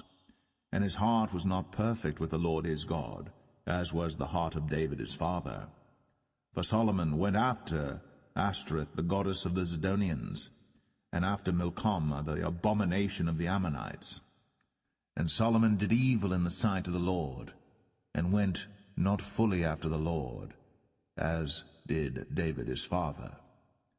Then did Solomon build an high place for Chemosh, the abomination of Moab, in the hill that is before Jerusalem, and for Moloch, the abomination of the children of Ammon. And likewise did he for all his strange wives, which burnt incense, and sacrificed unto their gods. And the Lord was angry with Solomon, because his heart was turned from the Lord God of Israel, which had appeared unto him twice, and had commanded him concerning this thing, that he should not go after other gods. But he kept not that which the Lord commanded. Wherefore the Lord said unto Solomon, Forasmuch as this is done of thee, and thou hast not kept my covenant and my statutes, which I have commanded thee, I will surely rend the kingdom from thee, and will give it to thy servant. Notwithstanding, in thy days I will not do it for David thy father's sake, but I will rend it out of the hand of thy son. Howbeit, I will not rend away all the kingdom, but will give one tribe to thy son, for David my servant's sake, and for Jerusalem's sake, which I have chosen. And the Lord stirred up an adversary unto Solomon, Hadad the Edomite. He was of the king's seed in Edom. For it came to pass, when David was in Edom, and Joab, the captain of the host, was gone up to bury the slain, after he had smitten every male in Edom. For 6 months did Joab remain there with all Israel, until he had cut off every male in Edom. That Hadad fled, he and certain Edomites of his father's servants with him, to go into Egypt, Hadad being yet a little child. And they arose out of Midian, and came to Paran. And they took men with them out of Paran, and they came to Egypt, unto Pharaoh king of Egypt, which gave him an house, and appointed him victuals, and gave him land. And Hadad found great favor in the sight of Pharaoh, so that he gave him to wife the sister of his own wife, the sister of Tahpenes the queen. And the sister of Tahpenes bare him Genubath his son, whom Tahpenes weaned in Pharaoh's house. And Genubath was in Pharaoh's household among the sons of Pharaoh. And when Hadad heard in Egypt that David slept with his fathers, and that Joab the captain of the host was dead, Hadad said to Pharaoh, Let me depart, that I may go to mine own country. Then Pharaoh said unto him, But what hast thou lacked with me, that, behold, thou seekest to go to thine own country? And he answered, Nothing. Howbeit, let me go in any wise. And God stirred him up another adversary, Rezon the son of Eliadah, which fled from his lord Hadadezer king of Zobah. And he gathered men unto him, and became captain over a band, when David slew them of Zobah. And they went to Damascus, and dwelt therein, and reigned in Damascus. And he was an adversary to Israel all the days of Solomon, beside the mischief that Hadad did. And he abhorred Israel, and reigned over Syria. And Jeroboam the son of Nebat, an Ephrathite of Zeradah, Solomon's servant, whose mother's name was Zeruiah, a widow woman, even he lifted up his hand against the king. And this was the cause that he lifted up his hand against the king. Solomon built Millo, and repaired the breaches of the city of David his father. And the man Jeroboam was a mighty man of valor. And Solomon, seeing the young man that he was industrious, he made him ruler over all the charge of the house of Joseph. And it came to pass at that time, when Jeroboam went out of Jerusalem, that the prophet Ahijah the Shilonite found him in the way, and he had clad himself with a new garment. And they two were alone in the field. And Ahijah caught on him, and rent it in 12 pieces. And he said to Jeroboam, Take thee 10 pieces, for thus saith the Lord, the God of Israel, Behold, I will rend the kingdom out of the hand of Solomon, and will give 10 tribes to thee. But he shall have 1 tribe for my servant David's sake, and for Jerusalem's sake, the city which I have chosen out of all the tribes of Israel, because that they have forsaken me, and have worshipped Ashtoreth, the goddess of the Zidonians, Chemosh, the god of the Moabites, and Milcom, the god of the children of Ammon, and have not walked in my ways, to do that which is right in mine eyes, and to keep my statutes and my judgments, as did David his father. Howbeit, I will not take the whole kingdom out of his hand, but I will make him prince all the days of his life, for David my servant's sake, whom I chose, because he kept my commandments and my statutes. But I will take the kingdom out of his son's hand, and will give it unto thee, even 10 tribes. And unto his son will I give 1 tribe, that David my servant may have a light always before me in Jerusalem, the city which I have chosen me, to put my name there. And I will take thee, and thou shalt reign according to all that thy soul desireth, and shalt be king over Israel. And it shall be, if thou wilt hearken unto all that I command thee, and wilt walk in my ways, and do that is right in my sight, to keep my statutes and my commandments, as David my servant did, that I will be with thee, and build thee a sure house, as I built for David, and will give Israel unto thee. And I will for this afflict the seed of David, but not forever. Solomon sought therefore to kill Jeroboam. And Jeroboam arose and fled into Egypt, unto Shishak king of Egypt, and was in Egypt until the death of Solomon. And the rest of the acts of Solomon, and all that he did, and his wisdom, are they not written in the book of the acts of Solomon? And the time that Solomon reigned in Jerusalem over all Israel was 40 years.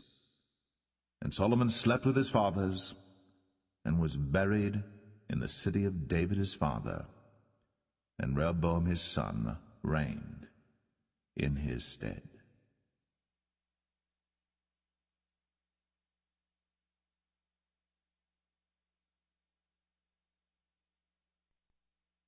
First Kings 12.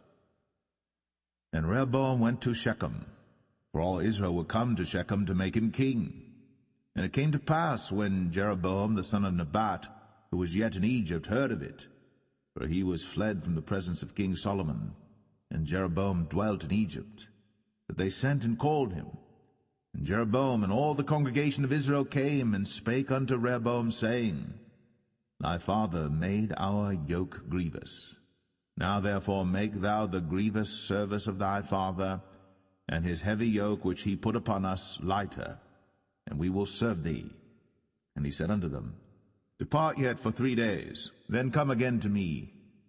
And the people departed.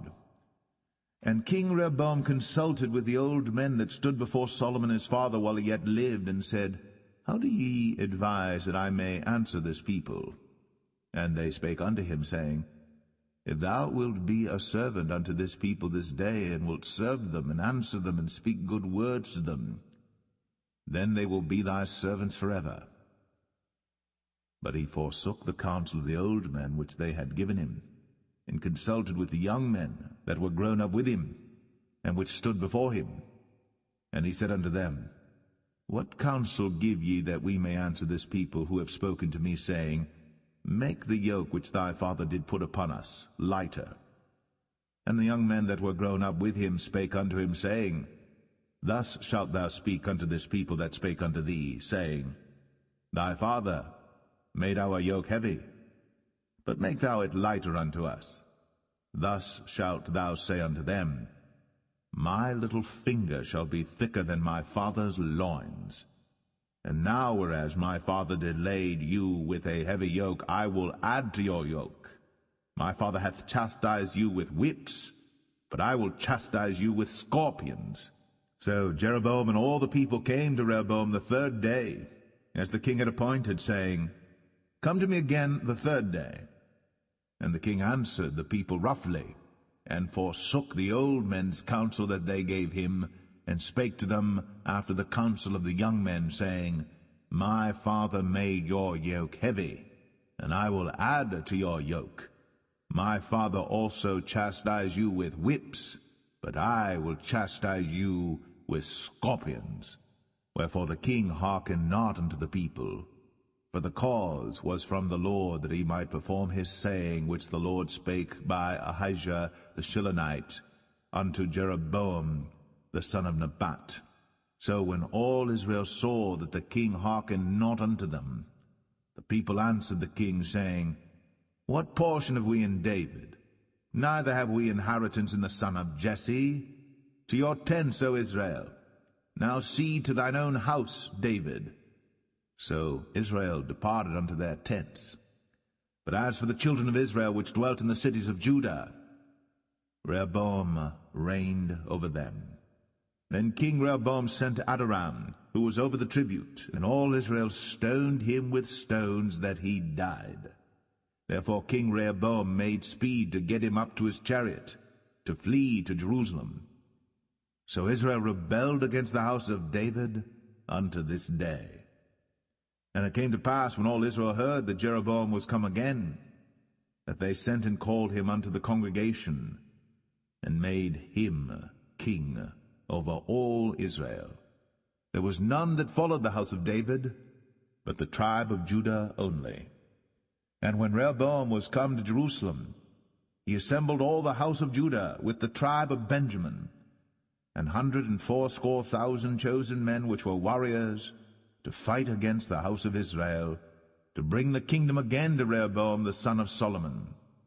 But the word of God came unto Shemaiah the man of God, saying, Speak unto Rehoboam the son of Solomon, king of Judah, and unto all the house of Judah and Benjamin, and to the remnant of the people, saying, Thus saith the Lord, Ye shall not go up, nor fight against your brethren the children of Israel. Return every man to his house, for this thing is from me.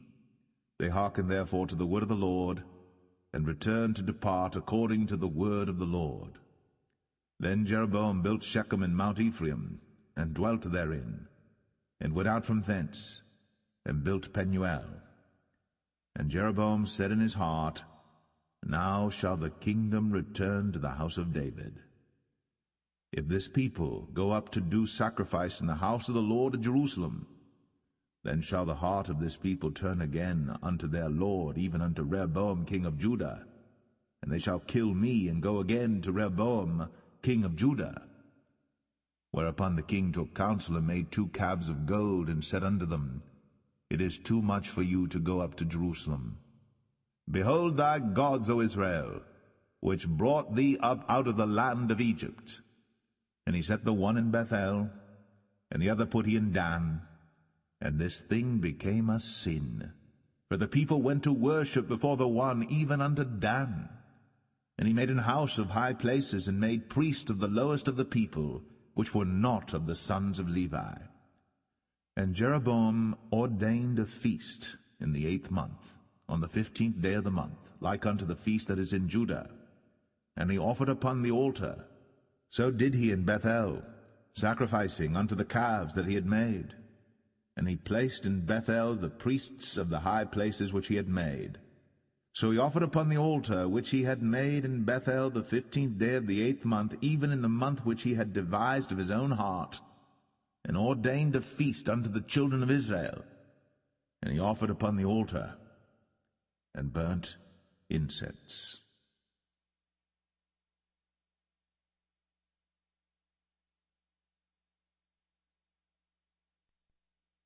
1 Kings 13. And behold, there came a man of God out of Judah by the word of the Lord unto Bethel. And Jeroboam stood by the altar to burn incense. And he cried against the altar in the word of the Lord, and said, O altar, altar, thus saith the Lord, Behold, a child shall be born unto the house of David, Josiah by name. And upon thee shall he offer the priests of the high places that burn incense upon thee, and men's bones shall be burnt upon thee. And he gave a sign the same day, saying, This is the sign which the Lord hath spoken. Behold, the altar shall be rent, and the ashes that are upon it shall be poured out. And it came to pass, when King Jeroboam heard the saying of the man of God, which had cried against the altar in Bethel, that he put forth his hand from the altar, saying, Lay hold on him. And his hand, which he put forth against him, dried up, so that he could not pull it in again to him. The altar also was rent, and the ashes poured out from the altar, according to the sign which the man of God had given by the word of the Lord. And the king answered and said unto the man of God, Entreat now the face of the Lord thy God, and pray for me, that my hand may be restored me again. And the man of God besought the Lord, and the king's hand was restored him again, and became as it was before. And the king said unto the man of God, Come home with me, and refresh thyself, and I will give thee a reward. And the man of God said unto the king, If thou wilt give me half thine house, I will not go in with thee, neither will I eat bread nor drink water in this place. For so was it charged me by the word of the Lord, saying, Eat no bread, nor drink water, nor turn again by the same way that thou camest. So he went another way, and returned not by the way that he came to Bethel. Now there dwelt an old prophet in Bethel, and his sons came and told him all the works that the man of God had done that day in Bethel, the words which he had spoken unto the king. Them they told also to their father. And their father said unto them, What way went he? For his sons had seen what way the man of God went, which came from Judah. And he said unto his sons, Saddle me the ass. So they saddled him the ass, and he rode thereon, and went after the man of God, and found him sitting under an oak. And he said unto him, Art thou the man of God that camest from Judah? And he said, I am. Then he said unto him, Come home with me, and eat bread. And he said, I may not return with thee, nor go in with thee, neither will I eat bread nor drink water with thee in this place. For it was said to me by the word of the Lord, Thou shalt eat no bread, nor drink water there, nor turn again to go by the way that thou camest. He said unto him, I am a prophet, also as thou art. And an angel spake unto me by the word of the Lord, saying, Bring him back with thee into thine house, that he may eat bread and drink water. But he lied unto him. So he went back with him, and did eat bread in his house, and drank water. And it came to pass, as they sat at the table, that the word of the Lord came unto the prophet that brought him back. And he cried unto the man of God that came from Judah, saying, Thus saith the Lord, For as much as thou hast disobeyed the mouth of the Lord, and hast not kept the commandment which the Lord thy God commanded thee, but camest back, and hast eaten bread and drunk water in the place, of the which the Lord did say to thee, Eat no bread, and drink no water, thy carcass shall not come unto the sepulchre of thy fathers. And it came to pass, after he had eaten bread, and after he had drunk, that he saddled for him the ass, to wit, for the prophet whom he had brought back. And when he was gone, a lion met him by the way, and slew him. And his carcass was cast in the way, and the ass stood by it. The lion also stood by the carcass. And behold, men passed by, and saw the carcass cast in the way, and the lion standing by the carcass. And they came and told it in the city where the old prophet dwelt. And when the prophet that brought him back from the way heard thereof, he said, It is the man of God who was disobedient unto the word of the Lord. Therefore the Lord hath delivered him unto the lion, which hath torn him and slain him according to the word of the Lord, which he spake unto him. And he spake to his son, saying, Saddle me the ass. And they saddled him. And he went and found his carcass cast in the way, and the ass and the lion standing by the carcass. The lion had not eaten the carcass, nor torn the ass.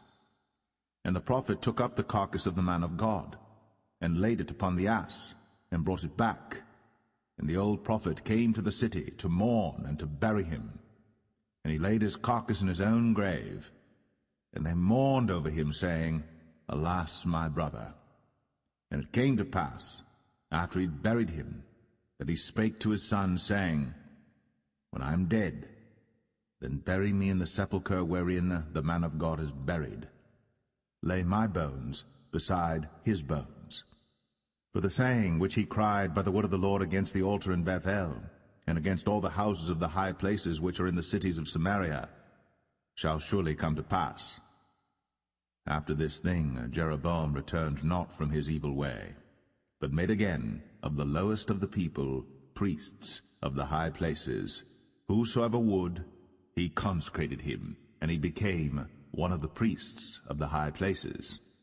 And this thing became sin unto the house of Jeroboam, even to cut it off, and to destroy it from off the face of the earth.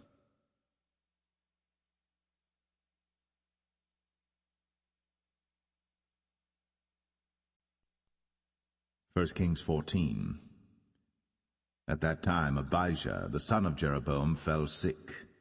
And Jeroboam said to his wife, Arise, I pray thee, and disguise thyself, that thou be not known to be the wife of Jeroboam, and get thee to Shiloh. Behold, there is Ahijah the prophet, which told me that I should be king over this people. And take with thee 10 loaves and cracknels, and a cruse of honey, and go to him. He shall tell thee what shall become of the child. And Jeroboam's wife did so, and arose, and went to Shiloh, and came to the house of Ahijah. But Ahijah could not see, for his eyes were set by reason of his age. And the Lord said unto Ahijah, Behold, the wife of Jeroboam cometh to ask a thing of thee for her son, for he is sick. Thus and thus shalt thou say unto her, for it shall be, when she cometh in, that she shall feign herself to be another woman. And it was so, when Ahijah heard the sound of her feet, as she came in at the door, that he said, Come in, thou wife of Jeroboam. Why feignest thou thyself to be another? For I am sent to thee with heavy tidings. Go, tell Jeroboam, Thus saith the Lord God of Israel, Forasmuch as I exalted thee from among the people, and made thee prince over my people Israel, and rent the kingdom away from the house of David, and gave it thee, and yet thou hast not been as my servant David, who kept my commandments, and who followed me with all his heart, to do that only which was right in mine eyes, but hast done evil above all that were before thee. For thou hast gone and made thee other gods, and molten images, to provoke me to anger, and hast cast me behind thy back. Therefore, behold, I will bring evil upon the house of Jeroboam, and will cut off from Jeroboam him that pisseth against the wall, and him that is shut up and left in Israel, and will take away the remnant of the house of Jeroboam as a man taketh away dung, till it be all gone. Him that dieth of Jeroboam in the city shall the dogs eat, and him that dieth in the field shall the fowls of the air eat. For the Lord hath spoken it.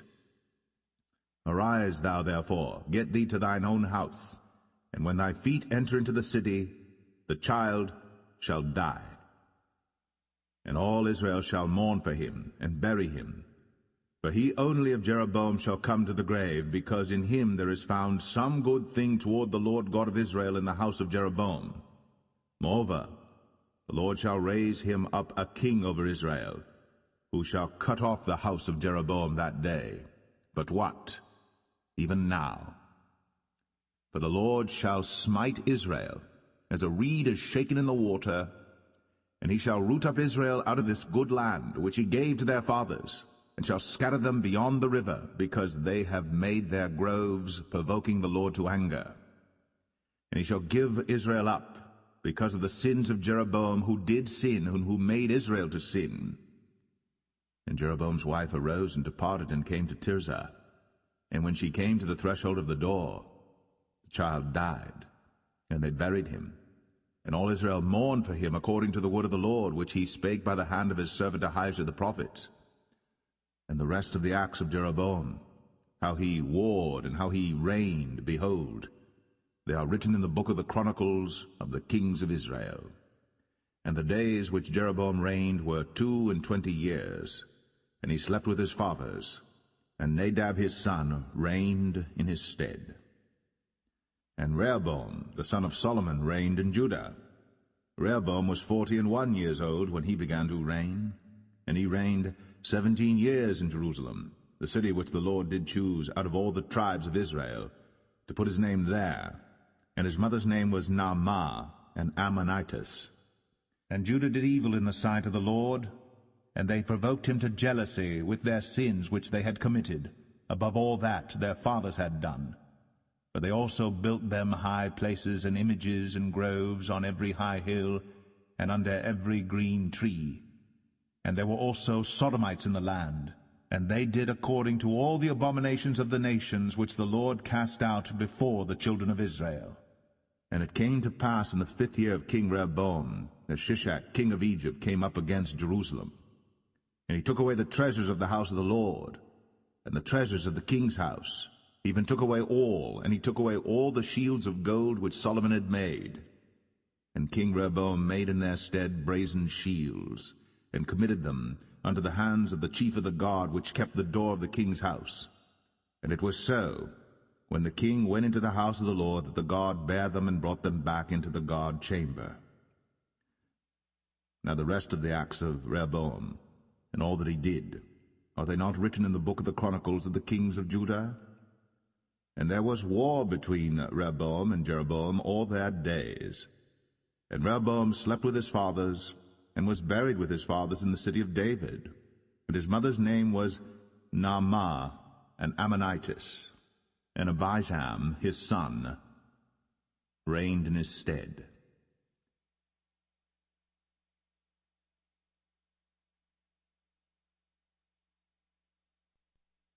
First Kings 15.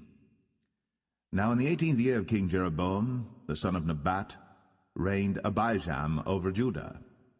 3 years reigned he in Jerusalem, and his mother's name was Maachah, the daughter of Abishalom.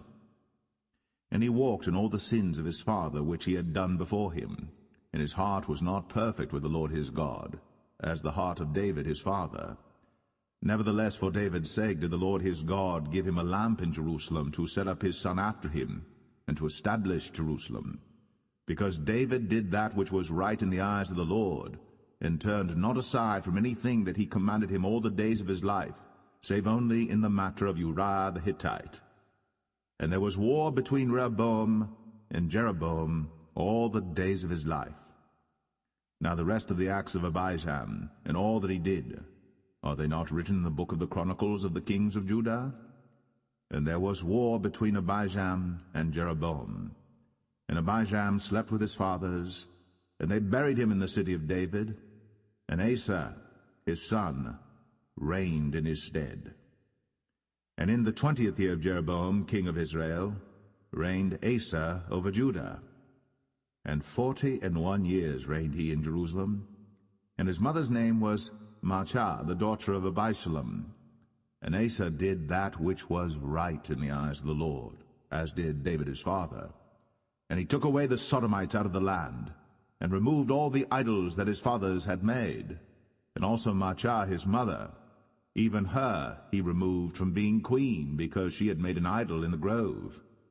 And Asa destroyed her idol, and burned it by the brook Kidron. But the high places were not removed. Nevertheless Asa's heart was perfect with the Lord all his days. And he brought in the things which his father had dedicated, and the things which himself had dedicated, into the house of the Lord, silver and gold and vessels. And there was war between Asa and Baasha, king of Israel, all their days. And Baasha, king of Israel, went up against Judah, and built Ramah, that he might not suffer any to go out or come in to Asa, king of Judah. Then Asa took all the silver and the gold that were left in the treasures of the house of the Lord, and the treasures of the king's house, and delivered them into the hand of his servants. And King Asa sent them to Ben-Hadad, the son of Tabrimon, the son of Hezion, king of Syria, that dwelt at Damascus, saying, There is a league between me and thee, and between my father and thy father. Behold, I have sent unto thee a present of silver and gold. Come, and break thy league with Baasha king of Israel, that he may depart from me. So Ben-Hadad hearkened unto King Asa, and sent the captains of the hosts which he had against the cities of Israel, and smote Ijon and Dan and Abel-Beth-Maachah and all Cinneroth, with all the land of Naphtali. And it came to pass, when Baasha heard thereof, that he left off building of Ramah, and dwelt in Tirzah. Then King Asa made a proclamation throughout all Judah, none was exempted. And they took away the stones of Ramah, and the timber thereof, wherewith Baasha had builded. And King Asa built with them Geba of Benjamin, and Mizpah. The rest of all the acts of Asa, and all his might, and all that he did, and the cities which he built, are they not written in the book of the Chronicles of the kings of Judah? Nevertheless, in the time of his old age, he was diseased in his feet. And Asa slept with his fathers, and was buried with his fathers in the city of David his father, and Jehoshaphat his son reigned in his stead. And Nadab the son of Jeroboam began to reign over Israel in the 2nd year of Asa king of Judah. and reigned over Israel 2 years. And he did evil in the sight of the Lord, and walked in the way of his father, and in his sin wherewith he made Israel to sin. And Baasha the son of Ahijah of the house of Issachar conspired against him. And Baasha smote him at Gibbethon, which belonged to the Philistines. For Nadab and all Israel laid siege to Gibbethon. Even in the 3rd year of Asa king of Judah did Baasha slay him, and reigned in his stead. And it came to pass when he reigned, that he smote all the house of Jeroboam. He left not to Jeroboam any that breathed, until he had destroyed him, according unto the saying of the Lord, which he spake by his servant Ahijah the Shilonite. Because of the sins of Jeroboam which he sinned, and which he made Israel sin, by his provocation wherewith he provoked the Lord God of Israel to anger. Now the rest of the acts of Nadab, and all that he did, are they not written in the book of the chronicles of the kings of Israel? And there was war between Asa and Baasha, king of Israel, all their days. In the 3rd year of Asa king of Judah began Baasha the son of Ahijah to reign over all Israel in Tirzah 24 years. And he did evil in the sight of the Lord, and walked in the way of Jeroboam, and in his sin wherewith he made Israel to sin.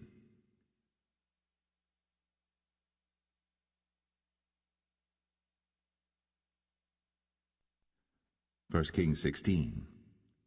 Then the word of the Lord came to Jehu the son of Hanani against Baasha, saying, Forasmuch as I exalted thee out of the dust, and made thee prince over my people Israel, and thou hast walked in the way of Jeroboam, and hast made my people Israel to sin, to provoke me to anger with their sins, behold, I will take away the posterity of Baasha, and the posterity of his house, and will make thy house like the house of Jeroboam the son of Nebat. Him that dieth of Baasha in the city shall the dogs eat, and him that dieth of his in the fields shall the fowls of the air eat. Now the rest of the acts of Baasha, and what he did, and his might, are they not written in the book of the chronicles of the kings of Israel? So Baasha slept with his fathers, and was buried in Tirzah, and Elah his son reigned in his stead. And also by the hand of the prophet Jehu, the son of Hanani, came the word of the Lord against Baasha, and against his house, even for all the evil that he did in the sight of the Lord, in provoking him to anger, with the work of his hands, in being like the house of Jeroboam, and because he killed him. In the 26th year of Asa king of Judah began Elah the son of Baasha to reign over Israel in Tirzah 2 years. And his servant Zimri, captain of half his chariots, conspired against him, as he was in Tirzah drinking himself drunk in the house of Arzah, steward of his house in Tirzah. And Zimri went in, and smote him, and killed him in the 27th year of Asa king of Judah, and reigned in his stead. And it came to pass, when he began to reign, as soon as he sat on his throne, that he slew all the house of Baasha. He left him not one that pisseth against a wall, neither of his kinsfolks, nor of his friends. Thus did Zimri destroy all the house of Baasha, according to the word of the Lord which he spake against Baasha by Jehu the prophet. For all the sins of Baasha, and the sins of Elah his son, by which they sinned, and by which they made Israel to sin, in provoking the Lord God of Israel to anger with their vanities. Now the rest of the acts of Elah, and all that he did, are they not written in the book of the chronicles of the kings of Israel? In the 27th year of Asa king of Judah did Zimri reign 7 days in Tirzah.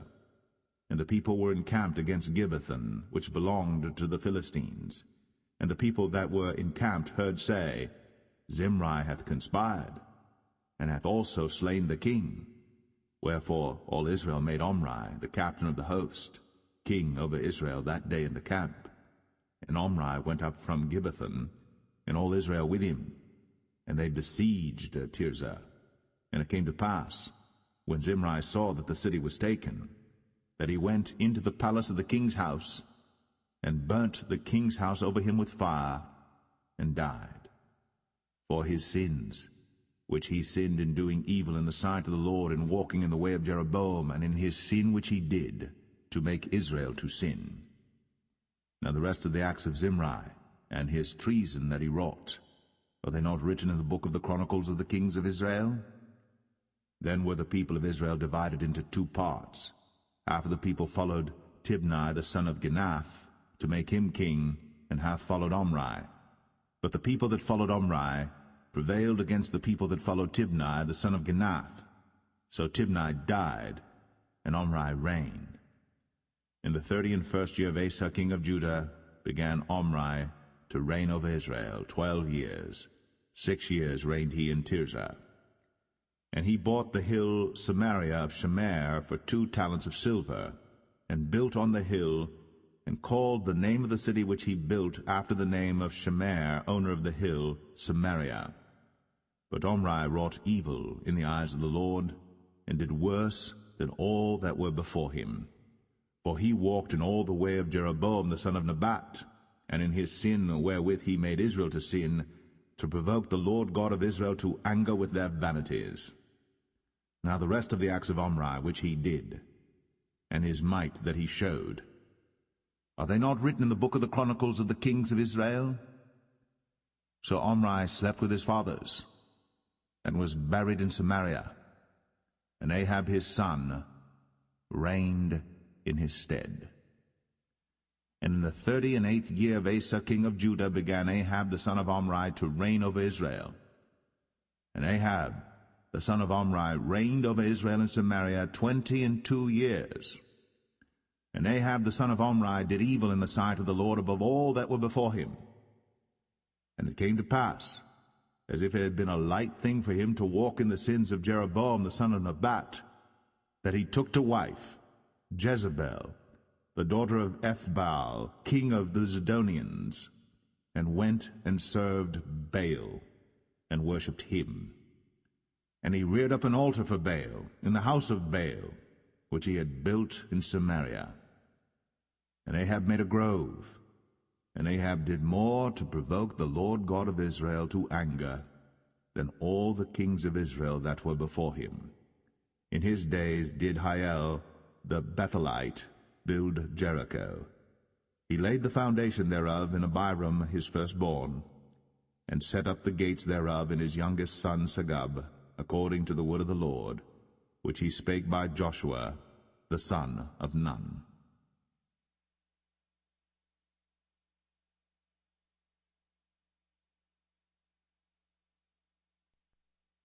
First Kings 17. And Elijah the Tishbite, who was of the inhabitants of Gilead, said unto Ahab, As the Lord God of Israel liveth, before whom I stand, there shall not be dew nor rain these years, but according to my word. And the word of the Lord came unto him, saying, Get thee hence, and turn thee eastward, and hide thyself by the brook Cherith, that is before Jordan. And it shall be that thou shalt drink of the brook, and I have commanded the ravens to feed thee there. So he went and did according unto the word of the Lord, for he went and dwelt by the brook Cherith, that is before Jordan. And the ravens brought him bread and flesh in the morning, and bread and flesh in the evening, and he drank of the brook. And it came to pass after a while that the brook dried up, because there had been no rain in the land. And the word of the Lord came unto him, saying, Arise, get thee to Zarephath, which belongeth to Zidon, and dwell there. Behold, I have commanded a widow woman there to sustain thee. So he arose and went to Zarephath. And when he came to the gate of the city, behold, the widow woman was there gathering of sticks. And he called to her, and said, Fetch me, I pray thee, a little water in a vessel, that I may drink. And as she was going to fetch it, he called to her, and said, Bring me, I pray thee, a morsel of bread in thine hand. And she said, As the Lord thy God liveth, I have not a cake, but an handful of meal in a barrel, and a little oil in a cruse, and behold, I am gathering 2 sticks, that I may go in and dress it for me, and my son, that we may eat it, and die. And Elijah said unto her, Fear not, go and do as thou hast said, but make me thereof a little cake first, and bring it unto me, and after make for thee and for thy son. For thus saith the Lord God of Israel, The barrel of meal shall not waste, neither shall the cruse of oil fail, until the day that the Lord sendeth rain upon the earth. And she went and did according to the saying of Elijah, and she and he and her house did eat many days. And the barrel of meal wasted not, neither did the cruse of oil fail, according to the word of the Lord which he spake by Elijah. And it came to pass after these things that the son of the woman, the mistress of the house, fell sick, and his sickness was so sore that there was no breath left in him. And she said unto Elijah, What have I to do with thee, O thou man of God? Art thou come unto me to call my sin to remembrance, and to slay my son? And he said unto her, Give me thy son. And he took him out of her bosom, and carried him up into a loft, where he abode, and laid him upon his own bed. And he cried unto the Lord, and said, O Lord my God, hast thou also brought evil upon the widow with whom I sojourn, by slaying her son? And he stretched himself upon the child 3 times, and cried unto the Lord, and said, O Lord my God, I pray thee, let this child's soul come into him again. And the Lord heard the voice of Elijah, and the soul of the child came into him again, and he revived. And Elijah took the child, and brought him down out of the chamber into the house, and delivered him unto his mother. And Elijah said, See, thy son liveth. And the woman said to Elijah, Now by this I know that thou art a man of God, and that the word of the Lord in thy mouth is truth.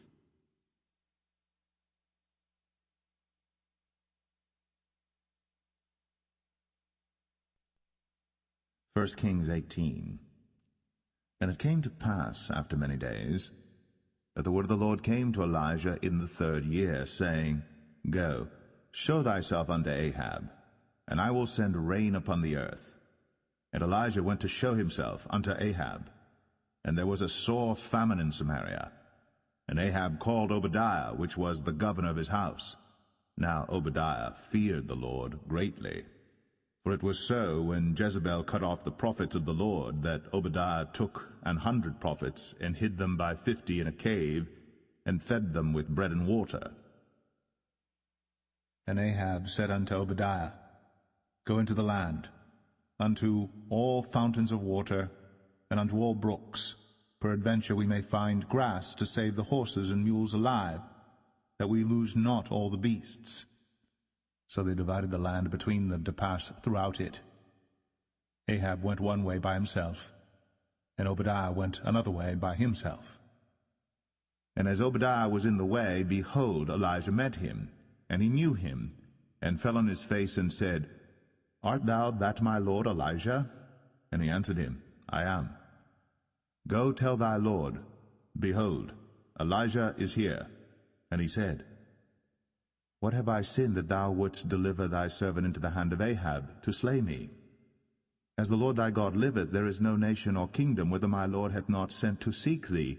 And when they said, He is not there, he took an oath of the kingdom and nation that they found thee not. And now thou sayest, Go tell thy lord, Behold, Elijah is here. And it shall come to pass, as soon as I am gone from thee, that the Spirit of the Lord shall carry thee whither I know not. And so when I come and tell Ahab, and he cannot find thee, he shall slay me. But I thy servant fear the Lord from my youth. Was it not told my Lord what I did when Jezebel slew the prophets of the Lord, how I hid 100 men of the Lord's prophets by 50 in a cave, and fed them with bread and water? And now thou sayest, Go tell thy Lord, Behold, Elijah is here, and he shall slay me? And Elijah said, As the Lord of hosts liveth, before whom I stand, I will surely show myself unto him today. So Obadiah went to meet Ahab, and told him. And Ahab went to meet Elijah. And it came to pass, when Ahab saw Elijah, that Ahab said unto him, Art thou he that troubleth Israel? And he answered, I have not troubled Israel, but thou and thy father's house, in that ye have forsaken the commandments of the Lord, and thou hast followed Baalim. Now therefore send and gather to me all Israel unto Mount Carmel, and the prophets of Baal 450, and the prophets of the groves 400, which eat at Jezebel's table. So Ahab sent unto all the children of Israel, and gathered the prophets together unto Mount Carmel. And Elijah came unto all the people, and said, How long halt ye between two opinions? If the Lord be God, follow him, but if Baal, then follow him. And the people answered him not a word. Then said Elijah unto the people, I, even I only, remain a prophet of the Lord, but Baal's prophets are 450 men. Let them therefore give us 2 bullocks, and let them choose 1 bullock from themselves, and cut it in pieces, and lay it on wood, and put no fire under. And I will dress the other bullock, and lay it on wood, and put no fire under. And call ye on the name of your gods, and I will call on the name of the Lord. And the God that answereth by fire, let him be God. And all the people answered and said, It is well spoken. And Elijah said unto the prophets of Baal, Choose you 1 bullock for yourselves, and dress it first, for ye are many, and call on the name of your gods, but put no fire under. And they took the bullock which was given them, and they dressed it, and called on the name of Baal from morning even until noon, saying, O Baal, hear us! But there was no voice, nor any that answered. And they leaped upon the altar which was made. And it came to pass at noon that Elijah mocked them, and said, Cry aloud, for he is a god. Either he is talking, or he is pursuing, or he is in a journey, or peradventure he sleepeth, and must be awaked. And they cried aloud, and cut themselves after their manner with knives and lancets, till the blood gushed out upon them. And it came to pass, when midday was past, and they prophesied until the time of the offering of the evening sacrifice, that there was neither voice, nor any to answer, nor any that regarded. And Elijah said unto all the people, Come near unto me. And all the people came near unto him, and he repaired the altar of the Lord that was broken down. And Elijah took 12 stones, according to the number of the tribes of the sons of Jacob, unto whom the word of the Lord came, saying, Israel shall be thy name. And with the stones he built an altar in the name of the Lord, and he made a trench about the altar, as great as would contain 2 measures of seed. And he put the wood in order, and cut the bullock in pieces, and laid him on the wood, and said, Fill 4 barrels with water, and pour it on the burnt sacrifice, and on the wood. And he said, Do it the 2nd time. And they did it the 2nd time. And he said, Do it the 3rd time. And they did it the 3rd time. And the water ran round about the altar, and he filled the trench also with water. And it came to pass, at the time of the offering of the evening sacrifice, that Elijah the prophet came near and said, Lord God of Abraham, Isaac, and of Israel, let it be known this day that thou art God in Israel, and that I am thy servant, and that I have done all these things at thy word. Hear me, O Lord, hear me, that this people may know that thou art the Lord God, and that thou hast turned their heart back again. Then the fire of the Lord fell, and consumed the burnt sacrifice, and the wood, and the stones, and the dust, and licked up the water that was in the trench. And when all the people saw it, they fell on their faces, and they said, The Lord, he is the God. The Lord, he is the God. And Elijah said unto them, Take the prophets of Baal, let not one of them escape. And they took them. And Elijah brought them down to the brook Kishon, and slew them there. And Elijah said unto Ahab, Get thee up, eat and drink, for there is a sound of abundance of rain. So Ahab went up to eat and to drink. And Elijah went up to the top of Carmel, and he cast himself down upon the earth, and put his face between his knees, and said to his servant, Go up now, look toward the sea. And he went up and looked, and said, There is nothing. And he said, Go again 7 times. And it came to pass at the 7th time that he said, Behold, there ariseth a little cloud out of the sea, like a man's hand. And he said, Go up, say unto Ahab, Prepare thy chariot, and get thee down, that the rain stop thee not. And it came to pass in the meanwhile, that the heaven was black with clouds and wind, and there was a great rain. And Ahab rode, and went to Jezreel.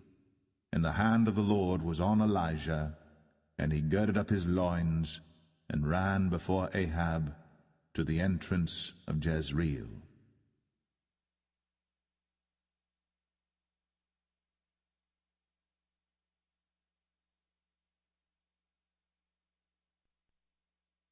First Kings 19. And Ahab told Jezebel all that Elijah had done, and withal how he had slain all the prophets with the sword. Then Jezebel sent a messenger unto Elijah, saying, So let the gods do to me, and more also, if I make not thy life as the life of one of them by tomorrow about this time. And when he saw that, he arose, and went for his life, and came to Beersheba, which belongeth to Judah, and left his servant there. But he himself went a day's journey into the wilderness, and came and sat down under a juniper tree. And he requested for himself that he might die, and said, It is enough. Now, O Lord, take away my life, for I am not better than my fathers.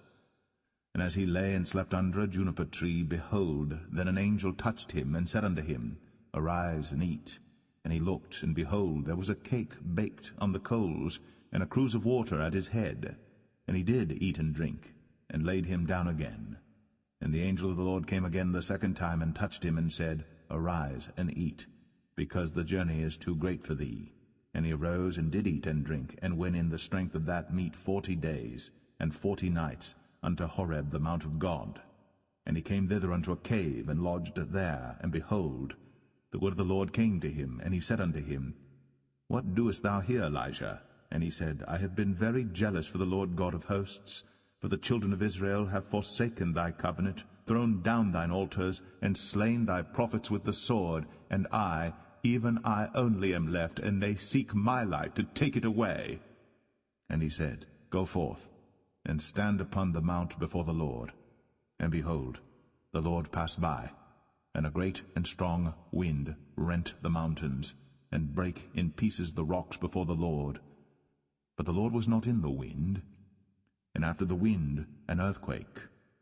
But the Lord was not in the earthquake. And after the earthquake, a fire. But the Lord was not in the fire. And after the fire, a still small voice. And it was so, when Elijah heard it, that he wrapped his face in his mantle, and went out, and stood in the entering in of the cave. And behold, there came a voice unto him, and said, What doest thou here, Elijah? And he said, I have been very jealous for the Lord God of hosts, because the children of Israel have forsaken thy covenant, thrown down thine altars, and slain thy prophets with the sword, and I, even I only, am left. And they seek my life, to take it away. And the Lord said unto him, Go, return on thy way to the wilderness of Damascus, and when thou comest, anoint Hazael to be king over Syria. And Jehu the son of Nimshi shalt thou anoint to be king over Israel. And Elisha the son of Shaphat of Abel-Meholah shalt thou anoint to be prophet in thy room. And it shall come to pass that him that escapeth the sword of Hazael shall Jehu slay, and him that escapeth from the sword of Jehu shall Elisha slay. Yet I have left me 7,000 in Israel, all the knees which have not bowed unto Baal, and every mouth which hath not kissed him. So he departed thence, and found Elisha the son of Shaphat, who was plowing with 12 yoke of oxen before him, and he with the 12th. And Elijah passed by him, and cast his mantle upon him. And he left the oxen, and ran after Elijah, and said, Let me, I pray thee, kiss my father and my mother, and then I will follow thee. And he said unto him, Go back again, for what have I done to thee? And he returned back from him, and took a yoke of oxen, and slew them, and boiled their flesh with the instruments of the oxen, and gave unto the people, and they did eat. Then he arose, and went after Elijah, and ministered unto him.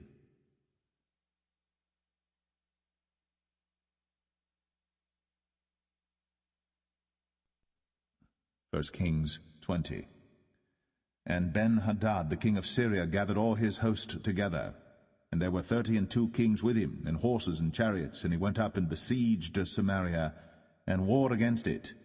And he sent messengers to Ahab king of Israel into the city, and said unto him, Thus saith Ben-Hadad, Thy silver and thy gold is mine, thy wives also and thy children, even the goodliest, are mine. And the king of Israel answered and said, My lord, O king, according to thy saying, I am thine, and all that I have. And the messengers came again and said, Thus speaketh Ben-Hadad, saying, Although I have sent unto thee, saying, Thou shalt deliver me thy silver and thy gold and thy wives and thy children, yet I will send my servants unto thee tomorrow about this time, and they shall search thine house and the houses of thy servants. And it shall be that whatsoever is pleasant in thine eyes, they shall put it in their hand, and take it away. Then the king of Israel called all the elders of the land, and said, Mark, I pray you, and see how this man seeketh mischief, for he sent unto me for my wives, and for my children, and for my silver, and for my gold, and I denied him not. And all the elders and all the people said unto him, Hearken not unto him, nor consent. Wherefore he said unto the messengers of Ben-Hadad, Tell my lord the king, all that thou didst send for to thy servant at the first, I will do, but this thing I may not do. And the messengers departed, and brought him word again. And Ben-Hadad sent unto him, and said, The gods do so unto me, and more also, if the dust of Samaria shall suffice for handfuls for all the people that follow me. And the king of Israel answered and said, Tell him, Let not him that girdeth on his harness boast himself, as he that putteth it off. And it came to pass, when Ben-Hadad heard this message, as he was drinking, he and the kings in the pavilions, that he said unto his servants, Set yourselves in array. And they set themselves in array against the city. And behold, there came a prophet unto Ahab king of Israel, saying, Thus saith the Lord, Hast thou seen all this great multitude? Behold, I will deliver it into thine hand this day, and thou shalt know that I am the Lord. And Ahab said, By whom? And he said, Thus saith the Lord, even by the young men of the princes of the provinces. Then he said, Who shall order the battle? And he answered, Thou. Then he numbered the young men of the princes of the provinces, and they were 232. And after them he numbered all the people, even all the children of Israel, being 7,000. And they went out at noon. But Ben-Hadad was drinking himself drunk in the pavilions, he and the kings, the 32 kings that helped him. And the young men of the princes of the provinces went out first. And Ben-Hadad sent out, and they told him, saying, There are men come out of Samaria. And he said, Whether they be come out for peace, take them alive, or whether they be come out for war, take them alive. So these young men of the princes of the provinces came out of the city, and the army which followed them, and they slew every one his man, and the Syrians fled, and Israel pursued them, and Ben-Hadad the king of Syria escaped on an horse with the horsemen. And the king of Israel went out, and smote the horses and chariots, and slew the Syrians with a great slaughter. And the prophet came to the king of Israel, and said unto him, Go, strengthen thyself, and mark and see what thou doest. For at the return of the year the king of Syria will come up against thee. And the servants of the king of Syria said unto him, Their gods are gods of the hills, therefore they were stronger than we. But let us fight against them in the plain, and surely we shall be stronger than they. And do this thing, take the kings away, every man out of his place, and put captains in their rooms, and number thee an army like the army that thou hast lost, horse for horse, and chariot for chariot, and we will fight against them in the plain, and surely we shall be stronger than they. And he hearkened unto their voice, and did so. And it came to pass, at the return of the year, that Ben-Hadad numbered the Syrians, and went up to Aphek to fight against Israel. And the children of Israel were numbered, and were all present, and went against them. And the children of Israel pitched before them like 2 little flocks of kids, but the Syrians filled the country. And there came a man of God, and spake unto the king of Israel, and said, Thus saith the Lord, Because the Syrians have said, The Lord is God of the hills, but he is not God of the valleys. Therefore will I deliver all this great multitude into thine hand, and ye shall know that I am the Lord. And they pitched one over against the other 7 days, and so it was, that in the 7th day the battle was joined, and the children of Israel slew of the Syrians 100,000 footmen in 1 day. But the rest fled to Aphek into the city, and there a wall fell upon 27,000 of the men that were left. And Ben-Hadad fled and came into the city, into an inner chamber. And his servants said unto him, Behold now, we have heard that the kings of the house of Israel are merciful kings. Let us, I pray thee, put sackcloth on our loins, and ropes upon our heads, and go out to the king of Israel. Peradventure he will save thy life. So they girded sackcloth on their loins, and put ropes on their heads, and came to the king of Israel, and said, Thy servant Ben-Hadad saith, I pray thee, let me live. And he said, Is he yet alive? He is my brother. Now the men did diligently observe whether anything would come from him, and did hastily catch it. And they said, Thy brother Ben-Hadad. Then he said, Go ye, bring him. Then Ben-Hadad came forth to him, and he caused him to come up into the chariot. And Ben-Hadad said unto him, The cities which my father took from thy father I will restore, and thou shalt make streets for thee in Damascus, as my father made in Samaria. Then said Ahab, I will send thee away with this covenant. So he made a covenant with him, and sent him away. And a certain man of the sons of the prophets said unto his neighbor in the word of the Lord, Smite me, I pray thee. And the man refused to smite him. Then said he unto him, Because thou hast not obeyed the voice of the Lord, behold, as soon as thou art departed from me, a lion shall slay thee. And as soon as he was departed from him, a lion found him and slew him. Then he found another man, and said, Smite me, I pray thee. And the man smote him, so that in smiting he wounded him. So the prophet departed, and waited for the king by the way, and disguised himself with ashes upon his face.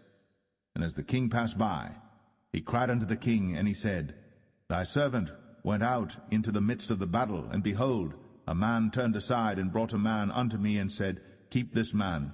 If by any means he be missing, then shall thy life be for his life, or else thou shalt pay a talent of silver. And as thy servant was busy here and there, he was gone. And the king of Israel said unto him, So shall thy judgment be. Thyself hast decided it. And he hasted, and took the ashes away from his face. And the king of Israel discerned him that he was of the prophets. And he said unto him, Thus saith the Lord, Because thou hast let go out of thy hand a man whom I appointed to utter destruction, therefore thy life shall go for his life, and thy people for his people. And the king of Israel went to his house, heavy and displeased, and came to Samaria.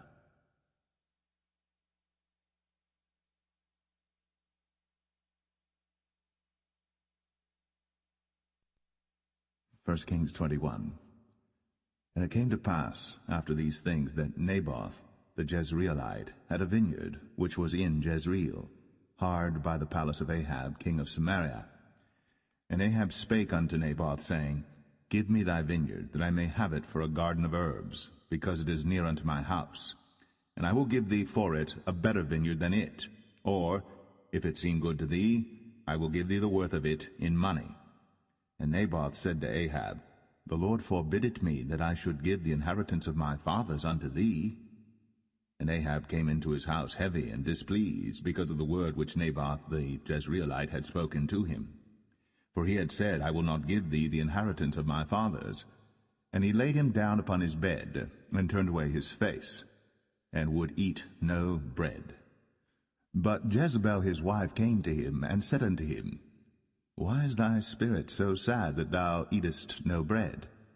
And he said unto her, Because I spake unto Naboth the Jezreelite, and said unto him, Give me thy vineyard for money, or else, if it please thee, I will give thee another vineyard for it. And he answered, I will not give thee my vineyard.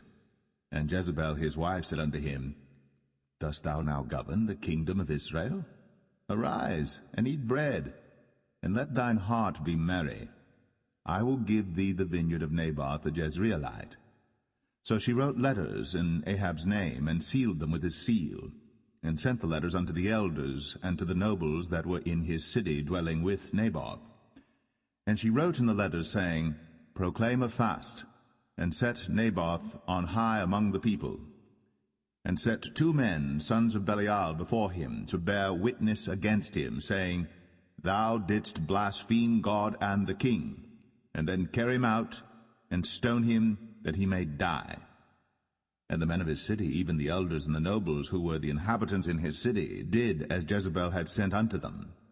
And as it was written in the letters which she had sent unto them, they proclaimed a fast, and set Naboth on high among the people. And there came in 2 men, children of Belial, and sat before him. And the men of Belial witnessed against him, even against Naboth, in the presence of the people, saying, Naboth did blaspheme God and the king. Then they carried him forth out of the city, and stoned him with stones, that he died. Then they sent to Jezebel, saying, Naboth is stoned, and is dead. And it came to pass, when Jezebel heard that Naboth was stoned, and was dead, that Jezebel said to Ahab, Arise, take possession of the vineyard of Naboth the Jezreelite, which he refused to give thee for money. For Naboth is not alive, but dead. And it came to pass, when Ahab heard that Naboth was dead, that Ahab rose up to go down to the vineyard of Naboth the Jezreelite, to take possession of it. And the word of the Lord came to Elijah the Tishbite, saying, Arise, go down to meet Ahab king of Israel, which is in Samaria. Behold, he is in the vineyard of Naboth, whither he is gone down to possess it. And thou shalt speak unto him, saying, Thus saith the Lord, Hast thou killed and also taken possession? And thou shalt speak unto him, saying, Thus saith the Lord, In the place where dogs lick the blood of Naboth shall dogs lick thy blood, even thine. And Ahab said to Elijah, Hast thou found me, O mine enemy? And he answered, I have found thee, because thou hast sold thyself to work evil in the sight of the Lord. Behold, I will bring evil upon thee, and will take away thy posterity, and will cut off from Ahab him that pisseth against the wall, and him that is shut up and left in Israel, and will make thine house like the house of Jeroboam the son of Nebat, and like the house of Baasha the son of Ahijah, for the provocation wherewith thou hast provoked me to anger, and made Israel to sin. And of Jezebel also spake the Lord, saying, The dogs shall eat Jezebel by the wall of Jezreel. Him that dieth of Ahab in the city the dogs shall eat, and him that dieth in the field shall the fowls of the air eat. But there was none like unto Ahab, which did sell himself to work wickedness in the sight of the Lord, whom Jezebel his wife stirred up. And he did very abominably in following idols, according to all things as did the Amorites, whom the Lord cast out before the children of Israel. And it came to pass, when Ahab heard those words, that he rent his clothes, and put sackcloth upon his flesh, and fasted, and lay in sackcloth, and went softly. And the word of the Lord came to Elijah the Tishbite, saying, Seest thou how Ahab humbleth himself before me? Because he humbleth himself before me, I will not bring the evil in his days, but in his son's days will I bring the evil upon his house.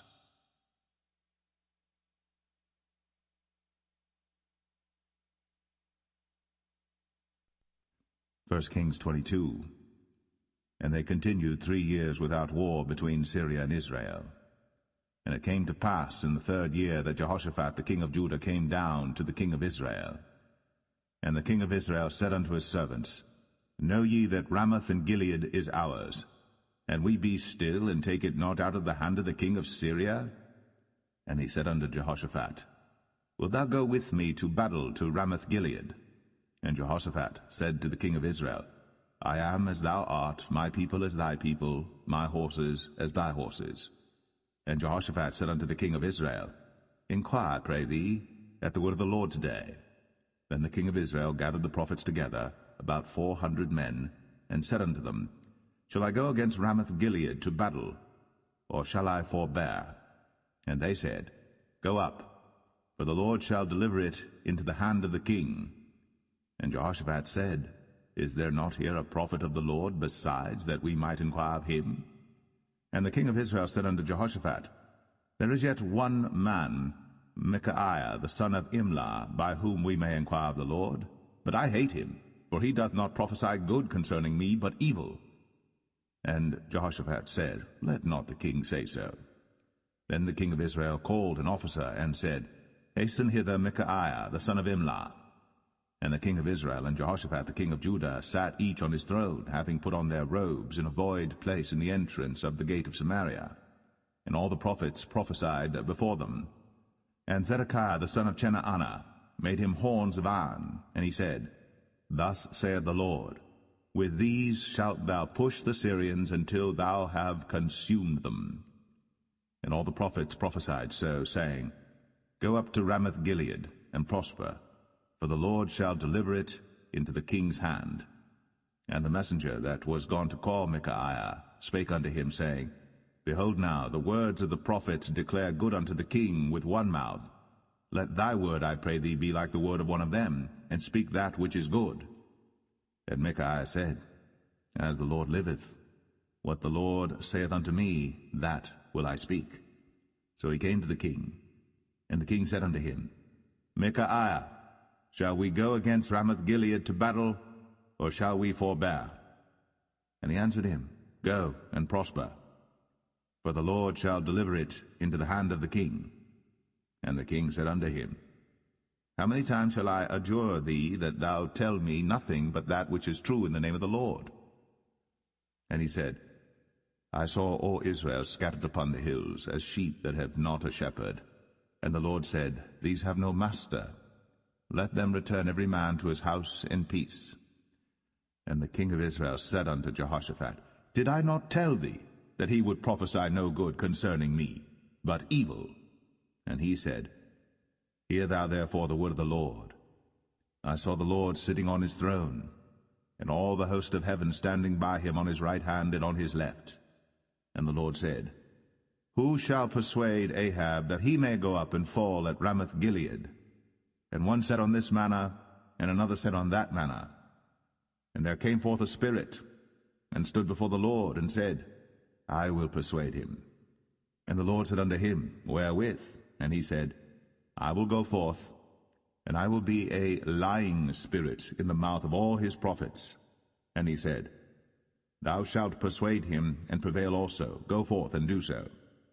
Now therefore, behold, the Lord hath put a lying spirit in the mouth of all these thy prophets, and the Lord hath spoken evil concerning thee. But Zedekiah the son of Chenaanah went near, and smote Micaiah on the cheek, and said, Which way went the Spirit of the Lord from me to speak unto thee? And Micaiah said, Behold, thou shalt see in that day, when thou shalt go into an inner chamber to hide thyself. And the king of Israel said, Take Micaiah, and carry him back unto Amon, the governor of the city, and to Joash the king's son, and say, Thus saith the king, Put this fellow in the prison, and feed him with bread of affliction and with water of affliction, until I come in peace. And Micaiah said, If thou return at all in peace, the Lord hath not spoken by me. And he said, Hearken, O people, every one of you. So the king of Israel and Jehoshaphat the king of Judah went up to Ramoth-Gilead. And the king of Israel said unto Jehoshaphat, I will disguise myself, and enter into battle, but put thou on thy robes. And the king of Israel disguised himself, and went into the battle. But the king of Syria commanded his 32 captains that had rule over his chariots, saying, Fight neither with small nor great, save only with the king of Israel. And it came to pass, when the captains of the chariots saw Jehoshaphat, that they said, Surely it is the king of Israel. And they turned aside to fight against him. And Jehoshaphat cried out. And it came to pass, when the captains of the chariots perceived that it was not the king of Israel, that they turned back from pursuing him. And a certain man drew a bow at a venture, and smote the king of Israel between the joints of the harness. Wherefore he said unto the driver of his chariots, Turn thy hand, and carry me out of the host, for I am wounded. And the battle increased that day. And the king was stayed up in his chariot against the Syrians, and died at even. And the blood ran out of the wound, into the midst of the chariot. And there went a proclamation throughout the host about the going down of the sun, saying, Every man to his city, and every man to his own country. So the king died, and was brought to Samaria, and they buried the king in Samaria. And one washed the chariot in the pool of Samaria, and the dogs licked up his blood, and they washed his armor, according unto the word of the Lord which he spake. Now the rest of the acts of Ahab, and all that he did, and the ivory house which he made, and all the cities that he built, are they not written in the book of the chronicles of the kings of Israel? So Ahab slept with his fathers, and Ahaziah his son reigned in his stead. And Jehoshaphat the son of Asa began to reign over Judah in the 4th year of Ahab king of Israel. Jehoshaphat was 35 years old when he began to reign, and he reigned 25 years in Jerusalem. And his mother's name was Azubah, the daughter of Shilhi. And he walked in all the ways of Asa his father. He turned not aside from it, doing that which was right in the eyes of the Lord. Nevertheless the high places were not taken away, but the people offered and burnt incense yet in the high places. And Jehoshaphat made peace with the king of Israel.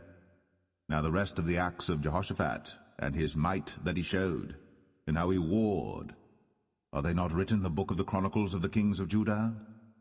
And the remnant of the Sodomites, which remained in the days of his father Asa, he took out of the land.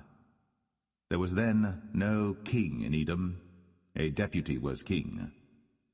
Jehoshaphat made ships of Tarshish to go to Ophir for gold, but they went not, for the ships were broken at Ezion-Geber. Then said Ahaziah the son of Ahab unto Jehoshaphat, Let my servants go with thy servants in the ships. But Jehoshaphat would not. And Jehoshaphat slept with his fathers, and was buried with his fathers in the city of David his father. And Jehoram his son reigned in his stead. Ahaziah the son of Ahab began to reign over Israel in Samaria the 17th year of Jehoshaphat king of Judah, and reigned 2 years over Israel. And he did evil in the sight of the Lord, and walked in the way of his father, and in the way of his mother, and in the way of Jeroboam the son of Nebat, who made Israel to sin. For he served Baal, and worshipped him, and provoked to anger the Lord God of Israel, according to all that his father had done.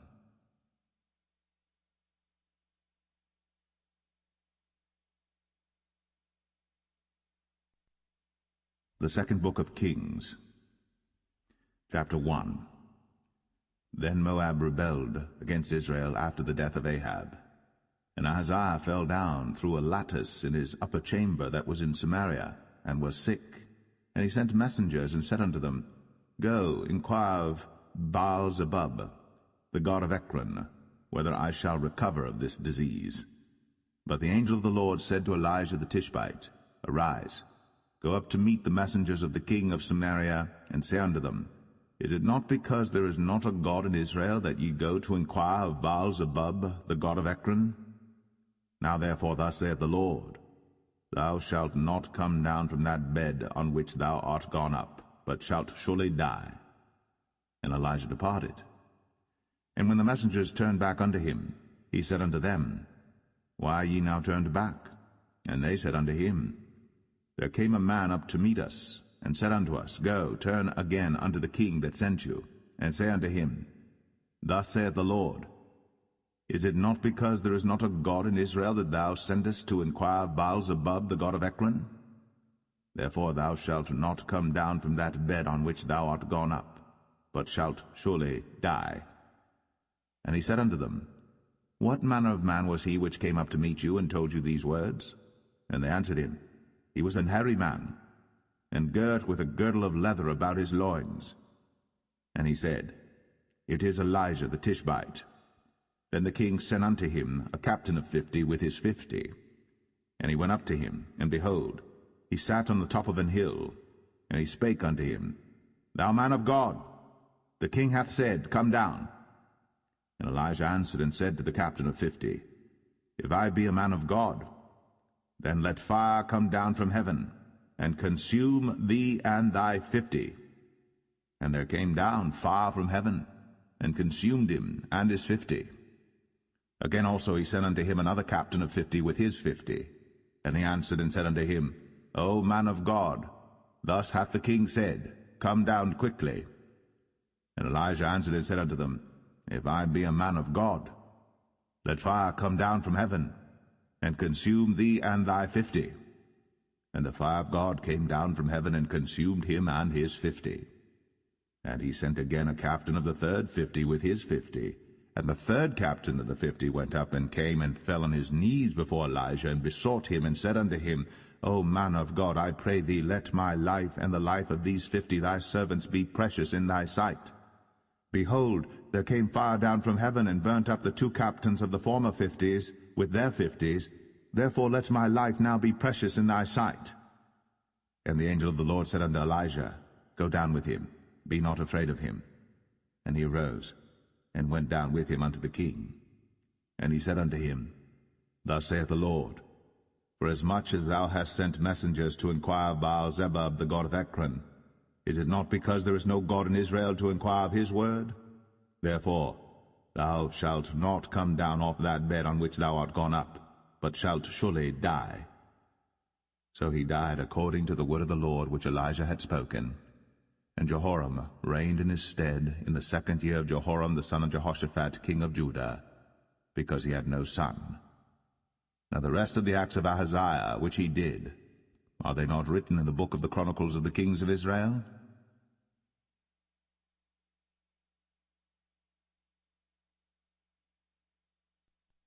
2 Kings 2. And it came to pass, when the Lord would take up Elijah into heaven by a whirlwind, that Elijah went with Elisha from Gilgal. And Elijah said unto Elisha, Tarry here, I pray thee, for the Lord hath sent me to Bethel.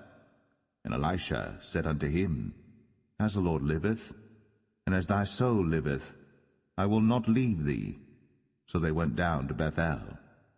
And the sons of the prophets that were at Bethel came forth to Elisha, and said unto him, Knowest thou that the Lord will take away thy master from thy head today? And he said, Yea, I know it. Hold ye your peace. And Elijah said unto him, Elisha, tarry here, I pray thee, for the Lord hath sent me to Jericho. And he said, As the Lord liveth, and as thy soul liveth, I will not leave thee. So they came to Jericho. And the sons of the prophets that were at Jericho came to Elisha, and said unto him, Knowest thou that the Lord will take away thy master from thy head today? And he answered, Yea, I know it. Hold ye your peace. And Elijah said unto him, Tarry, I pray thee here, for the Lord hath sent me to Jordan. And he said, As the Lord liveth, and as thy soul liveth, I will not leave thee. And they two went on. And 50 men of the sons of the prophets went, and stood to view afar off. And they too stood by Jordan. And Elijah took his mantle, and wrapped it together, and smote the waters, and they were divided hither and thither, so that they too went over on dry ground. And it came to pass, when they were gone over, that Elijah said unto Elisha, Ask what I shall do for thee, before I be taken away from thee. And Elisha said, I pray thee, let a double portion of thy spirit be upon me. And he said, Thou hast asked a hard thing. Nevertheless, if thou see me when I am taken from thee, it shall be so unto thee. But if not, it shall not be so. And it came to pass, as they still went on and talked, that, behold, there appeared a chariot of fire, and horses of fire, and parted them both asunder. And Elijah went up by a whirlwind into heaven. And Elisha saw it, and he cried, My father, the chariot of Israel, and the horsemen thereof. And he saw him no more. And he took hold of his own clothes, and rent them in 2 pieces. He took up also the mantle of Elijah that fell from him, and went back and stood by the bank of Jordan. And he took the mantle of Elijah that fell from him, and smote the waters, and said, Where is the Lord God of Elijah? And when he also had smitten the waters, they parted hither and thither, and Elisha went over. And when the sons of the prophets which were to view at Jericho saw him, they said, The spirit of Elijah doth rest on Elisha.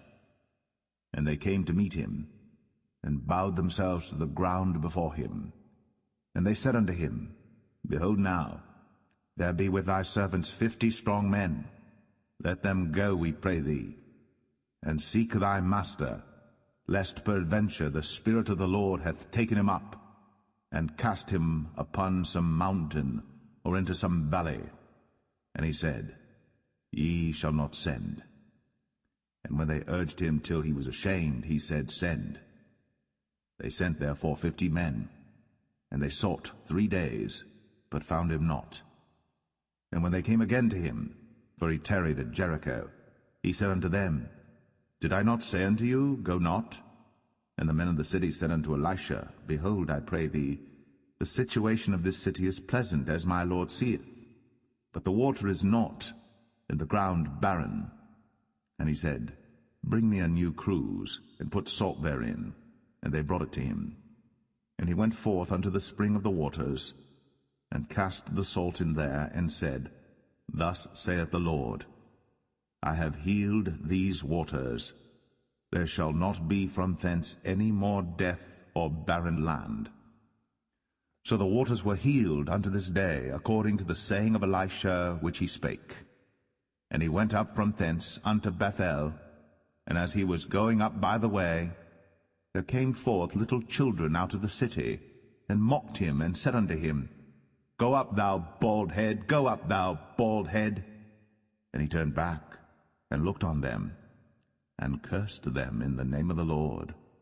And there came forth 2 she-bears out of the wood, and tare 42 children of them. And he went from thence to Mount Carmel, and from thence he returned to Samaria.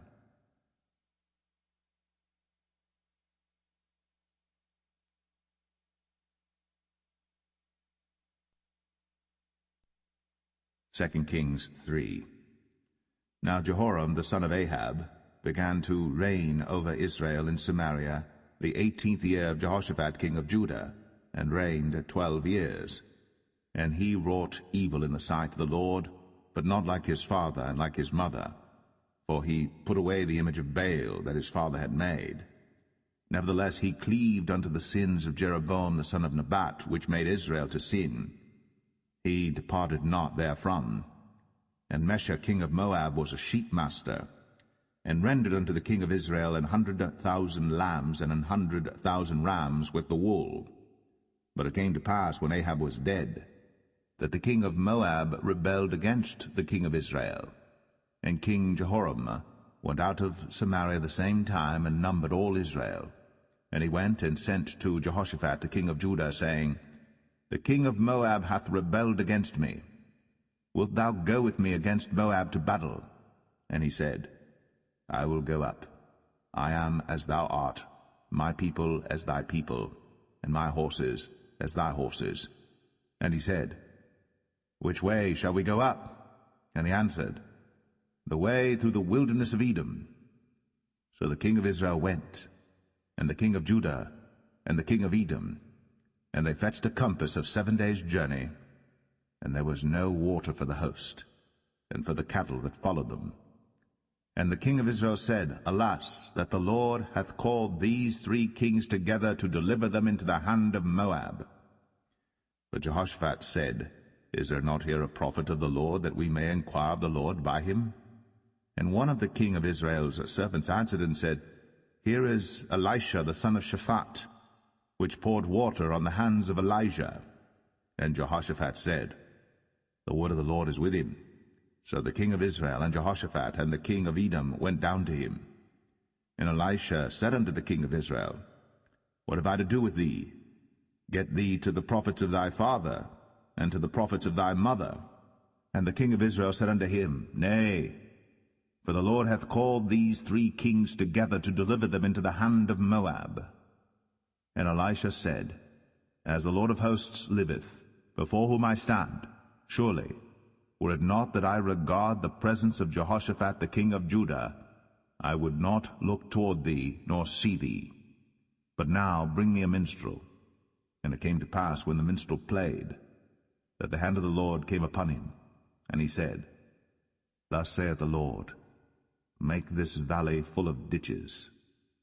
For thus saith the Lord, Ye shall not see wind, neither shall ye see rain, yet that valley shall be filled with water, that ye may drink, both ye, and your cattle, and your beasts.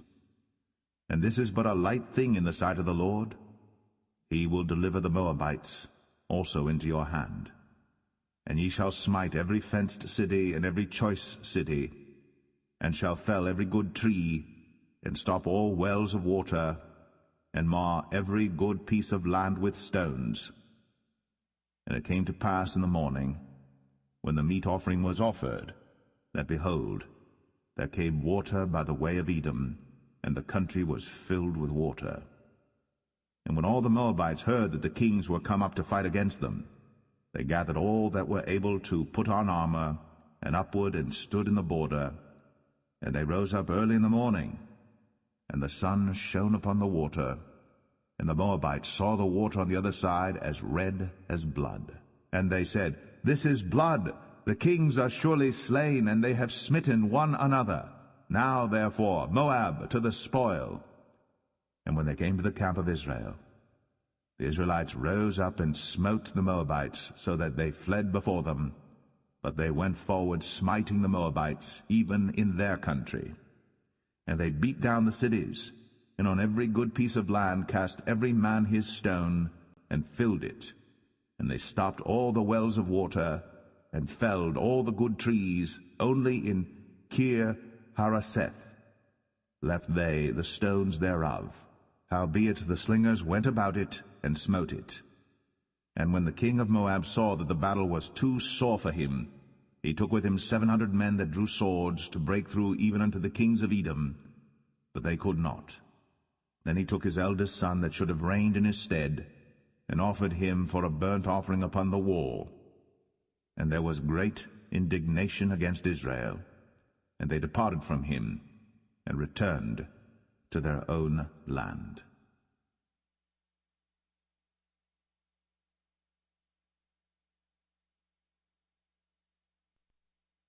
2 Kings 4.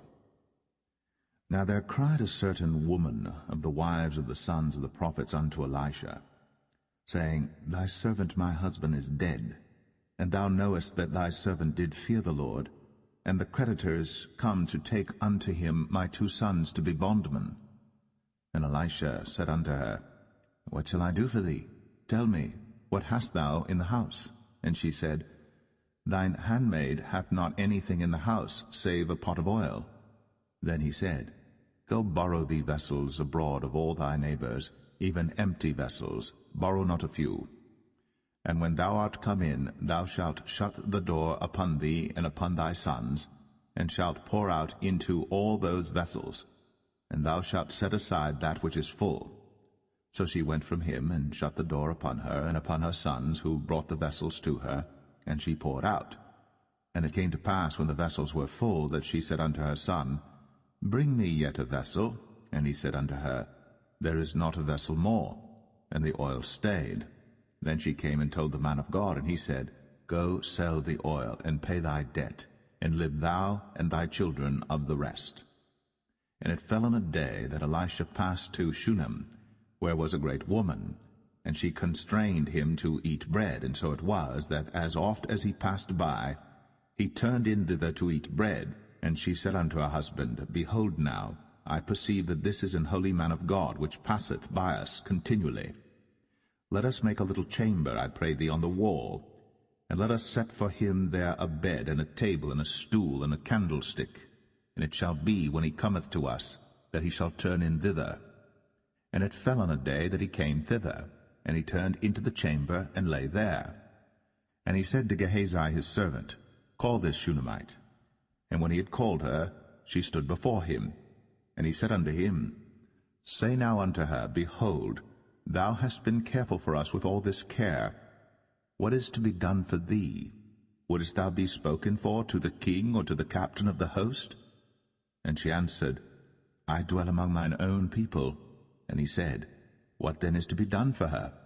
And Gehazi answered, Verily, she hath no child, and her husband is old. And he said, Call her. And when he had called her, she stood in the door. And he said, About this season, according to the time of life, thou shalt embrace a son. And she said, Nay, my lord, thou man of God, do not lie unto thine handmaid. And the woman conceived, and bare a son at that season that Elisha had said unto her, according to the time of life. And when the child was grown, it fell on a day that he went out to his father to the reapers. And he said unto his father, My head, my head. And he said to a lad, Carry him to his mother. And when he had taken him, and brought him to his mother, he sat on her knees till noon, and then died. And she went up, and laid him on the bed of the man of God, and shut the door upon him, and went out. And she called unto her husband, and said, Send me, I pray thee, one of the young men, and one of the asses, that I may run to the man of God, and come again. And he said, Wherefore wilt thou go to him today? It is neither new moon nor Sabbath. And she said, It shall be well. Then she saddled an ass, and said to her servant, Drive, and go forward. Slack not thy riding for me, except I bid thee. So she went, and came unto the man of God to Mount Carmel. And it came to pass, when the man of God saw her afar off, that he said to Gehazi his servant, Behold, yonder is that Shunammite. Run now, I pray thee, to meet her, and say unto her, Is it well with thee? Is it well with thy husband? Is it well with the child? And she answered, It is well. And when she came to the man of God to the hill, she caught him by the feet. But Gehazi came near to thrust her away. And the man of God said, Let her alone, for her soul is vexed within her. And the Lord hath hid it from me, and hath not told me. Then she said, Did I desire a son of my Lord? Did I not say, Do not deceive me? Then he said to Gehazi, Gird up thy loins, and take my staff in thine hand, and go thy way. If thou meet any man, salute him not, and if any salute thee, answer him not again. And lay my staff upon the face of the child. And the mother of the child said, As the Lord liveth, and as thy soul liveth, I will not leave thee. And he arose and followed her. And Gehazi passed on before them, and laid the staff upon the face of the child. But there was neither voice nor hearing. Wherefore he went again to meet him, and told him, saying, The child is not awaked. And when Elisha was come into the house, behold, the child was dead, and laid upon his bed. He went in therefore, and shut the door upon them twain, and prayed unto the Lord. And he went up and lay upon the child, and put his mouth upon his mouth, and his eyes upon his eyes, and his hands upon his hands. And he stretched himself upon the child, and the flesh of the child waxed warm. Then he returned, and walked in the house to and fro, and went up and stretched himself upon him. And the child sneezed 7 times. And the child opened his eyes. And he called Gehazi, and said, Call this Shunammite. So he called her. And when she was come in unto him, he said, Take up thy son. Then she went in, and fell at his feet, and bowed herself to the ground, and took up her son, and went out. And Elisha came again to Gilgal, and there was a dearth in the land. And the sons of the prophets were sitting before him. And he said unto his servant, Set on the great pot, and seethe porridge for the sons of the prophets. And one went out into the field to gather herbs, and found a wild vine, and gathered thereof wild gourds his lapful, and came and shred them into the pot of pottage, but they knew them not. So they poured out for the men to eat.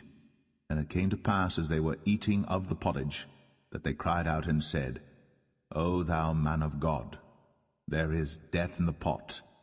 And they could not eat thereof. But he said, Then bring meal. And he cast it into the pot.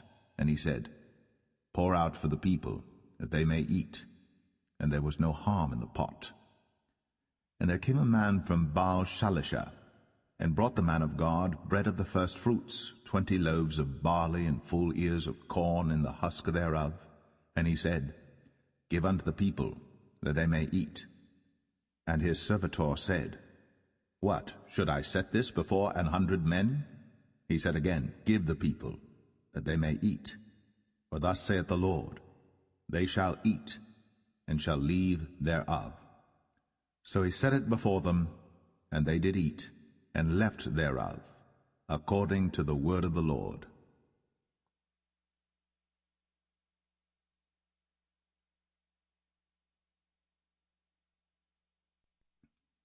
Second Kings 5. Now Naaman, captain of the host of the king of Syria, was a great man with his master, and honorable, because by him the Lord had given deliverance unto Syria. He was also a mighty man in valor, but he was a leper. And the Syrians had gone out by companies, and had brought away captive out of the land of Israel a little maid, and she waited on Naaman's wife. And she said unto her mistress, Would God my Lord were with the prophet that is in Samaria, for he would recover him of his leprosy. And one went in and told his lord, saying, Thus and thus said the maid that is of the land of Israel. And the king of Syria said, Go to, go, and I will send a letter unto the king of Israel. And he departed, and took with him 10 talents of silver, and 6,000 pieces of gold, and 10 changes of raiment. And he brought the letter to the king of Israel, saying, Now when this letter is come unto thee, behold, I have therewith sent Naaman my servant to thee, that thou mayest recover him of his leprosy. And it came to pass, when the king of Israel had read the letter, that he rent his clothes, and said, Am I God to kill and to make alive, that this man doth send unto me to recover a man of his leprosy? Wherefore consider, I pray you, and see how he seeketh a quarrel against me. And it was so, when Elisha the man of God had heard that the king of Israel had rent his clothes, that he sent to the king, saying, Wherefore hast thou rent thy clothes? Let him come now to me, and he shall know that there is a prophet in Israel. So Naaman came with his horses and with his chariot, and stood at the door of the house of Elisha. And Elisha sent a messenger unto him, saying, Go, and wash in Jordan 7 times, and thy flesh shall come again to thee, and thou shalt be clean.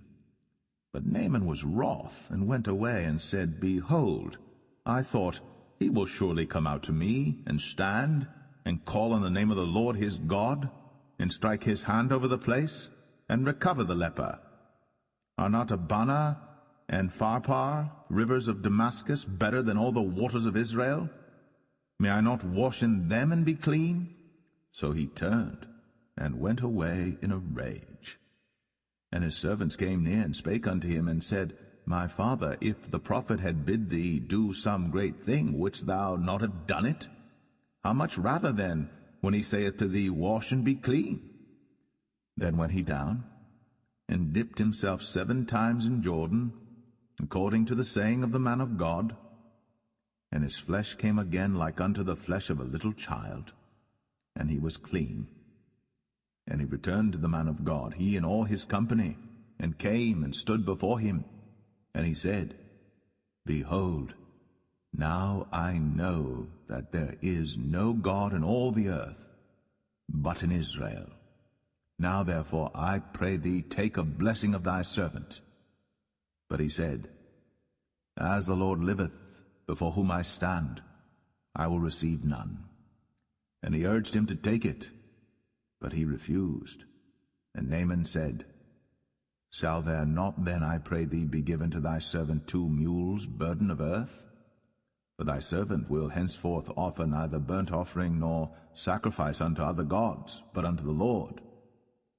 In this thing the Lord pardon thy servant, that when my master goeth into the house of Rimmon to worship there, and he leaneth on my hand, and I bow myself in the house of Rimmon, when I bow down myself in the house of Rimmon, the Lord pardon thy servant in this thing. And he said unto him, Go in peace. So he departed from him a little way. But Gehazi, the servant of Elisha, the man of God, said, Behold, My master hath spared Naaman the Syrian in not receiving at his hands that which he brought? But as the Lord liveth, I will run after him, and take somewhat of him. So Gehazi followed after Naaman. And when Naaman saw him running after him, he lighted down from the chariot to meet him, and said, Is all well? And he said, All is well. My master hath sent me, saying, Behold, even now there be come to me from Mount Ephraim 2 young men of the sons of the prophets. Give them, I pray thee, a talent of silver, and 2 changes of garments. And Naaman said, Be content, take 2 talents. And he urged him, and bound 2 talents of silver in 2 bags, with 2 changes of garments, and laid them upon 2 of his servants, and they bare them before him. And when he came to the tower, he took them from their hand, and bestowed them in the house. And he let the men go, and they departed. But he went in and stood before his master. And Elisha said unto him, Whence comest thou, Gehazi? And he said, Thy servant went no whither. And he said unto him, Went not mine heart with thee, when the man turned again from his chariot to meet thee? Is it a time to receive money, and to receive garments, and oliveyards, and vineyards, and sheep, and oxen, and men servants, and maid servants? The leprosy therefore of Naaman shall cleave unto thee, and unto thy seed forever. And he went out from his presence, a leper as white as snow.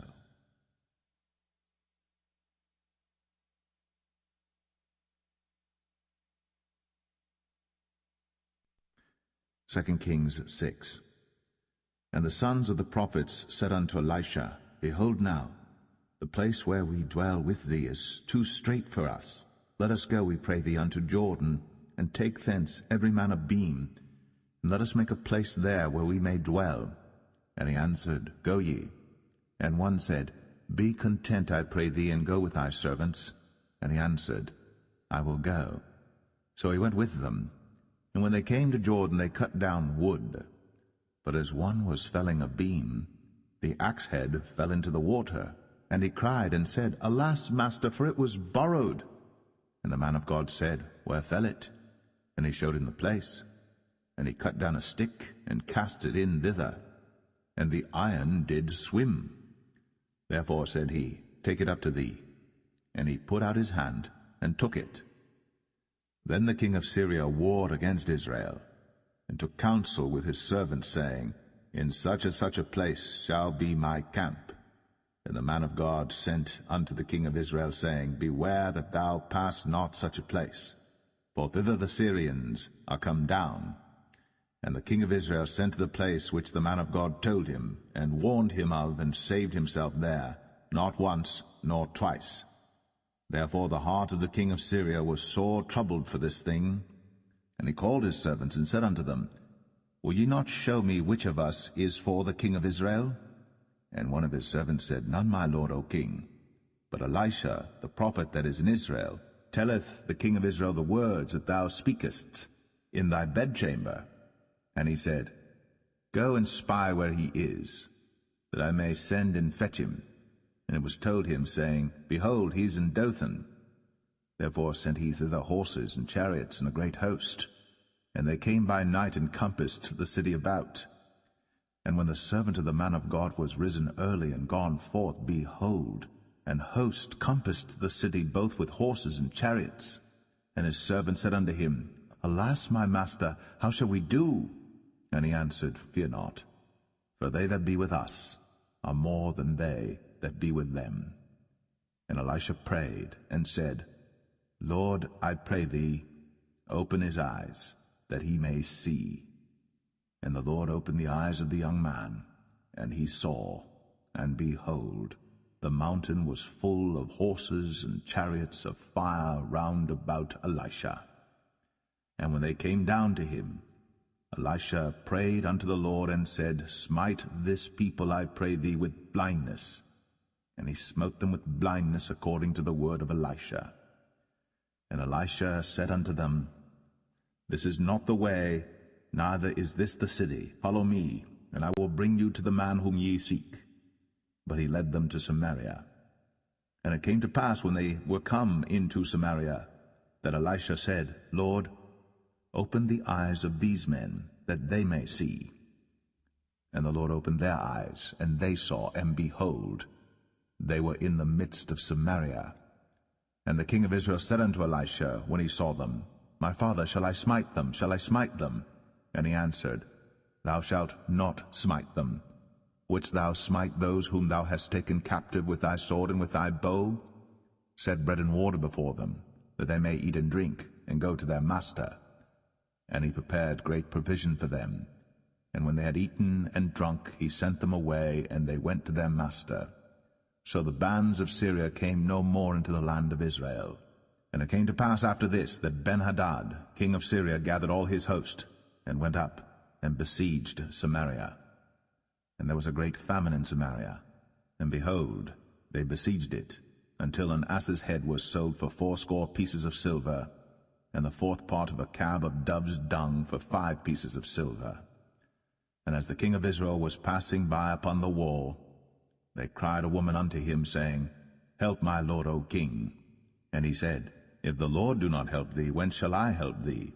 Out of the barn floor, out of the winepress? And the king said unto her, What aileth thee? And she answered, This woman said unto me, Give thy son, that we may eat him today, and we will eat my son tomorrow. So we boiled my son, and did eat him. And I said unto her on the next day, Give thy son, that we may eat him. And she hath hid her son. And it came to pass, when the king heard the words of the woman, that he rent his clothes, and he passed by upon the wall. And the people looked, and behold, he had sackcloth within upon his flesh. Then he said, God do so, and more also to me, if the head of Elisha the son of Shaphat shall stand on him this day. But Elisha sat in his house, and the elders sat with him. And the king sent a man from before him. But ere the messenger came to him, he said to the elders, See ye how this son of a murderer hath sent to take away mine head? Look, when the messenger cometh, shut the door, and hold him fast at the door. Is not the sound of his master's feet behind him? And while he yet talked with them, behold, the messenger came down unto him, and he said, Behold, this evil is of the Lord. What should I wait for the Lord any longer?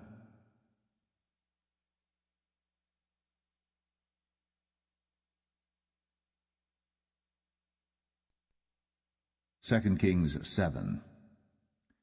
Then Elisha said, Hear ye the word of the Lord. Thus saith the Lord, Tomorrow about this time shall a measure of fine flour be sold for a shekel, and 2 measures of barley for a shekel, in the gate of Samaria. Then a lord, on whose hand the king leaned, answered the man of God, and said, Behold, if the Lord would make windows in heaven, might this thing be? And he said, Behold, thou shalt see it with thine eyes, but shalt not eat thereof. And there were 4 leprous men at the entering in of the gate, and they said one to another, Why sit we here until we die? If we say we will enter into the city, then the famine is in the city, and we shall die there. And if we sit still here, we die also. Now therefore come, and let us fall unto the host of the Syrians. If they save us alive, we shall live, and if they kill us, we shall but die. And they rose up in the twilight, to go unto the camp of the Syrians. And when they were come to the uttermost part of the camp of Syria, behold, there was no man there. For the Lord had made the host of the Syrians to hear a noise of chariots, and a noise of horses, even the noise of a great host. And they said one to another, Lo, the king of Israel hath hired against us the kings of the Hittites, and the kings of the Egyptians, to come upon us. Wherefore they arose and fled in the twilight, and left their tents and their horses and their asses, even the camp as it was, and fled for their life. And when these lepers came to the uttermost part of the camp, they went into one tent, and did eat and drink, and carried thence silver and gold and raiment, and went and hid it, and came again, and entered into another tent, and carried thence also, and went and hid it. Then they said one to another, We do not well.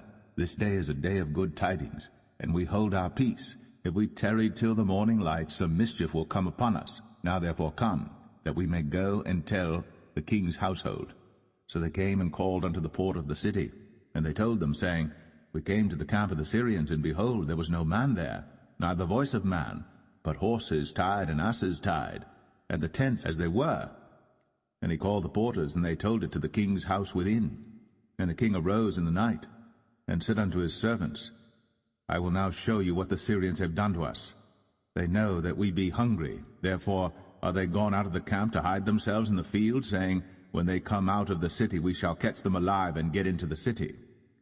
And one of his servants answered and said, Let some take, I pray thee, 5 of the horses that remain, which are left in the city. Behold, they are as all the multitude of Israel that are left in it. Behold, I say, they are even as all the multitude of the Israelites that are consumed. And let us send and see. They took therefore 2 chariot horses, and the king sent after the host of the Syrians, saying, Go and see. And they went after them unto Jordan, and lo, all the way was full of garments and vessels, which the Syrians had cast away in their haste. And the messengers returned, and told the king. And the people went out and spoiled the tents of the Syrians. So a measure of fine flour was sold for a shekel, and 2 measures of barley for a shekel, according to the word of the Lord. And the king appointed the Lord on whose hand he leaned to have the charge of the gate.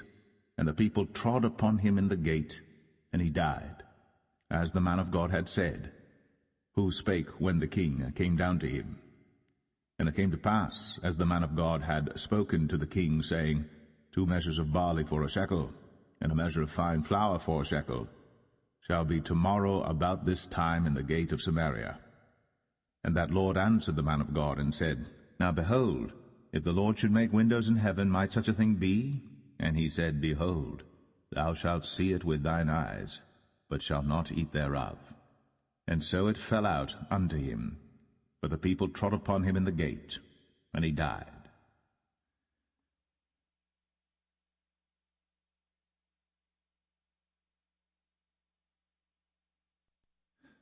2 Kings 8.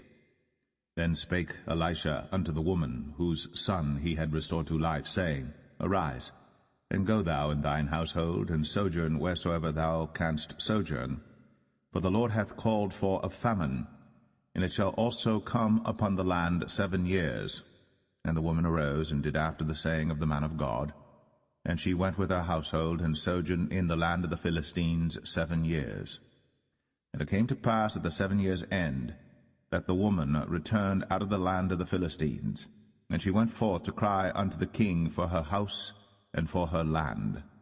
And the king talked with Gehazi, the servant of the man of God, saying, Tell me, I pray thee, all the great things that Elisha hath done.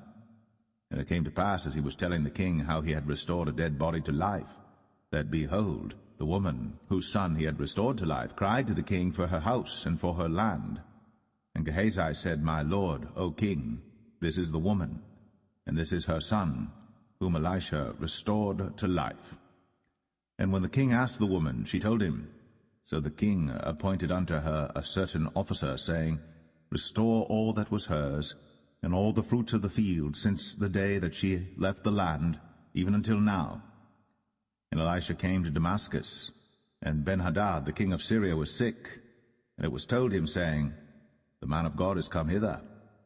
And the king said unto Hazael, Take a present in thine hand, and go, meet the man of God, and inquire of the Lord by him, saying, Shall I recover of this disease?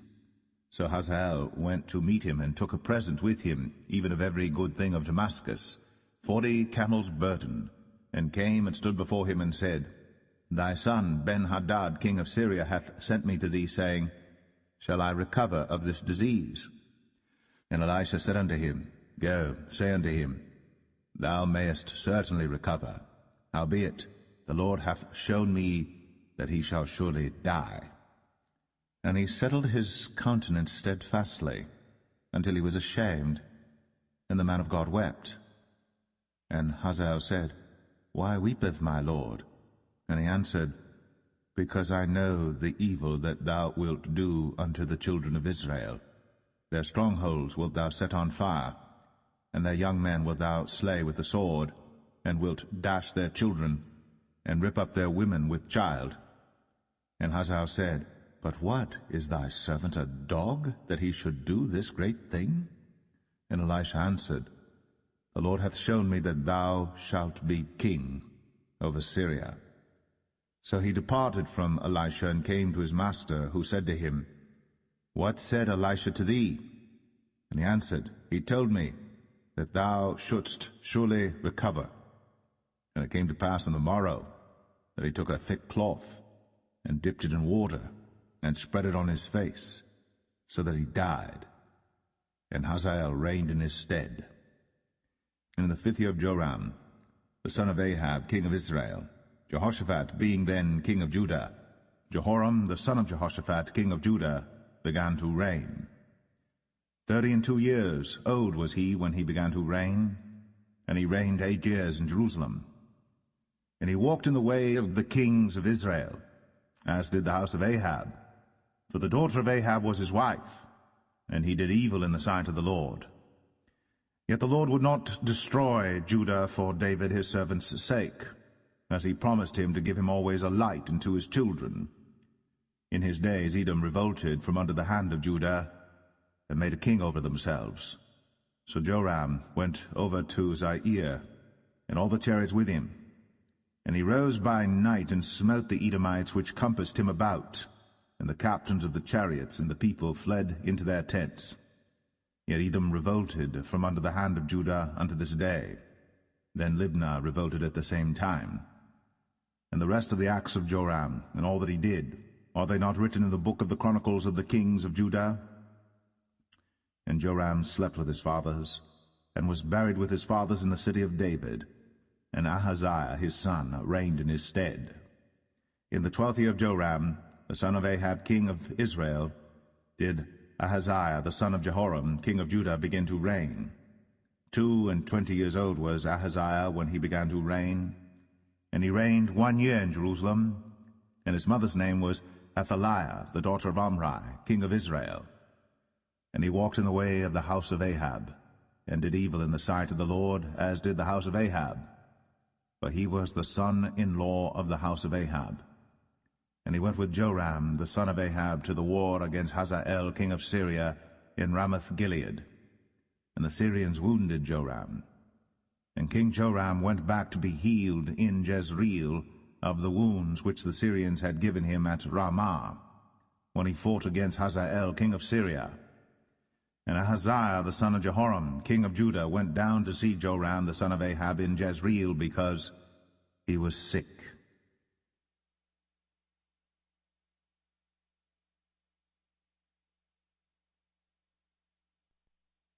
Second Kings 9. And Elisha the prophet called one of the children of the prophets, and said unto him, Gird up thy loins, and take this box of oil in thine hand, and go to Ramoth-Gilead. And when thou comest thither, look out there Jehu the son of Jehoshaphat the son of Nimshi, and go in, and make him arise up from among his brethren, and carry him to an inner chamber. Then take the box of oil, and pour it on his head, and say, Thus saith the Lord, I have anointed thee king over Israel. Then open the door, and flee, and tarry not. So the young man, even the young man the prophet, went to Ramoth-Gilead. And when he came, behold, the captains of the host were sitting. And he said, I have an errand to thee, O captain. And Jehu said, Unto which of all us?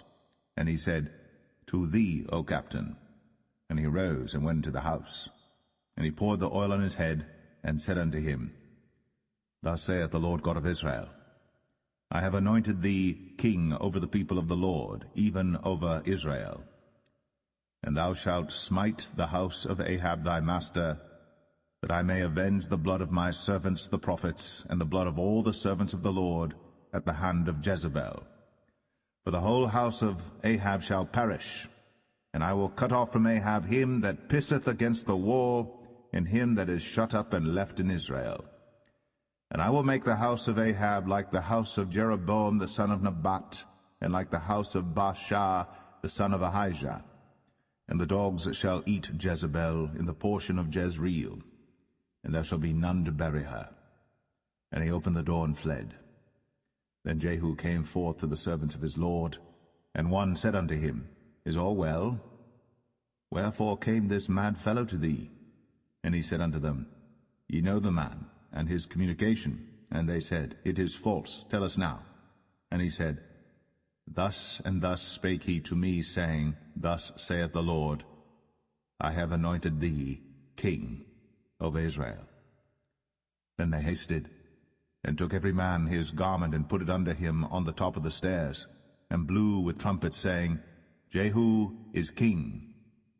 So Jehu, the son of Jehoshaphat, the son of Nimshi, conspired against Joram. Now Joram had kept Ramoth-Gilead, he and all Israel, because of Hazael king of Syria. But King Joram was returned to be healed in Jezreel of the wounds which the Syrians had given him, when he fought with Hazael king of Syria.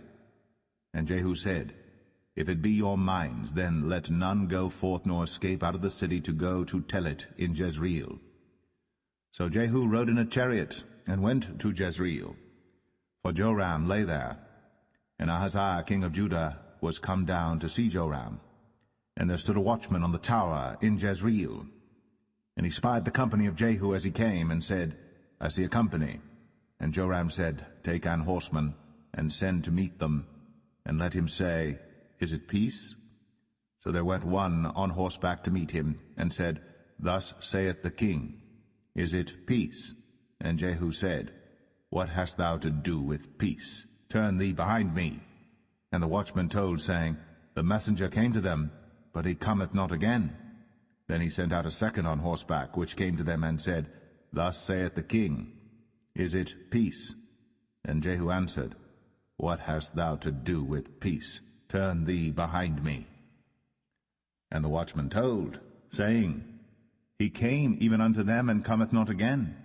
And the driving is like the driving of Jehu the son of Nimshi, for he driveth furiously. And Joram said, Make ready. And his chariot was made ready. And Joram king of Israel, and Ahaziah king of Judah went out, each in his chariot. And they went out against Jehu, and met him in the portion of Naboth the Jezreelite. And it came to pass, when Joram saw Jehu, that he said, Is it peace, Jehu? And he answered, What peace, so long as the whoredoms of thy mother Jezebel and her witchcrafts are so many? And Joram turned his hands and fled, and said to Ahaziah, There is treachery, O Ahaziah. And Jehu drew a bow with his full strength, and smote Jehoram between his arms, and the arrow went out at his heart, and he sunk down in his chariot. Then said Jehu to Bidkar his captain, Take up, and cast him in the portion of the field of Naboth the Jezreelite. Remember how that when I and thou rode together after Ahab his father, the Lord laid this burden upon him. Surely I have seen yesterday the blood of Naboth and the blood of his sons, saith the Lord. And I will requite thee in this plat, saith the Lord. Now therefore take and cast him into the plat of ground, according to the word of the Lord. But when Ahaziah the king of Judah saw this, he fled by the way of the garden house. And Jehu followed after him, and said, Smite him also in the chariot. And they did so at the going up to Gur, which is by Ibleam. And he fled to Megiddo, and died there. And his servants carried him in a chariot to Jerusalem, and buried him in his sepulchre with his fathers in the city of David. And in the 11th year of Joram the son of Ahab began Ahaziah to reign over Judah. And when Jehu was come to Jezreel, Jezebel heard of it, and she painted her face, and tired her head, and looked out at a window. And as Jehu entered in at the gate, she said, Had Zimri peace, who slew his master? And he lifted up his face to the window, and said, Who is on my side? Who? And there looked out to him 2 or 3 eunuchs. And he said, Throw her down. So they threw her down, and some of her blood was sprinkled on the wall and on the horses, and he trode her under foot. And when he was come in, he did eat and drink, and said, Go, see now this cursed woman, and bury her, for she is a king's daughter. And they went to bury her. But they found no more of her than the skull, and the feet, and the palms of her hands.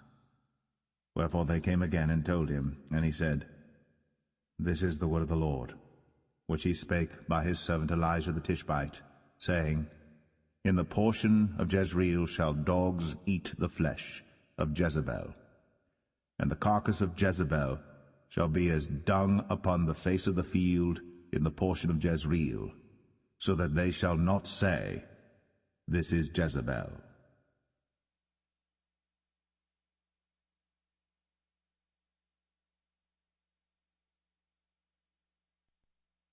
Second Kings 10. And Ahab had 70 sons in Samaria, and Jehu wrote letters and sent to Samaria unto the rulers of Jezreel, to the elders, and to them that brought up Ahab's children, saying, Now as soon as this letter cometh to you, seeing your master's sons are with you, and there are with you chariots and horses, a fenced city also, and armor, look even out the best and meetest of your master's sons, and set him on his father's throne, and fight for your master's house. But they were exceedingly afraid, and said, Behold, 2 kings stood not before him. How then shall we stand? And he that was over the house, and he that was over the city, the elders also, and the bringers up of the children, sent to Jehu, saying, We are thy servants, and will do all that thou shalt bid us. We will not make any king. Do thou that which is good in thine eyes. Then he wrote a letter the second time to them, saying, If ye be mine, and if ye will hearken unto my voice, take ye the heads of the men your master's sons, and come to me to Jezreel by tomorrow this time. Now the king's sons, being 70 persons, were with the great men of the city, which brought them up. And it came to pass, when the letter came to them, that they took the king's sons, and slew 70 persons, and put their heads in baskets, and sent him them to Jezreel. And there came a messenger and told him, saying, They have brought the heads of the king's sons. And he said, Lay ye them in 2 heaps at the entering in of the gate until the morning. And it came to pass in the morning that he went out and stood, and said to all the people, Ye be righteous, behold, I conspired against my master, and slew him. But who slew all these? Know now, that there shall fall unto the earth nothing of the word of the Lord, which the Lord spake concerning the house of Ahab. For the Lord hath done that which he spake by his servant Elijah. So Jehu slew all that remained of the house of Ahab in Jezreel, and all his great men, and his kinsfolks, and his priests, until he left him none remaining. And he rose and departed, and came to Samaria, and as he was at the shearing house in the way, Jehu met with the brethren of Ahaziah king of Judah, and said, Who are ye? And they answered, We are the brethren of Ahaziah, and we go down to salute the children of the king, and the children of the queen. And he said, Take them alive. And they took them alive, and slew them at the pit of the shearing house, even 42 men, neither left he any of them. And when he was departed thence, he lighted on Jehonadab, the son of Rechab, coming to meet him. And he saluted him, and said to him, Is thine heart right, as my heart is with thy heart? And Jehonadab answered, It is. If it be, give me thine hand. And he gave him his hand. And he took him up to him into the chariot. And he said, Come with me, and see my zeal for the Lord. So they made him ride in his chariot. And when he came to Samaria, he slew all that remained unto Ahab in Samaria, till he had destroyed him, according to the saying of the Lord, which he spake to Elijah. And Jehu gathered all the people together, and said unto them, Ahab served Baal a little, but Jehu shall serve him much. Now therefore call unto me all the prophets of Baal, all his servants, and all his priests, let none be wanting. For I have a great sacrifice to do to Baal. Whosoever shall be wanting, he shall not live. But Jehu did it in subtlety, to the intent that he might destroy the worshippers of Baal. And Jehu said, Proclaim a solemn assembly for Baal. And they proclaimed it. And Jehu sent through all Israel, and all the worshippers of Baal came, so that there was not a man left that came not. And they came into the house of Baal, and the house of Baal was full from one end to another. And he said unto him that was over the vestry, Bring forth vestments for all the worshippers of Baal. And he brought them forth vestments. And Jehu went, and Jehonadab the son of Rechab, into the house of Baal, and said unto the worshippers of Baal, Search, and look that there be here with you none of the servants of the Lord, but the worshippers of Baal only. And when they went in to offer sacrifices and burnt offerings, Jehu appointed 80 men without, and said, If any of the men whom I have brought into your hands escape, he that letteth him go, his life shall be for the life of him. And it came to pass, as soon as he had made an end of offering the burnt offering, that Jehu said to the guard and to the captains, Go in, and slay them, let none come forth. And they smote them with the edge of the sword, and the guard and the captains cast them out, and went to the city of the house of Baal. And they brought forth the images out of the house of Baal, and burned them. And they brake down the image of Baal, and brake down the house of Baal, and made it a draught house unto this day. Thus Jehu destroyed Baal out of Israel. Howbeit, from the sins of Jeroboam the son of Nebat, who made Israel to sin, Jehu departed not from after them, to wit, the golden calves that were in Bethel, and that were in Dan. And the Lord said unto Jehu, Because thou hast done well in executing that which is right in mine eyes, and hast done unto the house of Ahab according to all that was in mine heart, thy children of the 4th generation shall sit on the throne of Israel. But Jehu took no heed to walk in the law of the Lord God of Israel with all his heart, for he departed not from the sins of Jeroboam, which made Israel to sin. In those days the Lord began to cut Israel short, and Hazael smote them in all the coasts of Israel, from Jordan eastward, all the land of Gilead, the Gadites, and the Reubenites, and the Manassites, from Aroer, which is by the river Arnon, even Gilead and Bashan. Now the rest of the acts of Jehu, and all that he did, and all his might, are they not written in the book of the chronicles of the kings of Israel? And Jehu slept with his fathers, and they buried him in Samaria, and Jehoahaz, his son, reigned in his stead. And the time that Jehu reigned over Israel in Samaria was 28 years.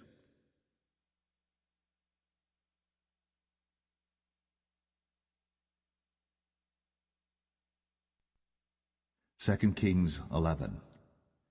And when Athaliah, the mother of Ahaziah, saw that her son was dead, she arose and destroyed all the seed royal. Then Jehoshaphat, the daughter of King Joram, sister of Ahaziah, took Joash the son of Ahaziah, and stole him from among the king's sons which were slain. And they hid him, even him and his nurse, in the bedchamber from Athaliah, so that he was not slain. And he was with her hid in the house of the Lord 6 years. And Athaliah did reign over the land. And the 7th year Jehoiada sent and fetched the rulers over hundreds, with the captains and the guard, and brought them to him into the house of the Lord, and made a covenant with them, and took an oath of them in the house of the Lord, and showed them the king's son. And he commanded them, saying, This is the thing that ye shall do. A third part of you that enter in on the Sabbath shall even be keepers of the watch of the king's house, and a third part shall be at the gate of Sur, and a third part at the gate behind the guard. So shall ye keep the watch of the house, that it be not broken down. And 2 parts of all you that go forth on the Sabbath, even they shall keep the watch of the house of the Lord about the king. And ye shall compass the king round about, every man with his weapons in his hand. And he that cometh within the ranges, let him be slain. And be ye with the king, as he goeth out, and as he cometh in. And the captains over the hundreds did according to all things that Jehoiada the priest commanded. And they took every man his men, that were to come in on the Sabbath, with them that should go out on the Sabbath, and came to Jehoiada the priest. And to the captains over hundreds did the priest give King David's spears and shields, that were in the temple of the Lord. And the guard stood, every man with his weapons in his hand, round about the king, from the right corner of the temple to the left corner of the temple, along by the altar and the temple. And he brought forth the king's son, and put the crown upon him, and gave him the testimony, and then made him king, and anointed him. And they clapped their hands, and said, God save the king. And when Athaliah heard the noise of the guard and of the people, she came to the people into the temple of the Lord. And when she looked, behold, the king stood by a pillar, as the manner was. And the princes and the trumpeters by the king, and all the people of the land rejoiced, and blew with trumpets. And Athaliah rent her clothes, and cried, Treason! Treason! But Jehoiada the priest commanded the captains of the hundreds, the officers of the host, and said unto them, Have her forth without the ranges, and him that followeth her kill with the sword. For the priest had said, Let her not be slain in the house of the Lord. And they laid hands on her, and she went by the way by the which the horses came into the king's house, and there was she slain. And Jehoiada made a covenant between the Lord and the king and the people, that they should be the Lord's people, between the king also and the people. And all the people of the land went into the house of Baal, and brake it down. His altars and his images brake they in pieces thoroughly, and slew Mattan the priest of Baal before the altars, and the priest appointed officers over the house of the Lord. And he took the rulers of 100s, and the captains, and the guard, and all the people of the land, and they brought down the king from the house of the Lord, and came by the way of the gate of the guard to the king's house, and he sat on the throne of the kings. And all the people of the land rejoiced, and the city was in quiet. And they slew Athaliah with the sword beside the king's house. 7 years old was Jehoash when he began to reign.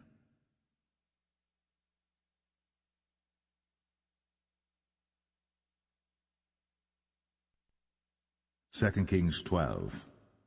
In the 7th year of Jehu, Jehoash began to reign, and 40 years reigned he in Jerusalem, and his mother's name was Zibiah of Beersheba. And Jehoash did that which was right in the sight of the Lord all his days, wherein Jehoiada the priest instructed him. But the high places were not taken away. The people still sacrificed, and burnt incense in the high places. And Jehoash said to the priests, All the money of the dedicated things that is brought into the house of the Lord, even the money of every one that passeth the account, the money that every man is set at, and all the money that cometh into any man's heart to bring into the house of the Lord, let the priest take it to them, every man of his acquaintance, and let them repair the breaches of the house, wheresoever any breach shall be found. But it was so that in the 23 year of King Jehoash, the priests had not repaired the breaches of the house.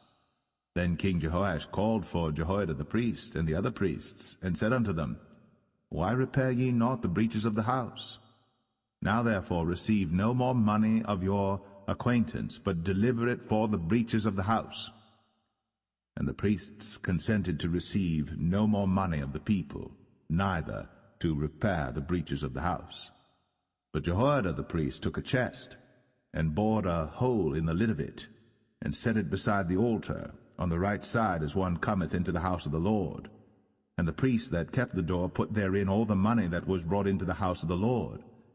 And it was so, when they saw that there was much money in the chest, that the king's scribe and the high priest came up, and they put up in bags, and told the money that was found in the house of the Lord.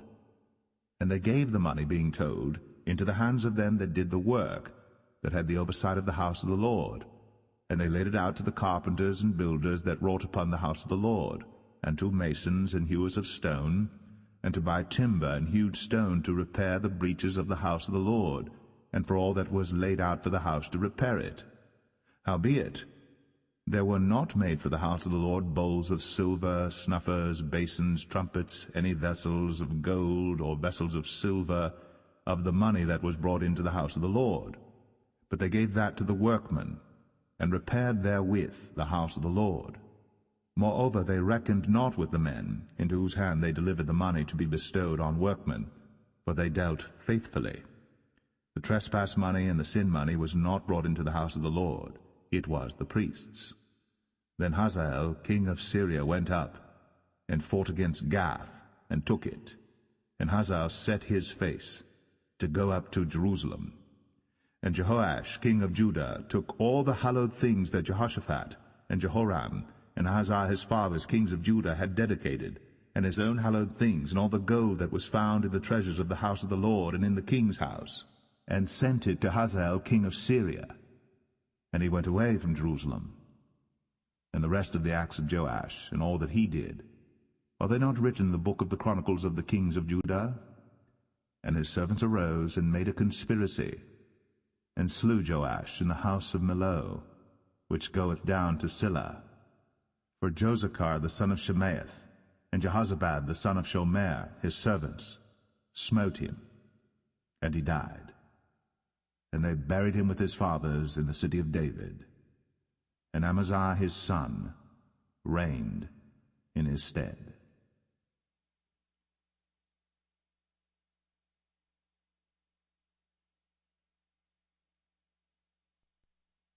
2 Kings 13. In the 23 year of Joash, the son of Ahaziah, king of Judah, Jehoahaz, the son of Jehu, began to reign over Israel in Samaria, and reigned 17 years. And he did that which was evil in the sight of the Lord, and followed the sins of Jeroboam the son of Nebat, which made Israel to sin. He departed not therefrom. And the anger of the Lord was kindled against Israel, and he delivered them into the hand of Hazael king of Syria, and into the hand of Benhadad the son of Hazael all their days. And Jehoahaz besought the Lord, and the Lord hearkened unto him, for he saw the oppression of Israel, because the king of Syria oppressed them. And the Lord gave Israel a Saviour, so that they went out from under the hand of the Syrians, and the children of Israel dwelt in their tents as beforetime. Nevertheless, they departed not from the sins of the house of Jeroboam, who made Israel sin, but walked therein. And they remained at the grove also in Samaria. Neither did he leave of the people to Jehoahaz but 50 horsemen, and 10 chariots, and 10,000 footmen. For the king of Syria had destroyed them, and had made them like the dust by threshing. Now the rest of the acts of Jehoahaz, and all that he did, and his might, are they not written in the book of the chronicles of the kings of Israel? And Jehoahaz slept with his fathers, and they buried him in Samaria, and Joash his son reigned in his stead. In the 37th year of Joash king of Judah began Jehoash the son of Jehoahaz to reign over Israel in Samaria, and reigned 16 years. And he did that which was evil in the sight of the Lord. He departed not from all the sins of Jeroboam the son of Nebat, who made Israel sin, but he walked therein. And the rest of the acts of Joash, and all that he did, and his might wherewith he fought against Amaziah king of Judah, are they not written in the book of the chronicles of the kings of Israel? And Joash slept with his fathers, and Jeroboam sat upon his throne, and Joash was buried in Samaria with the kings of Israel. Now Elisha was fallen sick of his sickness whereof he died. And Joash the king of Israel came down unto him, and wept over his face, and said, O my father, the chariot of Israel, and the horsemen thereof. And Elisha said unto him, Take bow and arrows. And he took unto him bow and arrows. And he said to the king of Israel, Put thine hand upon the bow. And he put his hand upon it. And Elisha put his hands upon the king's hands. And he said, Open the window eastward. And he opened it. Then Elisha said, Shoot. And he shot. And he said, The arrow of the Lord's deliverance, and the arrow of deliverance from Syria. For thou shalt smite the Syrians in Aphek, till thou have consumed them. And he said, Take the arrows. And he took them. And he said unto the king of Israel, Smite upon the ground. And he smote thrice, and stayed. And the man of God was wroth with him, and said, Thou shouldst have smitten 5 or 6 times. Then hadst thou smitten Syria till thou hadst consumed it, whereas now thou shalt smite Syria but thrice. And Elisha died. and they buried him. And the bands of the Moabites invaded the land at the coming in of the year. And it came to pass, as they were burying a man, that, behold, they spied a band of men, and they cast the man into the sepulchre of Elisha. And when the man was let down and touched the bones of Elisha, he revived and stood up on his feet. But Hazael, king of Syria, oppressed Israel all the days of Jehoahaz.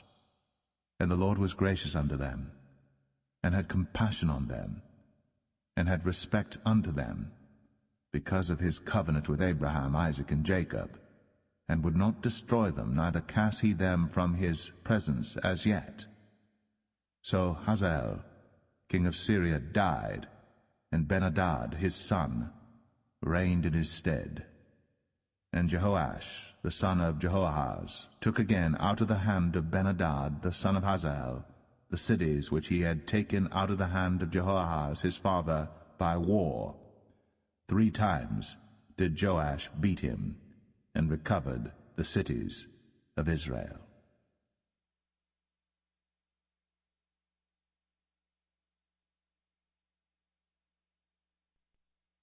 Second Kings 14. In the 2nd year of Joash, son of Jehoahaz, king of Israel, reigned Amaziah the son of Joash, king of Judah. He was 25 years old when he began to reign, and reigned 29 years in Jerusalem. And his mother's name was Jehoadan of Jerusalem. And he did that which was right in the sight of the Lord, yet not like David his father. He did according to all things as Joash his father did. Howbeit, the high places were not taken away.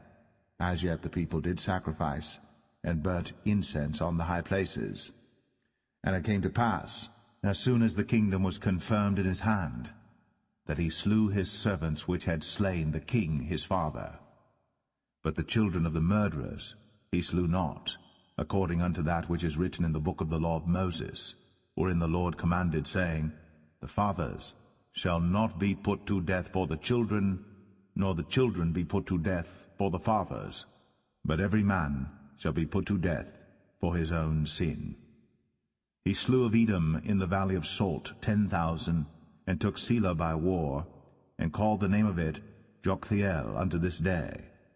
Then Amaziah sent messengers to Jehoash the son of Jehoahaz, son of Jehu, king of Israel, saying, Come, let us look one another in the face.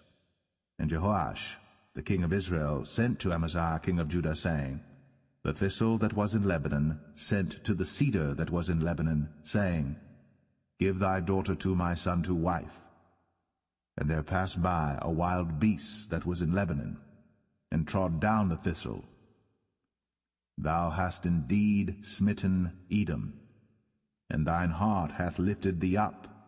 Glory of this, and tarry at home. For why shouldst thou meddle to thy hurt, that thou shouldst fall, even thou, and Judah with thee? But Amaziah would not hear. Therefore Jehoash, king of Israel, went up, and he and Amaziah king of Judah looked one another in the face at Beth-shemesh, which belongeth to Judah. And Judah was put to the worse before Israel, and they fled every man to their tents. And Jehoash king of Israel took Amaziah king of Judah, the son of Jehoash, the son of Ahaziah, at Beth-shemesh, and came to Jerusalem, and brake down the wall of Jerusalem from the gate of Ephraim unto the corner gate, 400 cubits. And he took all the gold and silver, and all the vessels that were found in the house of the Lord, and in the treasures of the king's house, and hostages, and returned to Samaria. Now the rest of the acts of Jehoash, which he did, and his might, and how he fought with Amaziah king of Judah, are they not written in the book of the chronicles of the kings of Israel? And Jehoash slept with his fathers, and was buried in Samaria with the kings of Israel. And Jeroboam his son reigned in his stead. And Amaziah the son of Joash, king of Judah, lived after the death of Jehoash son of Jehoahaz, king of Israel, 15 years. And the rest of the acts of Amaziah, are they not written in the book of the chronicles of the kings of Judah? Now they made a conspiracy against him in Jerusalem, and he fled to Lachish. But they sent after him to Lachish, and slew him there. And they brought him on horses, and he was buried at Jerusalem with his fathers in the city of David. And all the people of Judah took Azariah, which was 16 years old, and made him king instead of his father Amaziah. He built Elath, and restored it to Judah. After that the king slept with his fathers. In the 15th year of Amaziah, the son of Joash, king of Judah, Jeroboam the son of Joash, king of Israel, began to reign in Samaria, and reigned 41 years. And he did that which was evil in the sight of the Lord. He departed not from all the sins of Jeroboam the son of Nebat, who made Israel to sin. He restored the coast of Israel, from the entering of Hamath unto the sea of the plain, according to the word of the Lord God of Israel, which he spake by the hand of his servant Jonah the son of Amittai the prophet, which was of Gath-hepher. For the Lord saw the affliction of Israel, that it was very bitter, for there was not any shut up, nor any left, nor any helper for Israel. And the Lord said not that he would blot out the name of Israel from under heaven, but he saved them by the hand of Jeroboam the son of Joash. Now the rest of the acts of Jeroboam, and all that he did in his might, how he warred, and how he recovered Damascus and Hamath, which belonged to Judah, for Israel, are they not written in the book of the chronicles of the kings of Israel? And Jeroboam slept with his fathers, even with the kings of Israel, and Zechariah his son reigned in his stead.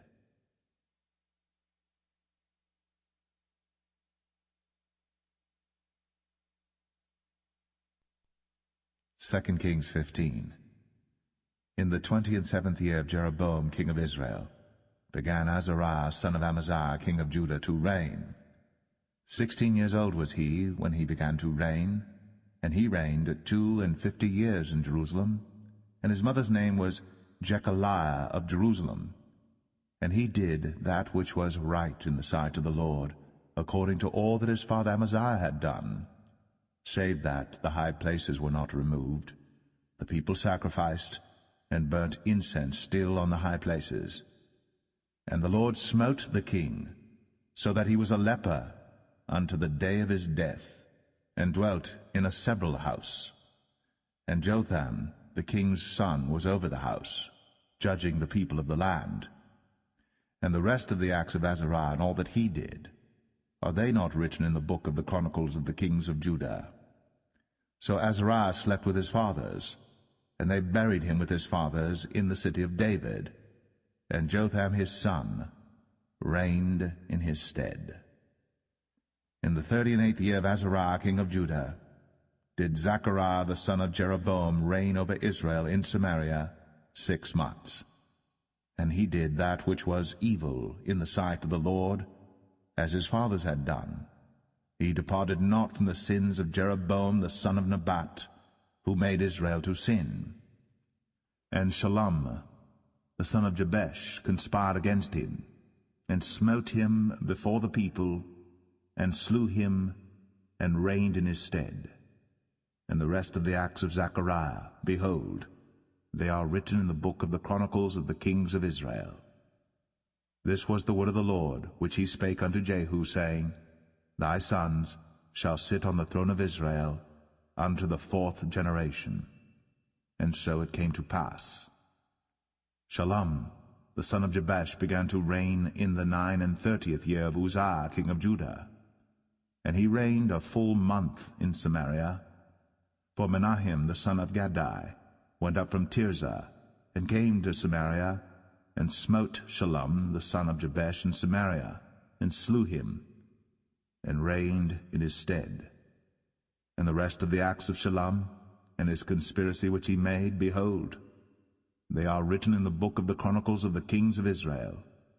Then Menahem smote Tiphsah, and all that were therein, and the coasts thereof from Tirzah, because they opened not to him.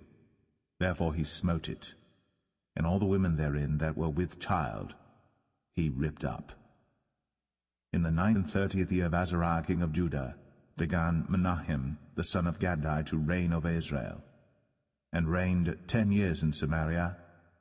And he did that which was evil in the sight of the Lord. He departed not all his days from the sins of Jeroboam the son of Nebat, who made Israel to sin. And Pul, the king of Assyria, came against the land. And Menahem gave Pul 1,000 talents of silver, that his hand might be with him to confirm the kingdom in his hand. And Menahem exacted the money of Israel, even of all the mighty men of wealth, of each man 50 shekels of silver, to give to the king of Assyria. So the king of Assyria turned back, and stayed not there in the land. And the rest of the acts of Menahem, and all that he did, are they not written in the book of the chronicles of the kings of Israel?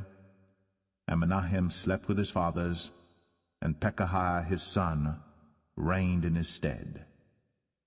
In the 50th year of Azariah king of Judah, Pekahiah the son of Menahem began to reign over Israel in Samaria, and reigned 2 years. And he did that which was evil in the sight of the Lord. He departed not from the sins of Jeroboam the son of Nebat, who made Israel to sin.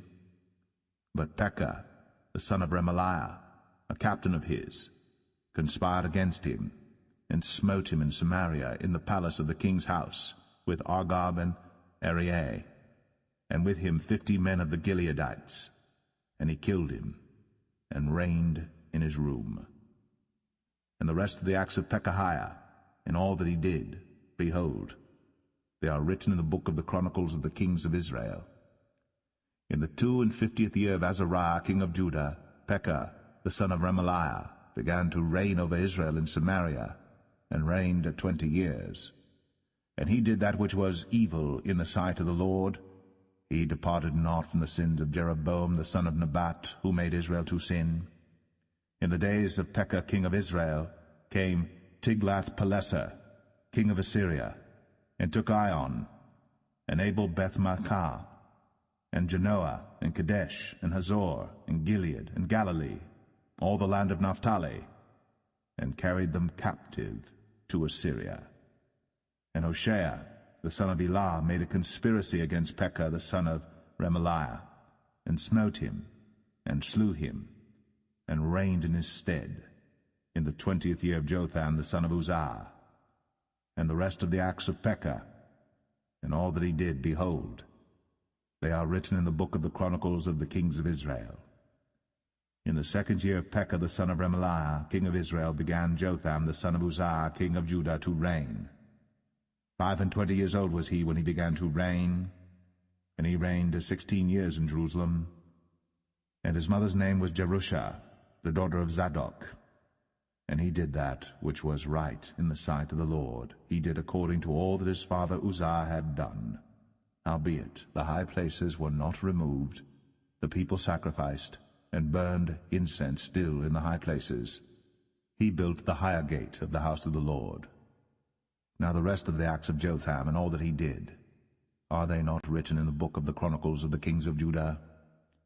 In those days the Lord began to send against Judah Rezin, the king of Syria, and Pekah the son of Remaliah. And Jotham slept with his fathers, and was buried with his fathers in the city of David his father. And Ahaz his son reigned in his stead.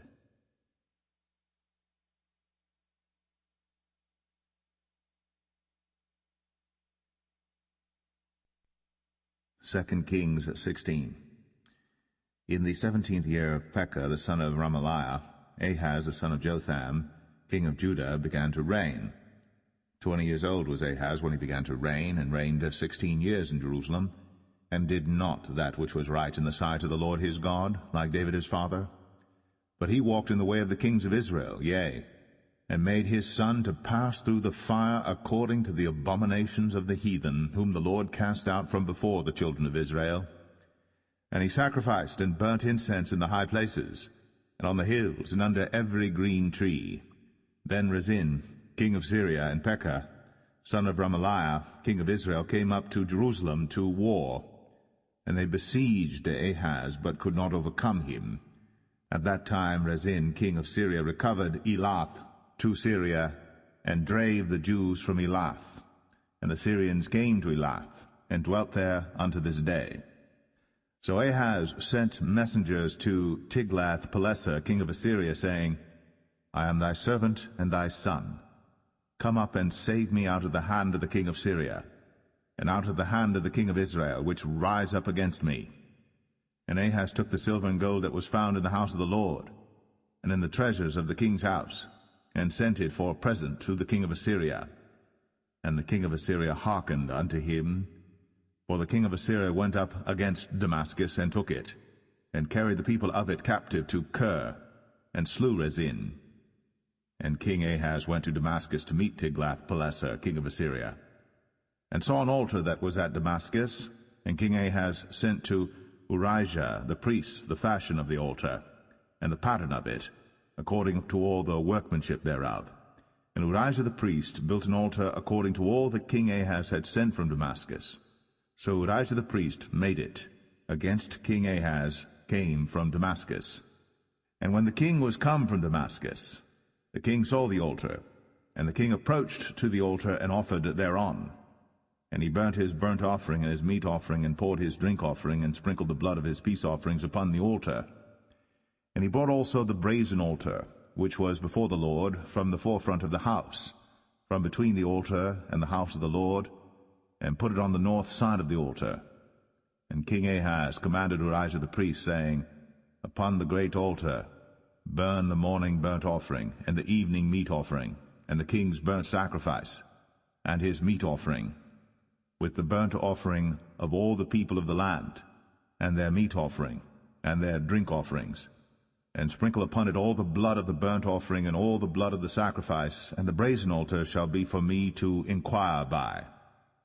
Thus did Urijah the priest, according to all that King Ahaz commanded. And King Ahaz cut off the borders of the bases, and removed the laver from off them, and took down the sea from off the brazen oxen that were under it, and put it upon a pavement of stones. And the covert for the Sabbath that they had built in the house, and the king's entry without, turned he from the house of the Lord for the king of Assyria. Now the rest of the acts of Ahaz which he did, are they not written in the book of the chronicles of the kings of Judah? And Ahaz slept with his fathers, and was buried with his fathers in the city of David, and Hezekiah his son reigned in his stead.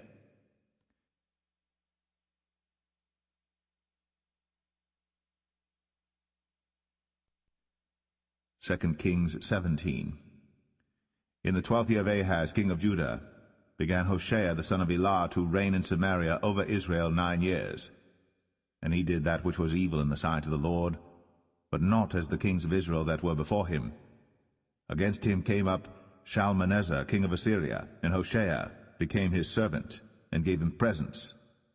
And the king of Assyria found conspiracy in Hoshea, for he had sent messengers to So king of Egypt, and brought no present to the king of Assyria, as he had done year by year.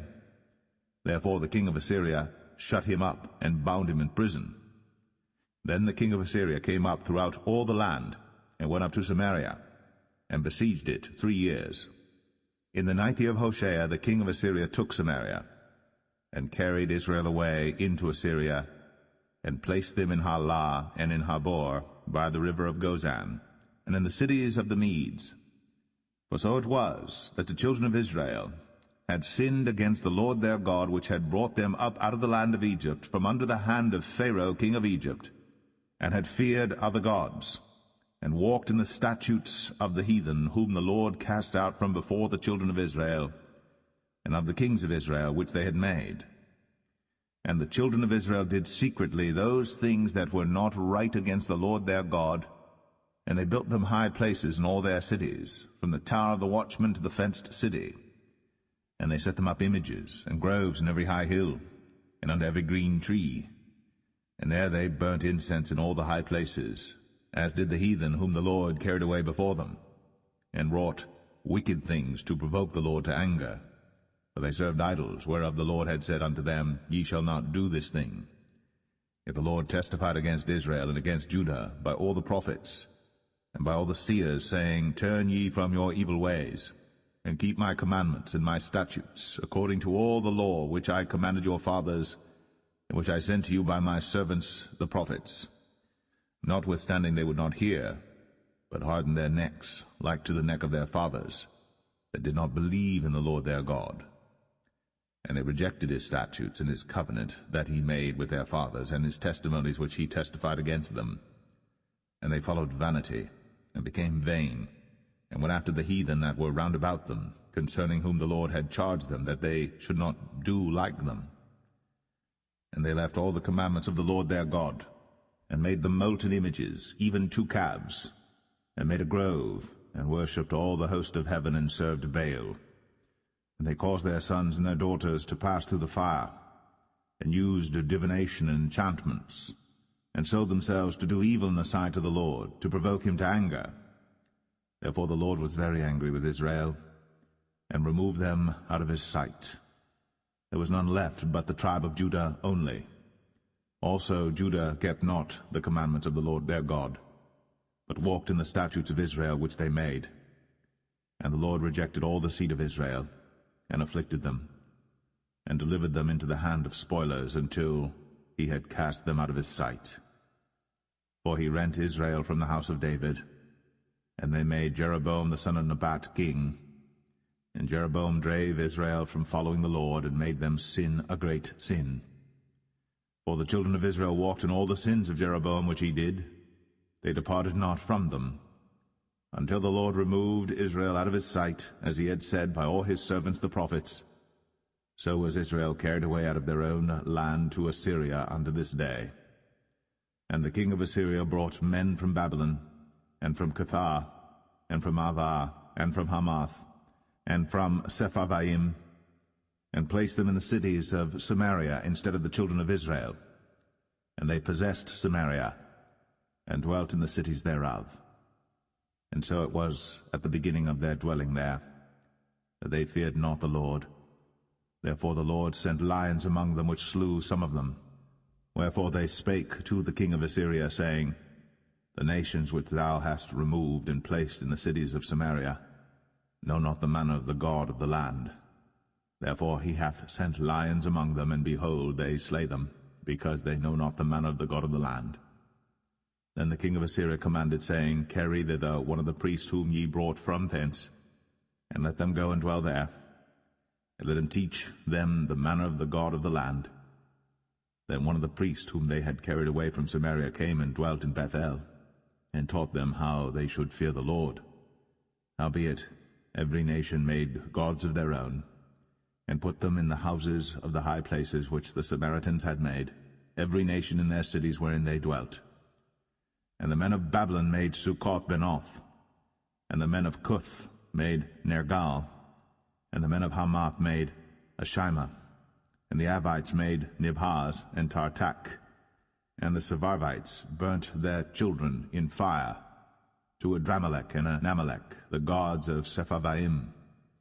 So they feared the Lord, and made unto themselves of the lowest of them priests of the high places, which sacrificed for them in the houses of the high places.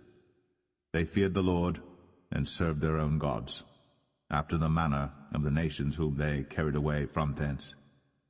Unto this day they do after the former manners. They fear not the Lord, neither do they after their statutes, or after their ordinances, or after the law and commandment which the Lord commanded the children of Jacob, whom he named Israel, with whom the Lord had made a covenant, and charged them, saying, Ye shall not fear other gods, nor bow yourselves to them, nor serve them, nor sacrifice to them. But the Lord who brought you up out of the land of Egypt with great power and a stretched out arm, him shall ye fear, and him shall ye worship, and to him shall ye do sacrifice.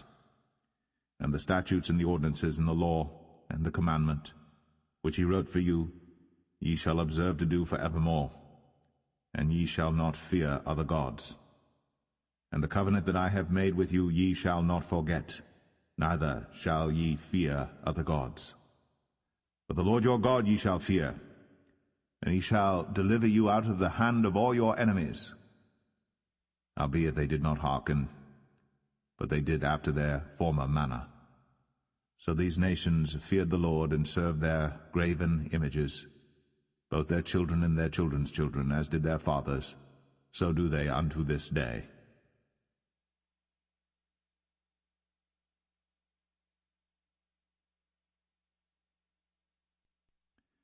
2 Kings 18. Now it came to pass in the 3rd year of Hoshea son of Elah, king of Israel, that Hezekiah the son of Ahaz, king of Judah, began to reign. 25 years old was he when he began to reign, and he reigned 29 years in Jerusalem. His mother's name also was Abi, the daughter of Zechariah. And he did that which was right in the sight of the Lord, according to all that David his father did. He removed the high places, and brake the images, and cut down the groves, and brake in pieces the brazen serpent that Moses had made. For unto those days the children of Israel did burn incense to it. And he called it Nehushtan. He trusted in the Lord God of Israel, so that after him was none like him among all the kings of Judah, nor any that were before him. For he clave to the Lord, and departed not from following him, but kept his commandments which the Lord commanded Moses. And the Lord was with him, and he prospered whithersoever he went forth. And he rebelled against the king of Assyria, and served him not. He smote the Philistines even unto Gaza, and the borders thereof, from the tower of the watchman to the fenced city. And it came to pass in the 4th year of King Hezekiah, which was the 7th year of Hoshea, son of Elah, king of Israel, that Shalmaneser, king of Assyria, came up against Samaria, and besieged it. And at the end of 3 years they took it. Even in the 6th year of Hezekiah, that is the 9th year of Hoshea, king of Israel, Samaria was taken. And the king of Assyria did carry away Israel unto Assyria, and put them in Halah, and in Habor by the river of Gozan, and in the cities of the Medes, because they obeyed not the voice of the Lord their God, but transgressed his covenant, and all that Moses the servant of the Lord commanded, and would not hear them, nor do them. Now in the 14th year of King Hezekiah did Sennacherib king of Assyria come up against all the fenced cities of Judah, and took them. And Hezekiah king of Judah sent to the king of Assyria to Lachish, saying, I have offended, return from me, that which thou puttest on me will I bear. And the king of Assyria appointed unto Hezekiah king of Judah 300 talents of silver, and 30 talents of gold. And Hezekiah gave him all the silver that was found in the house of the Lord, and in the treasures of the king's house. At that time did Hezekiah cut off the gold from the doors of the temple of the Lord, and from the pillars which Hezekiah king of Judah had overlaid, and gave it to the king of Assyria. And the king of Assyria sent Tartan, and Rabsaris, and Rabshakeh from Lachish to King Hezekiah with a great host against Jerusalem. And they went up and came to Jerusalem. And when they were come up, they came and stood by the conduit of the upper pool, which is in the highway of the fuller's field. And when they had called to the king, there came out to them Eliakim the son of Hilkiah, which was over the household, and Shebna the scribe, and Joah the son of Asaph the recorder. And Rabshakeh said unto them, Speak ye now to Hezekiah. Thus saith the great king, the king of Assyria, What confidence is this wherein thou trustest? Thou sayest, But they are but vain words. I have counsel and strength for the war. Now on whom dost thou trust, that thou rebellest against me? Now behold, thou trustest upon the staff of this bruised reed, even upon Egypt, on which if a man lean, it will go into his hand and pierce it. So is Pharaoh king of Egypt unto all that trust on him. But if ye say unto me, We trust in the Lord our God, is not that he whose high places and whose altars Hezekiah hath taken away, and hath said to Judah and Jerusalem, Ye shall worship before this altar in Jerusalem? Now therefore I pray thee, give pledges to my lord the king of Assyria, and I will deliver thee 2,000 horses, if thou be able on thy part to set riders upon them. How then wilt thou turn away the face of one captain of the least of my master's servants, and put thy trust on Egypt for chariots and for horsemen? Am I now come up without the Lord against this place to destroy it? The Lord said to me, Go up against this land and destroy it. Then said Eliakim the son of Hilkiah, and Shebna, and Joah, unto Rabshakeh, Speak, I pray thee, to thy servants in the Syrian language, for we understand it, and talk not with us in the Jews' language in the ears of the people that are on the wall. But Rabshakeh said unto them, Hath my master sent me to thy master, and to thee to speak these words? Hath he not sent me to the men which sit on the wall, that they may eat their own dung and drink their own piss with you? Then Rabshakeh stood and cried with a loud voice in the Jews' language, and spake, saying, Hear the word of the great king, the king of Assyria. Thus saith the king, Let not Hezekiah deceive you, for he shall not be able to deliver you out of his hand. Neither let Hezekiah make you trust in the Lord, saying, The Lord will surely deliver us, and the city shall not be delivered into the hand of the king of Assyria. Hearken not to Hezekiah, for thus saith the king of Assyria, Make an agreement with me by a present, and come out to me. And then eat ye every man of his own vine, and every one of his fig tree, and drink ye every one the waters of his cistern, until I come and take you away to a land like your own land, a land of corn and wine, a land of bread and vineyards, a land of oil olive and of honey, that ye may live and not die. And hearken not unto Hezekiah, when he persuadeth you, saying, The Lord will deliver us. Hath any of the gods of the nations delivered at all his land out of the hand of the king of Assyria? Where are the gods of Hamath and of Arpad? Where are the gods of Sepharvaim, Hena, and Eva? Have they delivered Samaria out of mine hand? Who are they among all the gods of the countries that have delivered their country out of mine hand, that the Lord should deliver Jerusalem out of mine hand? But the people held their peace, and answered him not a word, for the king's commandment was, saying, Answer him not. Then came Eliakim the son of Hilkiah, which was over the household, and Shebna the scribe, and Joah the son of Asaph the recorder, to Hezekiah with their clothes rent, and told him the words of Rabshakeh.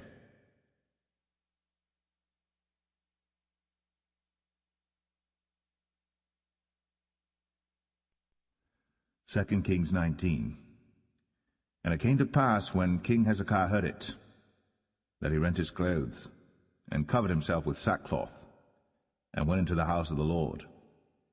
And he sent Eliakim, which was over the household, and Shebna the scribe, and the elders of the priests, covered with sackcloth, to Isaiah the prophet, the son of Amoz. And they said unto him, Thus saith Hezekiah, This day is a day of trouble, and of rebuke and blasphemy, for the children are come to the birth, and there is not strength to bring forth. It may be the Lord thy God will hear all the words of Rabshakeh, whom the king of Assyria his master hath sent to reproach the living God, and will reprove the words which the Lord thy God hath heard. Wherefore lift up thy prayer for the remnant that are left. So the servants of King Hezekiah came to Isaiah. And Isaiah said unto them, Thus shall ye say to your master, Thus saith the Lord, Be not afraid of the words which thou hast heard, with which the servants of the king of Assyria have blasphemed me. Behold, I will send a blast upon him, and he shall hear a rumor, and shall return to his own land, and I will cause him to fall by the sword in his own land. So Rabshakeh returned, and found the king of Assyria warring against Libnah, for he had heard that he was departed from Lachish. And when he heard say of Tirhakah, king of Ethiopia, Behold, he is come out to fight against thee, he sent messages again unto Hezekiah, saying, Thus shall ye speak to Hezekiah, king of Judah, saying, Let not thy God in whom thou trustest deceive thee, saying, Jerusalem shall not be delivered into the hand of the king of Assyria. Behold, thou hast heard what the kings of Assyria have done to all lands by destroying them utterly, and shalt thou be delivered? Have the gods of the nations delivered them which my fathers have destroyed, as Gozan and Haran, and Rezeph, and the children of Eden, which were in Thelasar? Where is the king of Hamath, and the king of Arpad, and the king of the city of Sepharvaim, of Hena and Iva? And Hezekiah received the letter of the hand of the messengers, and read it. And Hezekiah went up into the house of the Lord, and spread it before the Lord. And Hezekiah prayed before the Lord, and said, O Lord God of Israel, which dwellest between the cherubims, thou art the God, even thou alone, of all the kingdoms of the earth. Thou hast made heaven and earth. Lord, bow down thine ear, and hear. Open, Lord, thine eyes, and see. And hear the words of Sennacherib, which hath sent him to reproach the living God. Of a truth, Lord, the kings of Assyria have destroyed the nations and their lands, and have cast their gods into the fire. For they were no gods, but the work of men's hands, wood and stone. Therefore they have destroyed them. Now therefore, O Lord our God, I beseech thee, save thou us out of his hand, that all the kingdoms of the earth may know that thou art the Lord God, even thou only. Then Isaiah the son of Amoz sent to Hezekiah, saying, Thus saith the Lord God of Israel, That which thou hast prayed to me against Sennacherib, king of Assyria, I have heard. This is the word that the Lord hath spoken concerning him. The virgin, the daughter of Zion, hath despised thee, and laughed thee to scorn. The daughter of Jerusalem hath shaken her head at thee. Whom hast thou reproached and blasphemed? And against whom hast thou exalted thy voice, and lifted up thine eyes on high, even against the Holy One of Israel? By thy messengers thou hast reproached the Lord, and hast said, With the multitude of my chariots I am come up to the height of the mountains, to the sides of Lebanon, and will cut down the tall cedar trees thereof, and the choice fir trees thereof, and I will enter into the lodgings of his borders, and into the forest of his Carmel. I have digged and drunk strange waters, and with the sole of my feet have I dried up all the rivers of besieged places. Hast thou not heard long ago how I have done it, and of ancient times that I have formed it? Now have I brought it to pass, that thou shouldst be to lay waste fenced cities into ruinous heaps. Therefore their inhabitants were of small power. They were dismayed and confounded. They were as the grass of the field, and as the green herb, as the grass on the housetops, and as corn blasted before it be grown up. But I know thy abode, and thy going out, and thy coming in, and thy rage against me, because thy rage against me and thy tumult is come up into mine ears. Therefore I will put my hook in thy nose, and my bridle in thy lips, and I will turn thee back by the way by which thou camest. And this shall be a sign unto thee. Ye shall eat this year such things as grow of themselves, and in the second year that which springeth of the same. And in the third year sow ye and reap, and plant vineyards, and eat the fruits thereof. And the remnant that is escaped of the house of Judah shall yet again take root downward, and bear fruit upward. For out of Jerusalem shall go forth a remnant, and they that escape out of Mount Zion. The zeal of the Lord of hosts shall do this.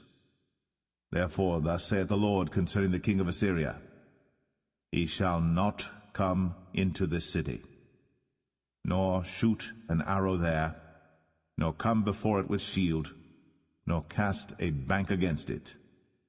By the way that he came, by the same shall he return, and shall not come into this city, saith the Lord. For I will defend this city to save it, for mine own sake, and for my servant David's sake. And it came to pass that night, that the angel of the Lord went out, and smote in the camp of the Assyrians 180,000. And when they arose early in the morning, behold, they were all dead corpses. So Sennacherib king of Assyria departed, and went, and returned, and dwelt at Nineveh. And it came to pass, as he was worshipping in the house of Nisroch his god, that Adramelech and Sharezer his sons smote him with the sword, and they escaped into the land of Armenia. And Esarhaddon his son reigned in his stead.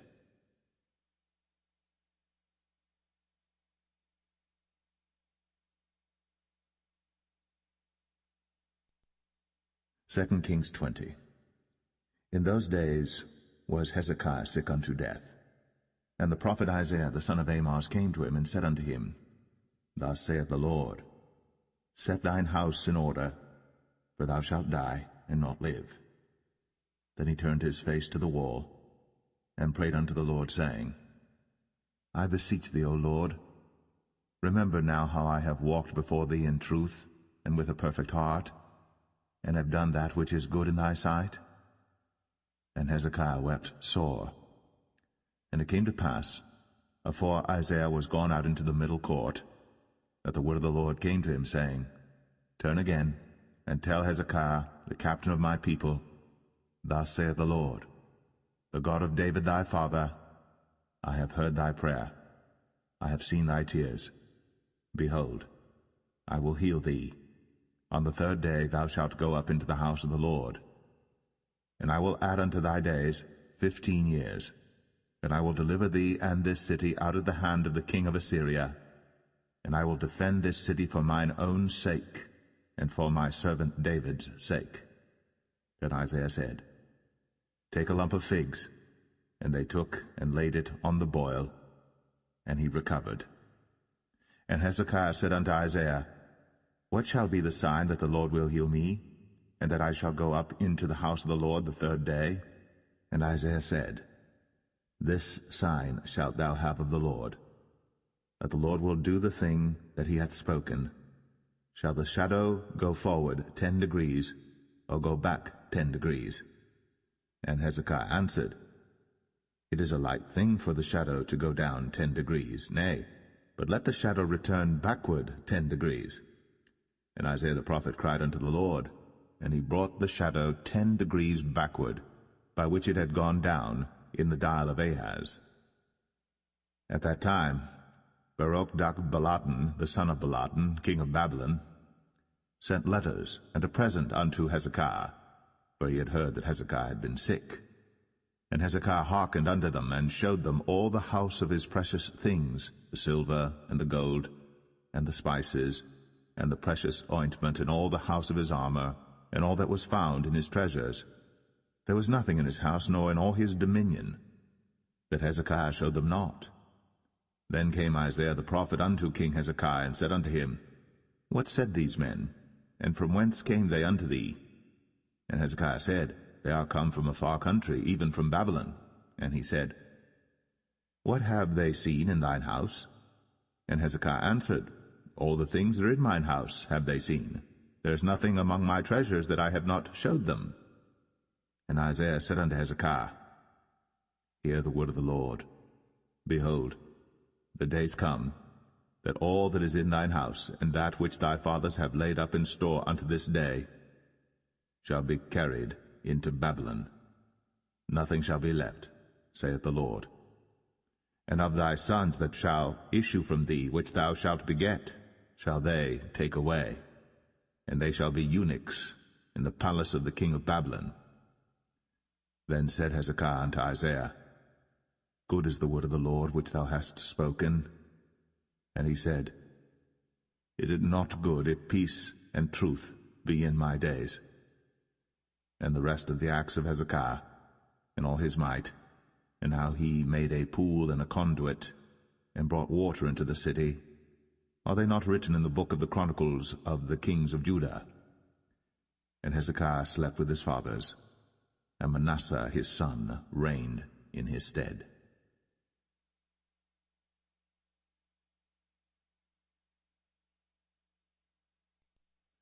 2 Kings 21. Manasseh was 12 years old when he began to reign, and reigned 55 years in Jerusalem. And his mother's name was Hephzibah. And he did that which was evil in the sight of the Lord, after the abominations of the heathen whom the Lord cast out before the children of Israel. For he built up again the high places which Hezekiah his father had destroyed. And he reared up altars for Baal, and made a grove, as did Ahab king of Israel, and worshipped all the host of heaven, and served them. And he built altars in the house of the Lord, of which the Lord said, In Jerusalem will I put my name. And he built altars for all the host of heaven in the 2 courts of the house of the Lord. And he made his son pass through the fire, and observed times, and used enchantments, and dealt with familiar spirits and wizards. He wrought much wickedness in the sight of the Lord, to provoke him to anger. And he set a graven image of the grove that he had made in the house, of which the Lord said to David, and to Solomon his son, In this house, and in Jerusalem, which I have chosen, out of all tribes of Israel, will I put my name forever. Neither will I make the feet of Israel move any more out of the land which I gave their fathers, only if they will observe to do according to all that I have commanded them, and according to all the law that my servant Moses commanded them. But they hearkened not. And Manasseh seduced them to do more evil than did the nations whom the Lord destroyed before the children of Israel. And the Lord spake by his servants the prophets, saying, Because Manasseh king of Judah hath done these abominations, and hath done wickedly above all that the Amorites did which were before him, and hath made Judah also to sin with his idols. Therefore thus saith the Lord God of Israel, Behold, I am bringing such evil upon Jerusalem and Judah, that whosoever heareth of it, both his ears shall tingle. And I will stretch over Jerusalem the line of Samaria, and the plummet of the house of Ahab. And I will wipe Jerusalem as a man wipeth a dish, wiping it and turning it upside down. And I will forsake the remnant of mine inheritance, and deliver them into the hand of their enemies. And they shall become a prey and a spoil to all their enemies. Because they have done that which was evil in my sight, and have provoked me to anger, since the day their fathers came forth out of Egypt, even unto this day. Moreover, Manasseh shed innocent blood very much, till he had filled Jerusalem from one end to another, beside his sin wherewith he made Judah to sin, in doing that which was evil in the sight of the Lord. Now the rest of the acts of Manasseh, and all that he did, and his sin that he sinned, are they not written in the book of the Chronicles of the kings of Judah? And Manasseh slept with his fathers, and was buried in the garden of his own house, in the garden of Uzzah, and Amon his son reigned in his stead. Amon was 22 years old when he began to reign, and he reigned 2 years in Jerusalem.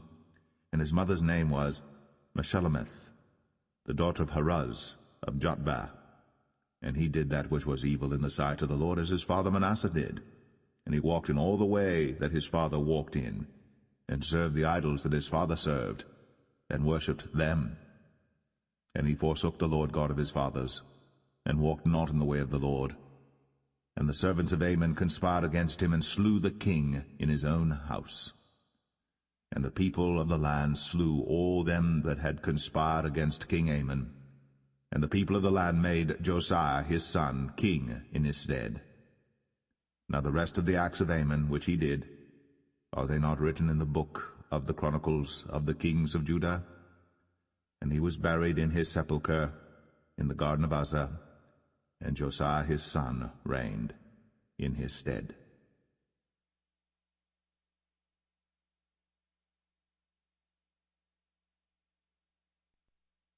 Second Kings 22. Josiah was 8 years old when he began to reign, and he reigned 31 years in Jerusalem. And his mother's name was Jedidah, the daughter of Adaiah of Boscath. And he did that which was right in the sight of the Lord, and walked in all the way of David his father, and turned not aside to the right hand or to the left. And it came to pass in the 18th year of King Josiah, that the king sent Shaphan the son of Azaliah, the son of Meshullam, the scribe, to the house of the Lord, saying, Go up to Hilkiah the high priest, that he may sum the silver which is brought into the house of the Lord, which the keepers of the door have gathered of the people, and let them deliver it into the hand of the doers of the work that have the oversight of the house of the Lord, and let them give it to the doers of the work which is in the house of the Lord, to repair the breaches of the house, unto carpenters and builders and masons, and to buy timber and hewn stone to repair the house. Howbeit there was no reckoning made with them of the money that was delivered into their hand, because they dealt faithfully. And Hilkiah the high priest said unto Shaphan the scribe, I have found the book of the law in the house of the Lord. And Hilkiah gave the book to Shaphan, and he read it. And Shaphan the scribe came to the king, and brought the king word again, and said, Thy servants have gathered money that was found in the house, and have delivered it into the hand of them that do the work, that have the oversight of the house of the Lord. And Shaphan the scribe showed the king, saying, Hilkiah the priest hath delivered me a book. And Shaphan read it before the king.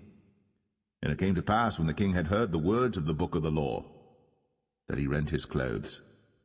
And the king commanded Hilkiah the priest, and Ahikam the son of Shaphan, and Achbor the son of Micaiah, and Shaphan the scribe, and Asahiah a servant of the king's, saying, Go ye, inquire the Lord for me, and for the people, and for all Judah, concerning the words of this book that is found.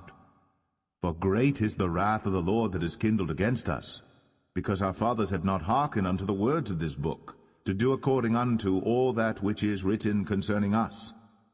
So Hilkiah the priest, and Ahikam, and Achbor, and Shaphan, and Asahiah went unto Huldah the prophetess, the wife of Shallum the son of Tikvah, the son of Harhas, keeper of the wardrobe.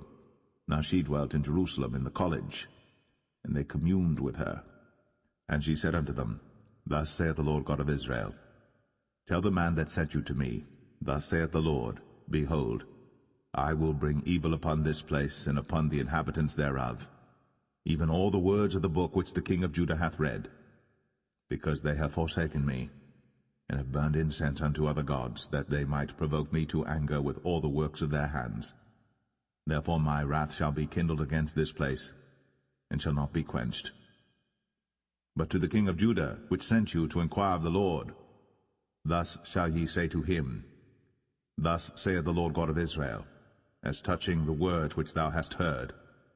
Because thine heart was tender, and thou hast humbled thyself before the Lord, when thou heardest what I spake against this place, and against the inhabitants thereof, that they should become a desolation and a curse, and hast rent thy clothes, and wept before me.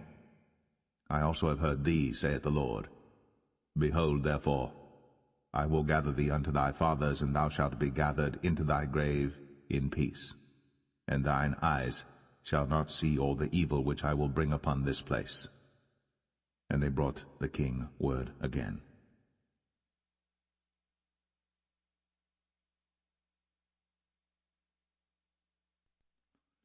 2 Kings 23. And the king sent, and they gathered unto him all the elders of Judah and of Jerusalem. And the king went up into the house of the Lord, and all the men of Judah, and all the inhabitants of Jerusalem with him, and the priests and the prophets, and all the people, both small and great. And he read in their ears all the words of the book of the covenant which was found in the house of the Lord. And the king stood by a pillar, and made a covenant before the Lord to walk after the Lord, and to keep his commandments and his testimonies and his statutes with all their heart and all their soul, to perform the words of this covenant that were written in this book. And all the people stood to the covenant. And the king commanded Hilkiah the high priest, and the priests of the second order, and the keepers of the door, to bring forth out of the temple of the Lord all the vessels that were made for Baal, and for the grove, and for all the host of heaven. And he burned them without Jerusalem in the fields of Kidron, and carried the ashes of them unto Bethel.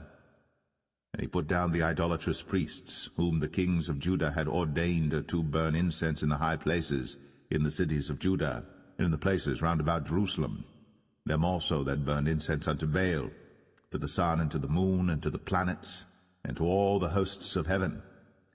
And he brought out the grove from the house of the Lord without Jerusalem unto the brook Kidron, and burned it at the brook Kidron, and stamped it small to powder, and cast the powder thereof upon the graves of the children of the people.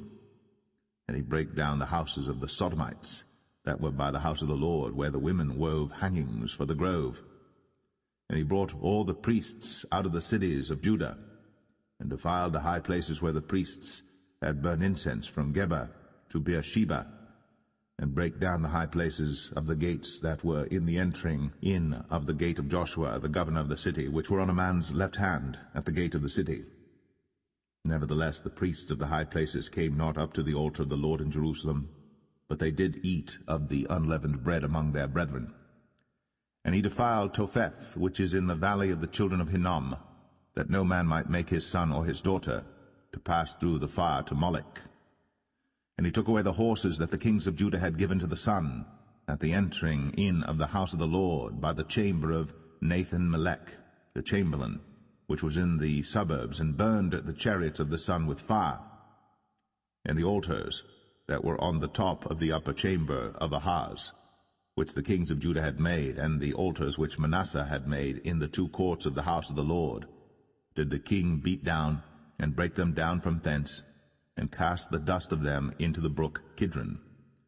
And the high places that were before Jerusalem, which were on the right hand of the mount of corruption, which Solomon the king of Israel had builded for Ashtoreth, the abomination of the Zidonians, and for Chemosh, the abomination of the Moabites, and for Milcom, the abomination of the children of Ammon, did the king defile. And he brake in pieces the images, and cut down the groves, and filled their places with the bones of men.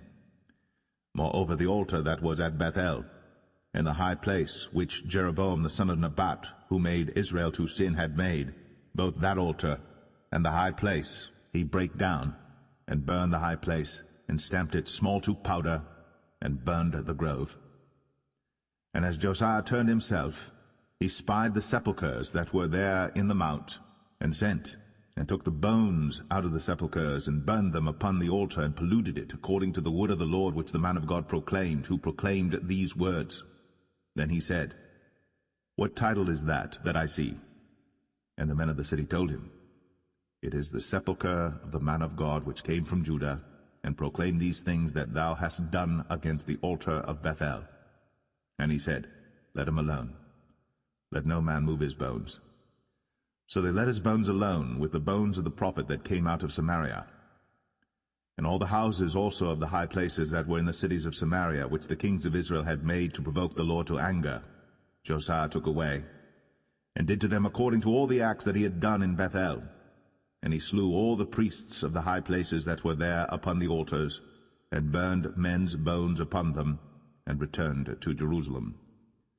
And the king commanded all the people, saying, Keep the Passover unto the Lord your God, as it is written in the book of this covenant.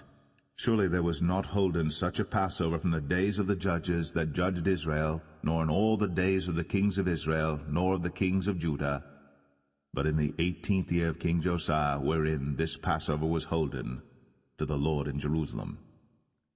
Moreover, the workers with familiar spirits, and the wizards, and the images, and the idols, and all the abominations that were spied in the land of Judah and in Jerusalem, did Josiah put away, that he might perform the words of the law which were written in the book that Hilkiah the priest found in the house of the Lord. And like unto him was there no king before him, that turned to the Lord with all his heart, and with all his soul, and with all his might, according to all the law of Moses. Neither after him arose there any like him, or the prophet. Now the rest of the acts of Josiah, and all that he did, are they not written in the book of the Chronicles of the kings of Judah? In his days Pharaoh Necho, king of Egypt, went up against the king of Assyria to the river Euphrates. And King Josiah went against him, and he slew him at Megiddo when he had seen him. And his servants carried him in a chariot dead from Megiddo, and brought him to Jerusalem, and buried him in his own sepulchre. And the people of the land took Jehoahaz the son of Josiah, and anointed him, and made him king in his father's. His mother's made Eliakim the son of Josiah king in the room of Josiah his father, and turned his name to Jehoiakim, and took Jehoahaz away, and he came to Egypt and died there. And Jehoiakim gave the silver and the gold to Pharaoh, but he taxed the land to give the money according to the commandment of Pharaoh. He exacted the silver and the gold of the people of the land, of every one according to his taxation, to give it unto Pharaoh Necho, a sign to the Lord according to all that his father had done. And Nebuchadnezzar king of Babylon came and all the craftsmen and smiths, none remained, save the poorest sort of the people of the land. And he carried away Jehoiachin to Babylon, and the king's mother, and the king's wives, and his officers. The king of Babylon brought Zedekiah. It came to pass in Jerusalem and Judah, until he had cast them out from his presence, in the 10th month, in the 10th day, And they built forts against it round about the city, way of the gate between two walls, which is by the... And the army of the Chaldees pursued after the king of Babylon to Riblah. And they bound him with fetters of brass. Babylon came Nebuzaradan, captain of the guard, a servant of the king of Babylon, unto Jerusalem, man's house, Jerusalem round about. Now the rest of the people, captain of the guard, carried away, and the brazen cisters and the spoons, gold, and of silver, in silver, the captain of the guard took away, the two, the Rethan, and the captain of Hamath. So Judah was carried away out of Ahijah the son to them, and it shall be well with you. They were afraid of the Chaldees. 27 out of prison, and Hiel, Jared, and Agog, and Madai, and Javan, and Togarmah, Cush, and Mizraim, Put, and Canaan. And the sons of Cush, Sin begat Zidon, is Abraham, Nebaioth, then Kedar, and Abiel, Ran, and Jokshan, and Medan, and Midian, and Ishbak, and Shua, Nok, and Abida, and Eldaah. All the Esau, Elar, Zephi, and Gatam,